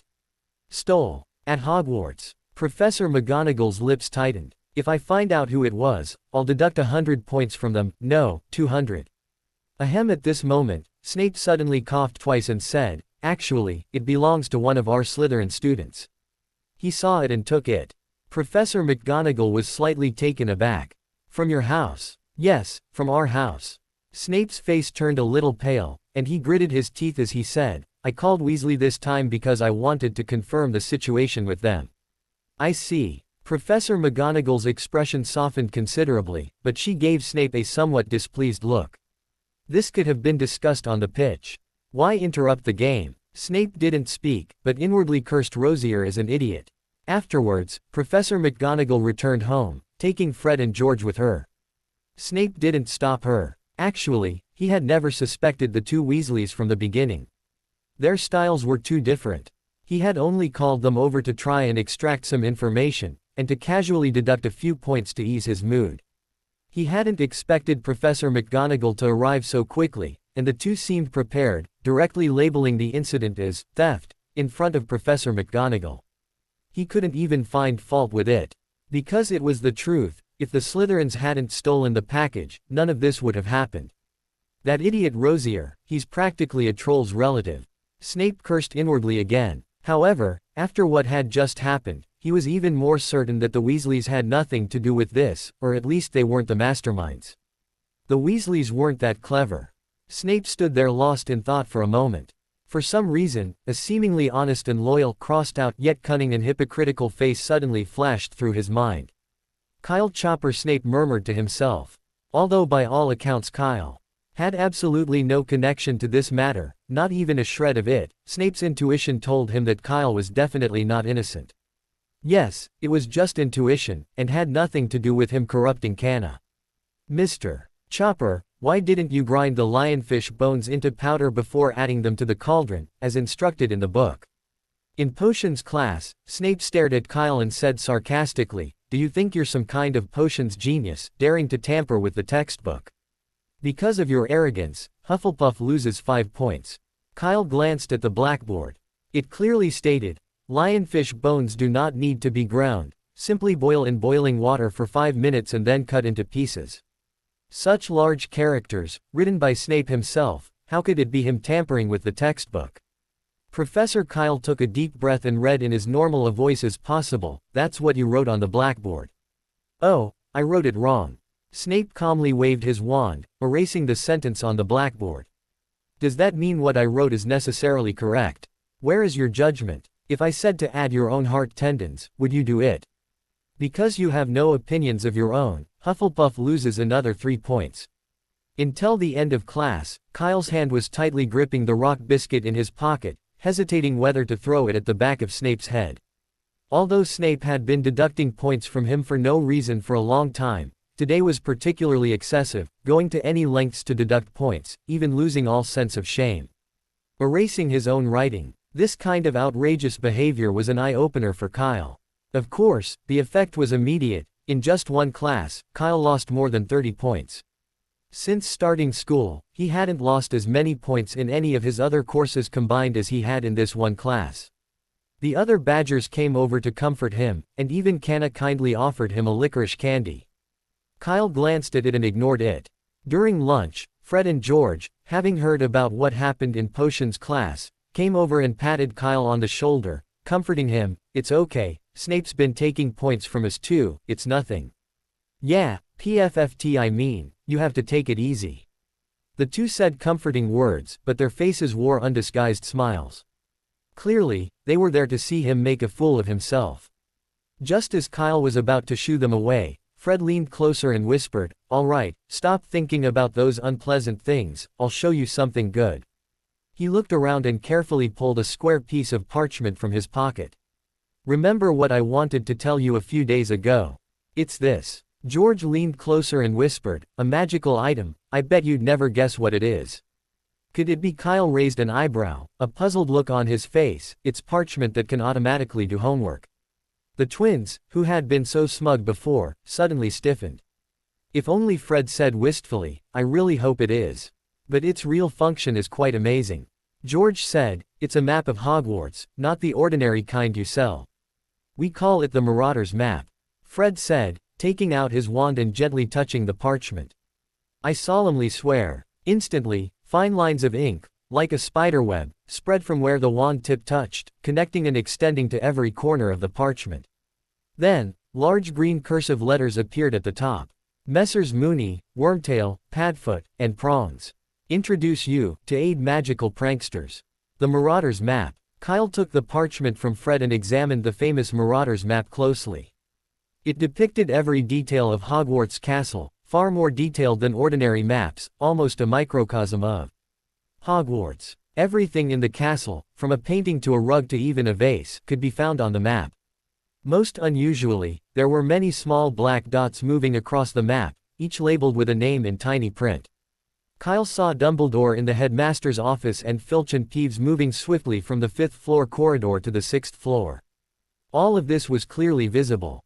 But in crowded places like the Great Hall right now, it was impossible to see clearly. Numerous names overlapped, making it all dark and illegible. In addition, Kyle noticed that the map didn't seem to show the locations of all the secret passages.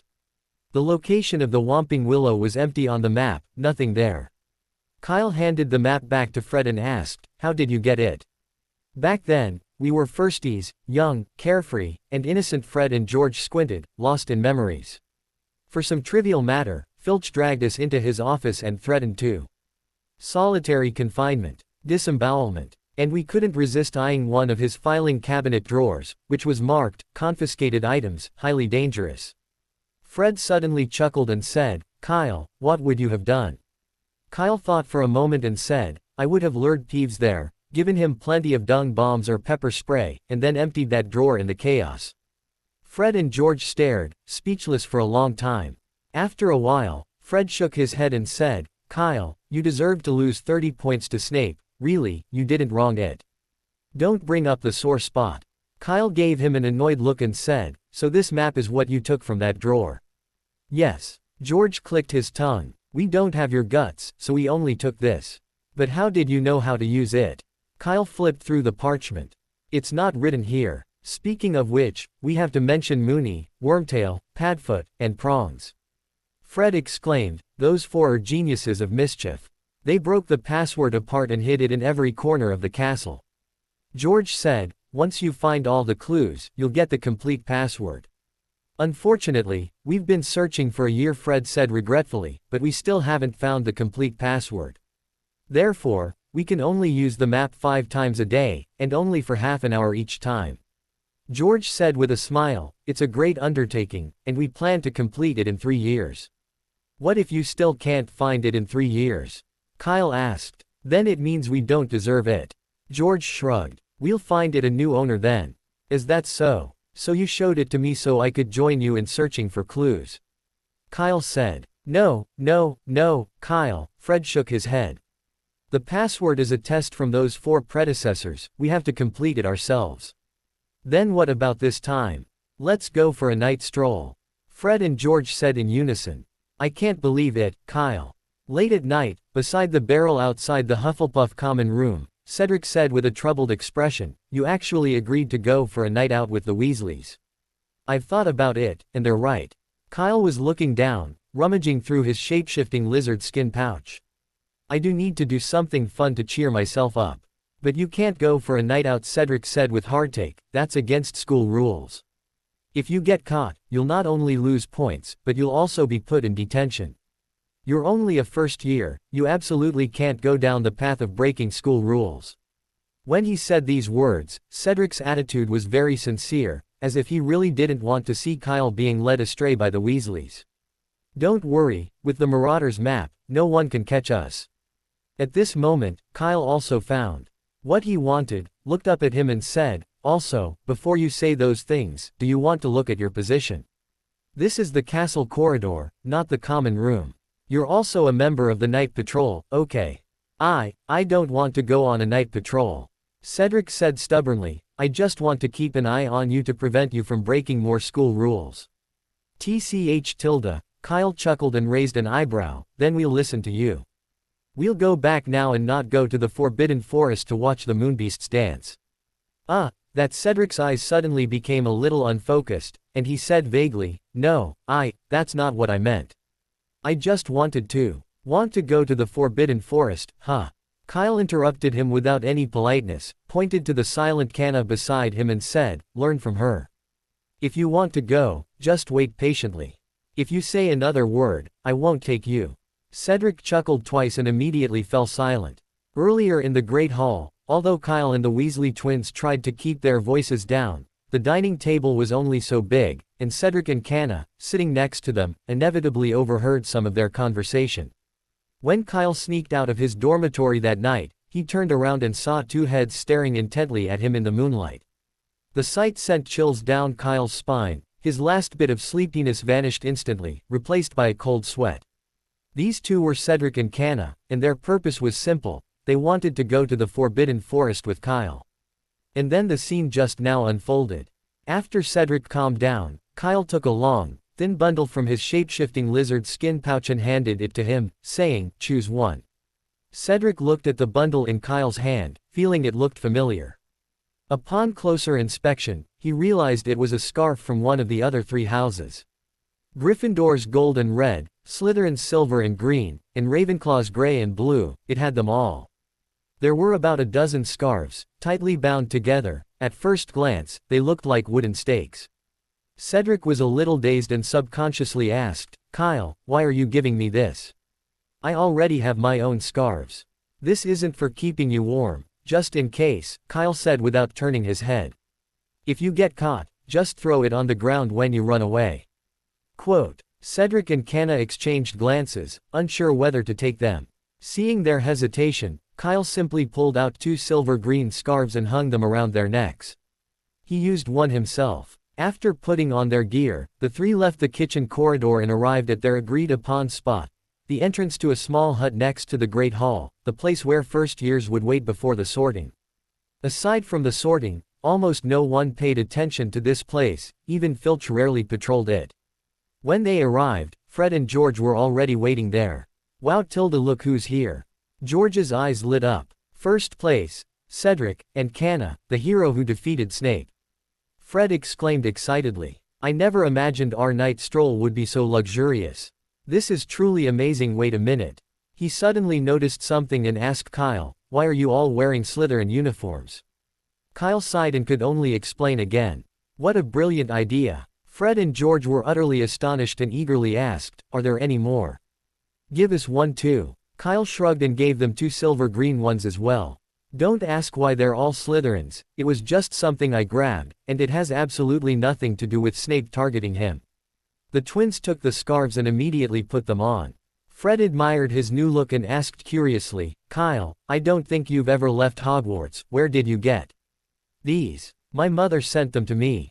Kyle explained. Along with the scarves came a master key and an invisibility cloak with an illusion charm.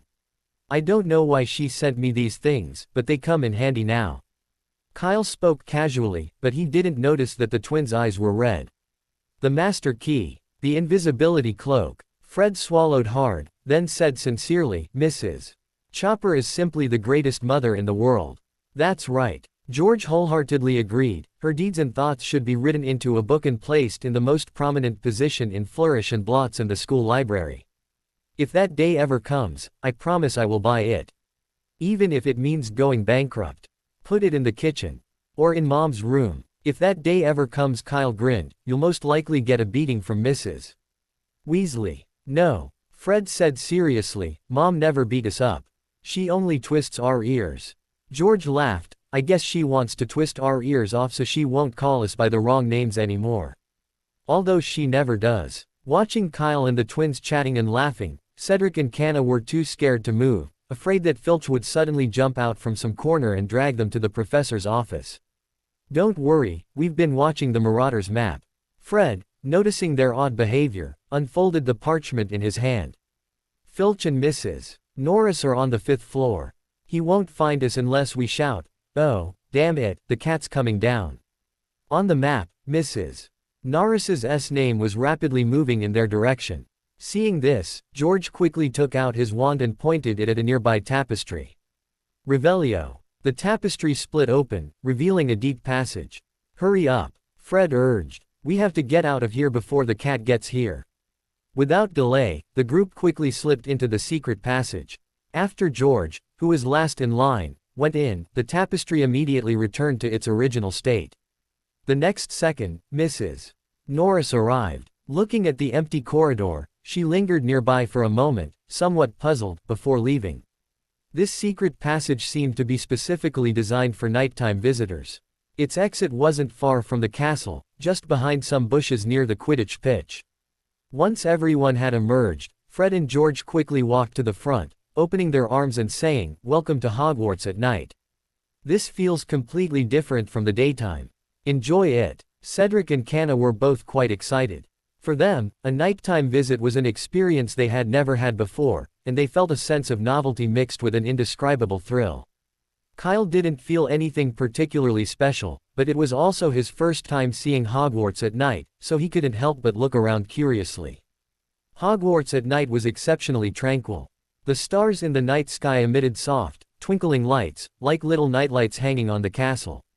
It was beautiful, dreamlike, yet peaceful and serene. The group stood there for a moment until Fred reminded them, then they remembered they still had important business to attend to and headed towards the Forbidden Forest. On the way, they made a sharp turn, deliberately avoiding Hagrid's cabin. Although Fang was a bit timid, he was still a proper hunting dog, with keen hearing and a sharp sense of smell. If they got too close, he might detect them. It was just a little time, much better than being dragged back to the castle by Hagrid. After rounding the cabin, they came to a wide expanse of woodland. The Moonbeast's lair wasn't hard to find. Led by Kyle, they quickly spotted the lush patch of guardian trees. Just then, the Moonbeasts emerged from their lair. They craned their long necks to look at the sky, their large heads and slender legs creating a striking contrast. They looked like miniature alpacas. Quite cute. In the moonlight, they slowly raised their front legs, while their two slightly thicker hind legs began to swing erratically. The Moonbeast dance, this is the Moonfox dance. Cedric exclaimed excitedly. I've only ever seen it in books before, it's nowhere near as good as the live version. Don't get too excited, we won't be able to see it if they find out, Kyle whispered a reminder. Moonbeasts are very shy magical creatures. If they notice other people around, they will shyly retreat into their burrows. But Cedric was right. The live dance was indeed much better than the photos in the book. But that's normal. Newt is just a socially awkward person who studies magical zoology. What does he know about taking pictures? Just make do with what he has to say. After dancing for a while, the Moonbeasts seemed to warm up, and their dance steps became more complex and captivating. And with each step they took, tiny silver-white specks of light gradually appeared on the ground behind them. These specks of light multiplied, spreading out like a stage beneath the Moonbeast's feet. The silver-white, stage, and the moonlight in the sky complemented each other, elevating their dance to another level. So beautiful Kanna's eyes sparkled as she gazed at the scene, completely mesmerized. Ahem. Though it was a bit of a mood killer, Kyle thought for a moment and then whispered in her ear, "That silvery thing is their droppings." The stars in Kanna's eyes vanished visibly. She turned her head and looked at Kyle incredulously. "It's true," Kyle said calmly. "If you don't believe me, you can read Fantastic Beasts and Where to Find Them. It's written there." Kanna. After learning that the moonbeast danced on her own excrement, she could never go back. The beautiful and complex dance before her eyes seemed utterly tasteless. Kanna felt a surge of frustration. She couldn't understand why Kyle had to tell her all this now. Couldn't he have waited until she finished watching? Growing angrier, she turned around again and punched Kyle in the arm. Fred and George, standing nearby, did the same, giving Kyle a punch in return and telling him to shut up when he should. Only Cedric was somewhat better off, because he already knew all this.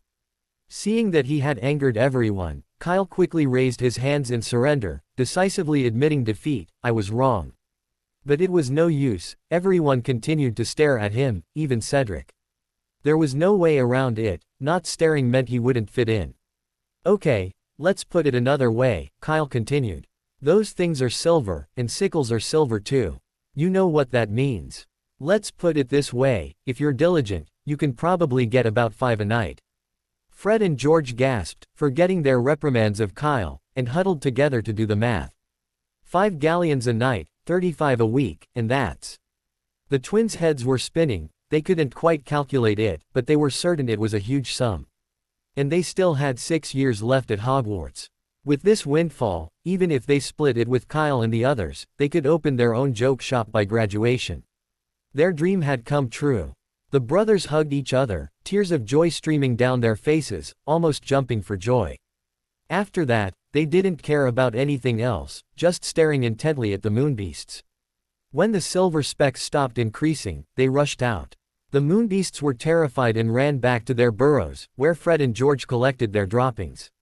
Presumably finding the process too slow, Fred even called Kyle and the others to come along. However, neither Kyle nor Cedric moved, while Kanna hesitated, but Kyle pulled her back. Aren't you going to tell them the truth?" the honest Cedric asked, somewhat conflicted.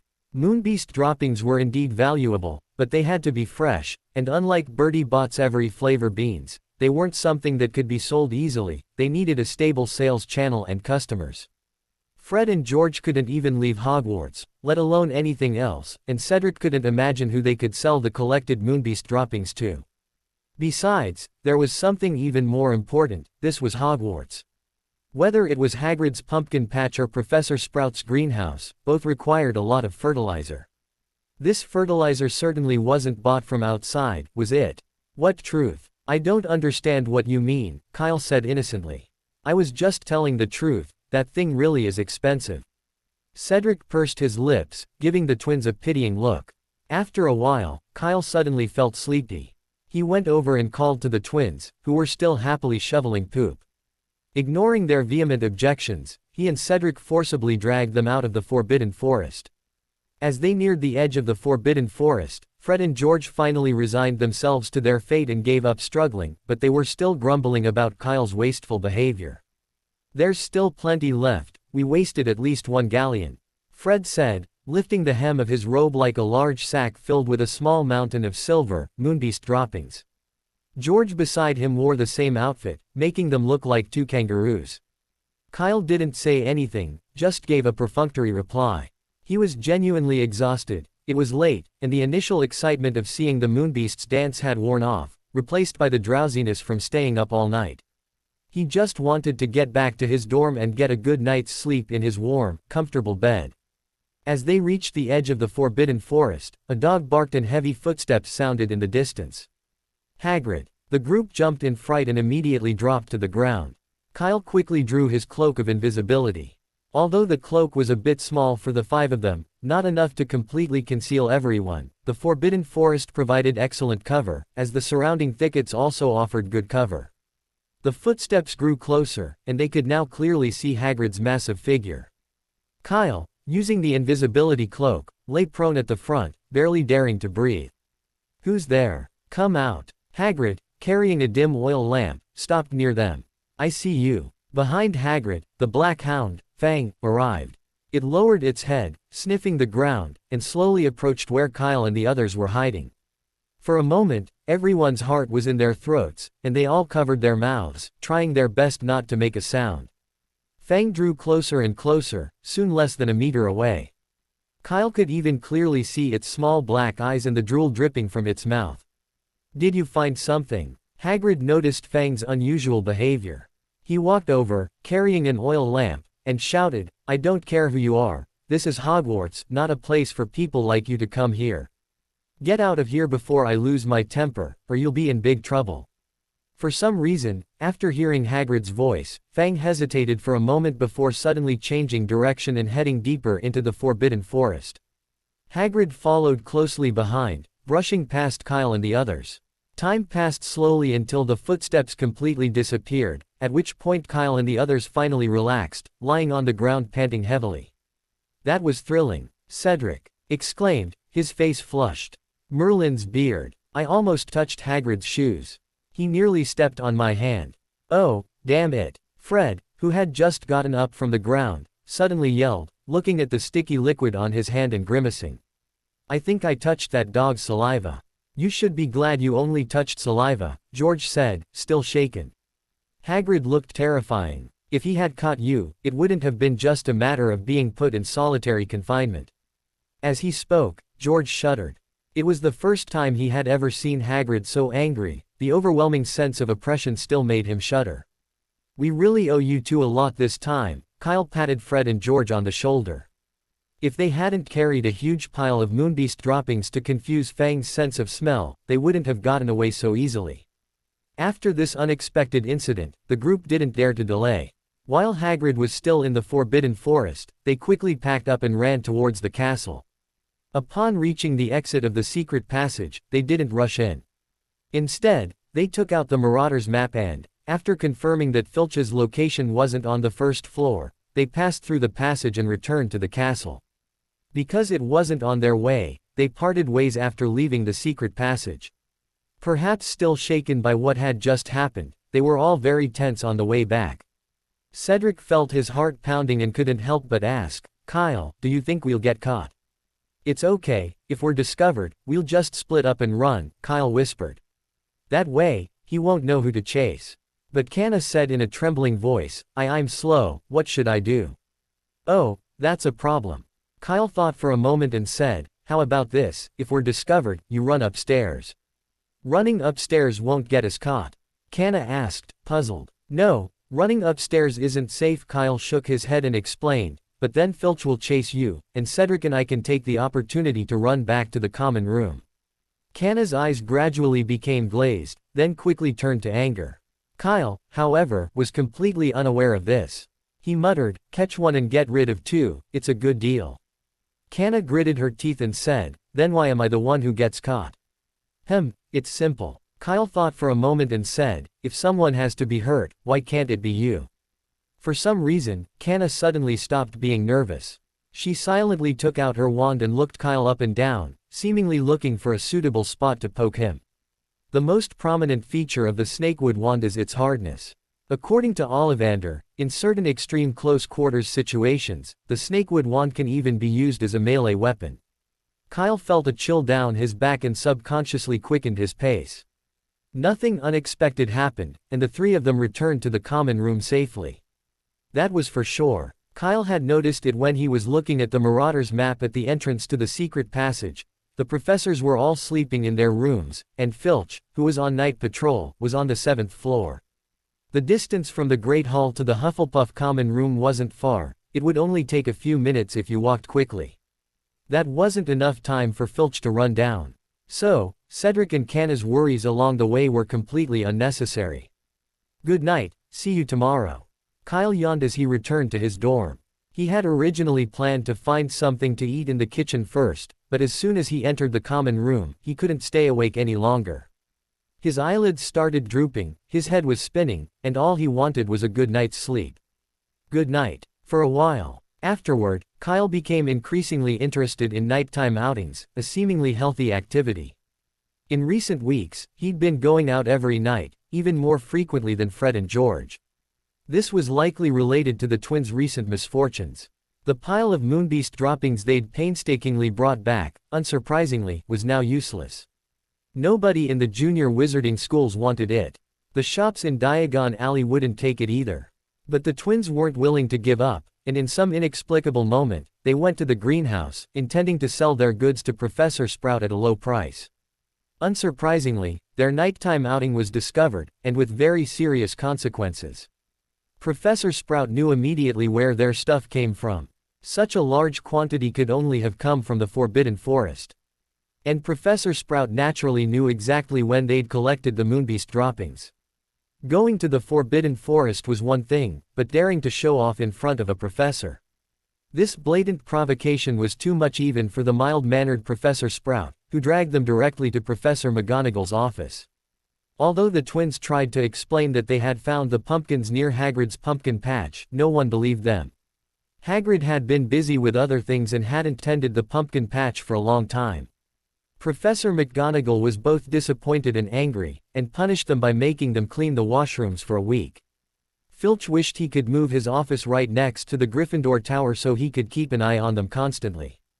However, this made things convenient for Kyle. After Mikkel and Ryan fell asleep, Kyle quietly got out of bed and tiptoed out of the common room. After putting on his silver-green scarf as usual, Kyle took out his wand and lightly touched his forehead. Dissolucio. A chilling sensation quickly spread from the top of his head, as if he had been doused with ice water. Then, patterns of the same color as the wall behind him appeared on Kyle's body. Disillusion charm. Since returning from the Forbidden Forest, Kyle had been studying the invisibility cloak. While convenient, it had its drawbacks. A moment's inattention or walking too fast could leave his feet exposed. The disillusionment charm was far superior. However, the spell was a bit tricky. It had taken him 3 days to master it, and his body color wasn't yet perfectly fluid in changing with the environment. Fortunately, Hogwarts Castle was pitch black at night, so this minor flaw didn't matter. With everything prepared, Kyle easily found his way to the library on the second floor. This was his current nighttime haunt. He enjoyed reading, but some books weren't suitable for daytime reading. They were best enjoyed alone under the cover of darkness. The library doors were tightly shut, secured by a large brass padlock. Kyle took out his master key, easily unlocked the lock, and then carefully pushed it open a crack, squeezing sideways into the library. The library was pitch black and eerily dark at night. Lumos. Kyle, wand in hand, walked past rows of bookshelves until he reached the back of the library, stopping before a sign. The words, "Restricted Section," on the sign were incredibly enticing. Kyle carefully stepped over the rope separating these books from the rest of the collection, using the light from his wand to read the titles. To avoid being discovered or anything unexpected, Kyle was very particular about the books he selected. No books with pictures on the cover, including but not limited to portraits, magical creatures, various symbols, etc. No books with no pictures on the cover. No books that are too thick and large. No books with strange marks. No books that look too old. This is mainly to prevent damage when flipping through the books, and it would be troublesome if they couldn't be restored later. Kyle wandered through the forbidden section for a while, and only when he reached the 6th shelf did he pull out a black book with gold-embossed calligraphy. The book was very thin, and much of the calligraphy on the cover had peeled off, so Kyle could only barely make out the meaning of the last 2 words. Exploration. That's it. After choosing the book, Kyle sat down on the floor as he had done the previous times and began to read slowly. Compared to ordinary books, the contents of the forbidden book section were generally much more obscure. When he encountered parts that he didn't understand or couldn't comprehend, Kyle would use the shorthand quill he carried to copy them down. Although this method was much more troublesome than using the copying charm directly, it was more reliable. Who knows if these books have any strange or unusual enchantments? To be on the safe side, it's best not to cast any spells on them. By the time Kyle left the library, 2 hours had passed. On his way back, Kyle unexpectedly encountered Peeves, but thanks to the disillusionment charm, Peeves didn't notice him. The next morning, Kyle, who had planned to sleep until 10 o'clock, was dragged out of bed by his 2 roommates at 7:30. "Wake up, Kyle, wake up. Ignoring Kyle's reaction, the two dragged him out of bed without a word, then each grabbed an arm and led him to the window. "Look, it's snowing." Mikkel opened the window, and without any warning, a gust of cold wind mixed with snowflakes hit Kyle's face directly. Hiss! Kyle shivered, instantly wide awake. Kyle rubbed his face, feeling that this scene looked familiar, as if he had seen it somewhere before. "Let's go out and see," Mikkel exclaimed excitedly. "This is the first snow at Hogwarts." Kyle shook his head in refusal. What was so interesting about snow? He'd rather take a nap. He'd gone to bed late last night, and it wasn't the weekend.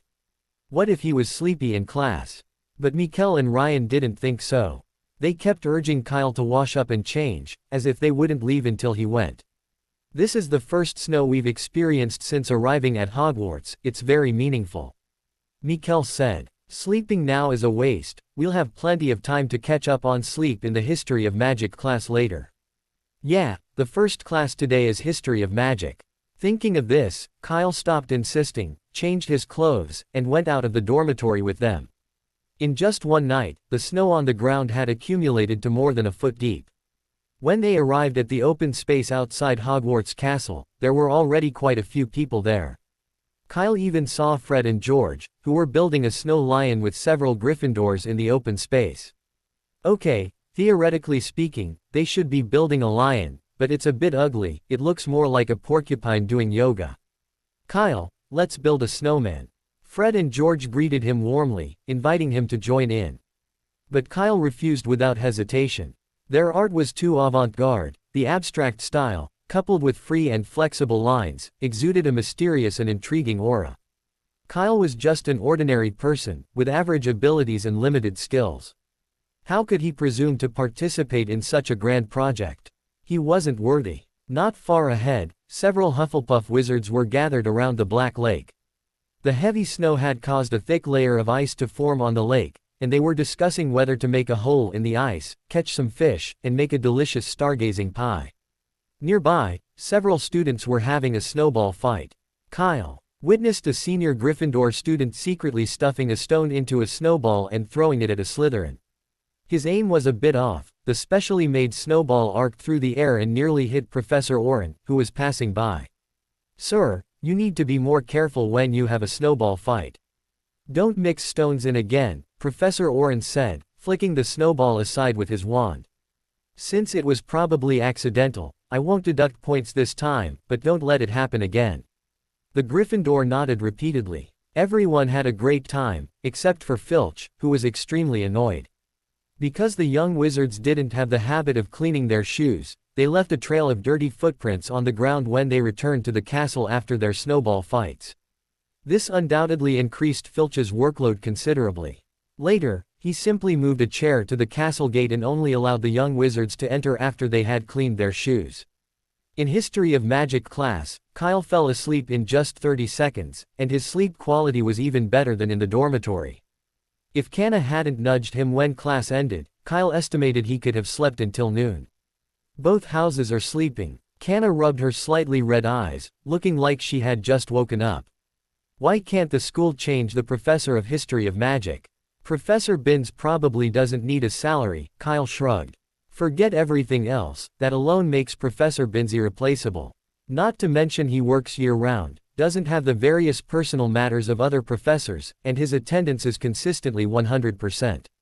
Furthermore, the History of Magic exams are very simple. As long as you carefully review the textbook before the exam, getting an E is no problem. So, let alone the school board, even Headmaster Dumbledore wouldn't agree to replace this chosen worker." "That stingy old bee," Kyle scoffed, expressing his disdain for Dumbledore's ruthless exploitation of older professors. As December arrived, the weather grew colder, but the young wizards, unlike their listless state the previous month, were incredibly excited every day. The Christmas holidays were approaching, which meant they would soon have a full 2 weeks of vacation. In this atmosphere, students found it difficult to concentrate in class, often daydreaming during lectures. Professors initially tried deducting a few points to try and make them a little more alert, but it didn't have much effect. It might only work for a few minutes before they reverted to their previous absent-minded and unfortunate state. After realizing this, the professors simply stopped interfering. It's the same every year, they're used to it. They don't teach anything new before the holidays anyway, so as long as it's not too outrageous, they turn a blind eye. Of course, there are two exceptions. Professor Binns doesn't care about Christmas. In his History of Magic class, he still uses that requiem-like tone to recount the invention of the self-stirring cauldron. The self-stirring cauldron is a cauldron enchanted to automatically stir potions. It was invented at the end of the 20th century by Gaspard Singleton, and he thus. The other is Professor Snape. He doesn't care why students are daydreaming, and he doesn't show the same leniency as other professors. If a student isn't from Slytherin, they get 3 points for each lapse. Thanks to his relentless efforts, by Christmas Eve, Slytherin's house points were far ahead, even nearly 100 points higher than second-place Ravenclaw. Professor Snape was very satisfied with this result. Slytherin's 6th consecutive house win this year was a sure thing. On the eve of leaving school, Kyle bumped into a somewhat flustered Hagrid in the Great Hall. This was the first time he'd seen Hagrid since their nighttime excursion to the Forbidden Forest. Mainly out of guilt, the 5 of them had been avoiding Hagrid for the past month. But now that they'd run into each other, it wasn't easy to pretend not to see him. Kyle walked up and waved, saying, "Hagrid, how have you been?" "Oh, it's Kyle," Hagrid said, bowing his head. "Sorry, I don't have time to chat right now. I still have a lot of things to prepare." Merlin's beard. "I completely forgot Hogwarts was closed for the holidays tomorrow. I thought Halloween had only just passed a few days ago." As he spoke, Hagrid didn't stop walking, striding towards the castle gate. Kyle had to jog to barely keep up.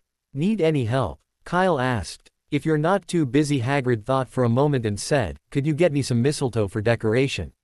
The banquet is about to start, and I'm worried we might not have enough time." "Of course, no problem." Kyle and Hagrid walked to the cabin near the Forbidden Forest. Not far away were 2 fir trees, each about 60 or 70 centimeters in diameter, along with a small pile of holly and mistletoe. "You take those decorative plants, and I'll take the rest." With that, Hagrid bent down and laboriously lifted the 2 fir trees. When Hagrid stood up, his face was red from the effort. Clearly, lifting 2 trees at once was quite a strain for him. Just then, Hagrid suddenly heard a voice behind him. "Wingardium Leviosa." The next second, he felt a sudden lightness on his body, as if the 2 fir trees had vanished. Hagrid turned around in surprise to look at Kyle. "A levitation charm, amazing." "You're exaggerating, Hagrid." Kyle shook his head. "Anyone can do that." Is that so?" Hagrid blinked, confused. He remembered it wasn't like this when he was in school. Only a few years have passed, and the new students at Hogwarts have become so outstanding. With Kyle's help, Hagrid finally managed to deliver all the Christmas trees to the Great Hall before the banquet. When they arrived, Professor McGonagall and Professor Flitwick were already waiting in the Great Hall. "Hagrid, you're finally here. These are the last 2. Oh, a wonderful levitation charm, Mr. Chopper." 5 points to Hufflepuff. Professor Flitwick had been wondering why Hagrid could carry 2 Christmas trees so easily, but upon closer inspection, he saw Kyle holding a wand beside him. "If the final exam were a levitation charm, I could give you an O right now." Professor Flitwick winked at Kyle, then used the levitation charm to take the 2 fir trees and place them in their proper positions.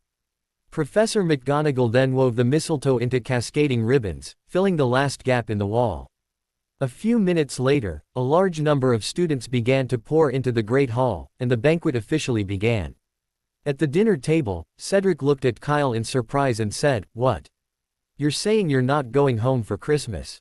"Yeah," Kyle nodded. "I can't help it. Nobody's home, and there's no point in going back. I'd rather stay at Hogwarts." Chris was responsible for returning the magical creatures they had captured to their original habitats, and he'd been traveling the world with Newt recently. The Department of Mysteries seemed to be out on assignment too. Diana had sent him a letter a few days ago saying she might not be able to come back for Christmas, but the gifts would definitely arrive on time. With Chris and Diana not home, there was no point in Kyle going back. He'd rather stay at Hogwarts, at least he'd have something to do there. Like bonding with Fluffy, or watering his 2 ornamental plants. "Why don't you come to my house?" Cedric thought for a moment and said, "My dad would really welcome you." "Next time." Kyle shook his head. I just told Hagrid I'd help him take care of his animals during the holidays. Cedric looked a little disappointed. Kyle, on the contrary, frankly didn't want to face Mr. Diggory, that son-obsessed maniac, let alone spend 2 weeks with him. Just thinking about it gave Kyle a headache. Chris alone could handle that kind of treatment. To distract Cedric and make him forget about the topic, Kyle turned to Kana beside him and asked, "What about you? Going home for the holidays?" Kana didn't answer, just gently shook her head. Seeing this, Kyle didn't ask any further. After the dinner, the semester ended. The next day, the young wizards took the train back to King's Cross Station. Mikkel and Ryan also went home, leaving Kyle alone in the dormitory. Even the once lively common room was much quieter now. This feeling wasn't bad. Kyle sat on a sofa near the fireplace, roasting a potato with the skin on, with some flatbread, mushrooms, and thinly sliced beef beside him. Although the house elves offered to bake the potatoes for Kyle when he went to the kitchen to get them, he refused. He only wanted the process, the food was secondary. Kyle held the roasting fork and waited until the potatoes turned black before taking them out. After cooling, he peeled off the skin, and one bite revealed a sweet, soft, and delicious flavor. It was just that he might not have controlled the heat perfectly, the inside was still raw. Kyle scooped out the raw potato with a spoon and tossed it to a mouse not far away. Kana glared at him fiercely. "Don't give Pochi those weird things. It's just a potato, what's weird about it?" Kyle waved his hand dismissively. "Besides, what field mouse doesn't eat potatoes?" As if deliberately trying to spite him, the mouse named Pochi glanced at the undercooked potato, then turned and went elsewhere, showing no intention of trying it. Goodness, even a mouse is picky about food. Kyle, feeling a little embarrassed, said seriously to Kana, "I think you should let it go hungry for a few meals." Kana ignored him and took Pochi out of the common room. It was the Christmas holidays, and the caretaker's cat wouldn't be wandering the castle corridors all the time, so she planned to take this opportunity to walk her pet and let it explore Hogwarts. It had been here so long, she couldn't keep it locked up in its dormitory forever. After Kana left, Kyle was left alone in the common room. Feeling a bit bored, he finished his food and didn't linger, instead heading to the room of requirement on the 7th floor. After 3 months of Kyle's efforts, besides biting cabbage, the room now boasted white sage, rue, belladonna, mistletoe, styrax, and a beautiful golden hydrangea. The first 3 were nothing special, they were common magical plants, their seeds readily available in Hogsmeade, and Kyle had someone bring back a large bag full. As for the last one, it came from the Hufflepuff common room. One evening, Kyle couldn't resist and cut a small branch with a bud from the lush golden hydrangea. It was really small, only about an inch long, and wouldn't harm it at all. He'd only planted it there as a trial, but it had actually succeeded. Although it looked small now, Kyle was already satisfied. As long as it survived, it would grow bigger eventually. Kyle went straight to the center. The biting cabbages were thriving. In just 3 months, they had grown from seeds to the size of bludgers. Their gaping mouths, with their rows of sharp teeth, looked incredibly powerful. A bite would definitely be satisfying. Kyle loosened the soil around them and shooed away the billywig bug that had been hovering above his head. "I'm busy right now, go play over there." A few days ago, he had rescued the billywig bug from Mrs. Norris's mouth, almost making it lunch. The little guy had a long gash on its body, probably from being scratched by Mrs. Norris. Kyle simply brought it here and treated it. And then, it wouldn't leave. Fortunately, the little guy was quite obedient. After Kyle spoke, it obediently flew to the side. This place was large, with many magical plants, and most importantly, that high-jumping cat wasn't there. It liked that. After loosening the soil around the biting cabbages, Kyle took a stroll around the room. He still felt the space was a bit empty. Although he had quite a few seeds of white sage and rue, it felt like a waste to plant only ordinary magical plants in such a good spot. Kyle stroked his chin, thoughtfully looking at the large empty space he had deliberately left on the left side of the room. If he remembered correctly, he should be learning Devil's Snare in herbology class soon. The next morning, Kyle woke up to a mountain of gifts piled up in front of his bed. Most of them were snacks like chocolates and candies, and there were more than he had expected. A good student is indeed popular. Kyle put those aside and continued unpacking the rest of the gifts. Hagrid's gift was the largest, looking like a wooden barrel wrapped in thick craft paper. Could it be from the Moonbeast? Kyle nervously opened the package. Fortunately, it wasn't what he thought. Hagrid had given him a cloak plant, and the wooden barrel was a makeshift flowerpot filled with soil. The cloak plant's leaves still had dewdrops on them, probably because he had just dug it up from the Forbidden Forest. Kyle gave Hagrid a model of a fire dragon, the kind used in the tournament's lottery, which could move, fly low, and breathe fire. Hagrid would probably like it very much. Cedric gave him a set of The Amazing Quidditch, with the signatures of the canon players on it. Kyle looked at the autograph and disdainfully put the book aside. He didn't like that team. It's worth mentioning that Kyle's gift to Cedric was also related to Quidditch, his treasured Wimborne Wasp's autographed bat. He had specifically written to Mrs. Weasley to have it mailed to him, a truly heartfelt gift. For this, he received a good scolding from Mrs. Weasley for not coming home for the holidays, and she said she would give him a good talking to during the summer break. But Kyle wasn't worried at all. Mrs. Weasley was easy to appease, an apron Kyle had made himself, plus a good final report card, and there wouldn't be any problems. Kanna's gift was a pair of knitted gloves she had made herself, with Kyle's initials on them. To Kyle's surprise, the little witch's knitting skills were unexpectedly good, and he quite liked them. They fit perfectly, and he could wear them with the sweater Mrs. Weasley had given him. He gave Kanna a handbag with an anti-theft feature, which should be very practical for her.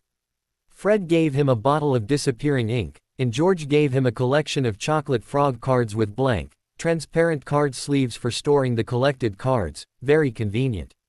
Kyle gave them a copy of Elementary Alchemy, which was also the textbook for alchemy courses at Beauxbaton's School of Witchcraft and Wizardry. He knew the twins had been inventing some things lately, and this book should be helpful. And then there were his two lovely roommates. Mikkel gave him an exquisite gold brooch, and Ryan gave him a wizard's chess set. To Kyle's surprise, he even received a gift from a professor.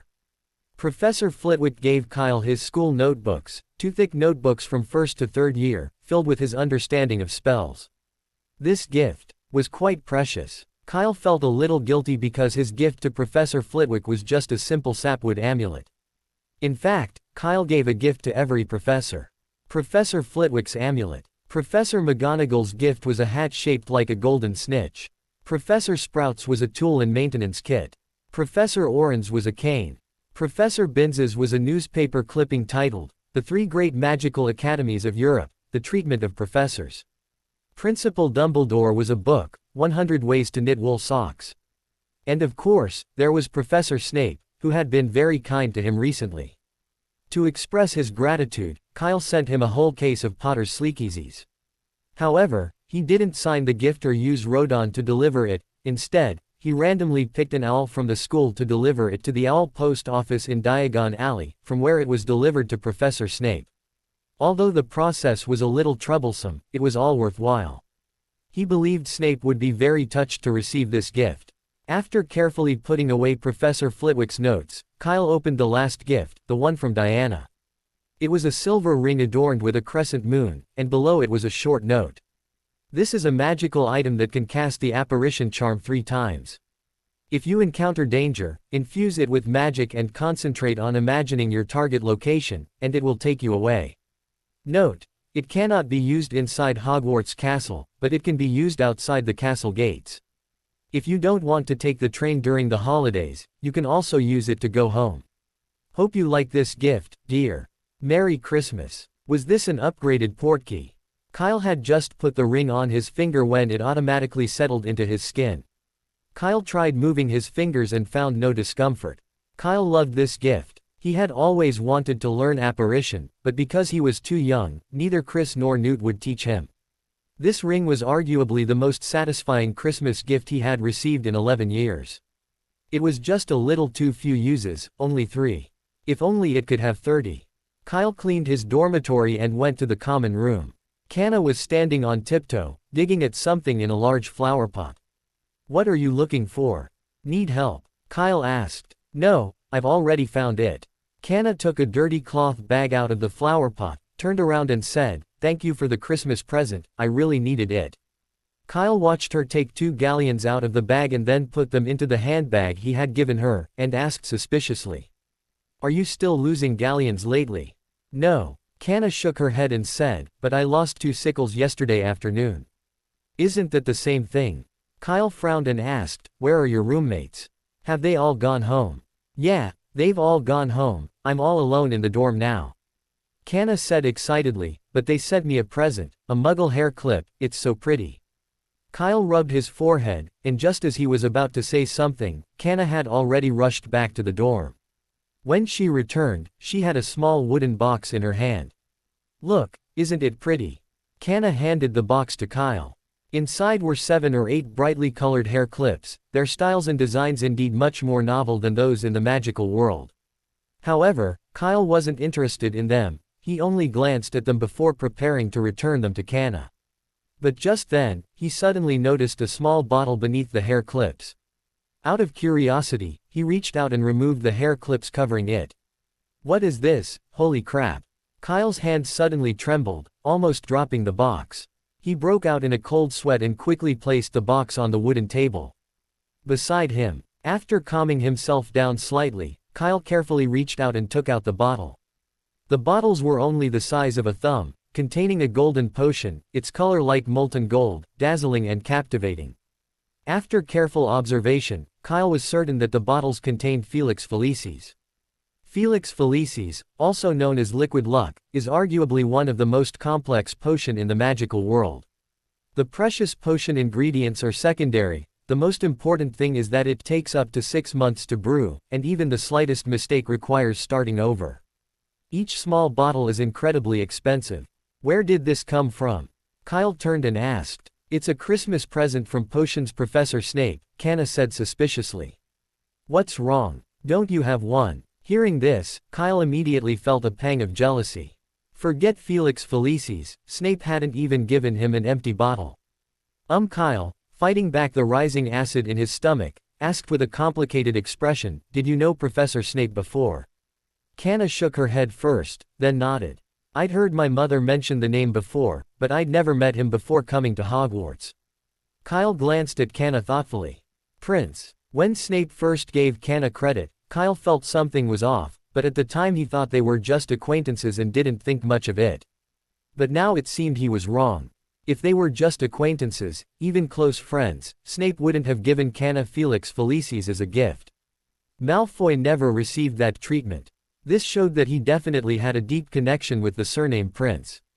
Kyle pondered for a moment, and then suddenly felt he'd heard the surname somewhere before. It sounded familiar, but he couldn't quite place it. The only place he could think of was Princeton University. But that had absolutely nothing to do with the wizarding world. Kyle thought for a long time before finally deciding to give up. He held the glass bottle and asked, do you know what this is?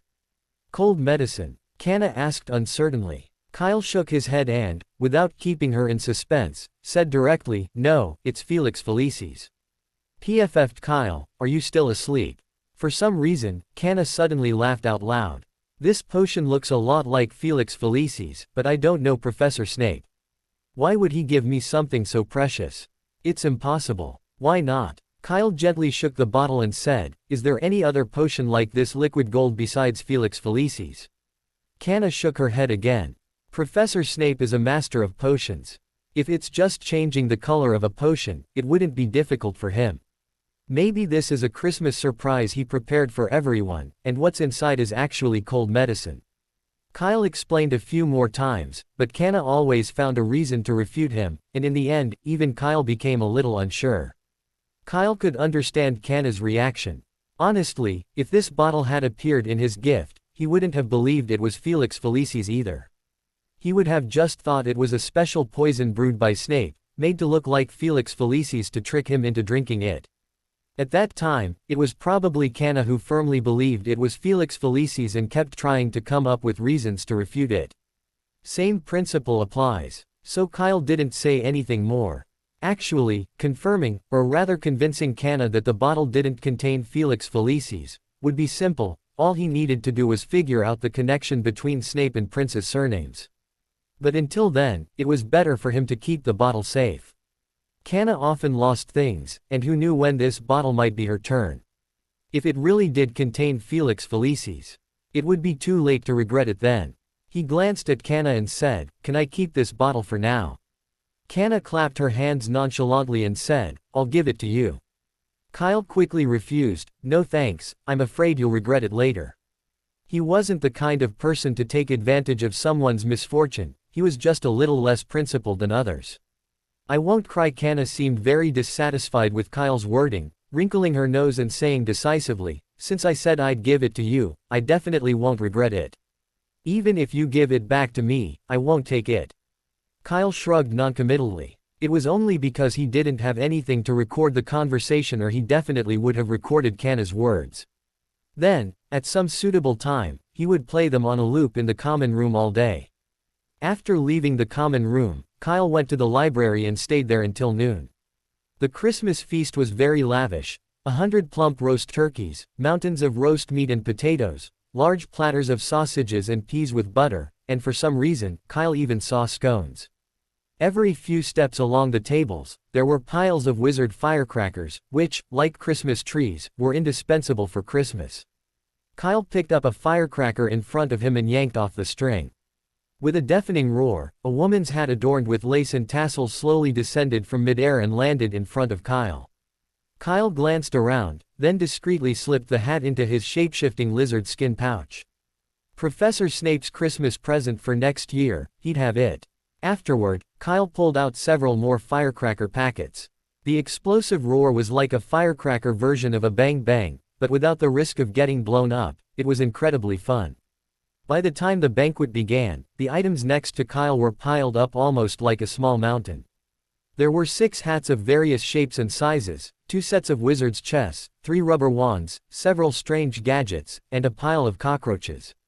To be honest, Kyle wasn't sure if the thing was real, so he simply put it in a transparent box and kept it far away from him. The house elf's cooking skills were as reliable as ever. Kyle looked at the enormous turkey, cut off a piece of thigh meat, and then made a pizza with flatbread, meat sauce, and sausage. After the turkey came the bright red Christmas pudding, which also held a little surprise. Canna's pudding contained a silver cyke. Kyle eagerly cut into his own pudding, a hint of yellow peeking through. Then Kyle put down his knife. He couldn't cut any more, the mango sauce would leak out. In the afternoon, Kyle went to Hagrid's cabin. "Kyle, what brings you here?" Inside the cabin, Hagrid warmly handed him a plate of rock cakes, saying, "Thank you for the gift, I love it." The dragon models were placed on the only table in the cabin. Hagrid, seemingly worried they might fall, had even installed a small fence around the table. He was quite attentive. Kyle didn't take the plate of rock bread, shaking his head. "Hagrid, I can't eat anything right now." "That's true, your stomach should be full of turkey and sausage by now," Hagrid said, unconcerned. He picked up a piece of rock bread, took a bite, and said, "What do you want?" "Let me make it clear, I'm not taking you to the Forbidden Forest." "I'm not going to the Forbidden Forest," Kyle said. "I came to ask if you know a wizard named Prince." "Prince? I think that surname is." Hagrid paused, then patted his head. "Sorry, Kyle, I think I've had a cold these past few days. My head feels foggy, and I can't remember many things." "Oh, right, Poppy asked me to go see her after the banquet." Hagrid suddenly stood up, saying hurriedly, "Sorry. Kyle, I have to go to the school hospital now. I'll write to you if I remember." "All right." Kyle sighed in disappointment and followed Hagrid out of the cabin. It seemed he could only wait until Chris was finished and then write to ask if he knew anything. Besides Hagrid, Kyle didn't plan to ask any other professors about this. Professor McGonagall and the others were too tight-lipped. If that Prince really was related to Snape, they would never say a word even if they knew. Back at the castle from the cabin, with nothing else to do, Kyle went back to the library and continued flipping through the hardcover book he had borrowed that morning. It was a biography, telling the legendary life of a dueling master. The master was truly a master. According to the book, he had never lost a duel since his first encounter with duels, and even set a record of 200 consecutive wins in 11 consecutive dueling championships. This record remains unbroken to this day. Even Professor Flitwick in his youth only managed a maximum of 115 consecutive wins. However, the master's biography writing was rather poor. the profound and complex magical theories that required step-by-step analysis and understanding were glossed over in a very short sentence. Just like solving a math problem, usually after writing down a solution, you need at least 3 or 5 formulas to derive the answer.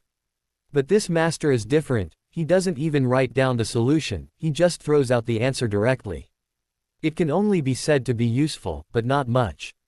Furthermore, although he mentioned many tips on casting spells in a teaching tone, his expression was very vague. When facing a moving enemy, your wrist should be slightly rotated at the appropriate moment when casting a spell.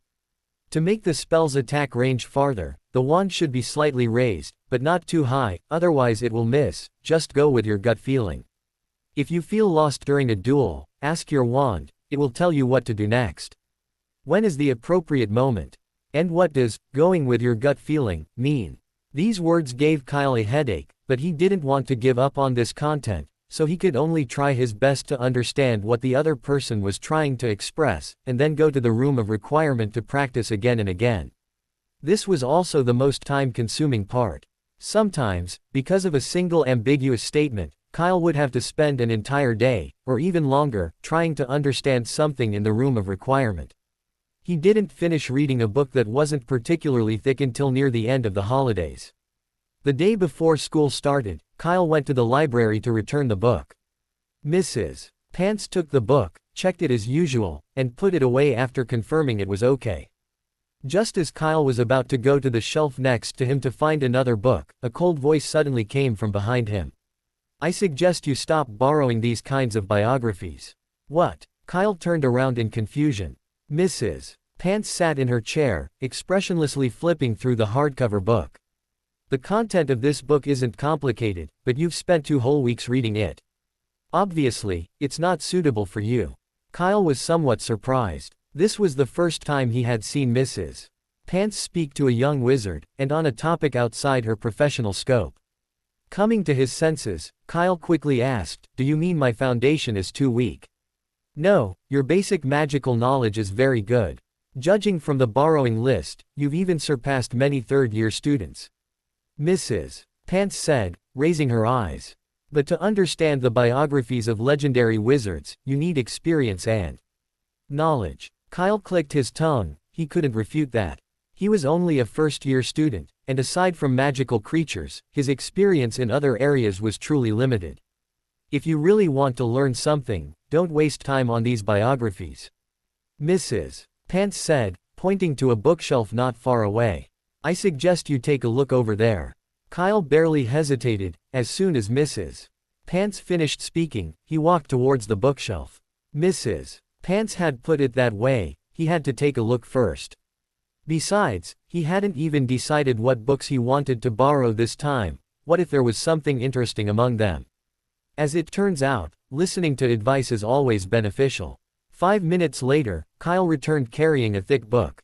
Mrs. Pants's expression changed slightly as she looked at the variations of charms, the origins, but quickly returned to normal. After getting the borrowing slip, Kyle didn't stay in the library but instead put the book back in his dorm, planning to read it later. Today was the last day of his vacation, and he had some things to do. Kyle first went to the room of requirement. As soon as he entered, a group of furry little creatures surrounded him. 5 moonbeasts stared at Kyle with their big, round eyes. Kyle patted each of their heads and asked, "It's daytime, why aren't you sleeping?" One of the moonbeasts tilted its head and cooed twice. "Afraid someone will come, so you're afraid to sleep," Kyle said with a smile. "Don't worry, no one else will come here except me." Hearing Kyle say this, the moonbeasts returned to the burrow the room of requirement had built for them. Looking at the 5 moonbeasts, Kyle thought again of what happened last night. Yesterday, while practicing spells in the room of requirement, he hadn't paid attention to the time, and by the time he came out, it was already late at night. Frustrated by the repetitive nature of his actions and the slow progress, Kyle decided to go for a walk before bed to clear his mind. He left the castle through a secret passage in the tapestry on the first floor. He had only intended to visit the Quidditch pitch, but lost in thought, he unknowingly went the wrong way. When Kyle looked up, he found himself near the moonbeast's lair. It was all fate. Since he was already here, there was no reason to leave empty-handed. These 5 moonbeasts were ones Kyle had brought back from the Forbidden Forest. Such a task wasn't difficult for him. Moonbeasts are gentle magical creatures. Although they all hid in their caves out of shyness when they first saw Kyle, they began to peek out one after another as he swayed his body in the moonlight. Seeing this, Kyle swayed even more energetically. He had learned this dance from Newt, and because it imitated the moonbeast's dance, he could gain their trust in a very short time. Kyle was just a beginner, so the effect was only so-so. If Newt had danced it, he could have charmed a whole bunch of female moonbeasts. It was simply outrageous. However, the dance moves were a bit too embarrassing, especially since it was late at night and there was no one else around. Otherwise, Kyle would never have done it. Absolutely not. After Kyle had danced a short while, the moonbeasts had gradually accepted him and came out of their caves. After feeding them some herbal leaves, Kyle began to try and get closer to them. Perhaps due to their frequent contact with Hagrid, the moonbeasts in the Forbidden Forest were almost entirely unsuspecting. After Kyle promised to provide them with plenty of white sage leaves, the 5 little gluttons couldn't resist approaching. Kyle had originally intended to take only 2, but looking at their large, watery eyes, he felt it wouldn't be right to leave any out, so he simply took them all. They were just some herbal leaves, he could afford to keep them. The whole process went very smoothly. With his reminders, the moonbeasts didn't make a noise and quietly followed him out of the Forbidden Forest. The only troublesome part was bringing them back to the Room of Requirement. Because the cloak of invisibility was too small, it could only cover 1 moonbeast at a time, so Kyle had to bring them in 5 times through the secret passage behind the tapestry. By the time he delivered the last moonbeast to the Room of Requirement, it was already past midnight. Kyle's legs were trembling, and he plopped down on the ground, panting heavily, taking a long time to recover. But it was all worth it. With these 5 moonbeasts, the problem of plant fertilizer was completely solved. Kyle was very satisfied with the 5 little guys' condition. Although they seemed a bit scared, that was normal, as long as they weren't clamoring to go back. After staying a while longer, they should get used to it. After leaving the Room of Requirement, Kyle went to the kitchen to pack some food and took it to Hagrid's hut. Hagrid's cold hadn't gotten better, and he looked weak and listless. "I brought you some scones and sausages." Kyle placed the things he was carrying on a shelf. "Thank you, Kyle." Hagrid picked up the copper kettle to pour Kyle a glass of water, but half of it spilled outside, which made him a little frustrated. "I've never had a cold before." Hagrid handed the water to Kyle. "Yesterday, Poppy gave me a whole bucket of medicine to drink, and it tasted awful." "That's how it is when you're sick." Kyle took a sip of water. "How are you feeling? Are you feeling better? Worse?" Hagrid shook his head. Yesterday he only felt a little dizzy, but after drinking the medicine, he started to feel uncomfortable all over and couldn't muster the energy to do anything. This feeling made Hagrid extremely uncomfortable. Kyle, looking at him, asked with some confusion, "Didn't Madame Pomfrey give you a pepper-up?" A pepper-up was the school hospital's main cold medicine. Cedric and Ryan had taken it when they had colds recently. Although it would produce white smoke coming out of their ears, it wouldn't cause Hagrid's listlessness. After all, students had to attend classes, and being listless was unacceptable. A pepper-up? No, Hagrid thought for a moment and said, "Poppy said that wasn't suitable for me. He gave me a different potion, I don't know what it is." Kyle suddenly realized. That made sense. Given Hagrid's size, ordinary stimulants or cold medicine wouldn't have much effect on him. Thinking of this, Kyle suddenly remembered something and glanced at Hagrid again. This drunken-like state seemed increasingly familiar. About a year ago, one of Newt's horned beasts in his trunk also caught a cold, and after Newt gave it a special potion, that big guy seemed to be in the same state. Kyle pursed his lips, sensing he'd discovered something incredible. The train arrived as scheduled, reaching Hogwarts before the dinner. The entire castle bustled with activity once more. Fred and George returned to the castle and immediately sought out Kyle. "Why didn't you tell us you weren't coming home for the holidays?" Fred said through gritted teeth. "Mom didn't see you and took it all out on us. She thought we bullied you," George said angrily. "She didn't give us a kind look the entire holiday. Do you know how we've been these past 2 weeks?" Fred said, increasingly aggrieved.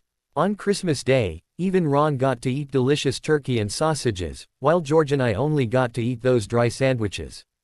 It's all because of you. The two men, their faces stern, cornered Kyle against the wall, giving him the impression that he wasn't leaving until he explained himself.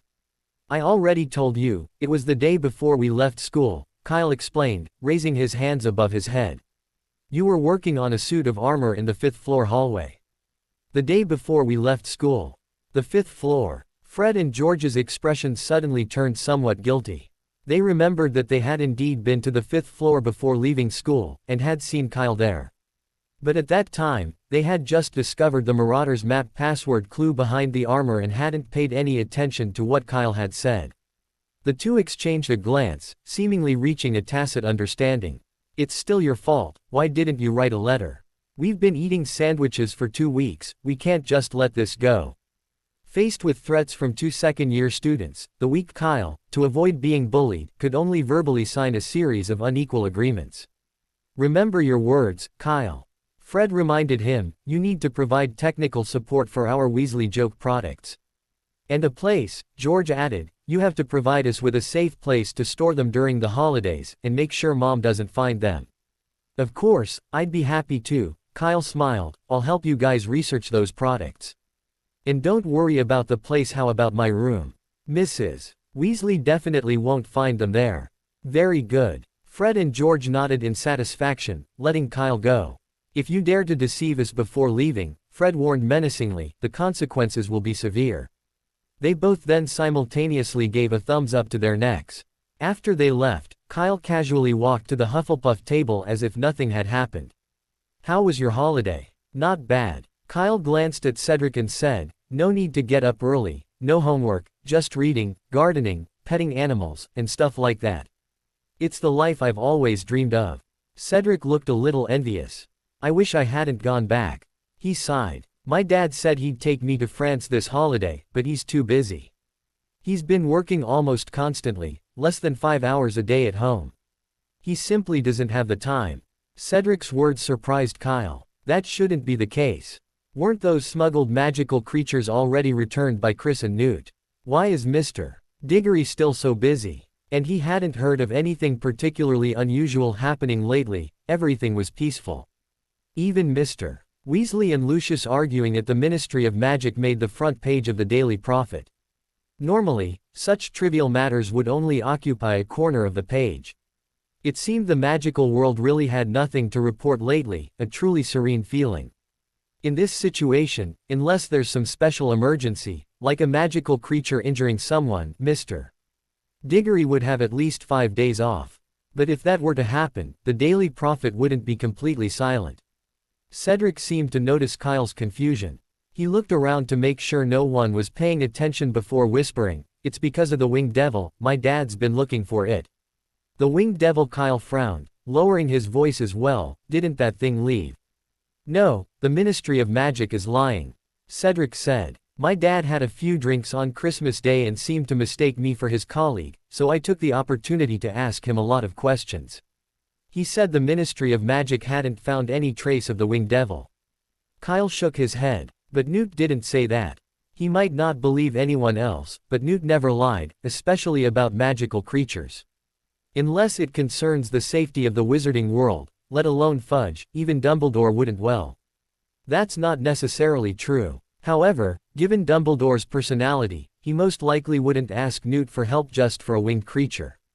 Unless Fudge is his own son. I asked about that too, Cedric said. My dad said Mr. Scamander's original words were, we didn't find the winged devil, it's probably hiding. But the photo the Ministry of Magic provided to the Daily Prophet only showed the first half of that sentence, they removed the second half. Huh. Kyle raised an eyebrow. To avoid panic. Yes, to avoid panic, Cedric shrugged. They even found a reason to send Mr. Chris and Mr. Scamander, who had always opposed it, away. Kyle stroked his chin, his previous doubts were now clear. No wonder he felt something was off about Chris's business trip, so that was the problem. It was just transporting some magical creatures, why would Chris and Newt need to go together? The Noondu and the Australian Opal-eyed were one thing, but those two were too dangerous, ordinary people couldn't handle them. But what about the other magical creatures? A simple task that could have been accomplished by simply releasing them into a remote, untouched forest, or by sending 2 fighters, fell to Chris and Newt. Think about it, a deputy director of the Ministry of Magic and a renowned master of magical creatures. The two of them traveled thousands of kilometers together just to return an ordinary boat-truckle to its original place. That's absurd. Normally, even a boat-truckle owned by Grindelwald wouldn't receive this treatment, let alone an ordinary one. Kyle thought for a moment and asked, "Did your father find the winged devil?" "No," Cedric shook his head. "My father and his team have been searching for over a month without a single clue. But Minister Fudge keeps pressuring them, and he even got angry a couple of days ago, that bastard." Cedric was quite well-mannered. When he mentioned key words, he only moved his lips without making a sound, fully demonstrating the qualities of an excellent young wizard. However, his lip movements were very clear. Kyle could tell that he was praising the other's family tree in a very sweet way. After sweetening his words, Cedric's mood inexplicably improved. He glanced towards the teacher's table and said, "Let's not talk about that. Did you notice that Professor Snape seemed really angry today?" "Really?" Kyle picked up a chicken leg without looking up and said, "It's probably just your imagination. He's always angry." "That's true," but Cedric glanced at the teacher's table again and said, "I still think he's a little different today." Snape on the platform looked as if he'd drunk the wrong potion. His face was as black as the bottom of a pot. His sinister eyes scanned back and forth across the 4 tables. Seemingly sensing someone watching him, Snape suddenly looked towards Hufflepuff, startling Cedric into quickly lowering his head. Beside him, Kyle continued to eat his chicken leg at a leisurely pace, occasionally exchanging a few words with Mikkel, who sat on his other side. After the dinner, everyone returned to their respective common rooms. On the way, Cedric was still thinking about what had just happened. Why was Professor Snape so angry? He rubbed his chin and muttered to himself, could someone have stolen something from his storeroom during the Christmas holidays? Snape had a private storeroom, which was no secret at Hogwarts. Many students knew about it. There were even rumors that his storeroom contained extremely rare potion ingredients, and even the carpets were made of dragon hide. You could grab any item blindly and exchange it for a fortune in Diagon Alley. Judging from Snape's behavior, if his anger was indeed related to that storeroom, then quite a lot must have been stolen. Don't think too much about it. Maybe he just received a Christmas present he didn't like, Kyle said, taking out his wand and tapping on the wooden barrel in front of the common room door. That petty guy, he's still not satisfied with gifts. Cedric glanced at Kyle, his eyebrows slightly raised. The passageway opened, and the two entered the common room together. They had only returned a little late, but the common room was already packed with people, hunched over wooden tables, frantically finishing their holiday homework. Not only the tables, but also many people were sprawled on the floor, and the number was constantly increasing. In the huge common room, there wasn't even a place to put your feet. Kyle was somewhat shocked. Was this some kind of Hufflepuff group activity? Would it be a bit of an oddity if he didn't participate? But he had already finished his homework, he couldn't possibly do it all over again, could he? Don't be surprised, it was like this last year. Cedric patted Kyle's arm from behind and said, "Our prefect once said that holiday time is precious, and it's a waste to use it for homework." The prefect Cedric mentioned was Harris, the Quidditch team captain, who was also among the homework-catching army, currently bent over in a corner, writing furiously. He had a table he could use, but just now, he gave it to some freshman. No wonder he's a prefect. Even the common room is like this, the library must be packed by now. Kyle carefully avoided all the parchment and ink on the floor and cautiously approached the dormitory door. Just as he was about to push the door open, Cedric suddenly called out to him. Cedric stood at the second-year dormitory door, looking at him from afar, and said, "I really like the Christmas present you gave me." "Your present is wonderful too," Kyle replied. Then the two looked at each other and simultaneously gave a standard fake smile. The first class after the start of the semester was Professor McGonagall's Transfiguration class. Less than 5 minutes into the class, Hufflepuff had already lost 20 points. Clearly, their one pen, one lamp, one night, one miracle operation last night hadn't succeeded. Even Kyle had 2 points deducted. The reason was that he lent his homework to Mikkel and Ryan, but the two copied it verbatim, even including his name. If you lend your homework to them again next time, I'll deduct 20 points from your score." Professor McGonagall glared at Kyle before returning to the podium. "The holidays are over, so get back to work. Today we're going to learn how to turn mice into snuff boxes, which is the most important lesson this year. I can tell you in advance that it will definitely be on the final exam. If you don't pass, don't blame me for not warning you." Hearing that it was related to the final exam, the students quickly became serious, each looking intently at Professor McGonagall and taking detailed notes. Final grades at Hogwarts are very important. Take Fred and George, for example. They don't need much, just 2.0's on their report cards, and they can comfortably enjoy the entire summer vacation. This is even more true for the young wizards from Muggle families. Their parents don't understand magic, only grades. If their final grades are too bad, they won't be able to explain themselves. After class, those who hadn't finished their homework were all kept behind by Professor McGonagall, while the others quickly left the classroom. They still had homework for other subjects to complete, and time was very tight. Kyle only had one class in the morning, and he had planned to read for a while in the library before lunch. However, when he arrived, it was already packed, and the lounge was the same. Reluctantly, Kyle could only make do in the auditorium for a short while, using it as a place to wait for lunch. Lunch was scones and fried pork chops, a combination Kyle quite liked. However, he had only taken a couple of bites when Mikkel and Ryan approached. "Kyle, your charms homework." "No, I won't lend it." Kyle took a bite of his scones, glanced at them, and said, "I don't want to get called on by Professor Flitwick again."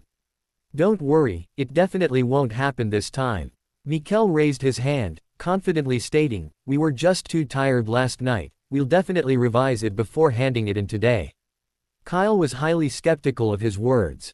Last night, he had lent all his homework to Mikkel and Ryan, but they had only copied the Transfiguration homework. And when the two returned to their dorm, they were incredibly energetic, showing no signs of wanting to sleep. Even before Kyle fell asleep, they were still enthusiastically playing wizard chess. Having learned this lesson the hard way, Kyle wasn't about to trust them again. He didn't want to fall into the same trap twice. Besides, there were less than 2 hours left before his charms class, and even copying their moves would be rushed. He guessed that Mikkel's modifications probably just meant changing the name. After lunch, Mikkel and Ryan still didn't give up, following Kyle closely. It wasn't until Kyle found an opportunity to cast a disillusion charm that he managed to shake them off. Watching his roommates pass by, Kyle was incredibly grateful he'd learned the disillusion charm. This spell was simply too useful. What Avada Kedavra, Expelliarmus, invisibility was the ultimate magic. Praise be to the disillusion charm. Soon, Mikkel and Ryan disappeared around the corner of the corridor. Going back to the dorm was out of the question, so Kyle thought for a moment and decided to head straight to the charms classroom. He just wanted a place to study, so it didn't matter where he was. Besides, the charms classroom was undoubtedly much safer than other places. Because when there was no class, Mikkel and Ryan would never approach it. An excellent professor needs many abilities, one of the most important being understanding students' thoughts and knowing how to get them to pay attention in class. Professor McGonagall was just that. She simply mentioned the final exam, and she successfully made all the students forget their previous enjoyable holiday and throw themselves into their studies. As her colleague, Professor Flitwick was clearly also an expert in this area. "Today we're going to learn the softening charm," Professor Flitwick said in a high-pitched voice, standing on a platform made of books. Just like its name suggests, this charm can soften hard objects instantly. It's a very practical charm, and one of the most commonly used charms by many adult wizards. For example, in Quidditch, which you all love, the softening charm is often used to protect players who fall off their brooms. You can also use it to set traps during duels, because soft ground makes it easier for your opponent to expose weaknesses, and that's the best time to attack. I may not have told you, but I used the softening charm in the duel tournament to make the witch surrender and win the tournament that year. The most popular game in the wizarding world, Quidditch, combined with the heroic nature of duels, immediately piqued the curiosity of the young wizards. "Professor, have you ever won a dueling tournament?" Katie Bell of Gryffindor asked, raising her hand. She was a little skeptical. Professor Flitwick, who was shorter than her, could really beat other wizards. That was all in my youth. Professor Flitwick said playfully. But I did win dueling tournaments, and more than once. Those interested can check out the book, Dueling Champions of the 20th Century, which has detailed accounts. By the way, it's in the school library. Wow! Professor Flitwick's words immediately elicited gasps of surprise. The young wizards had never imagined that the unassuming Professor Flitwick could be so skilled. Professor, I want to learn this, a Gryffindor said excitedly. Don't worry, I'll teach you, Professor Flitwick waved his hand casually. Besides, practical spells like this are the most common questions on the final exam, so everyone must listen carefully and study hard. It might be on the exam this year. Yes, Professor Flitwick, everyone replied in unison.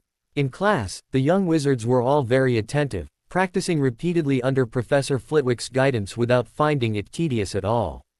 They seemed to see themselves as the next dueling champions, and the stone in front of them as their opponents. Only when class ended did they reluctantly put down the stone and leave the charms classroom one by one. Those who hadn't handed in their homework also left. Because there were other classes later, their homework was scheduled for the evening, and it was under the professor's personal supervision, the kind where they weren't allowed to sleep until it was finished. Kyle wasn't in a hurry to leave. He took the book he had borrowed from the library and asked Professor Flitwick some questions.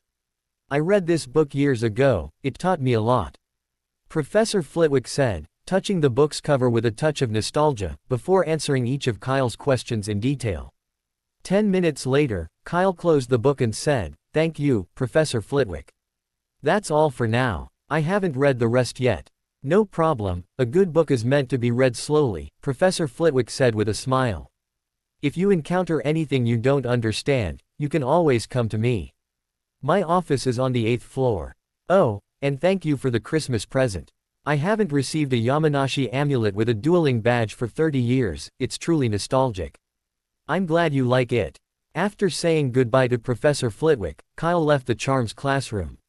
Meanwhile, around the corner of the corridor outside the classroom, Kyle's two roommates were lurking furtively in a corner. "Mikkel, are you sure Kyle will pass by here?" Ryan peeked out and asked. It's been so long, could he have already left? "Impossible," Mikkel said confidently. "Our next class is Defense Against the Dark Arts, and this is the only way to the second floor, so Kyle will definitely come." But Ryan seemed to want to say something, but Mikkel interrupted him. "Don't worry, I'm sure of it. No, be patient, it's for the assignment.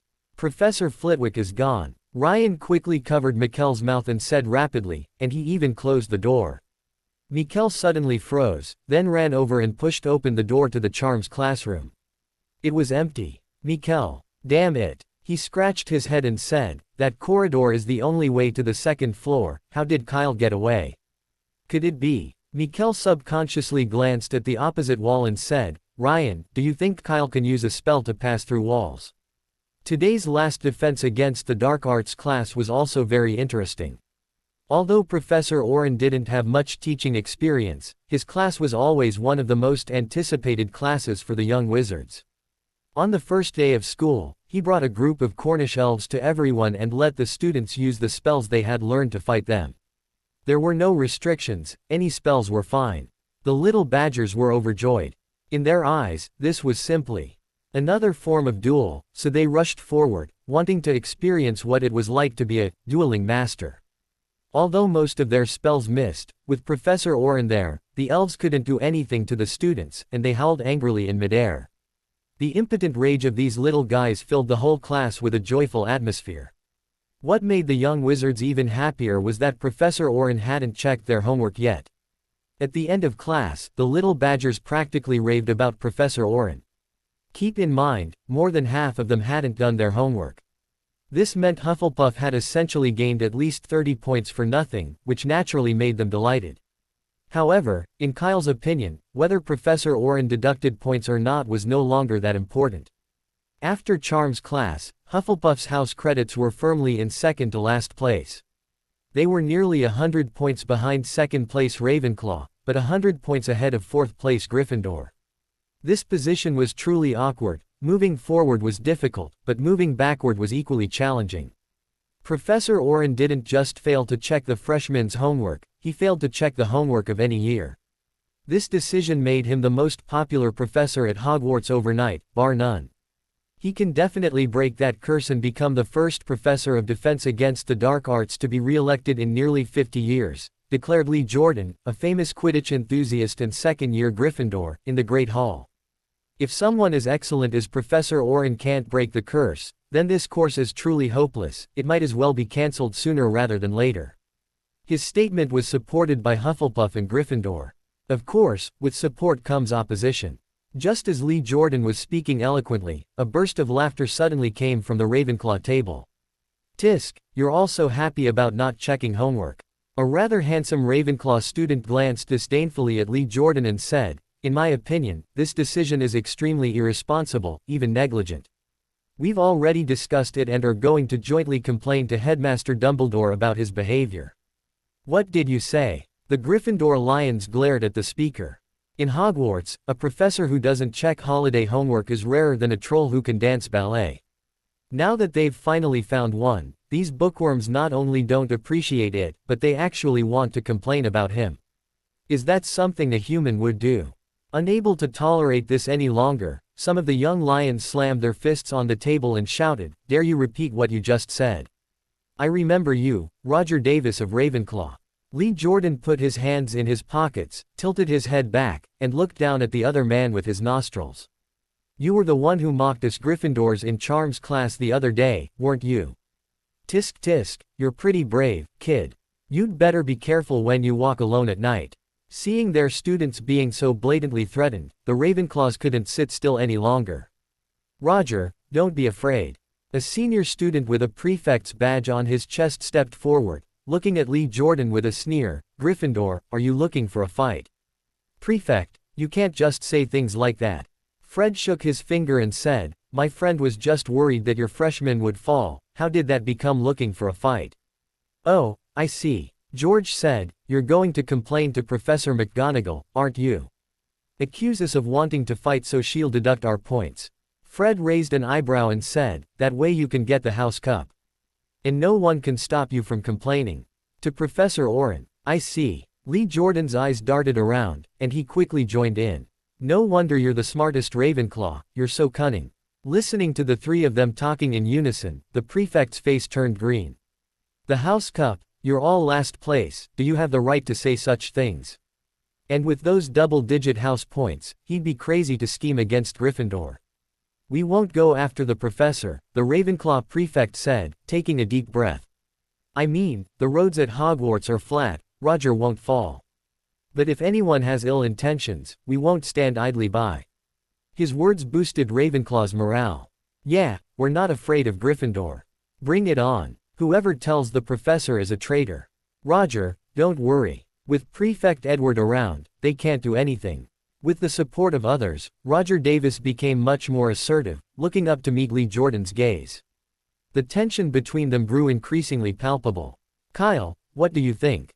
Cedric asked worriedly from Hufflepuff's side. "They're not really going to fight, are they? I'll just sit here and watch," Kyle said calmly, popping a piece of steak into his mouth. "Unless they're stupid, they're unlikely to fight. It's just an argument. Gryffindor and Slytherin argue every day, but they never actually fight. Besides, Ravenclaw doesn't want to lose their second-place ranking, and Gryffindor doesn't want Slytherin to get away with it. So a few words are the limit." As for whether they'll resort to underhanded tactics, Kyle estimated that it was highly unlikely, unless they really wanted to be put in solitary confinement. After all, the whole castle knows about it, the target is too obvious, and it's unlikely they can be easily captured.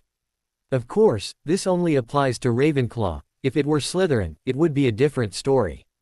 "What are you doing?" Professor McGonagall suddenly walked in, her lips pursed, scrutinizing the people at the center of the conflict. "I hope you're not arguing, gentlemen, otherwise." "Of course not, Professor McGonagall."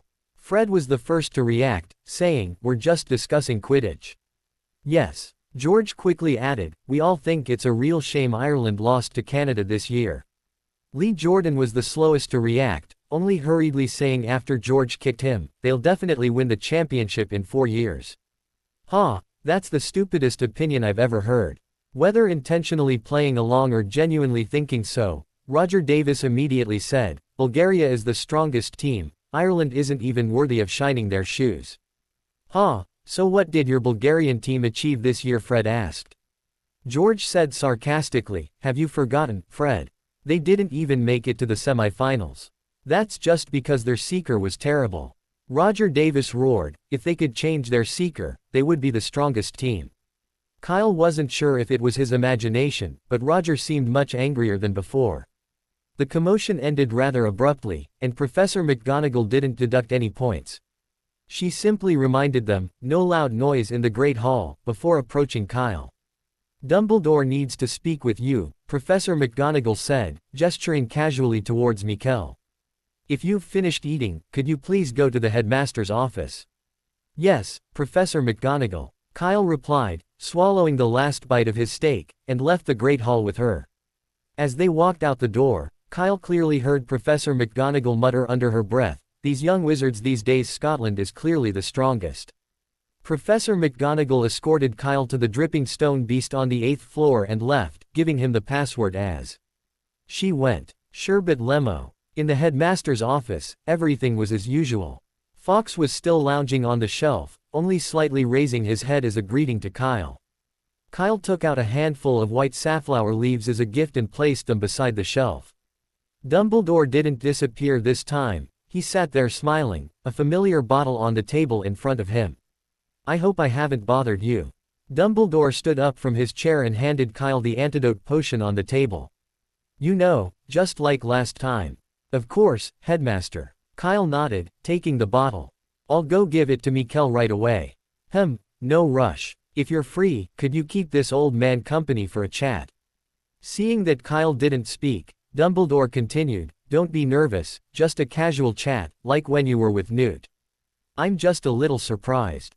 Kyle scratched his head. "But Headmaster, I only have white sage leaves now, I really don't have any bellflowers." "Fawkes has a good temper, he won't stay angry forever." Dumbledore's expression stiffened slightly, but quickly returned to normal. "I received your Christmas present."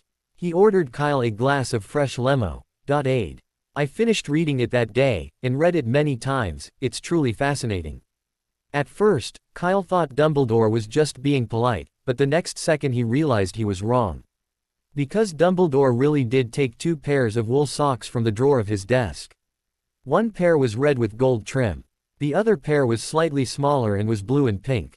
However, both pairs of socks had a large letter, A, embroidered on them. Kyle looked up and subconsciously asked, "These are knitted by you?" "Yes," Dumbledore said proudly, "I have a pretty good talent for knitting socks, and I succeeded on my first try." Kyle opened his mouth, but for a moment he didn't know what to say. What was wrong with the wizarding world?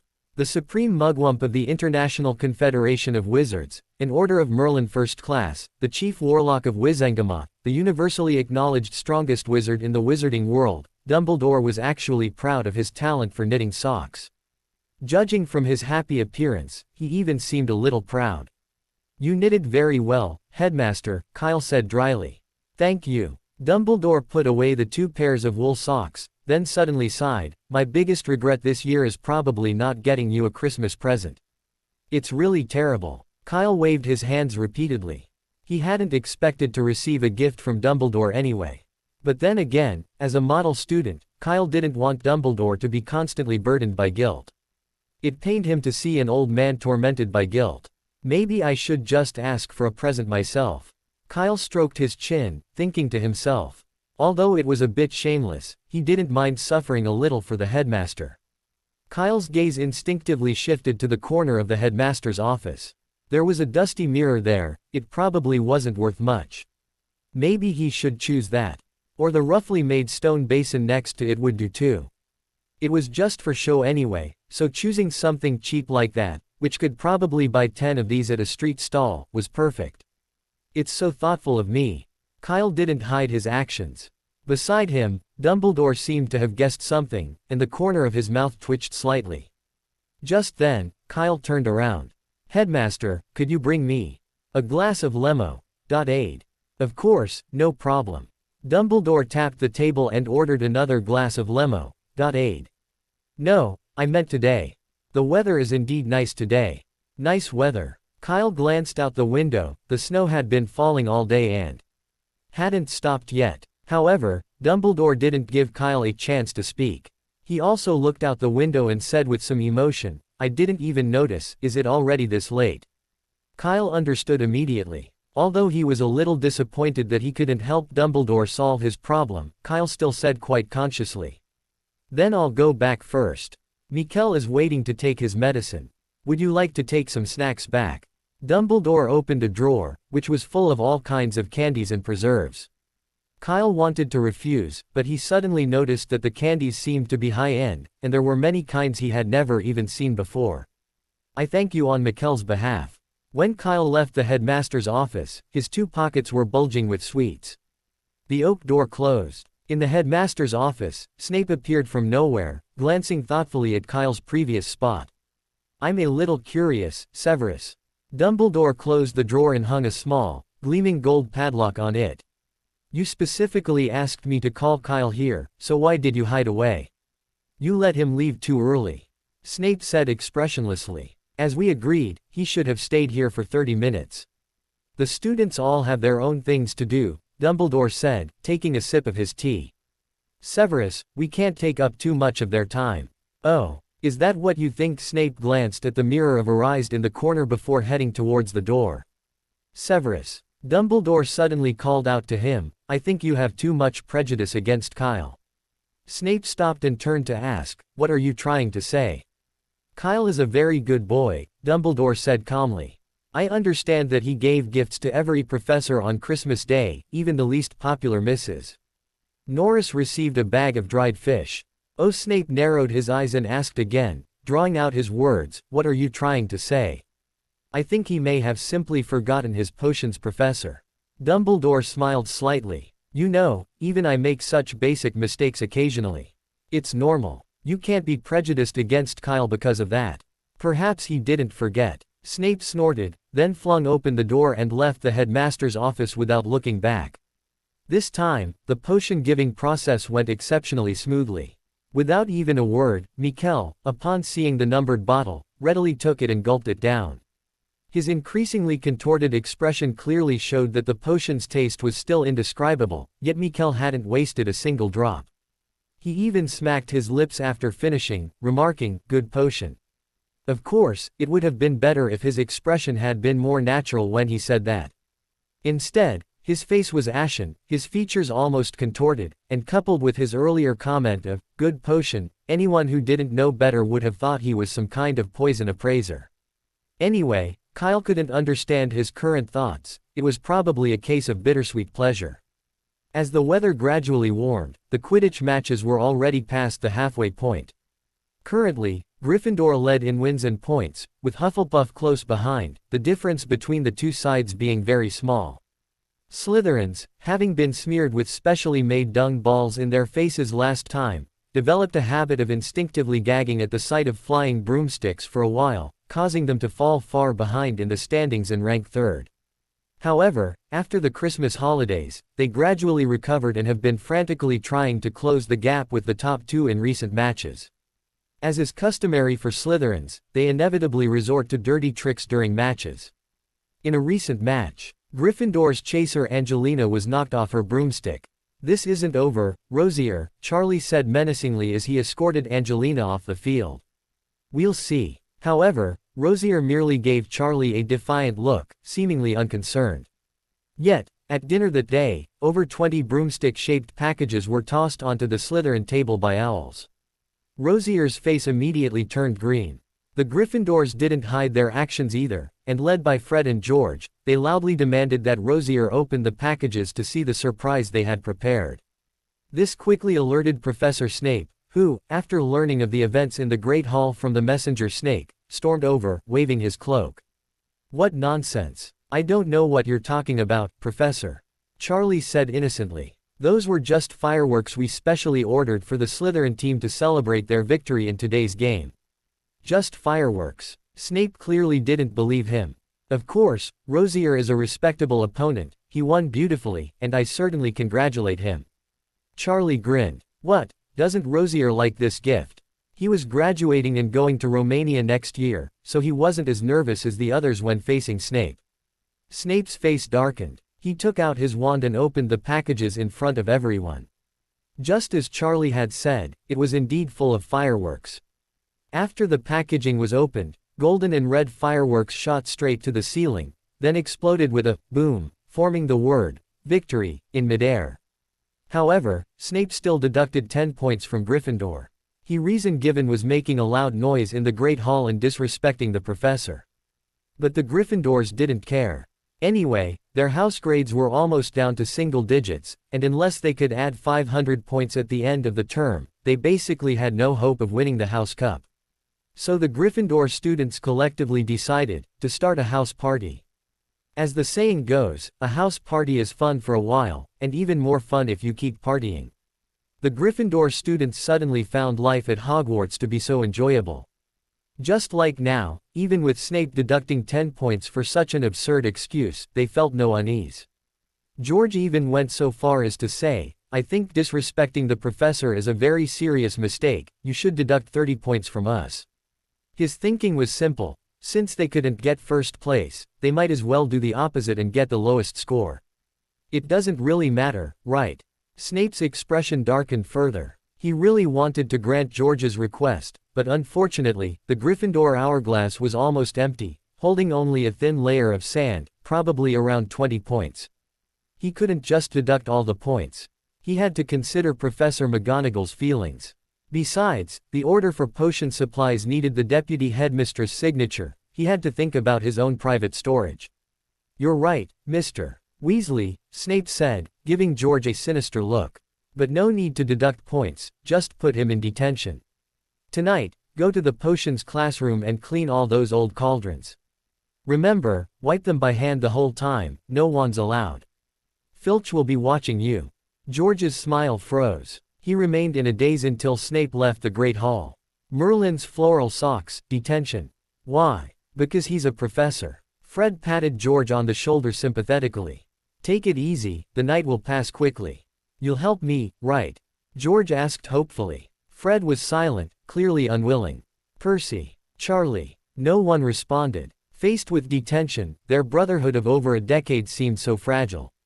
George was almost in tears. He felt the world suddenly turn gray. Ahem. Just as George was getting more and more into character, Charlie smacked him on the head in annoyance. "All right, stop pretending. Don't think I don't know you." And Fred secretly hid an automatic cleaning kit.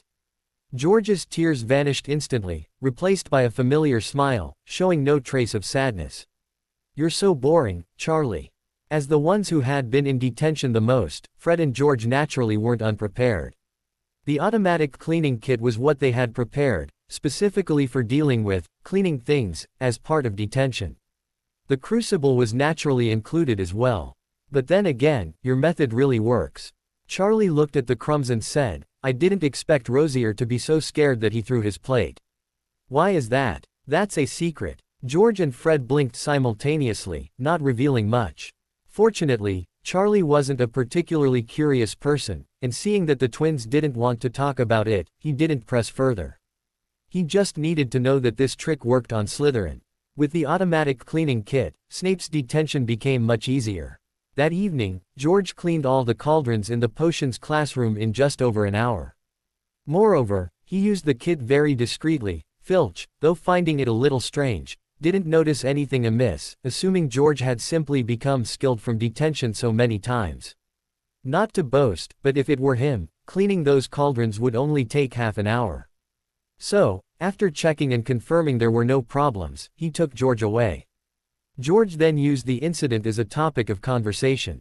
The next morning, he boasted at the Gryffindor dining table about his discovery during his nighttime visit to the potions classroom, claiming he found a letter addressed to Snape in an abandoned cauldron, which Filch had later confiscated. Although not explicitly stated, George's implication was clear: the letter was a love letter. This thrilled the Gryffindor lions. They didn't care whether it was true or not, as long as they had fun, that was enough. On Hufflepuff's side, Kyle was also very happy. However, his happiness had nothing to do with Snape's gossip. It was simply because there was a herbology class today. Professor Sprout had announced in the previous class that the previous course was over, and they could begin learning Devil's Snare. There couldn't be better news. After breakfast, Kyle and the others went to the greenhouse outside the castle, where they would be attending class with the Gryffindor students. I sense you're a little excited. Kanna glanced at Kyle and said, the book says Devil's Snare is a very dangerous plant. Aren't you worried? It's all right. Kyle quickly wiped the smile from his lips and said, actually, Devil's Snare only has a scary name. It's not actually that dangerous. As long as you know how to use it properly, it will become even more docile than a fluffy plant. Absolutely right. At this moment, Professor Sprout suddenly walked up from behind the group, smiling at Kyle and saying, don't mind me, continue telling me what you know. All right. Kyle cleared his throat and said, according to the magical vines, Devil's Snare was once very popular. Many wizards would grow one or two in their homes because it could protect their underground storage rooms from mice and spiders. However, after the Ministry of Magic listed Devil's Snare as a dangerous plant and banned its private cultivation, it gradually disappeared from wizarding homes. Even I couldn't have been more comprehensive, Professor Sprout said happily, Hufflepuff plus 5 points. Just like Kyle said, the Devil's Snare isn't as dangerous as its name suggests, but... She paused, her expression becoming more serious. It's not dangerous if you understand it. If you know nothing about the Devil's Snare, it can become extremely dangerous, even deadly. Her words quieted the young wizards considerably. Professor Sprout nodded in satisfaction. They were visiting greenhouse number 2 today. Upon entering, the first impression was its darkness. The roof and walls were completely blocked out, the only light source being 2 dim oil lamps. Fortunately, the greenhouse wasn't large, and after adjusting, they could see their surroundings more clearly. Compared to greenhouse number 1, the plants here were much more unusual. Besides the Devil's Snare displayed on the table, Kyle also saw exploding bean pods, as well as poisonous plants like the fanged geranium and belladonna. The only pity was that he didn't see mandrake here. This is the Devil's Snare. Professor Sprout stood behind a bench, pointing to a large clump of spiderweb-like vines on the ground in the middle. It's beautiful, isn't it? But it's also dangerous. Can anyone tell me why? Everyone turned to look at Kyle in unison. The Devil's Snare can extend snake-like tendrils, entangle anyone who gets close, causing injury or death, Kyle blurted out. Absolutely correct, Hufflepuff, another 5 points, Professor Sprout said, pointing to the roots of the Devil's Snare. Look, everyone, our Devil's Snare here is still very young. Because of the dim light, everyone leaned forward, trying to see more clearly, but they couldn't see anything special about it, and they didn't know how Professor Sprout judged it to be young. This thing was almost 2 meters long. Professor Sprout threw an empty flower pot at the Devil's Snare. The moment the flower pot hit the ground, it was tightly entangled by the tendrils of the Devil's Snare, and then with a crack, it shattered into pieces. The young wizards collectively took a step back, staring at Kyle and Professor Sprout as if they'd seen a ghost. This was supposed to be less dangerous. Look at those tendrils, Professor Sprout calmly said, tidying up the broken pieces of the flower pot. They're still a tender green, while a mature Devil's Snare is dark green. So getting entangled won't kill you, but it won't be pleasant either. Now, can anyone tell me how to get rid of the Devil's Web? Everyone looked at Kyle again. Don't panic when you're entangled. When you relax and stop struggling, the Devil's Snare will loosen. Kyle said. Also, the Devil's Snare hates light and fire, sometimes a simple Lumos can break its hold. Hearing this, Mikkel suddenly chuckled, proudly puffing out his chest. Lumos. He knew that by heart. It was no exaggeration to say that among all the young wizards present, no one knew the Lumos better than him. Absolutely right, Hufflepuff, add 3 more points. Today we're going to learn how to fertilize the Devil's Snare. Professor Sprout said, taking out a small wooden bucket. Here are the tools and compost. Be very gentle during the process, and if you get tangled, remember to relax your whole body. Now, who wants to try first? Kyle felt the gazes from all directions for the 3rd time, and this time Professor Sprout was also looking at him. I'll go first. Kyle stepped forward. Don't be nervous. Kyle took the shovel from Professor Sprout and slowly reached his hand towards the roots of the Devil's Snare. Everyone held their breath. Kyle's hand was steady. He perfectly avoided every tendril of the Devil's Snare and successfully dug a small hole at the root. Then, He used tweezers to pick up a silver granule the size of a soybean from the bucket of compost and put it into the hole. Finally, he filled it with soil, and the fertilization was finished. Just as Kyle pulled his hand out of the devil's snare, he heard Professor Sprout's voice. Hufflepuff plus 10 points. To be continue. I hope you enjoyed this story. Also remember to subscribe and like this video. See you in the next video.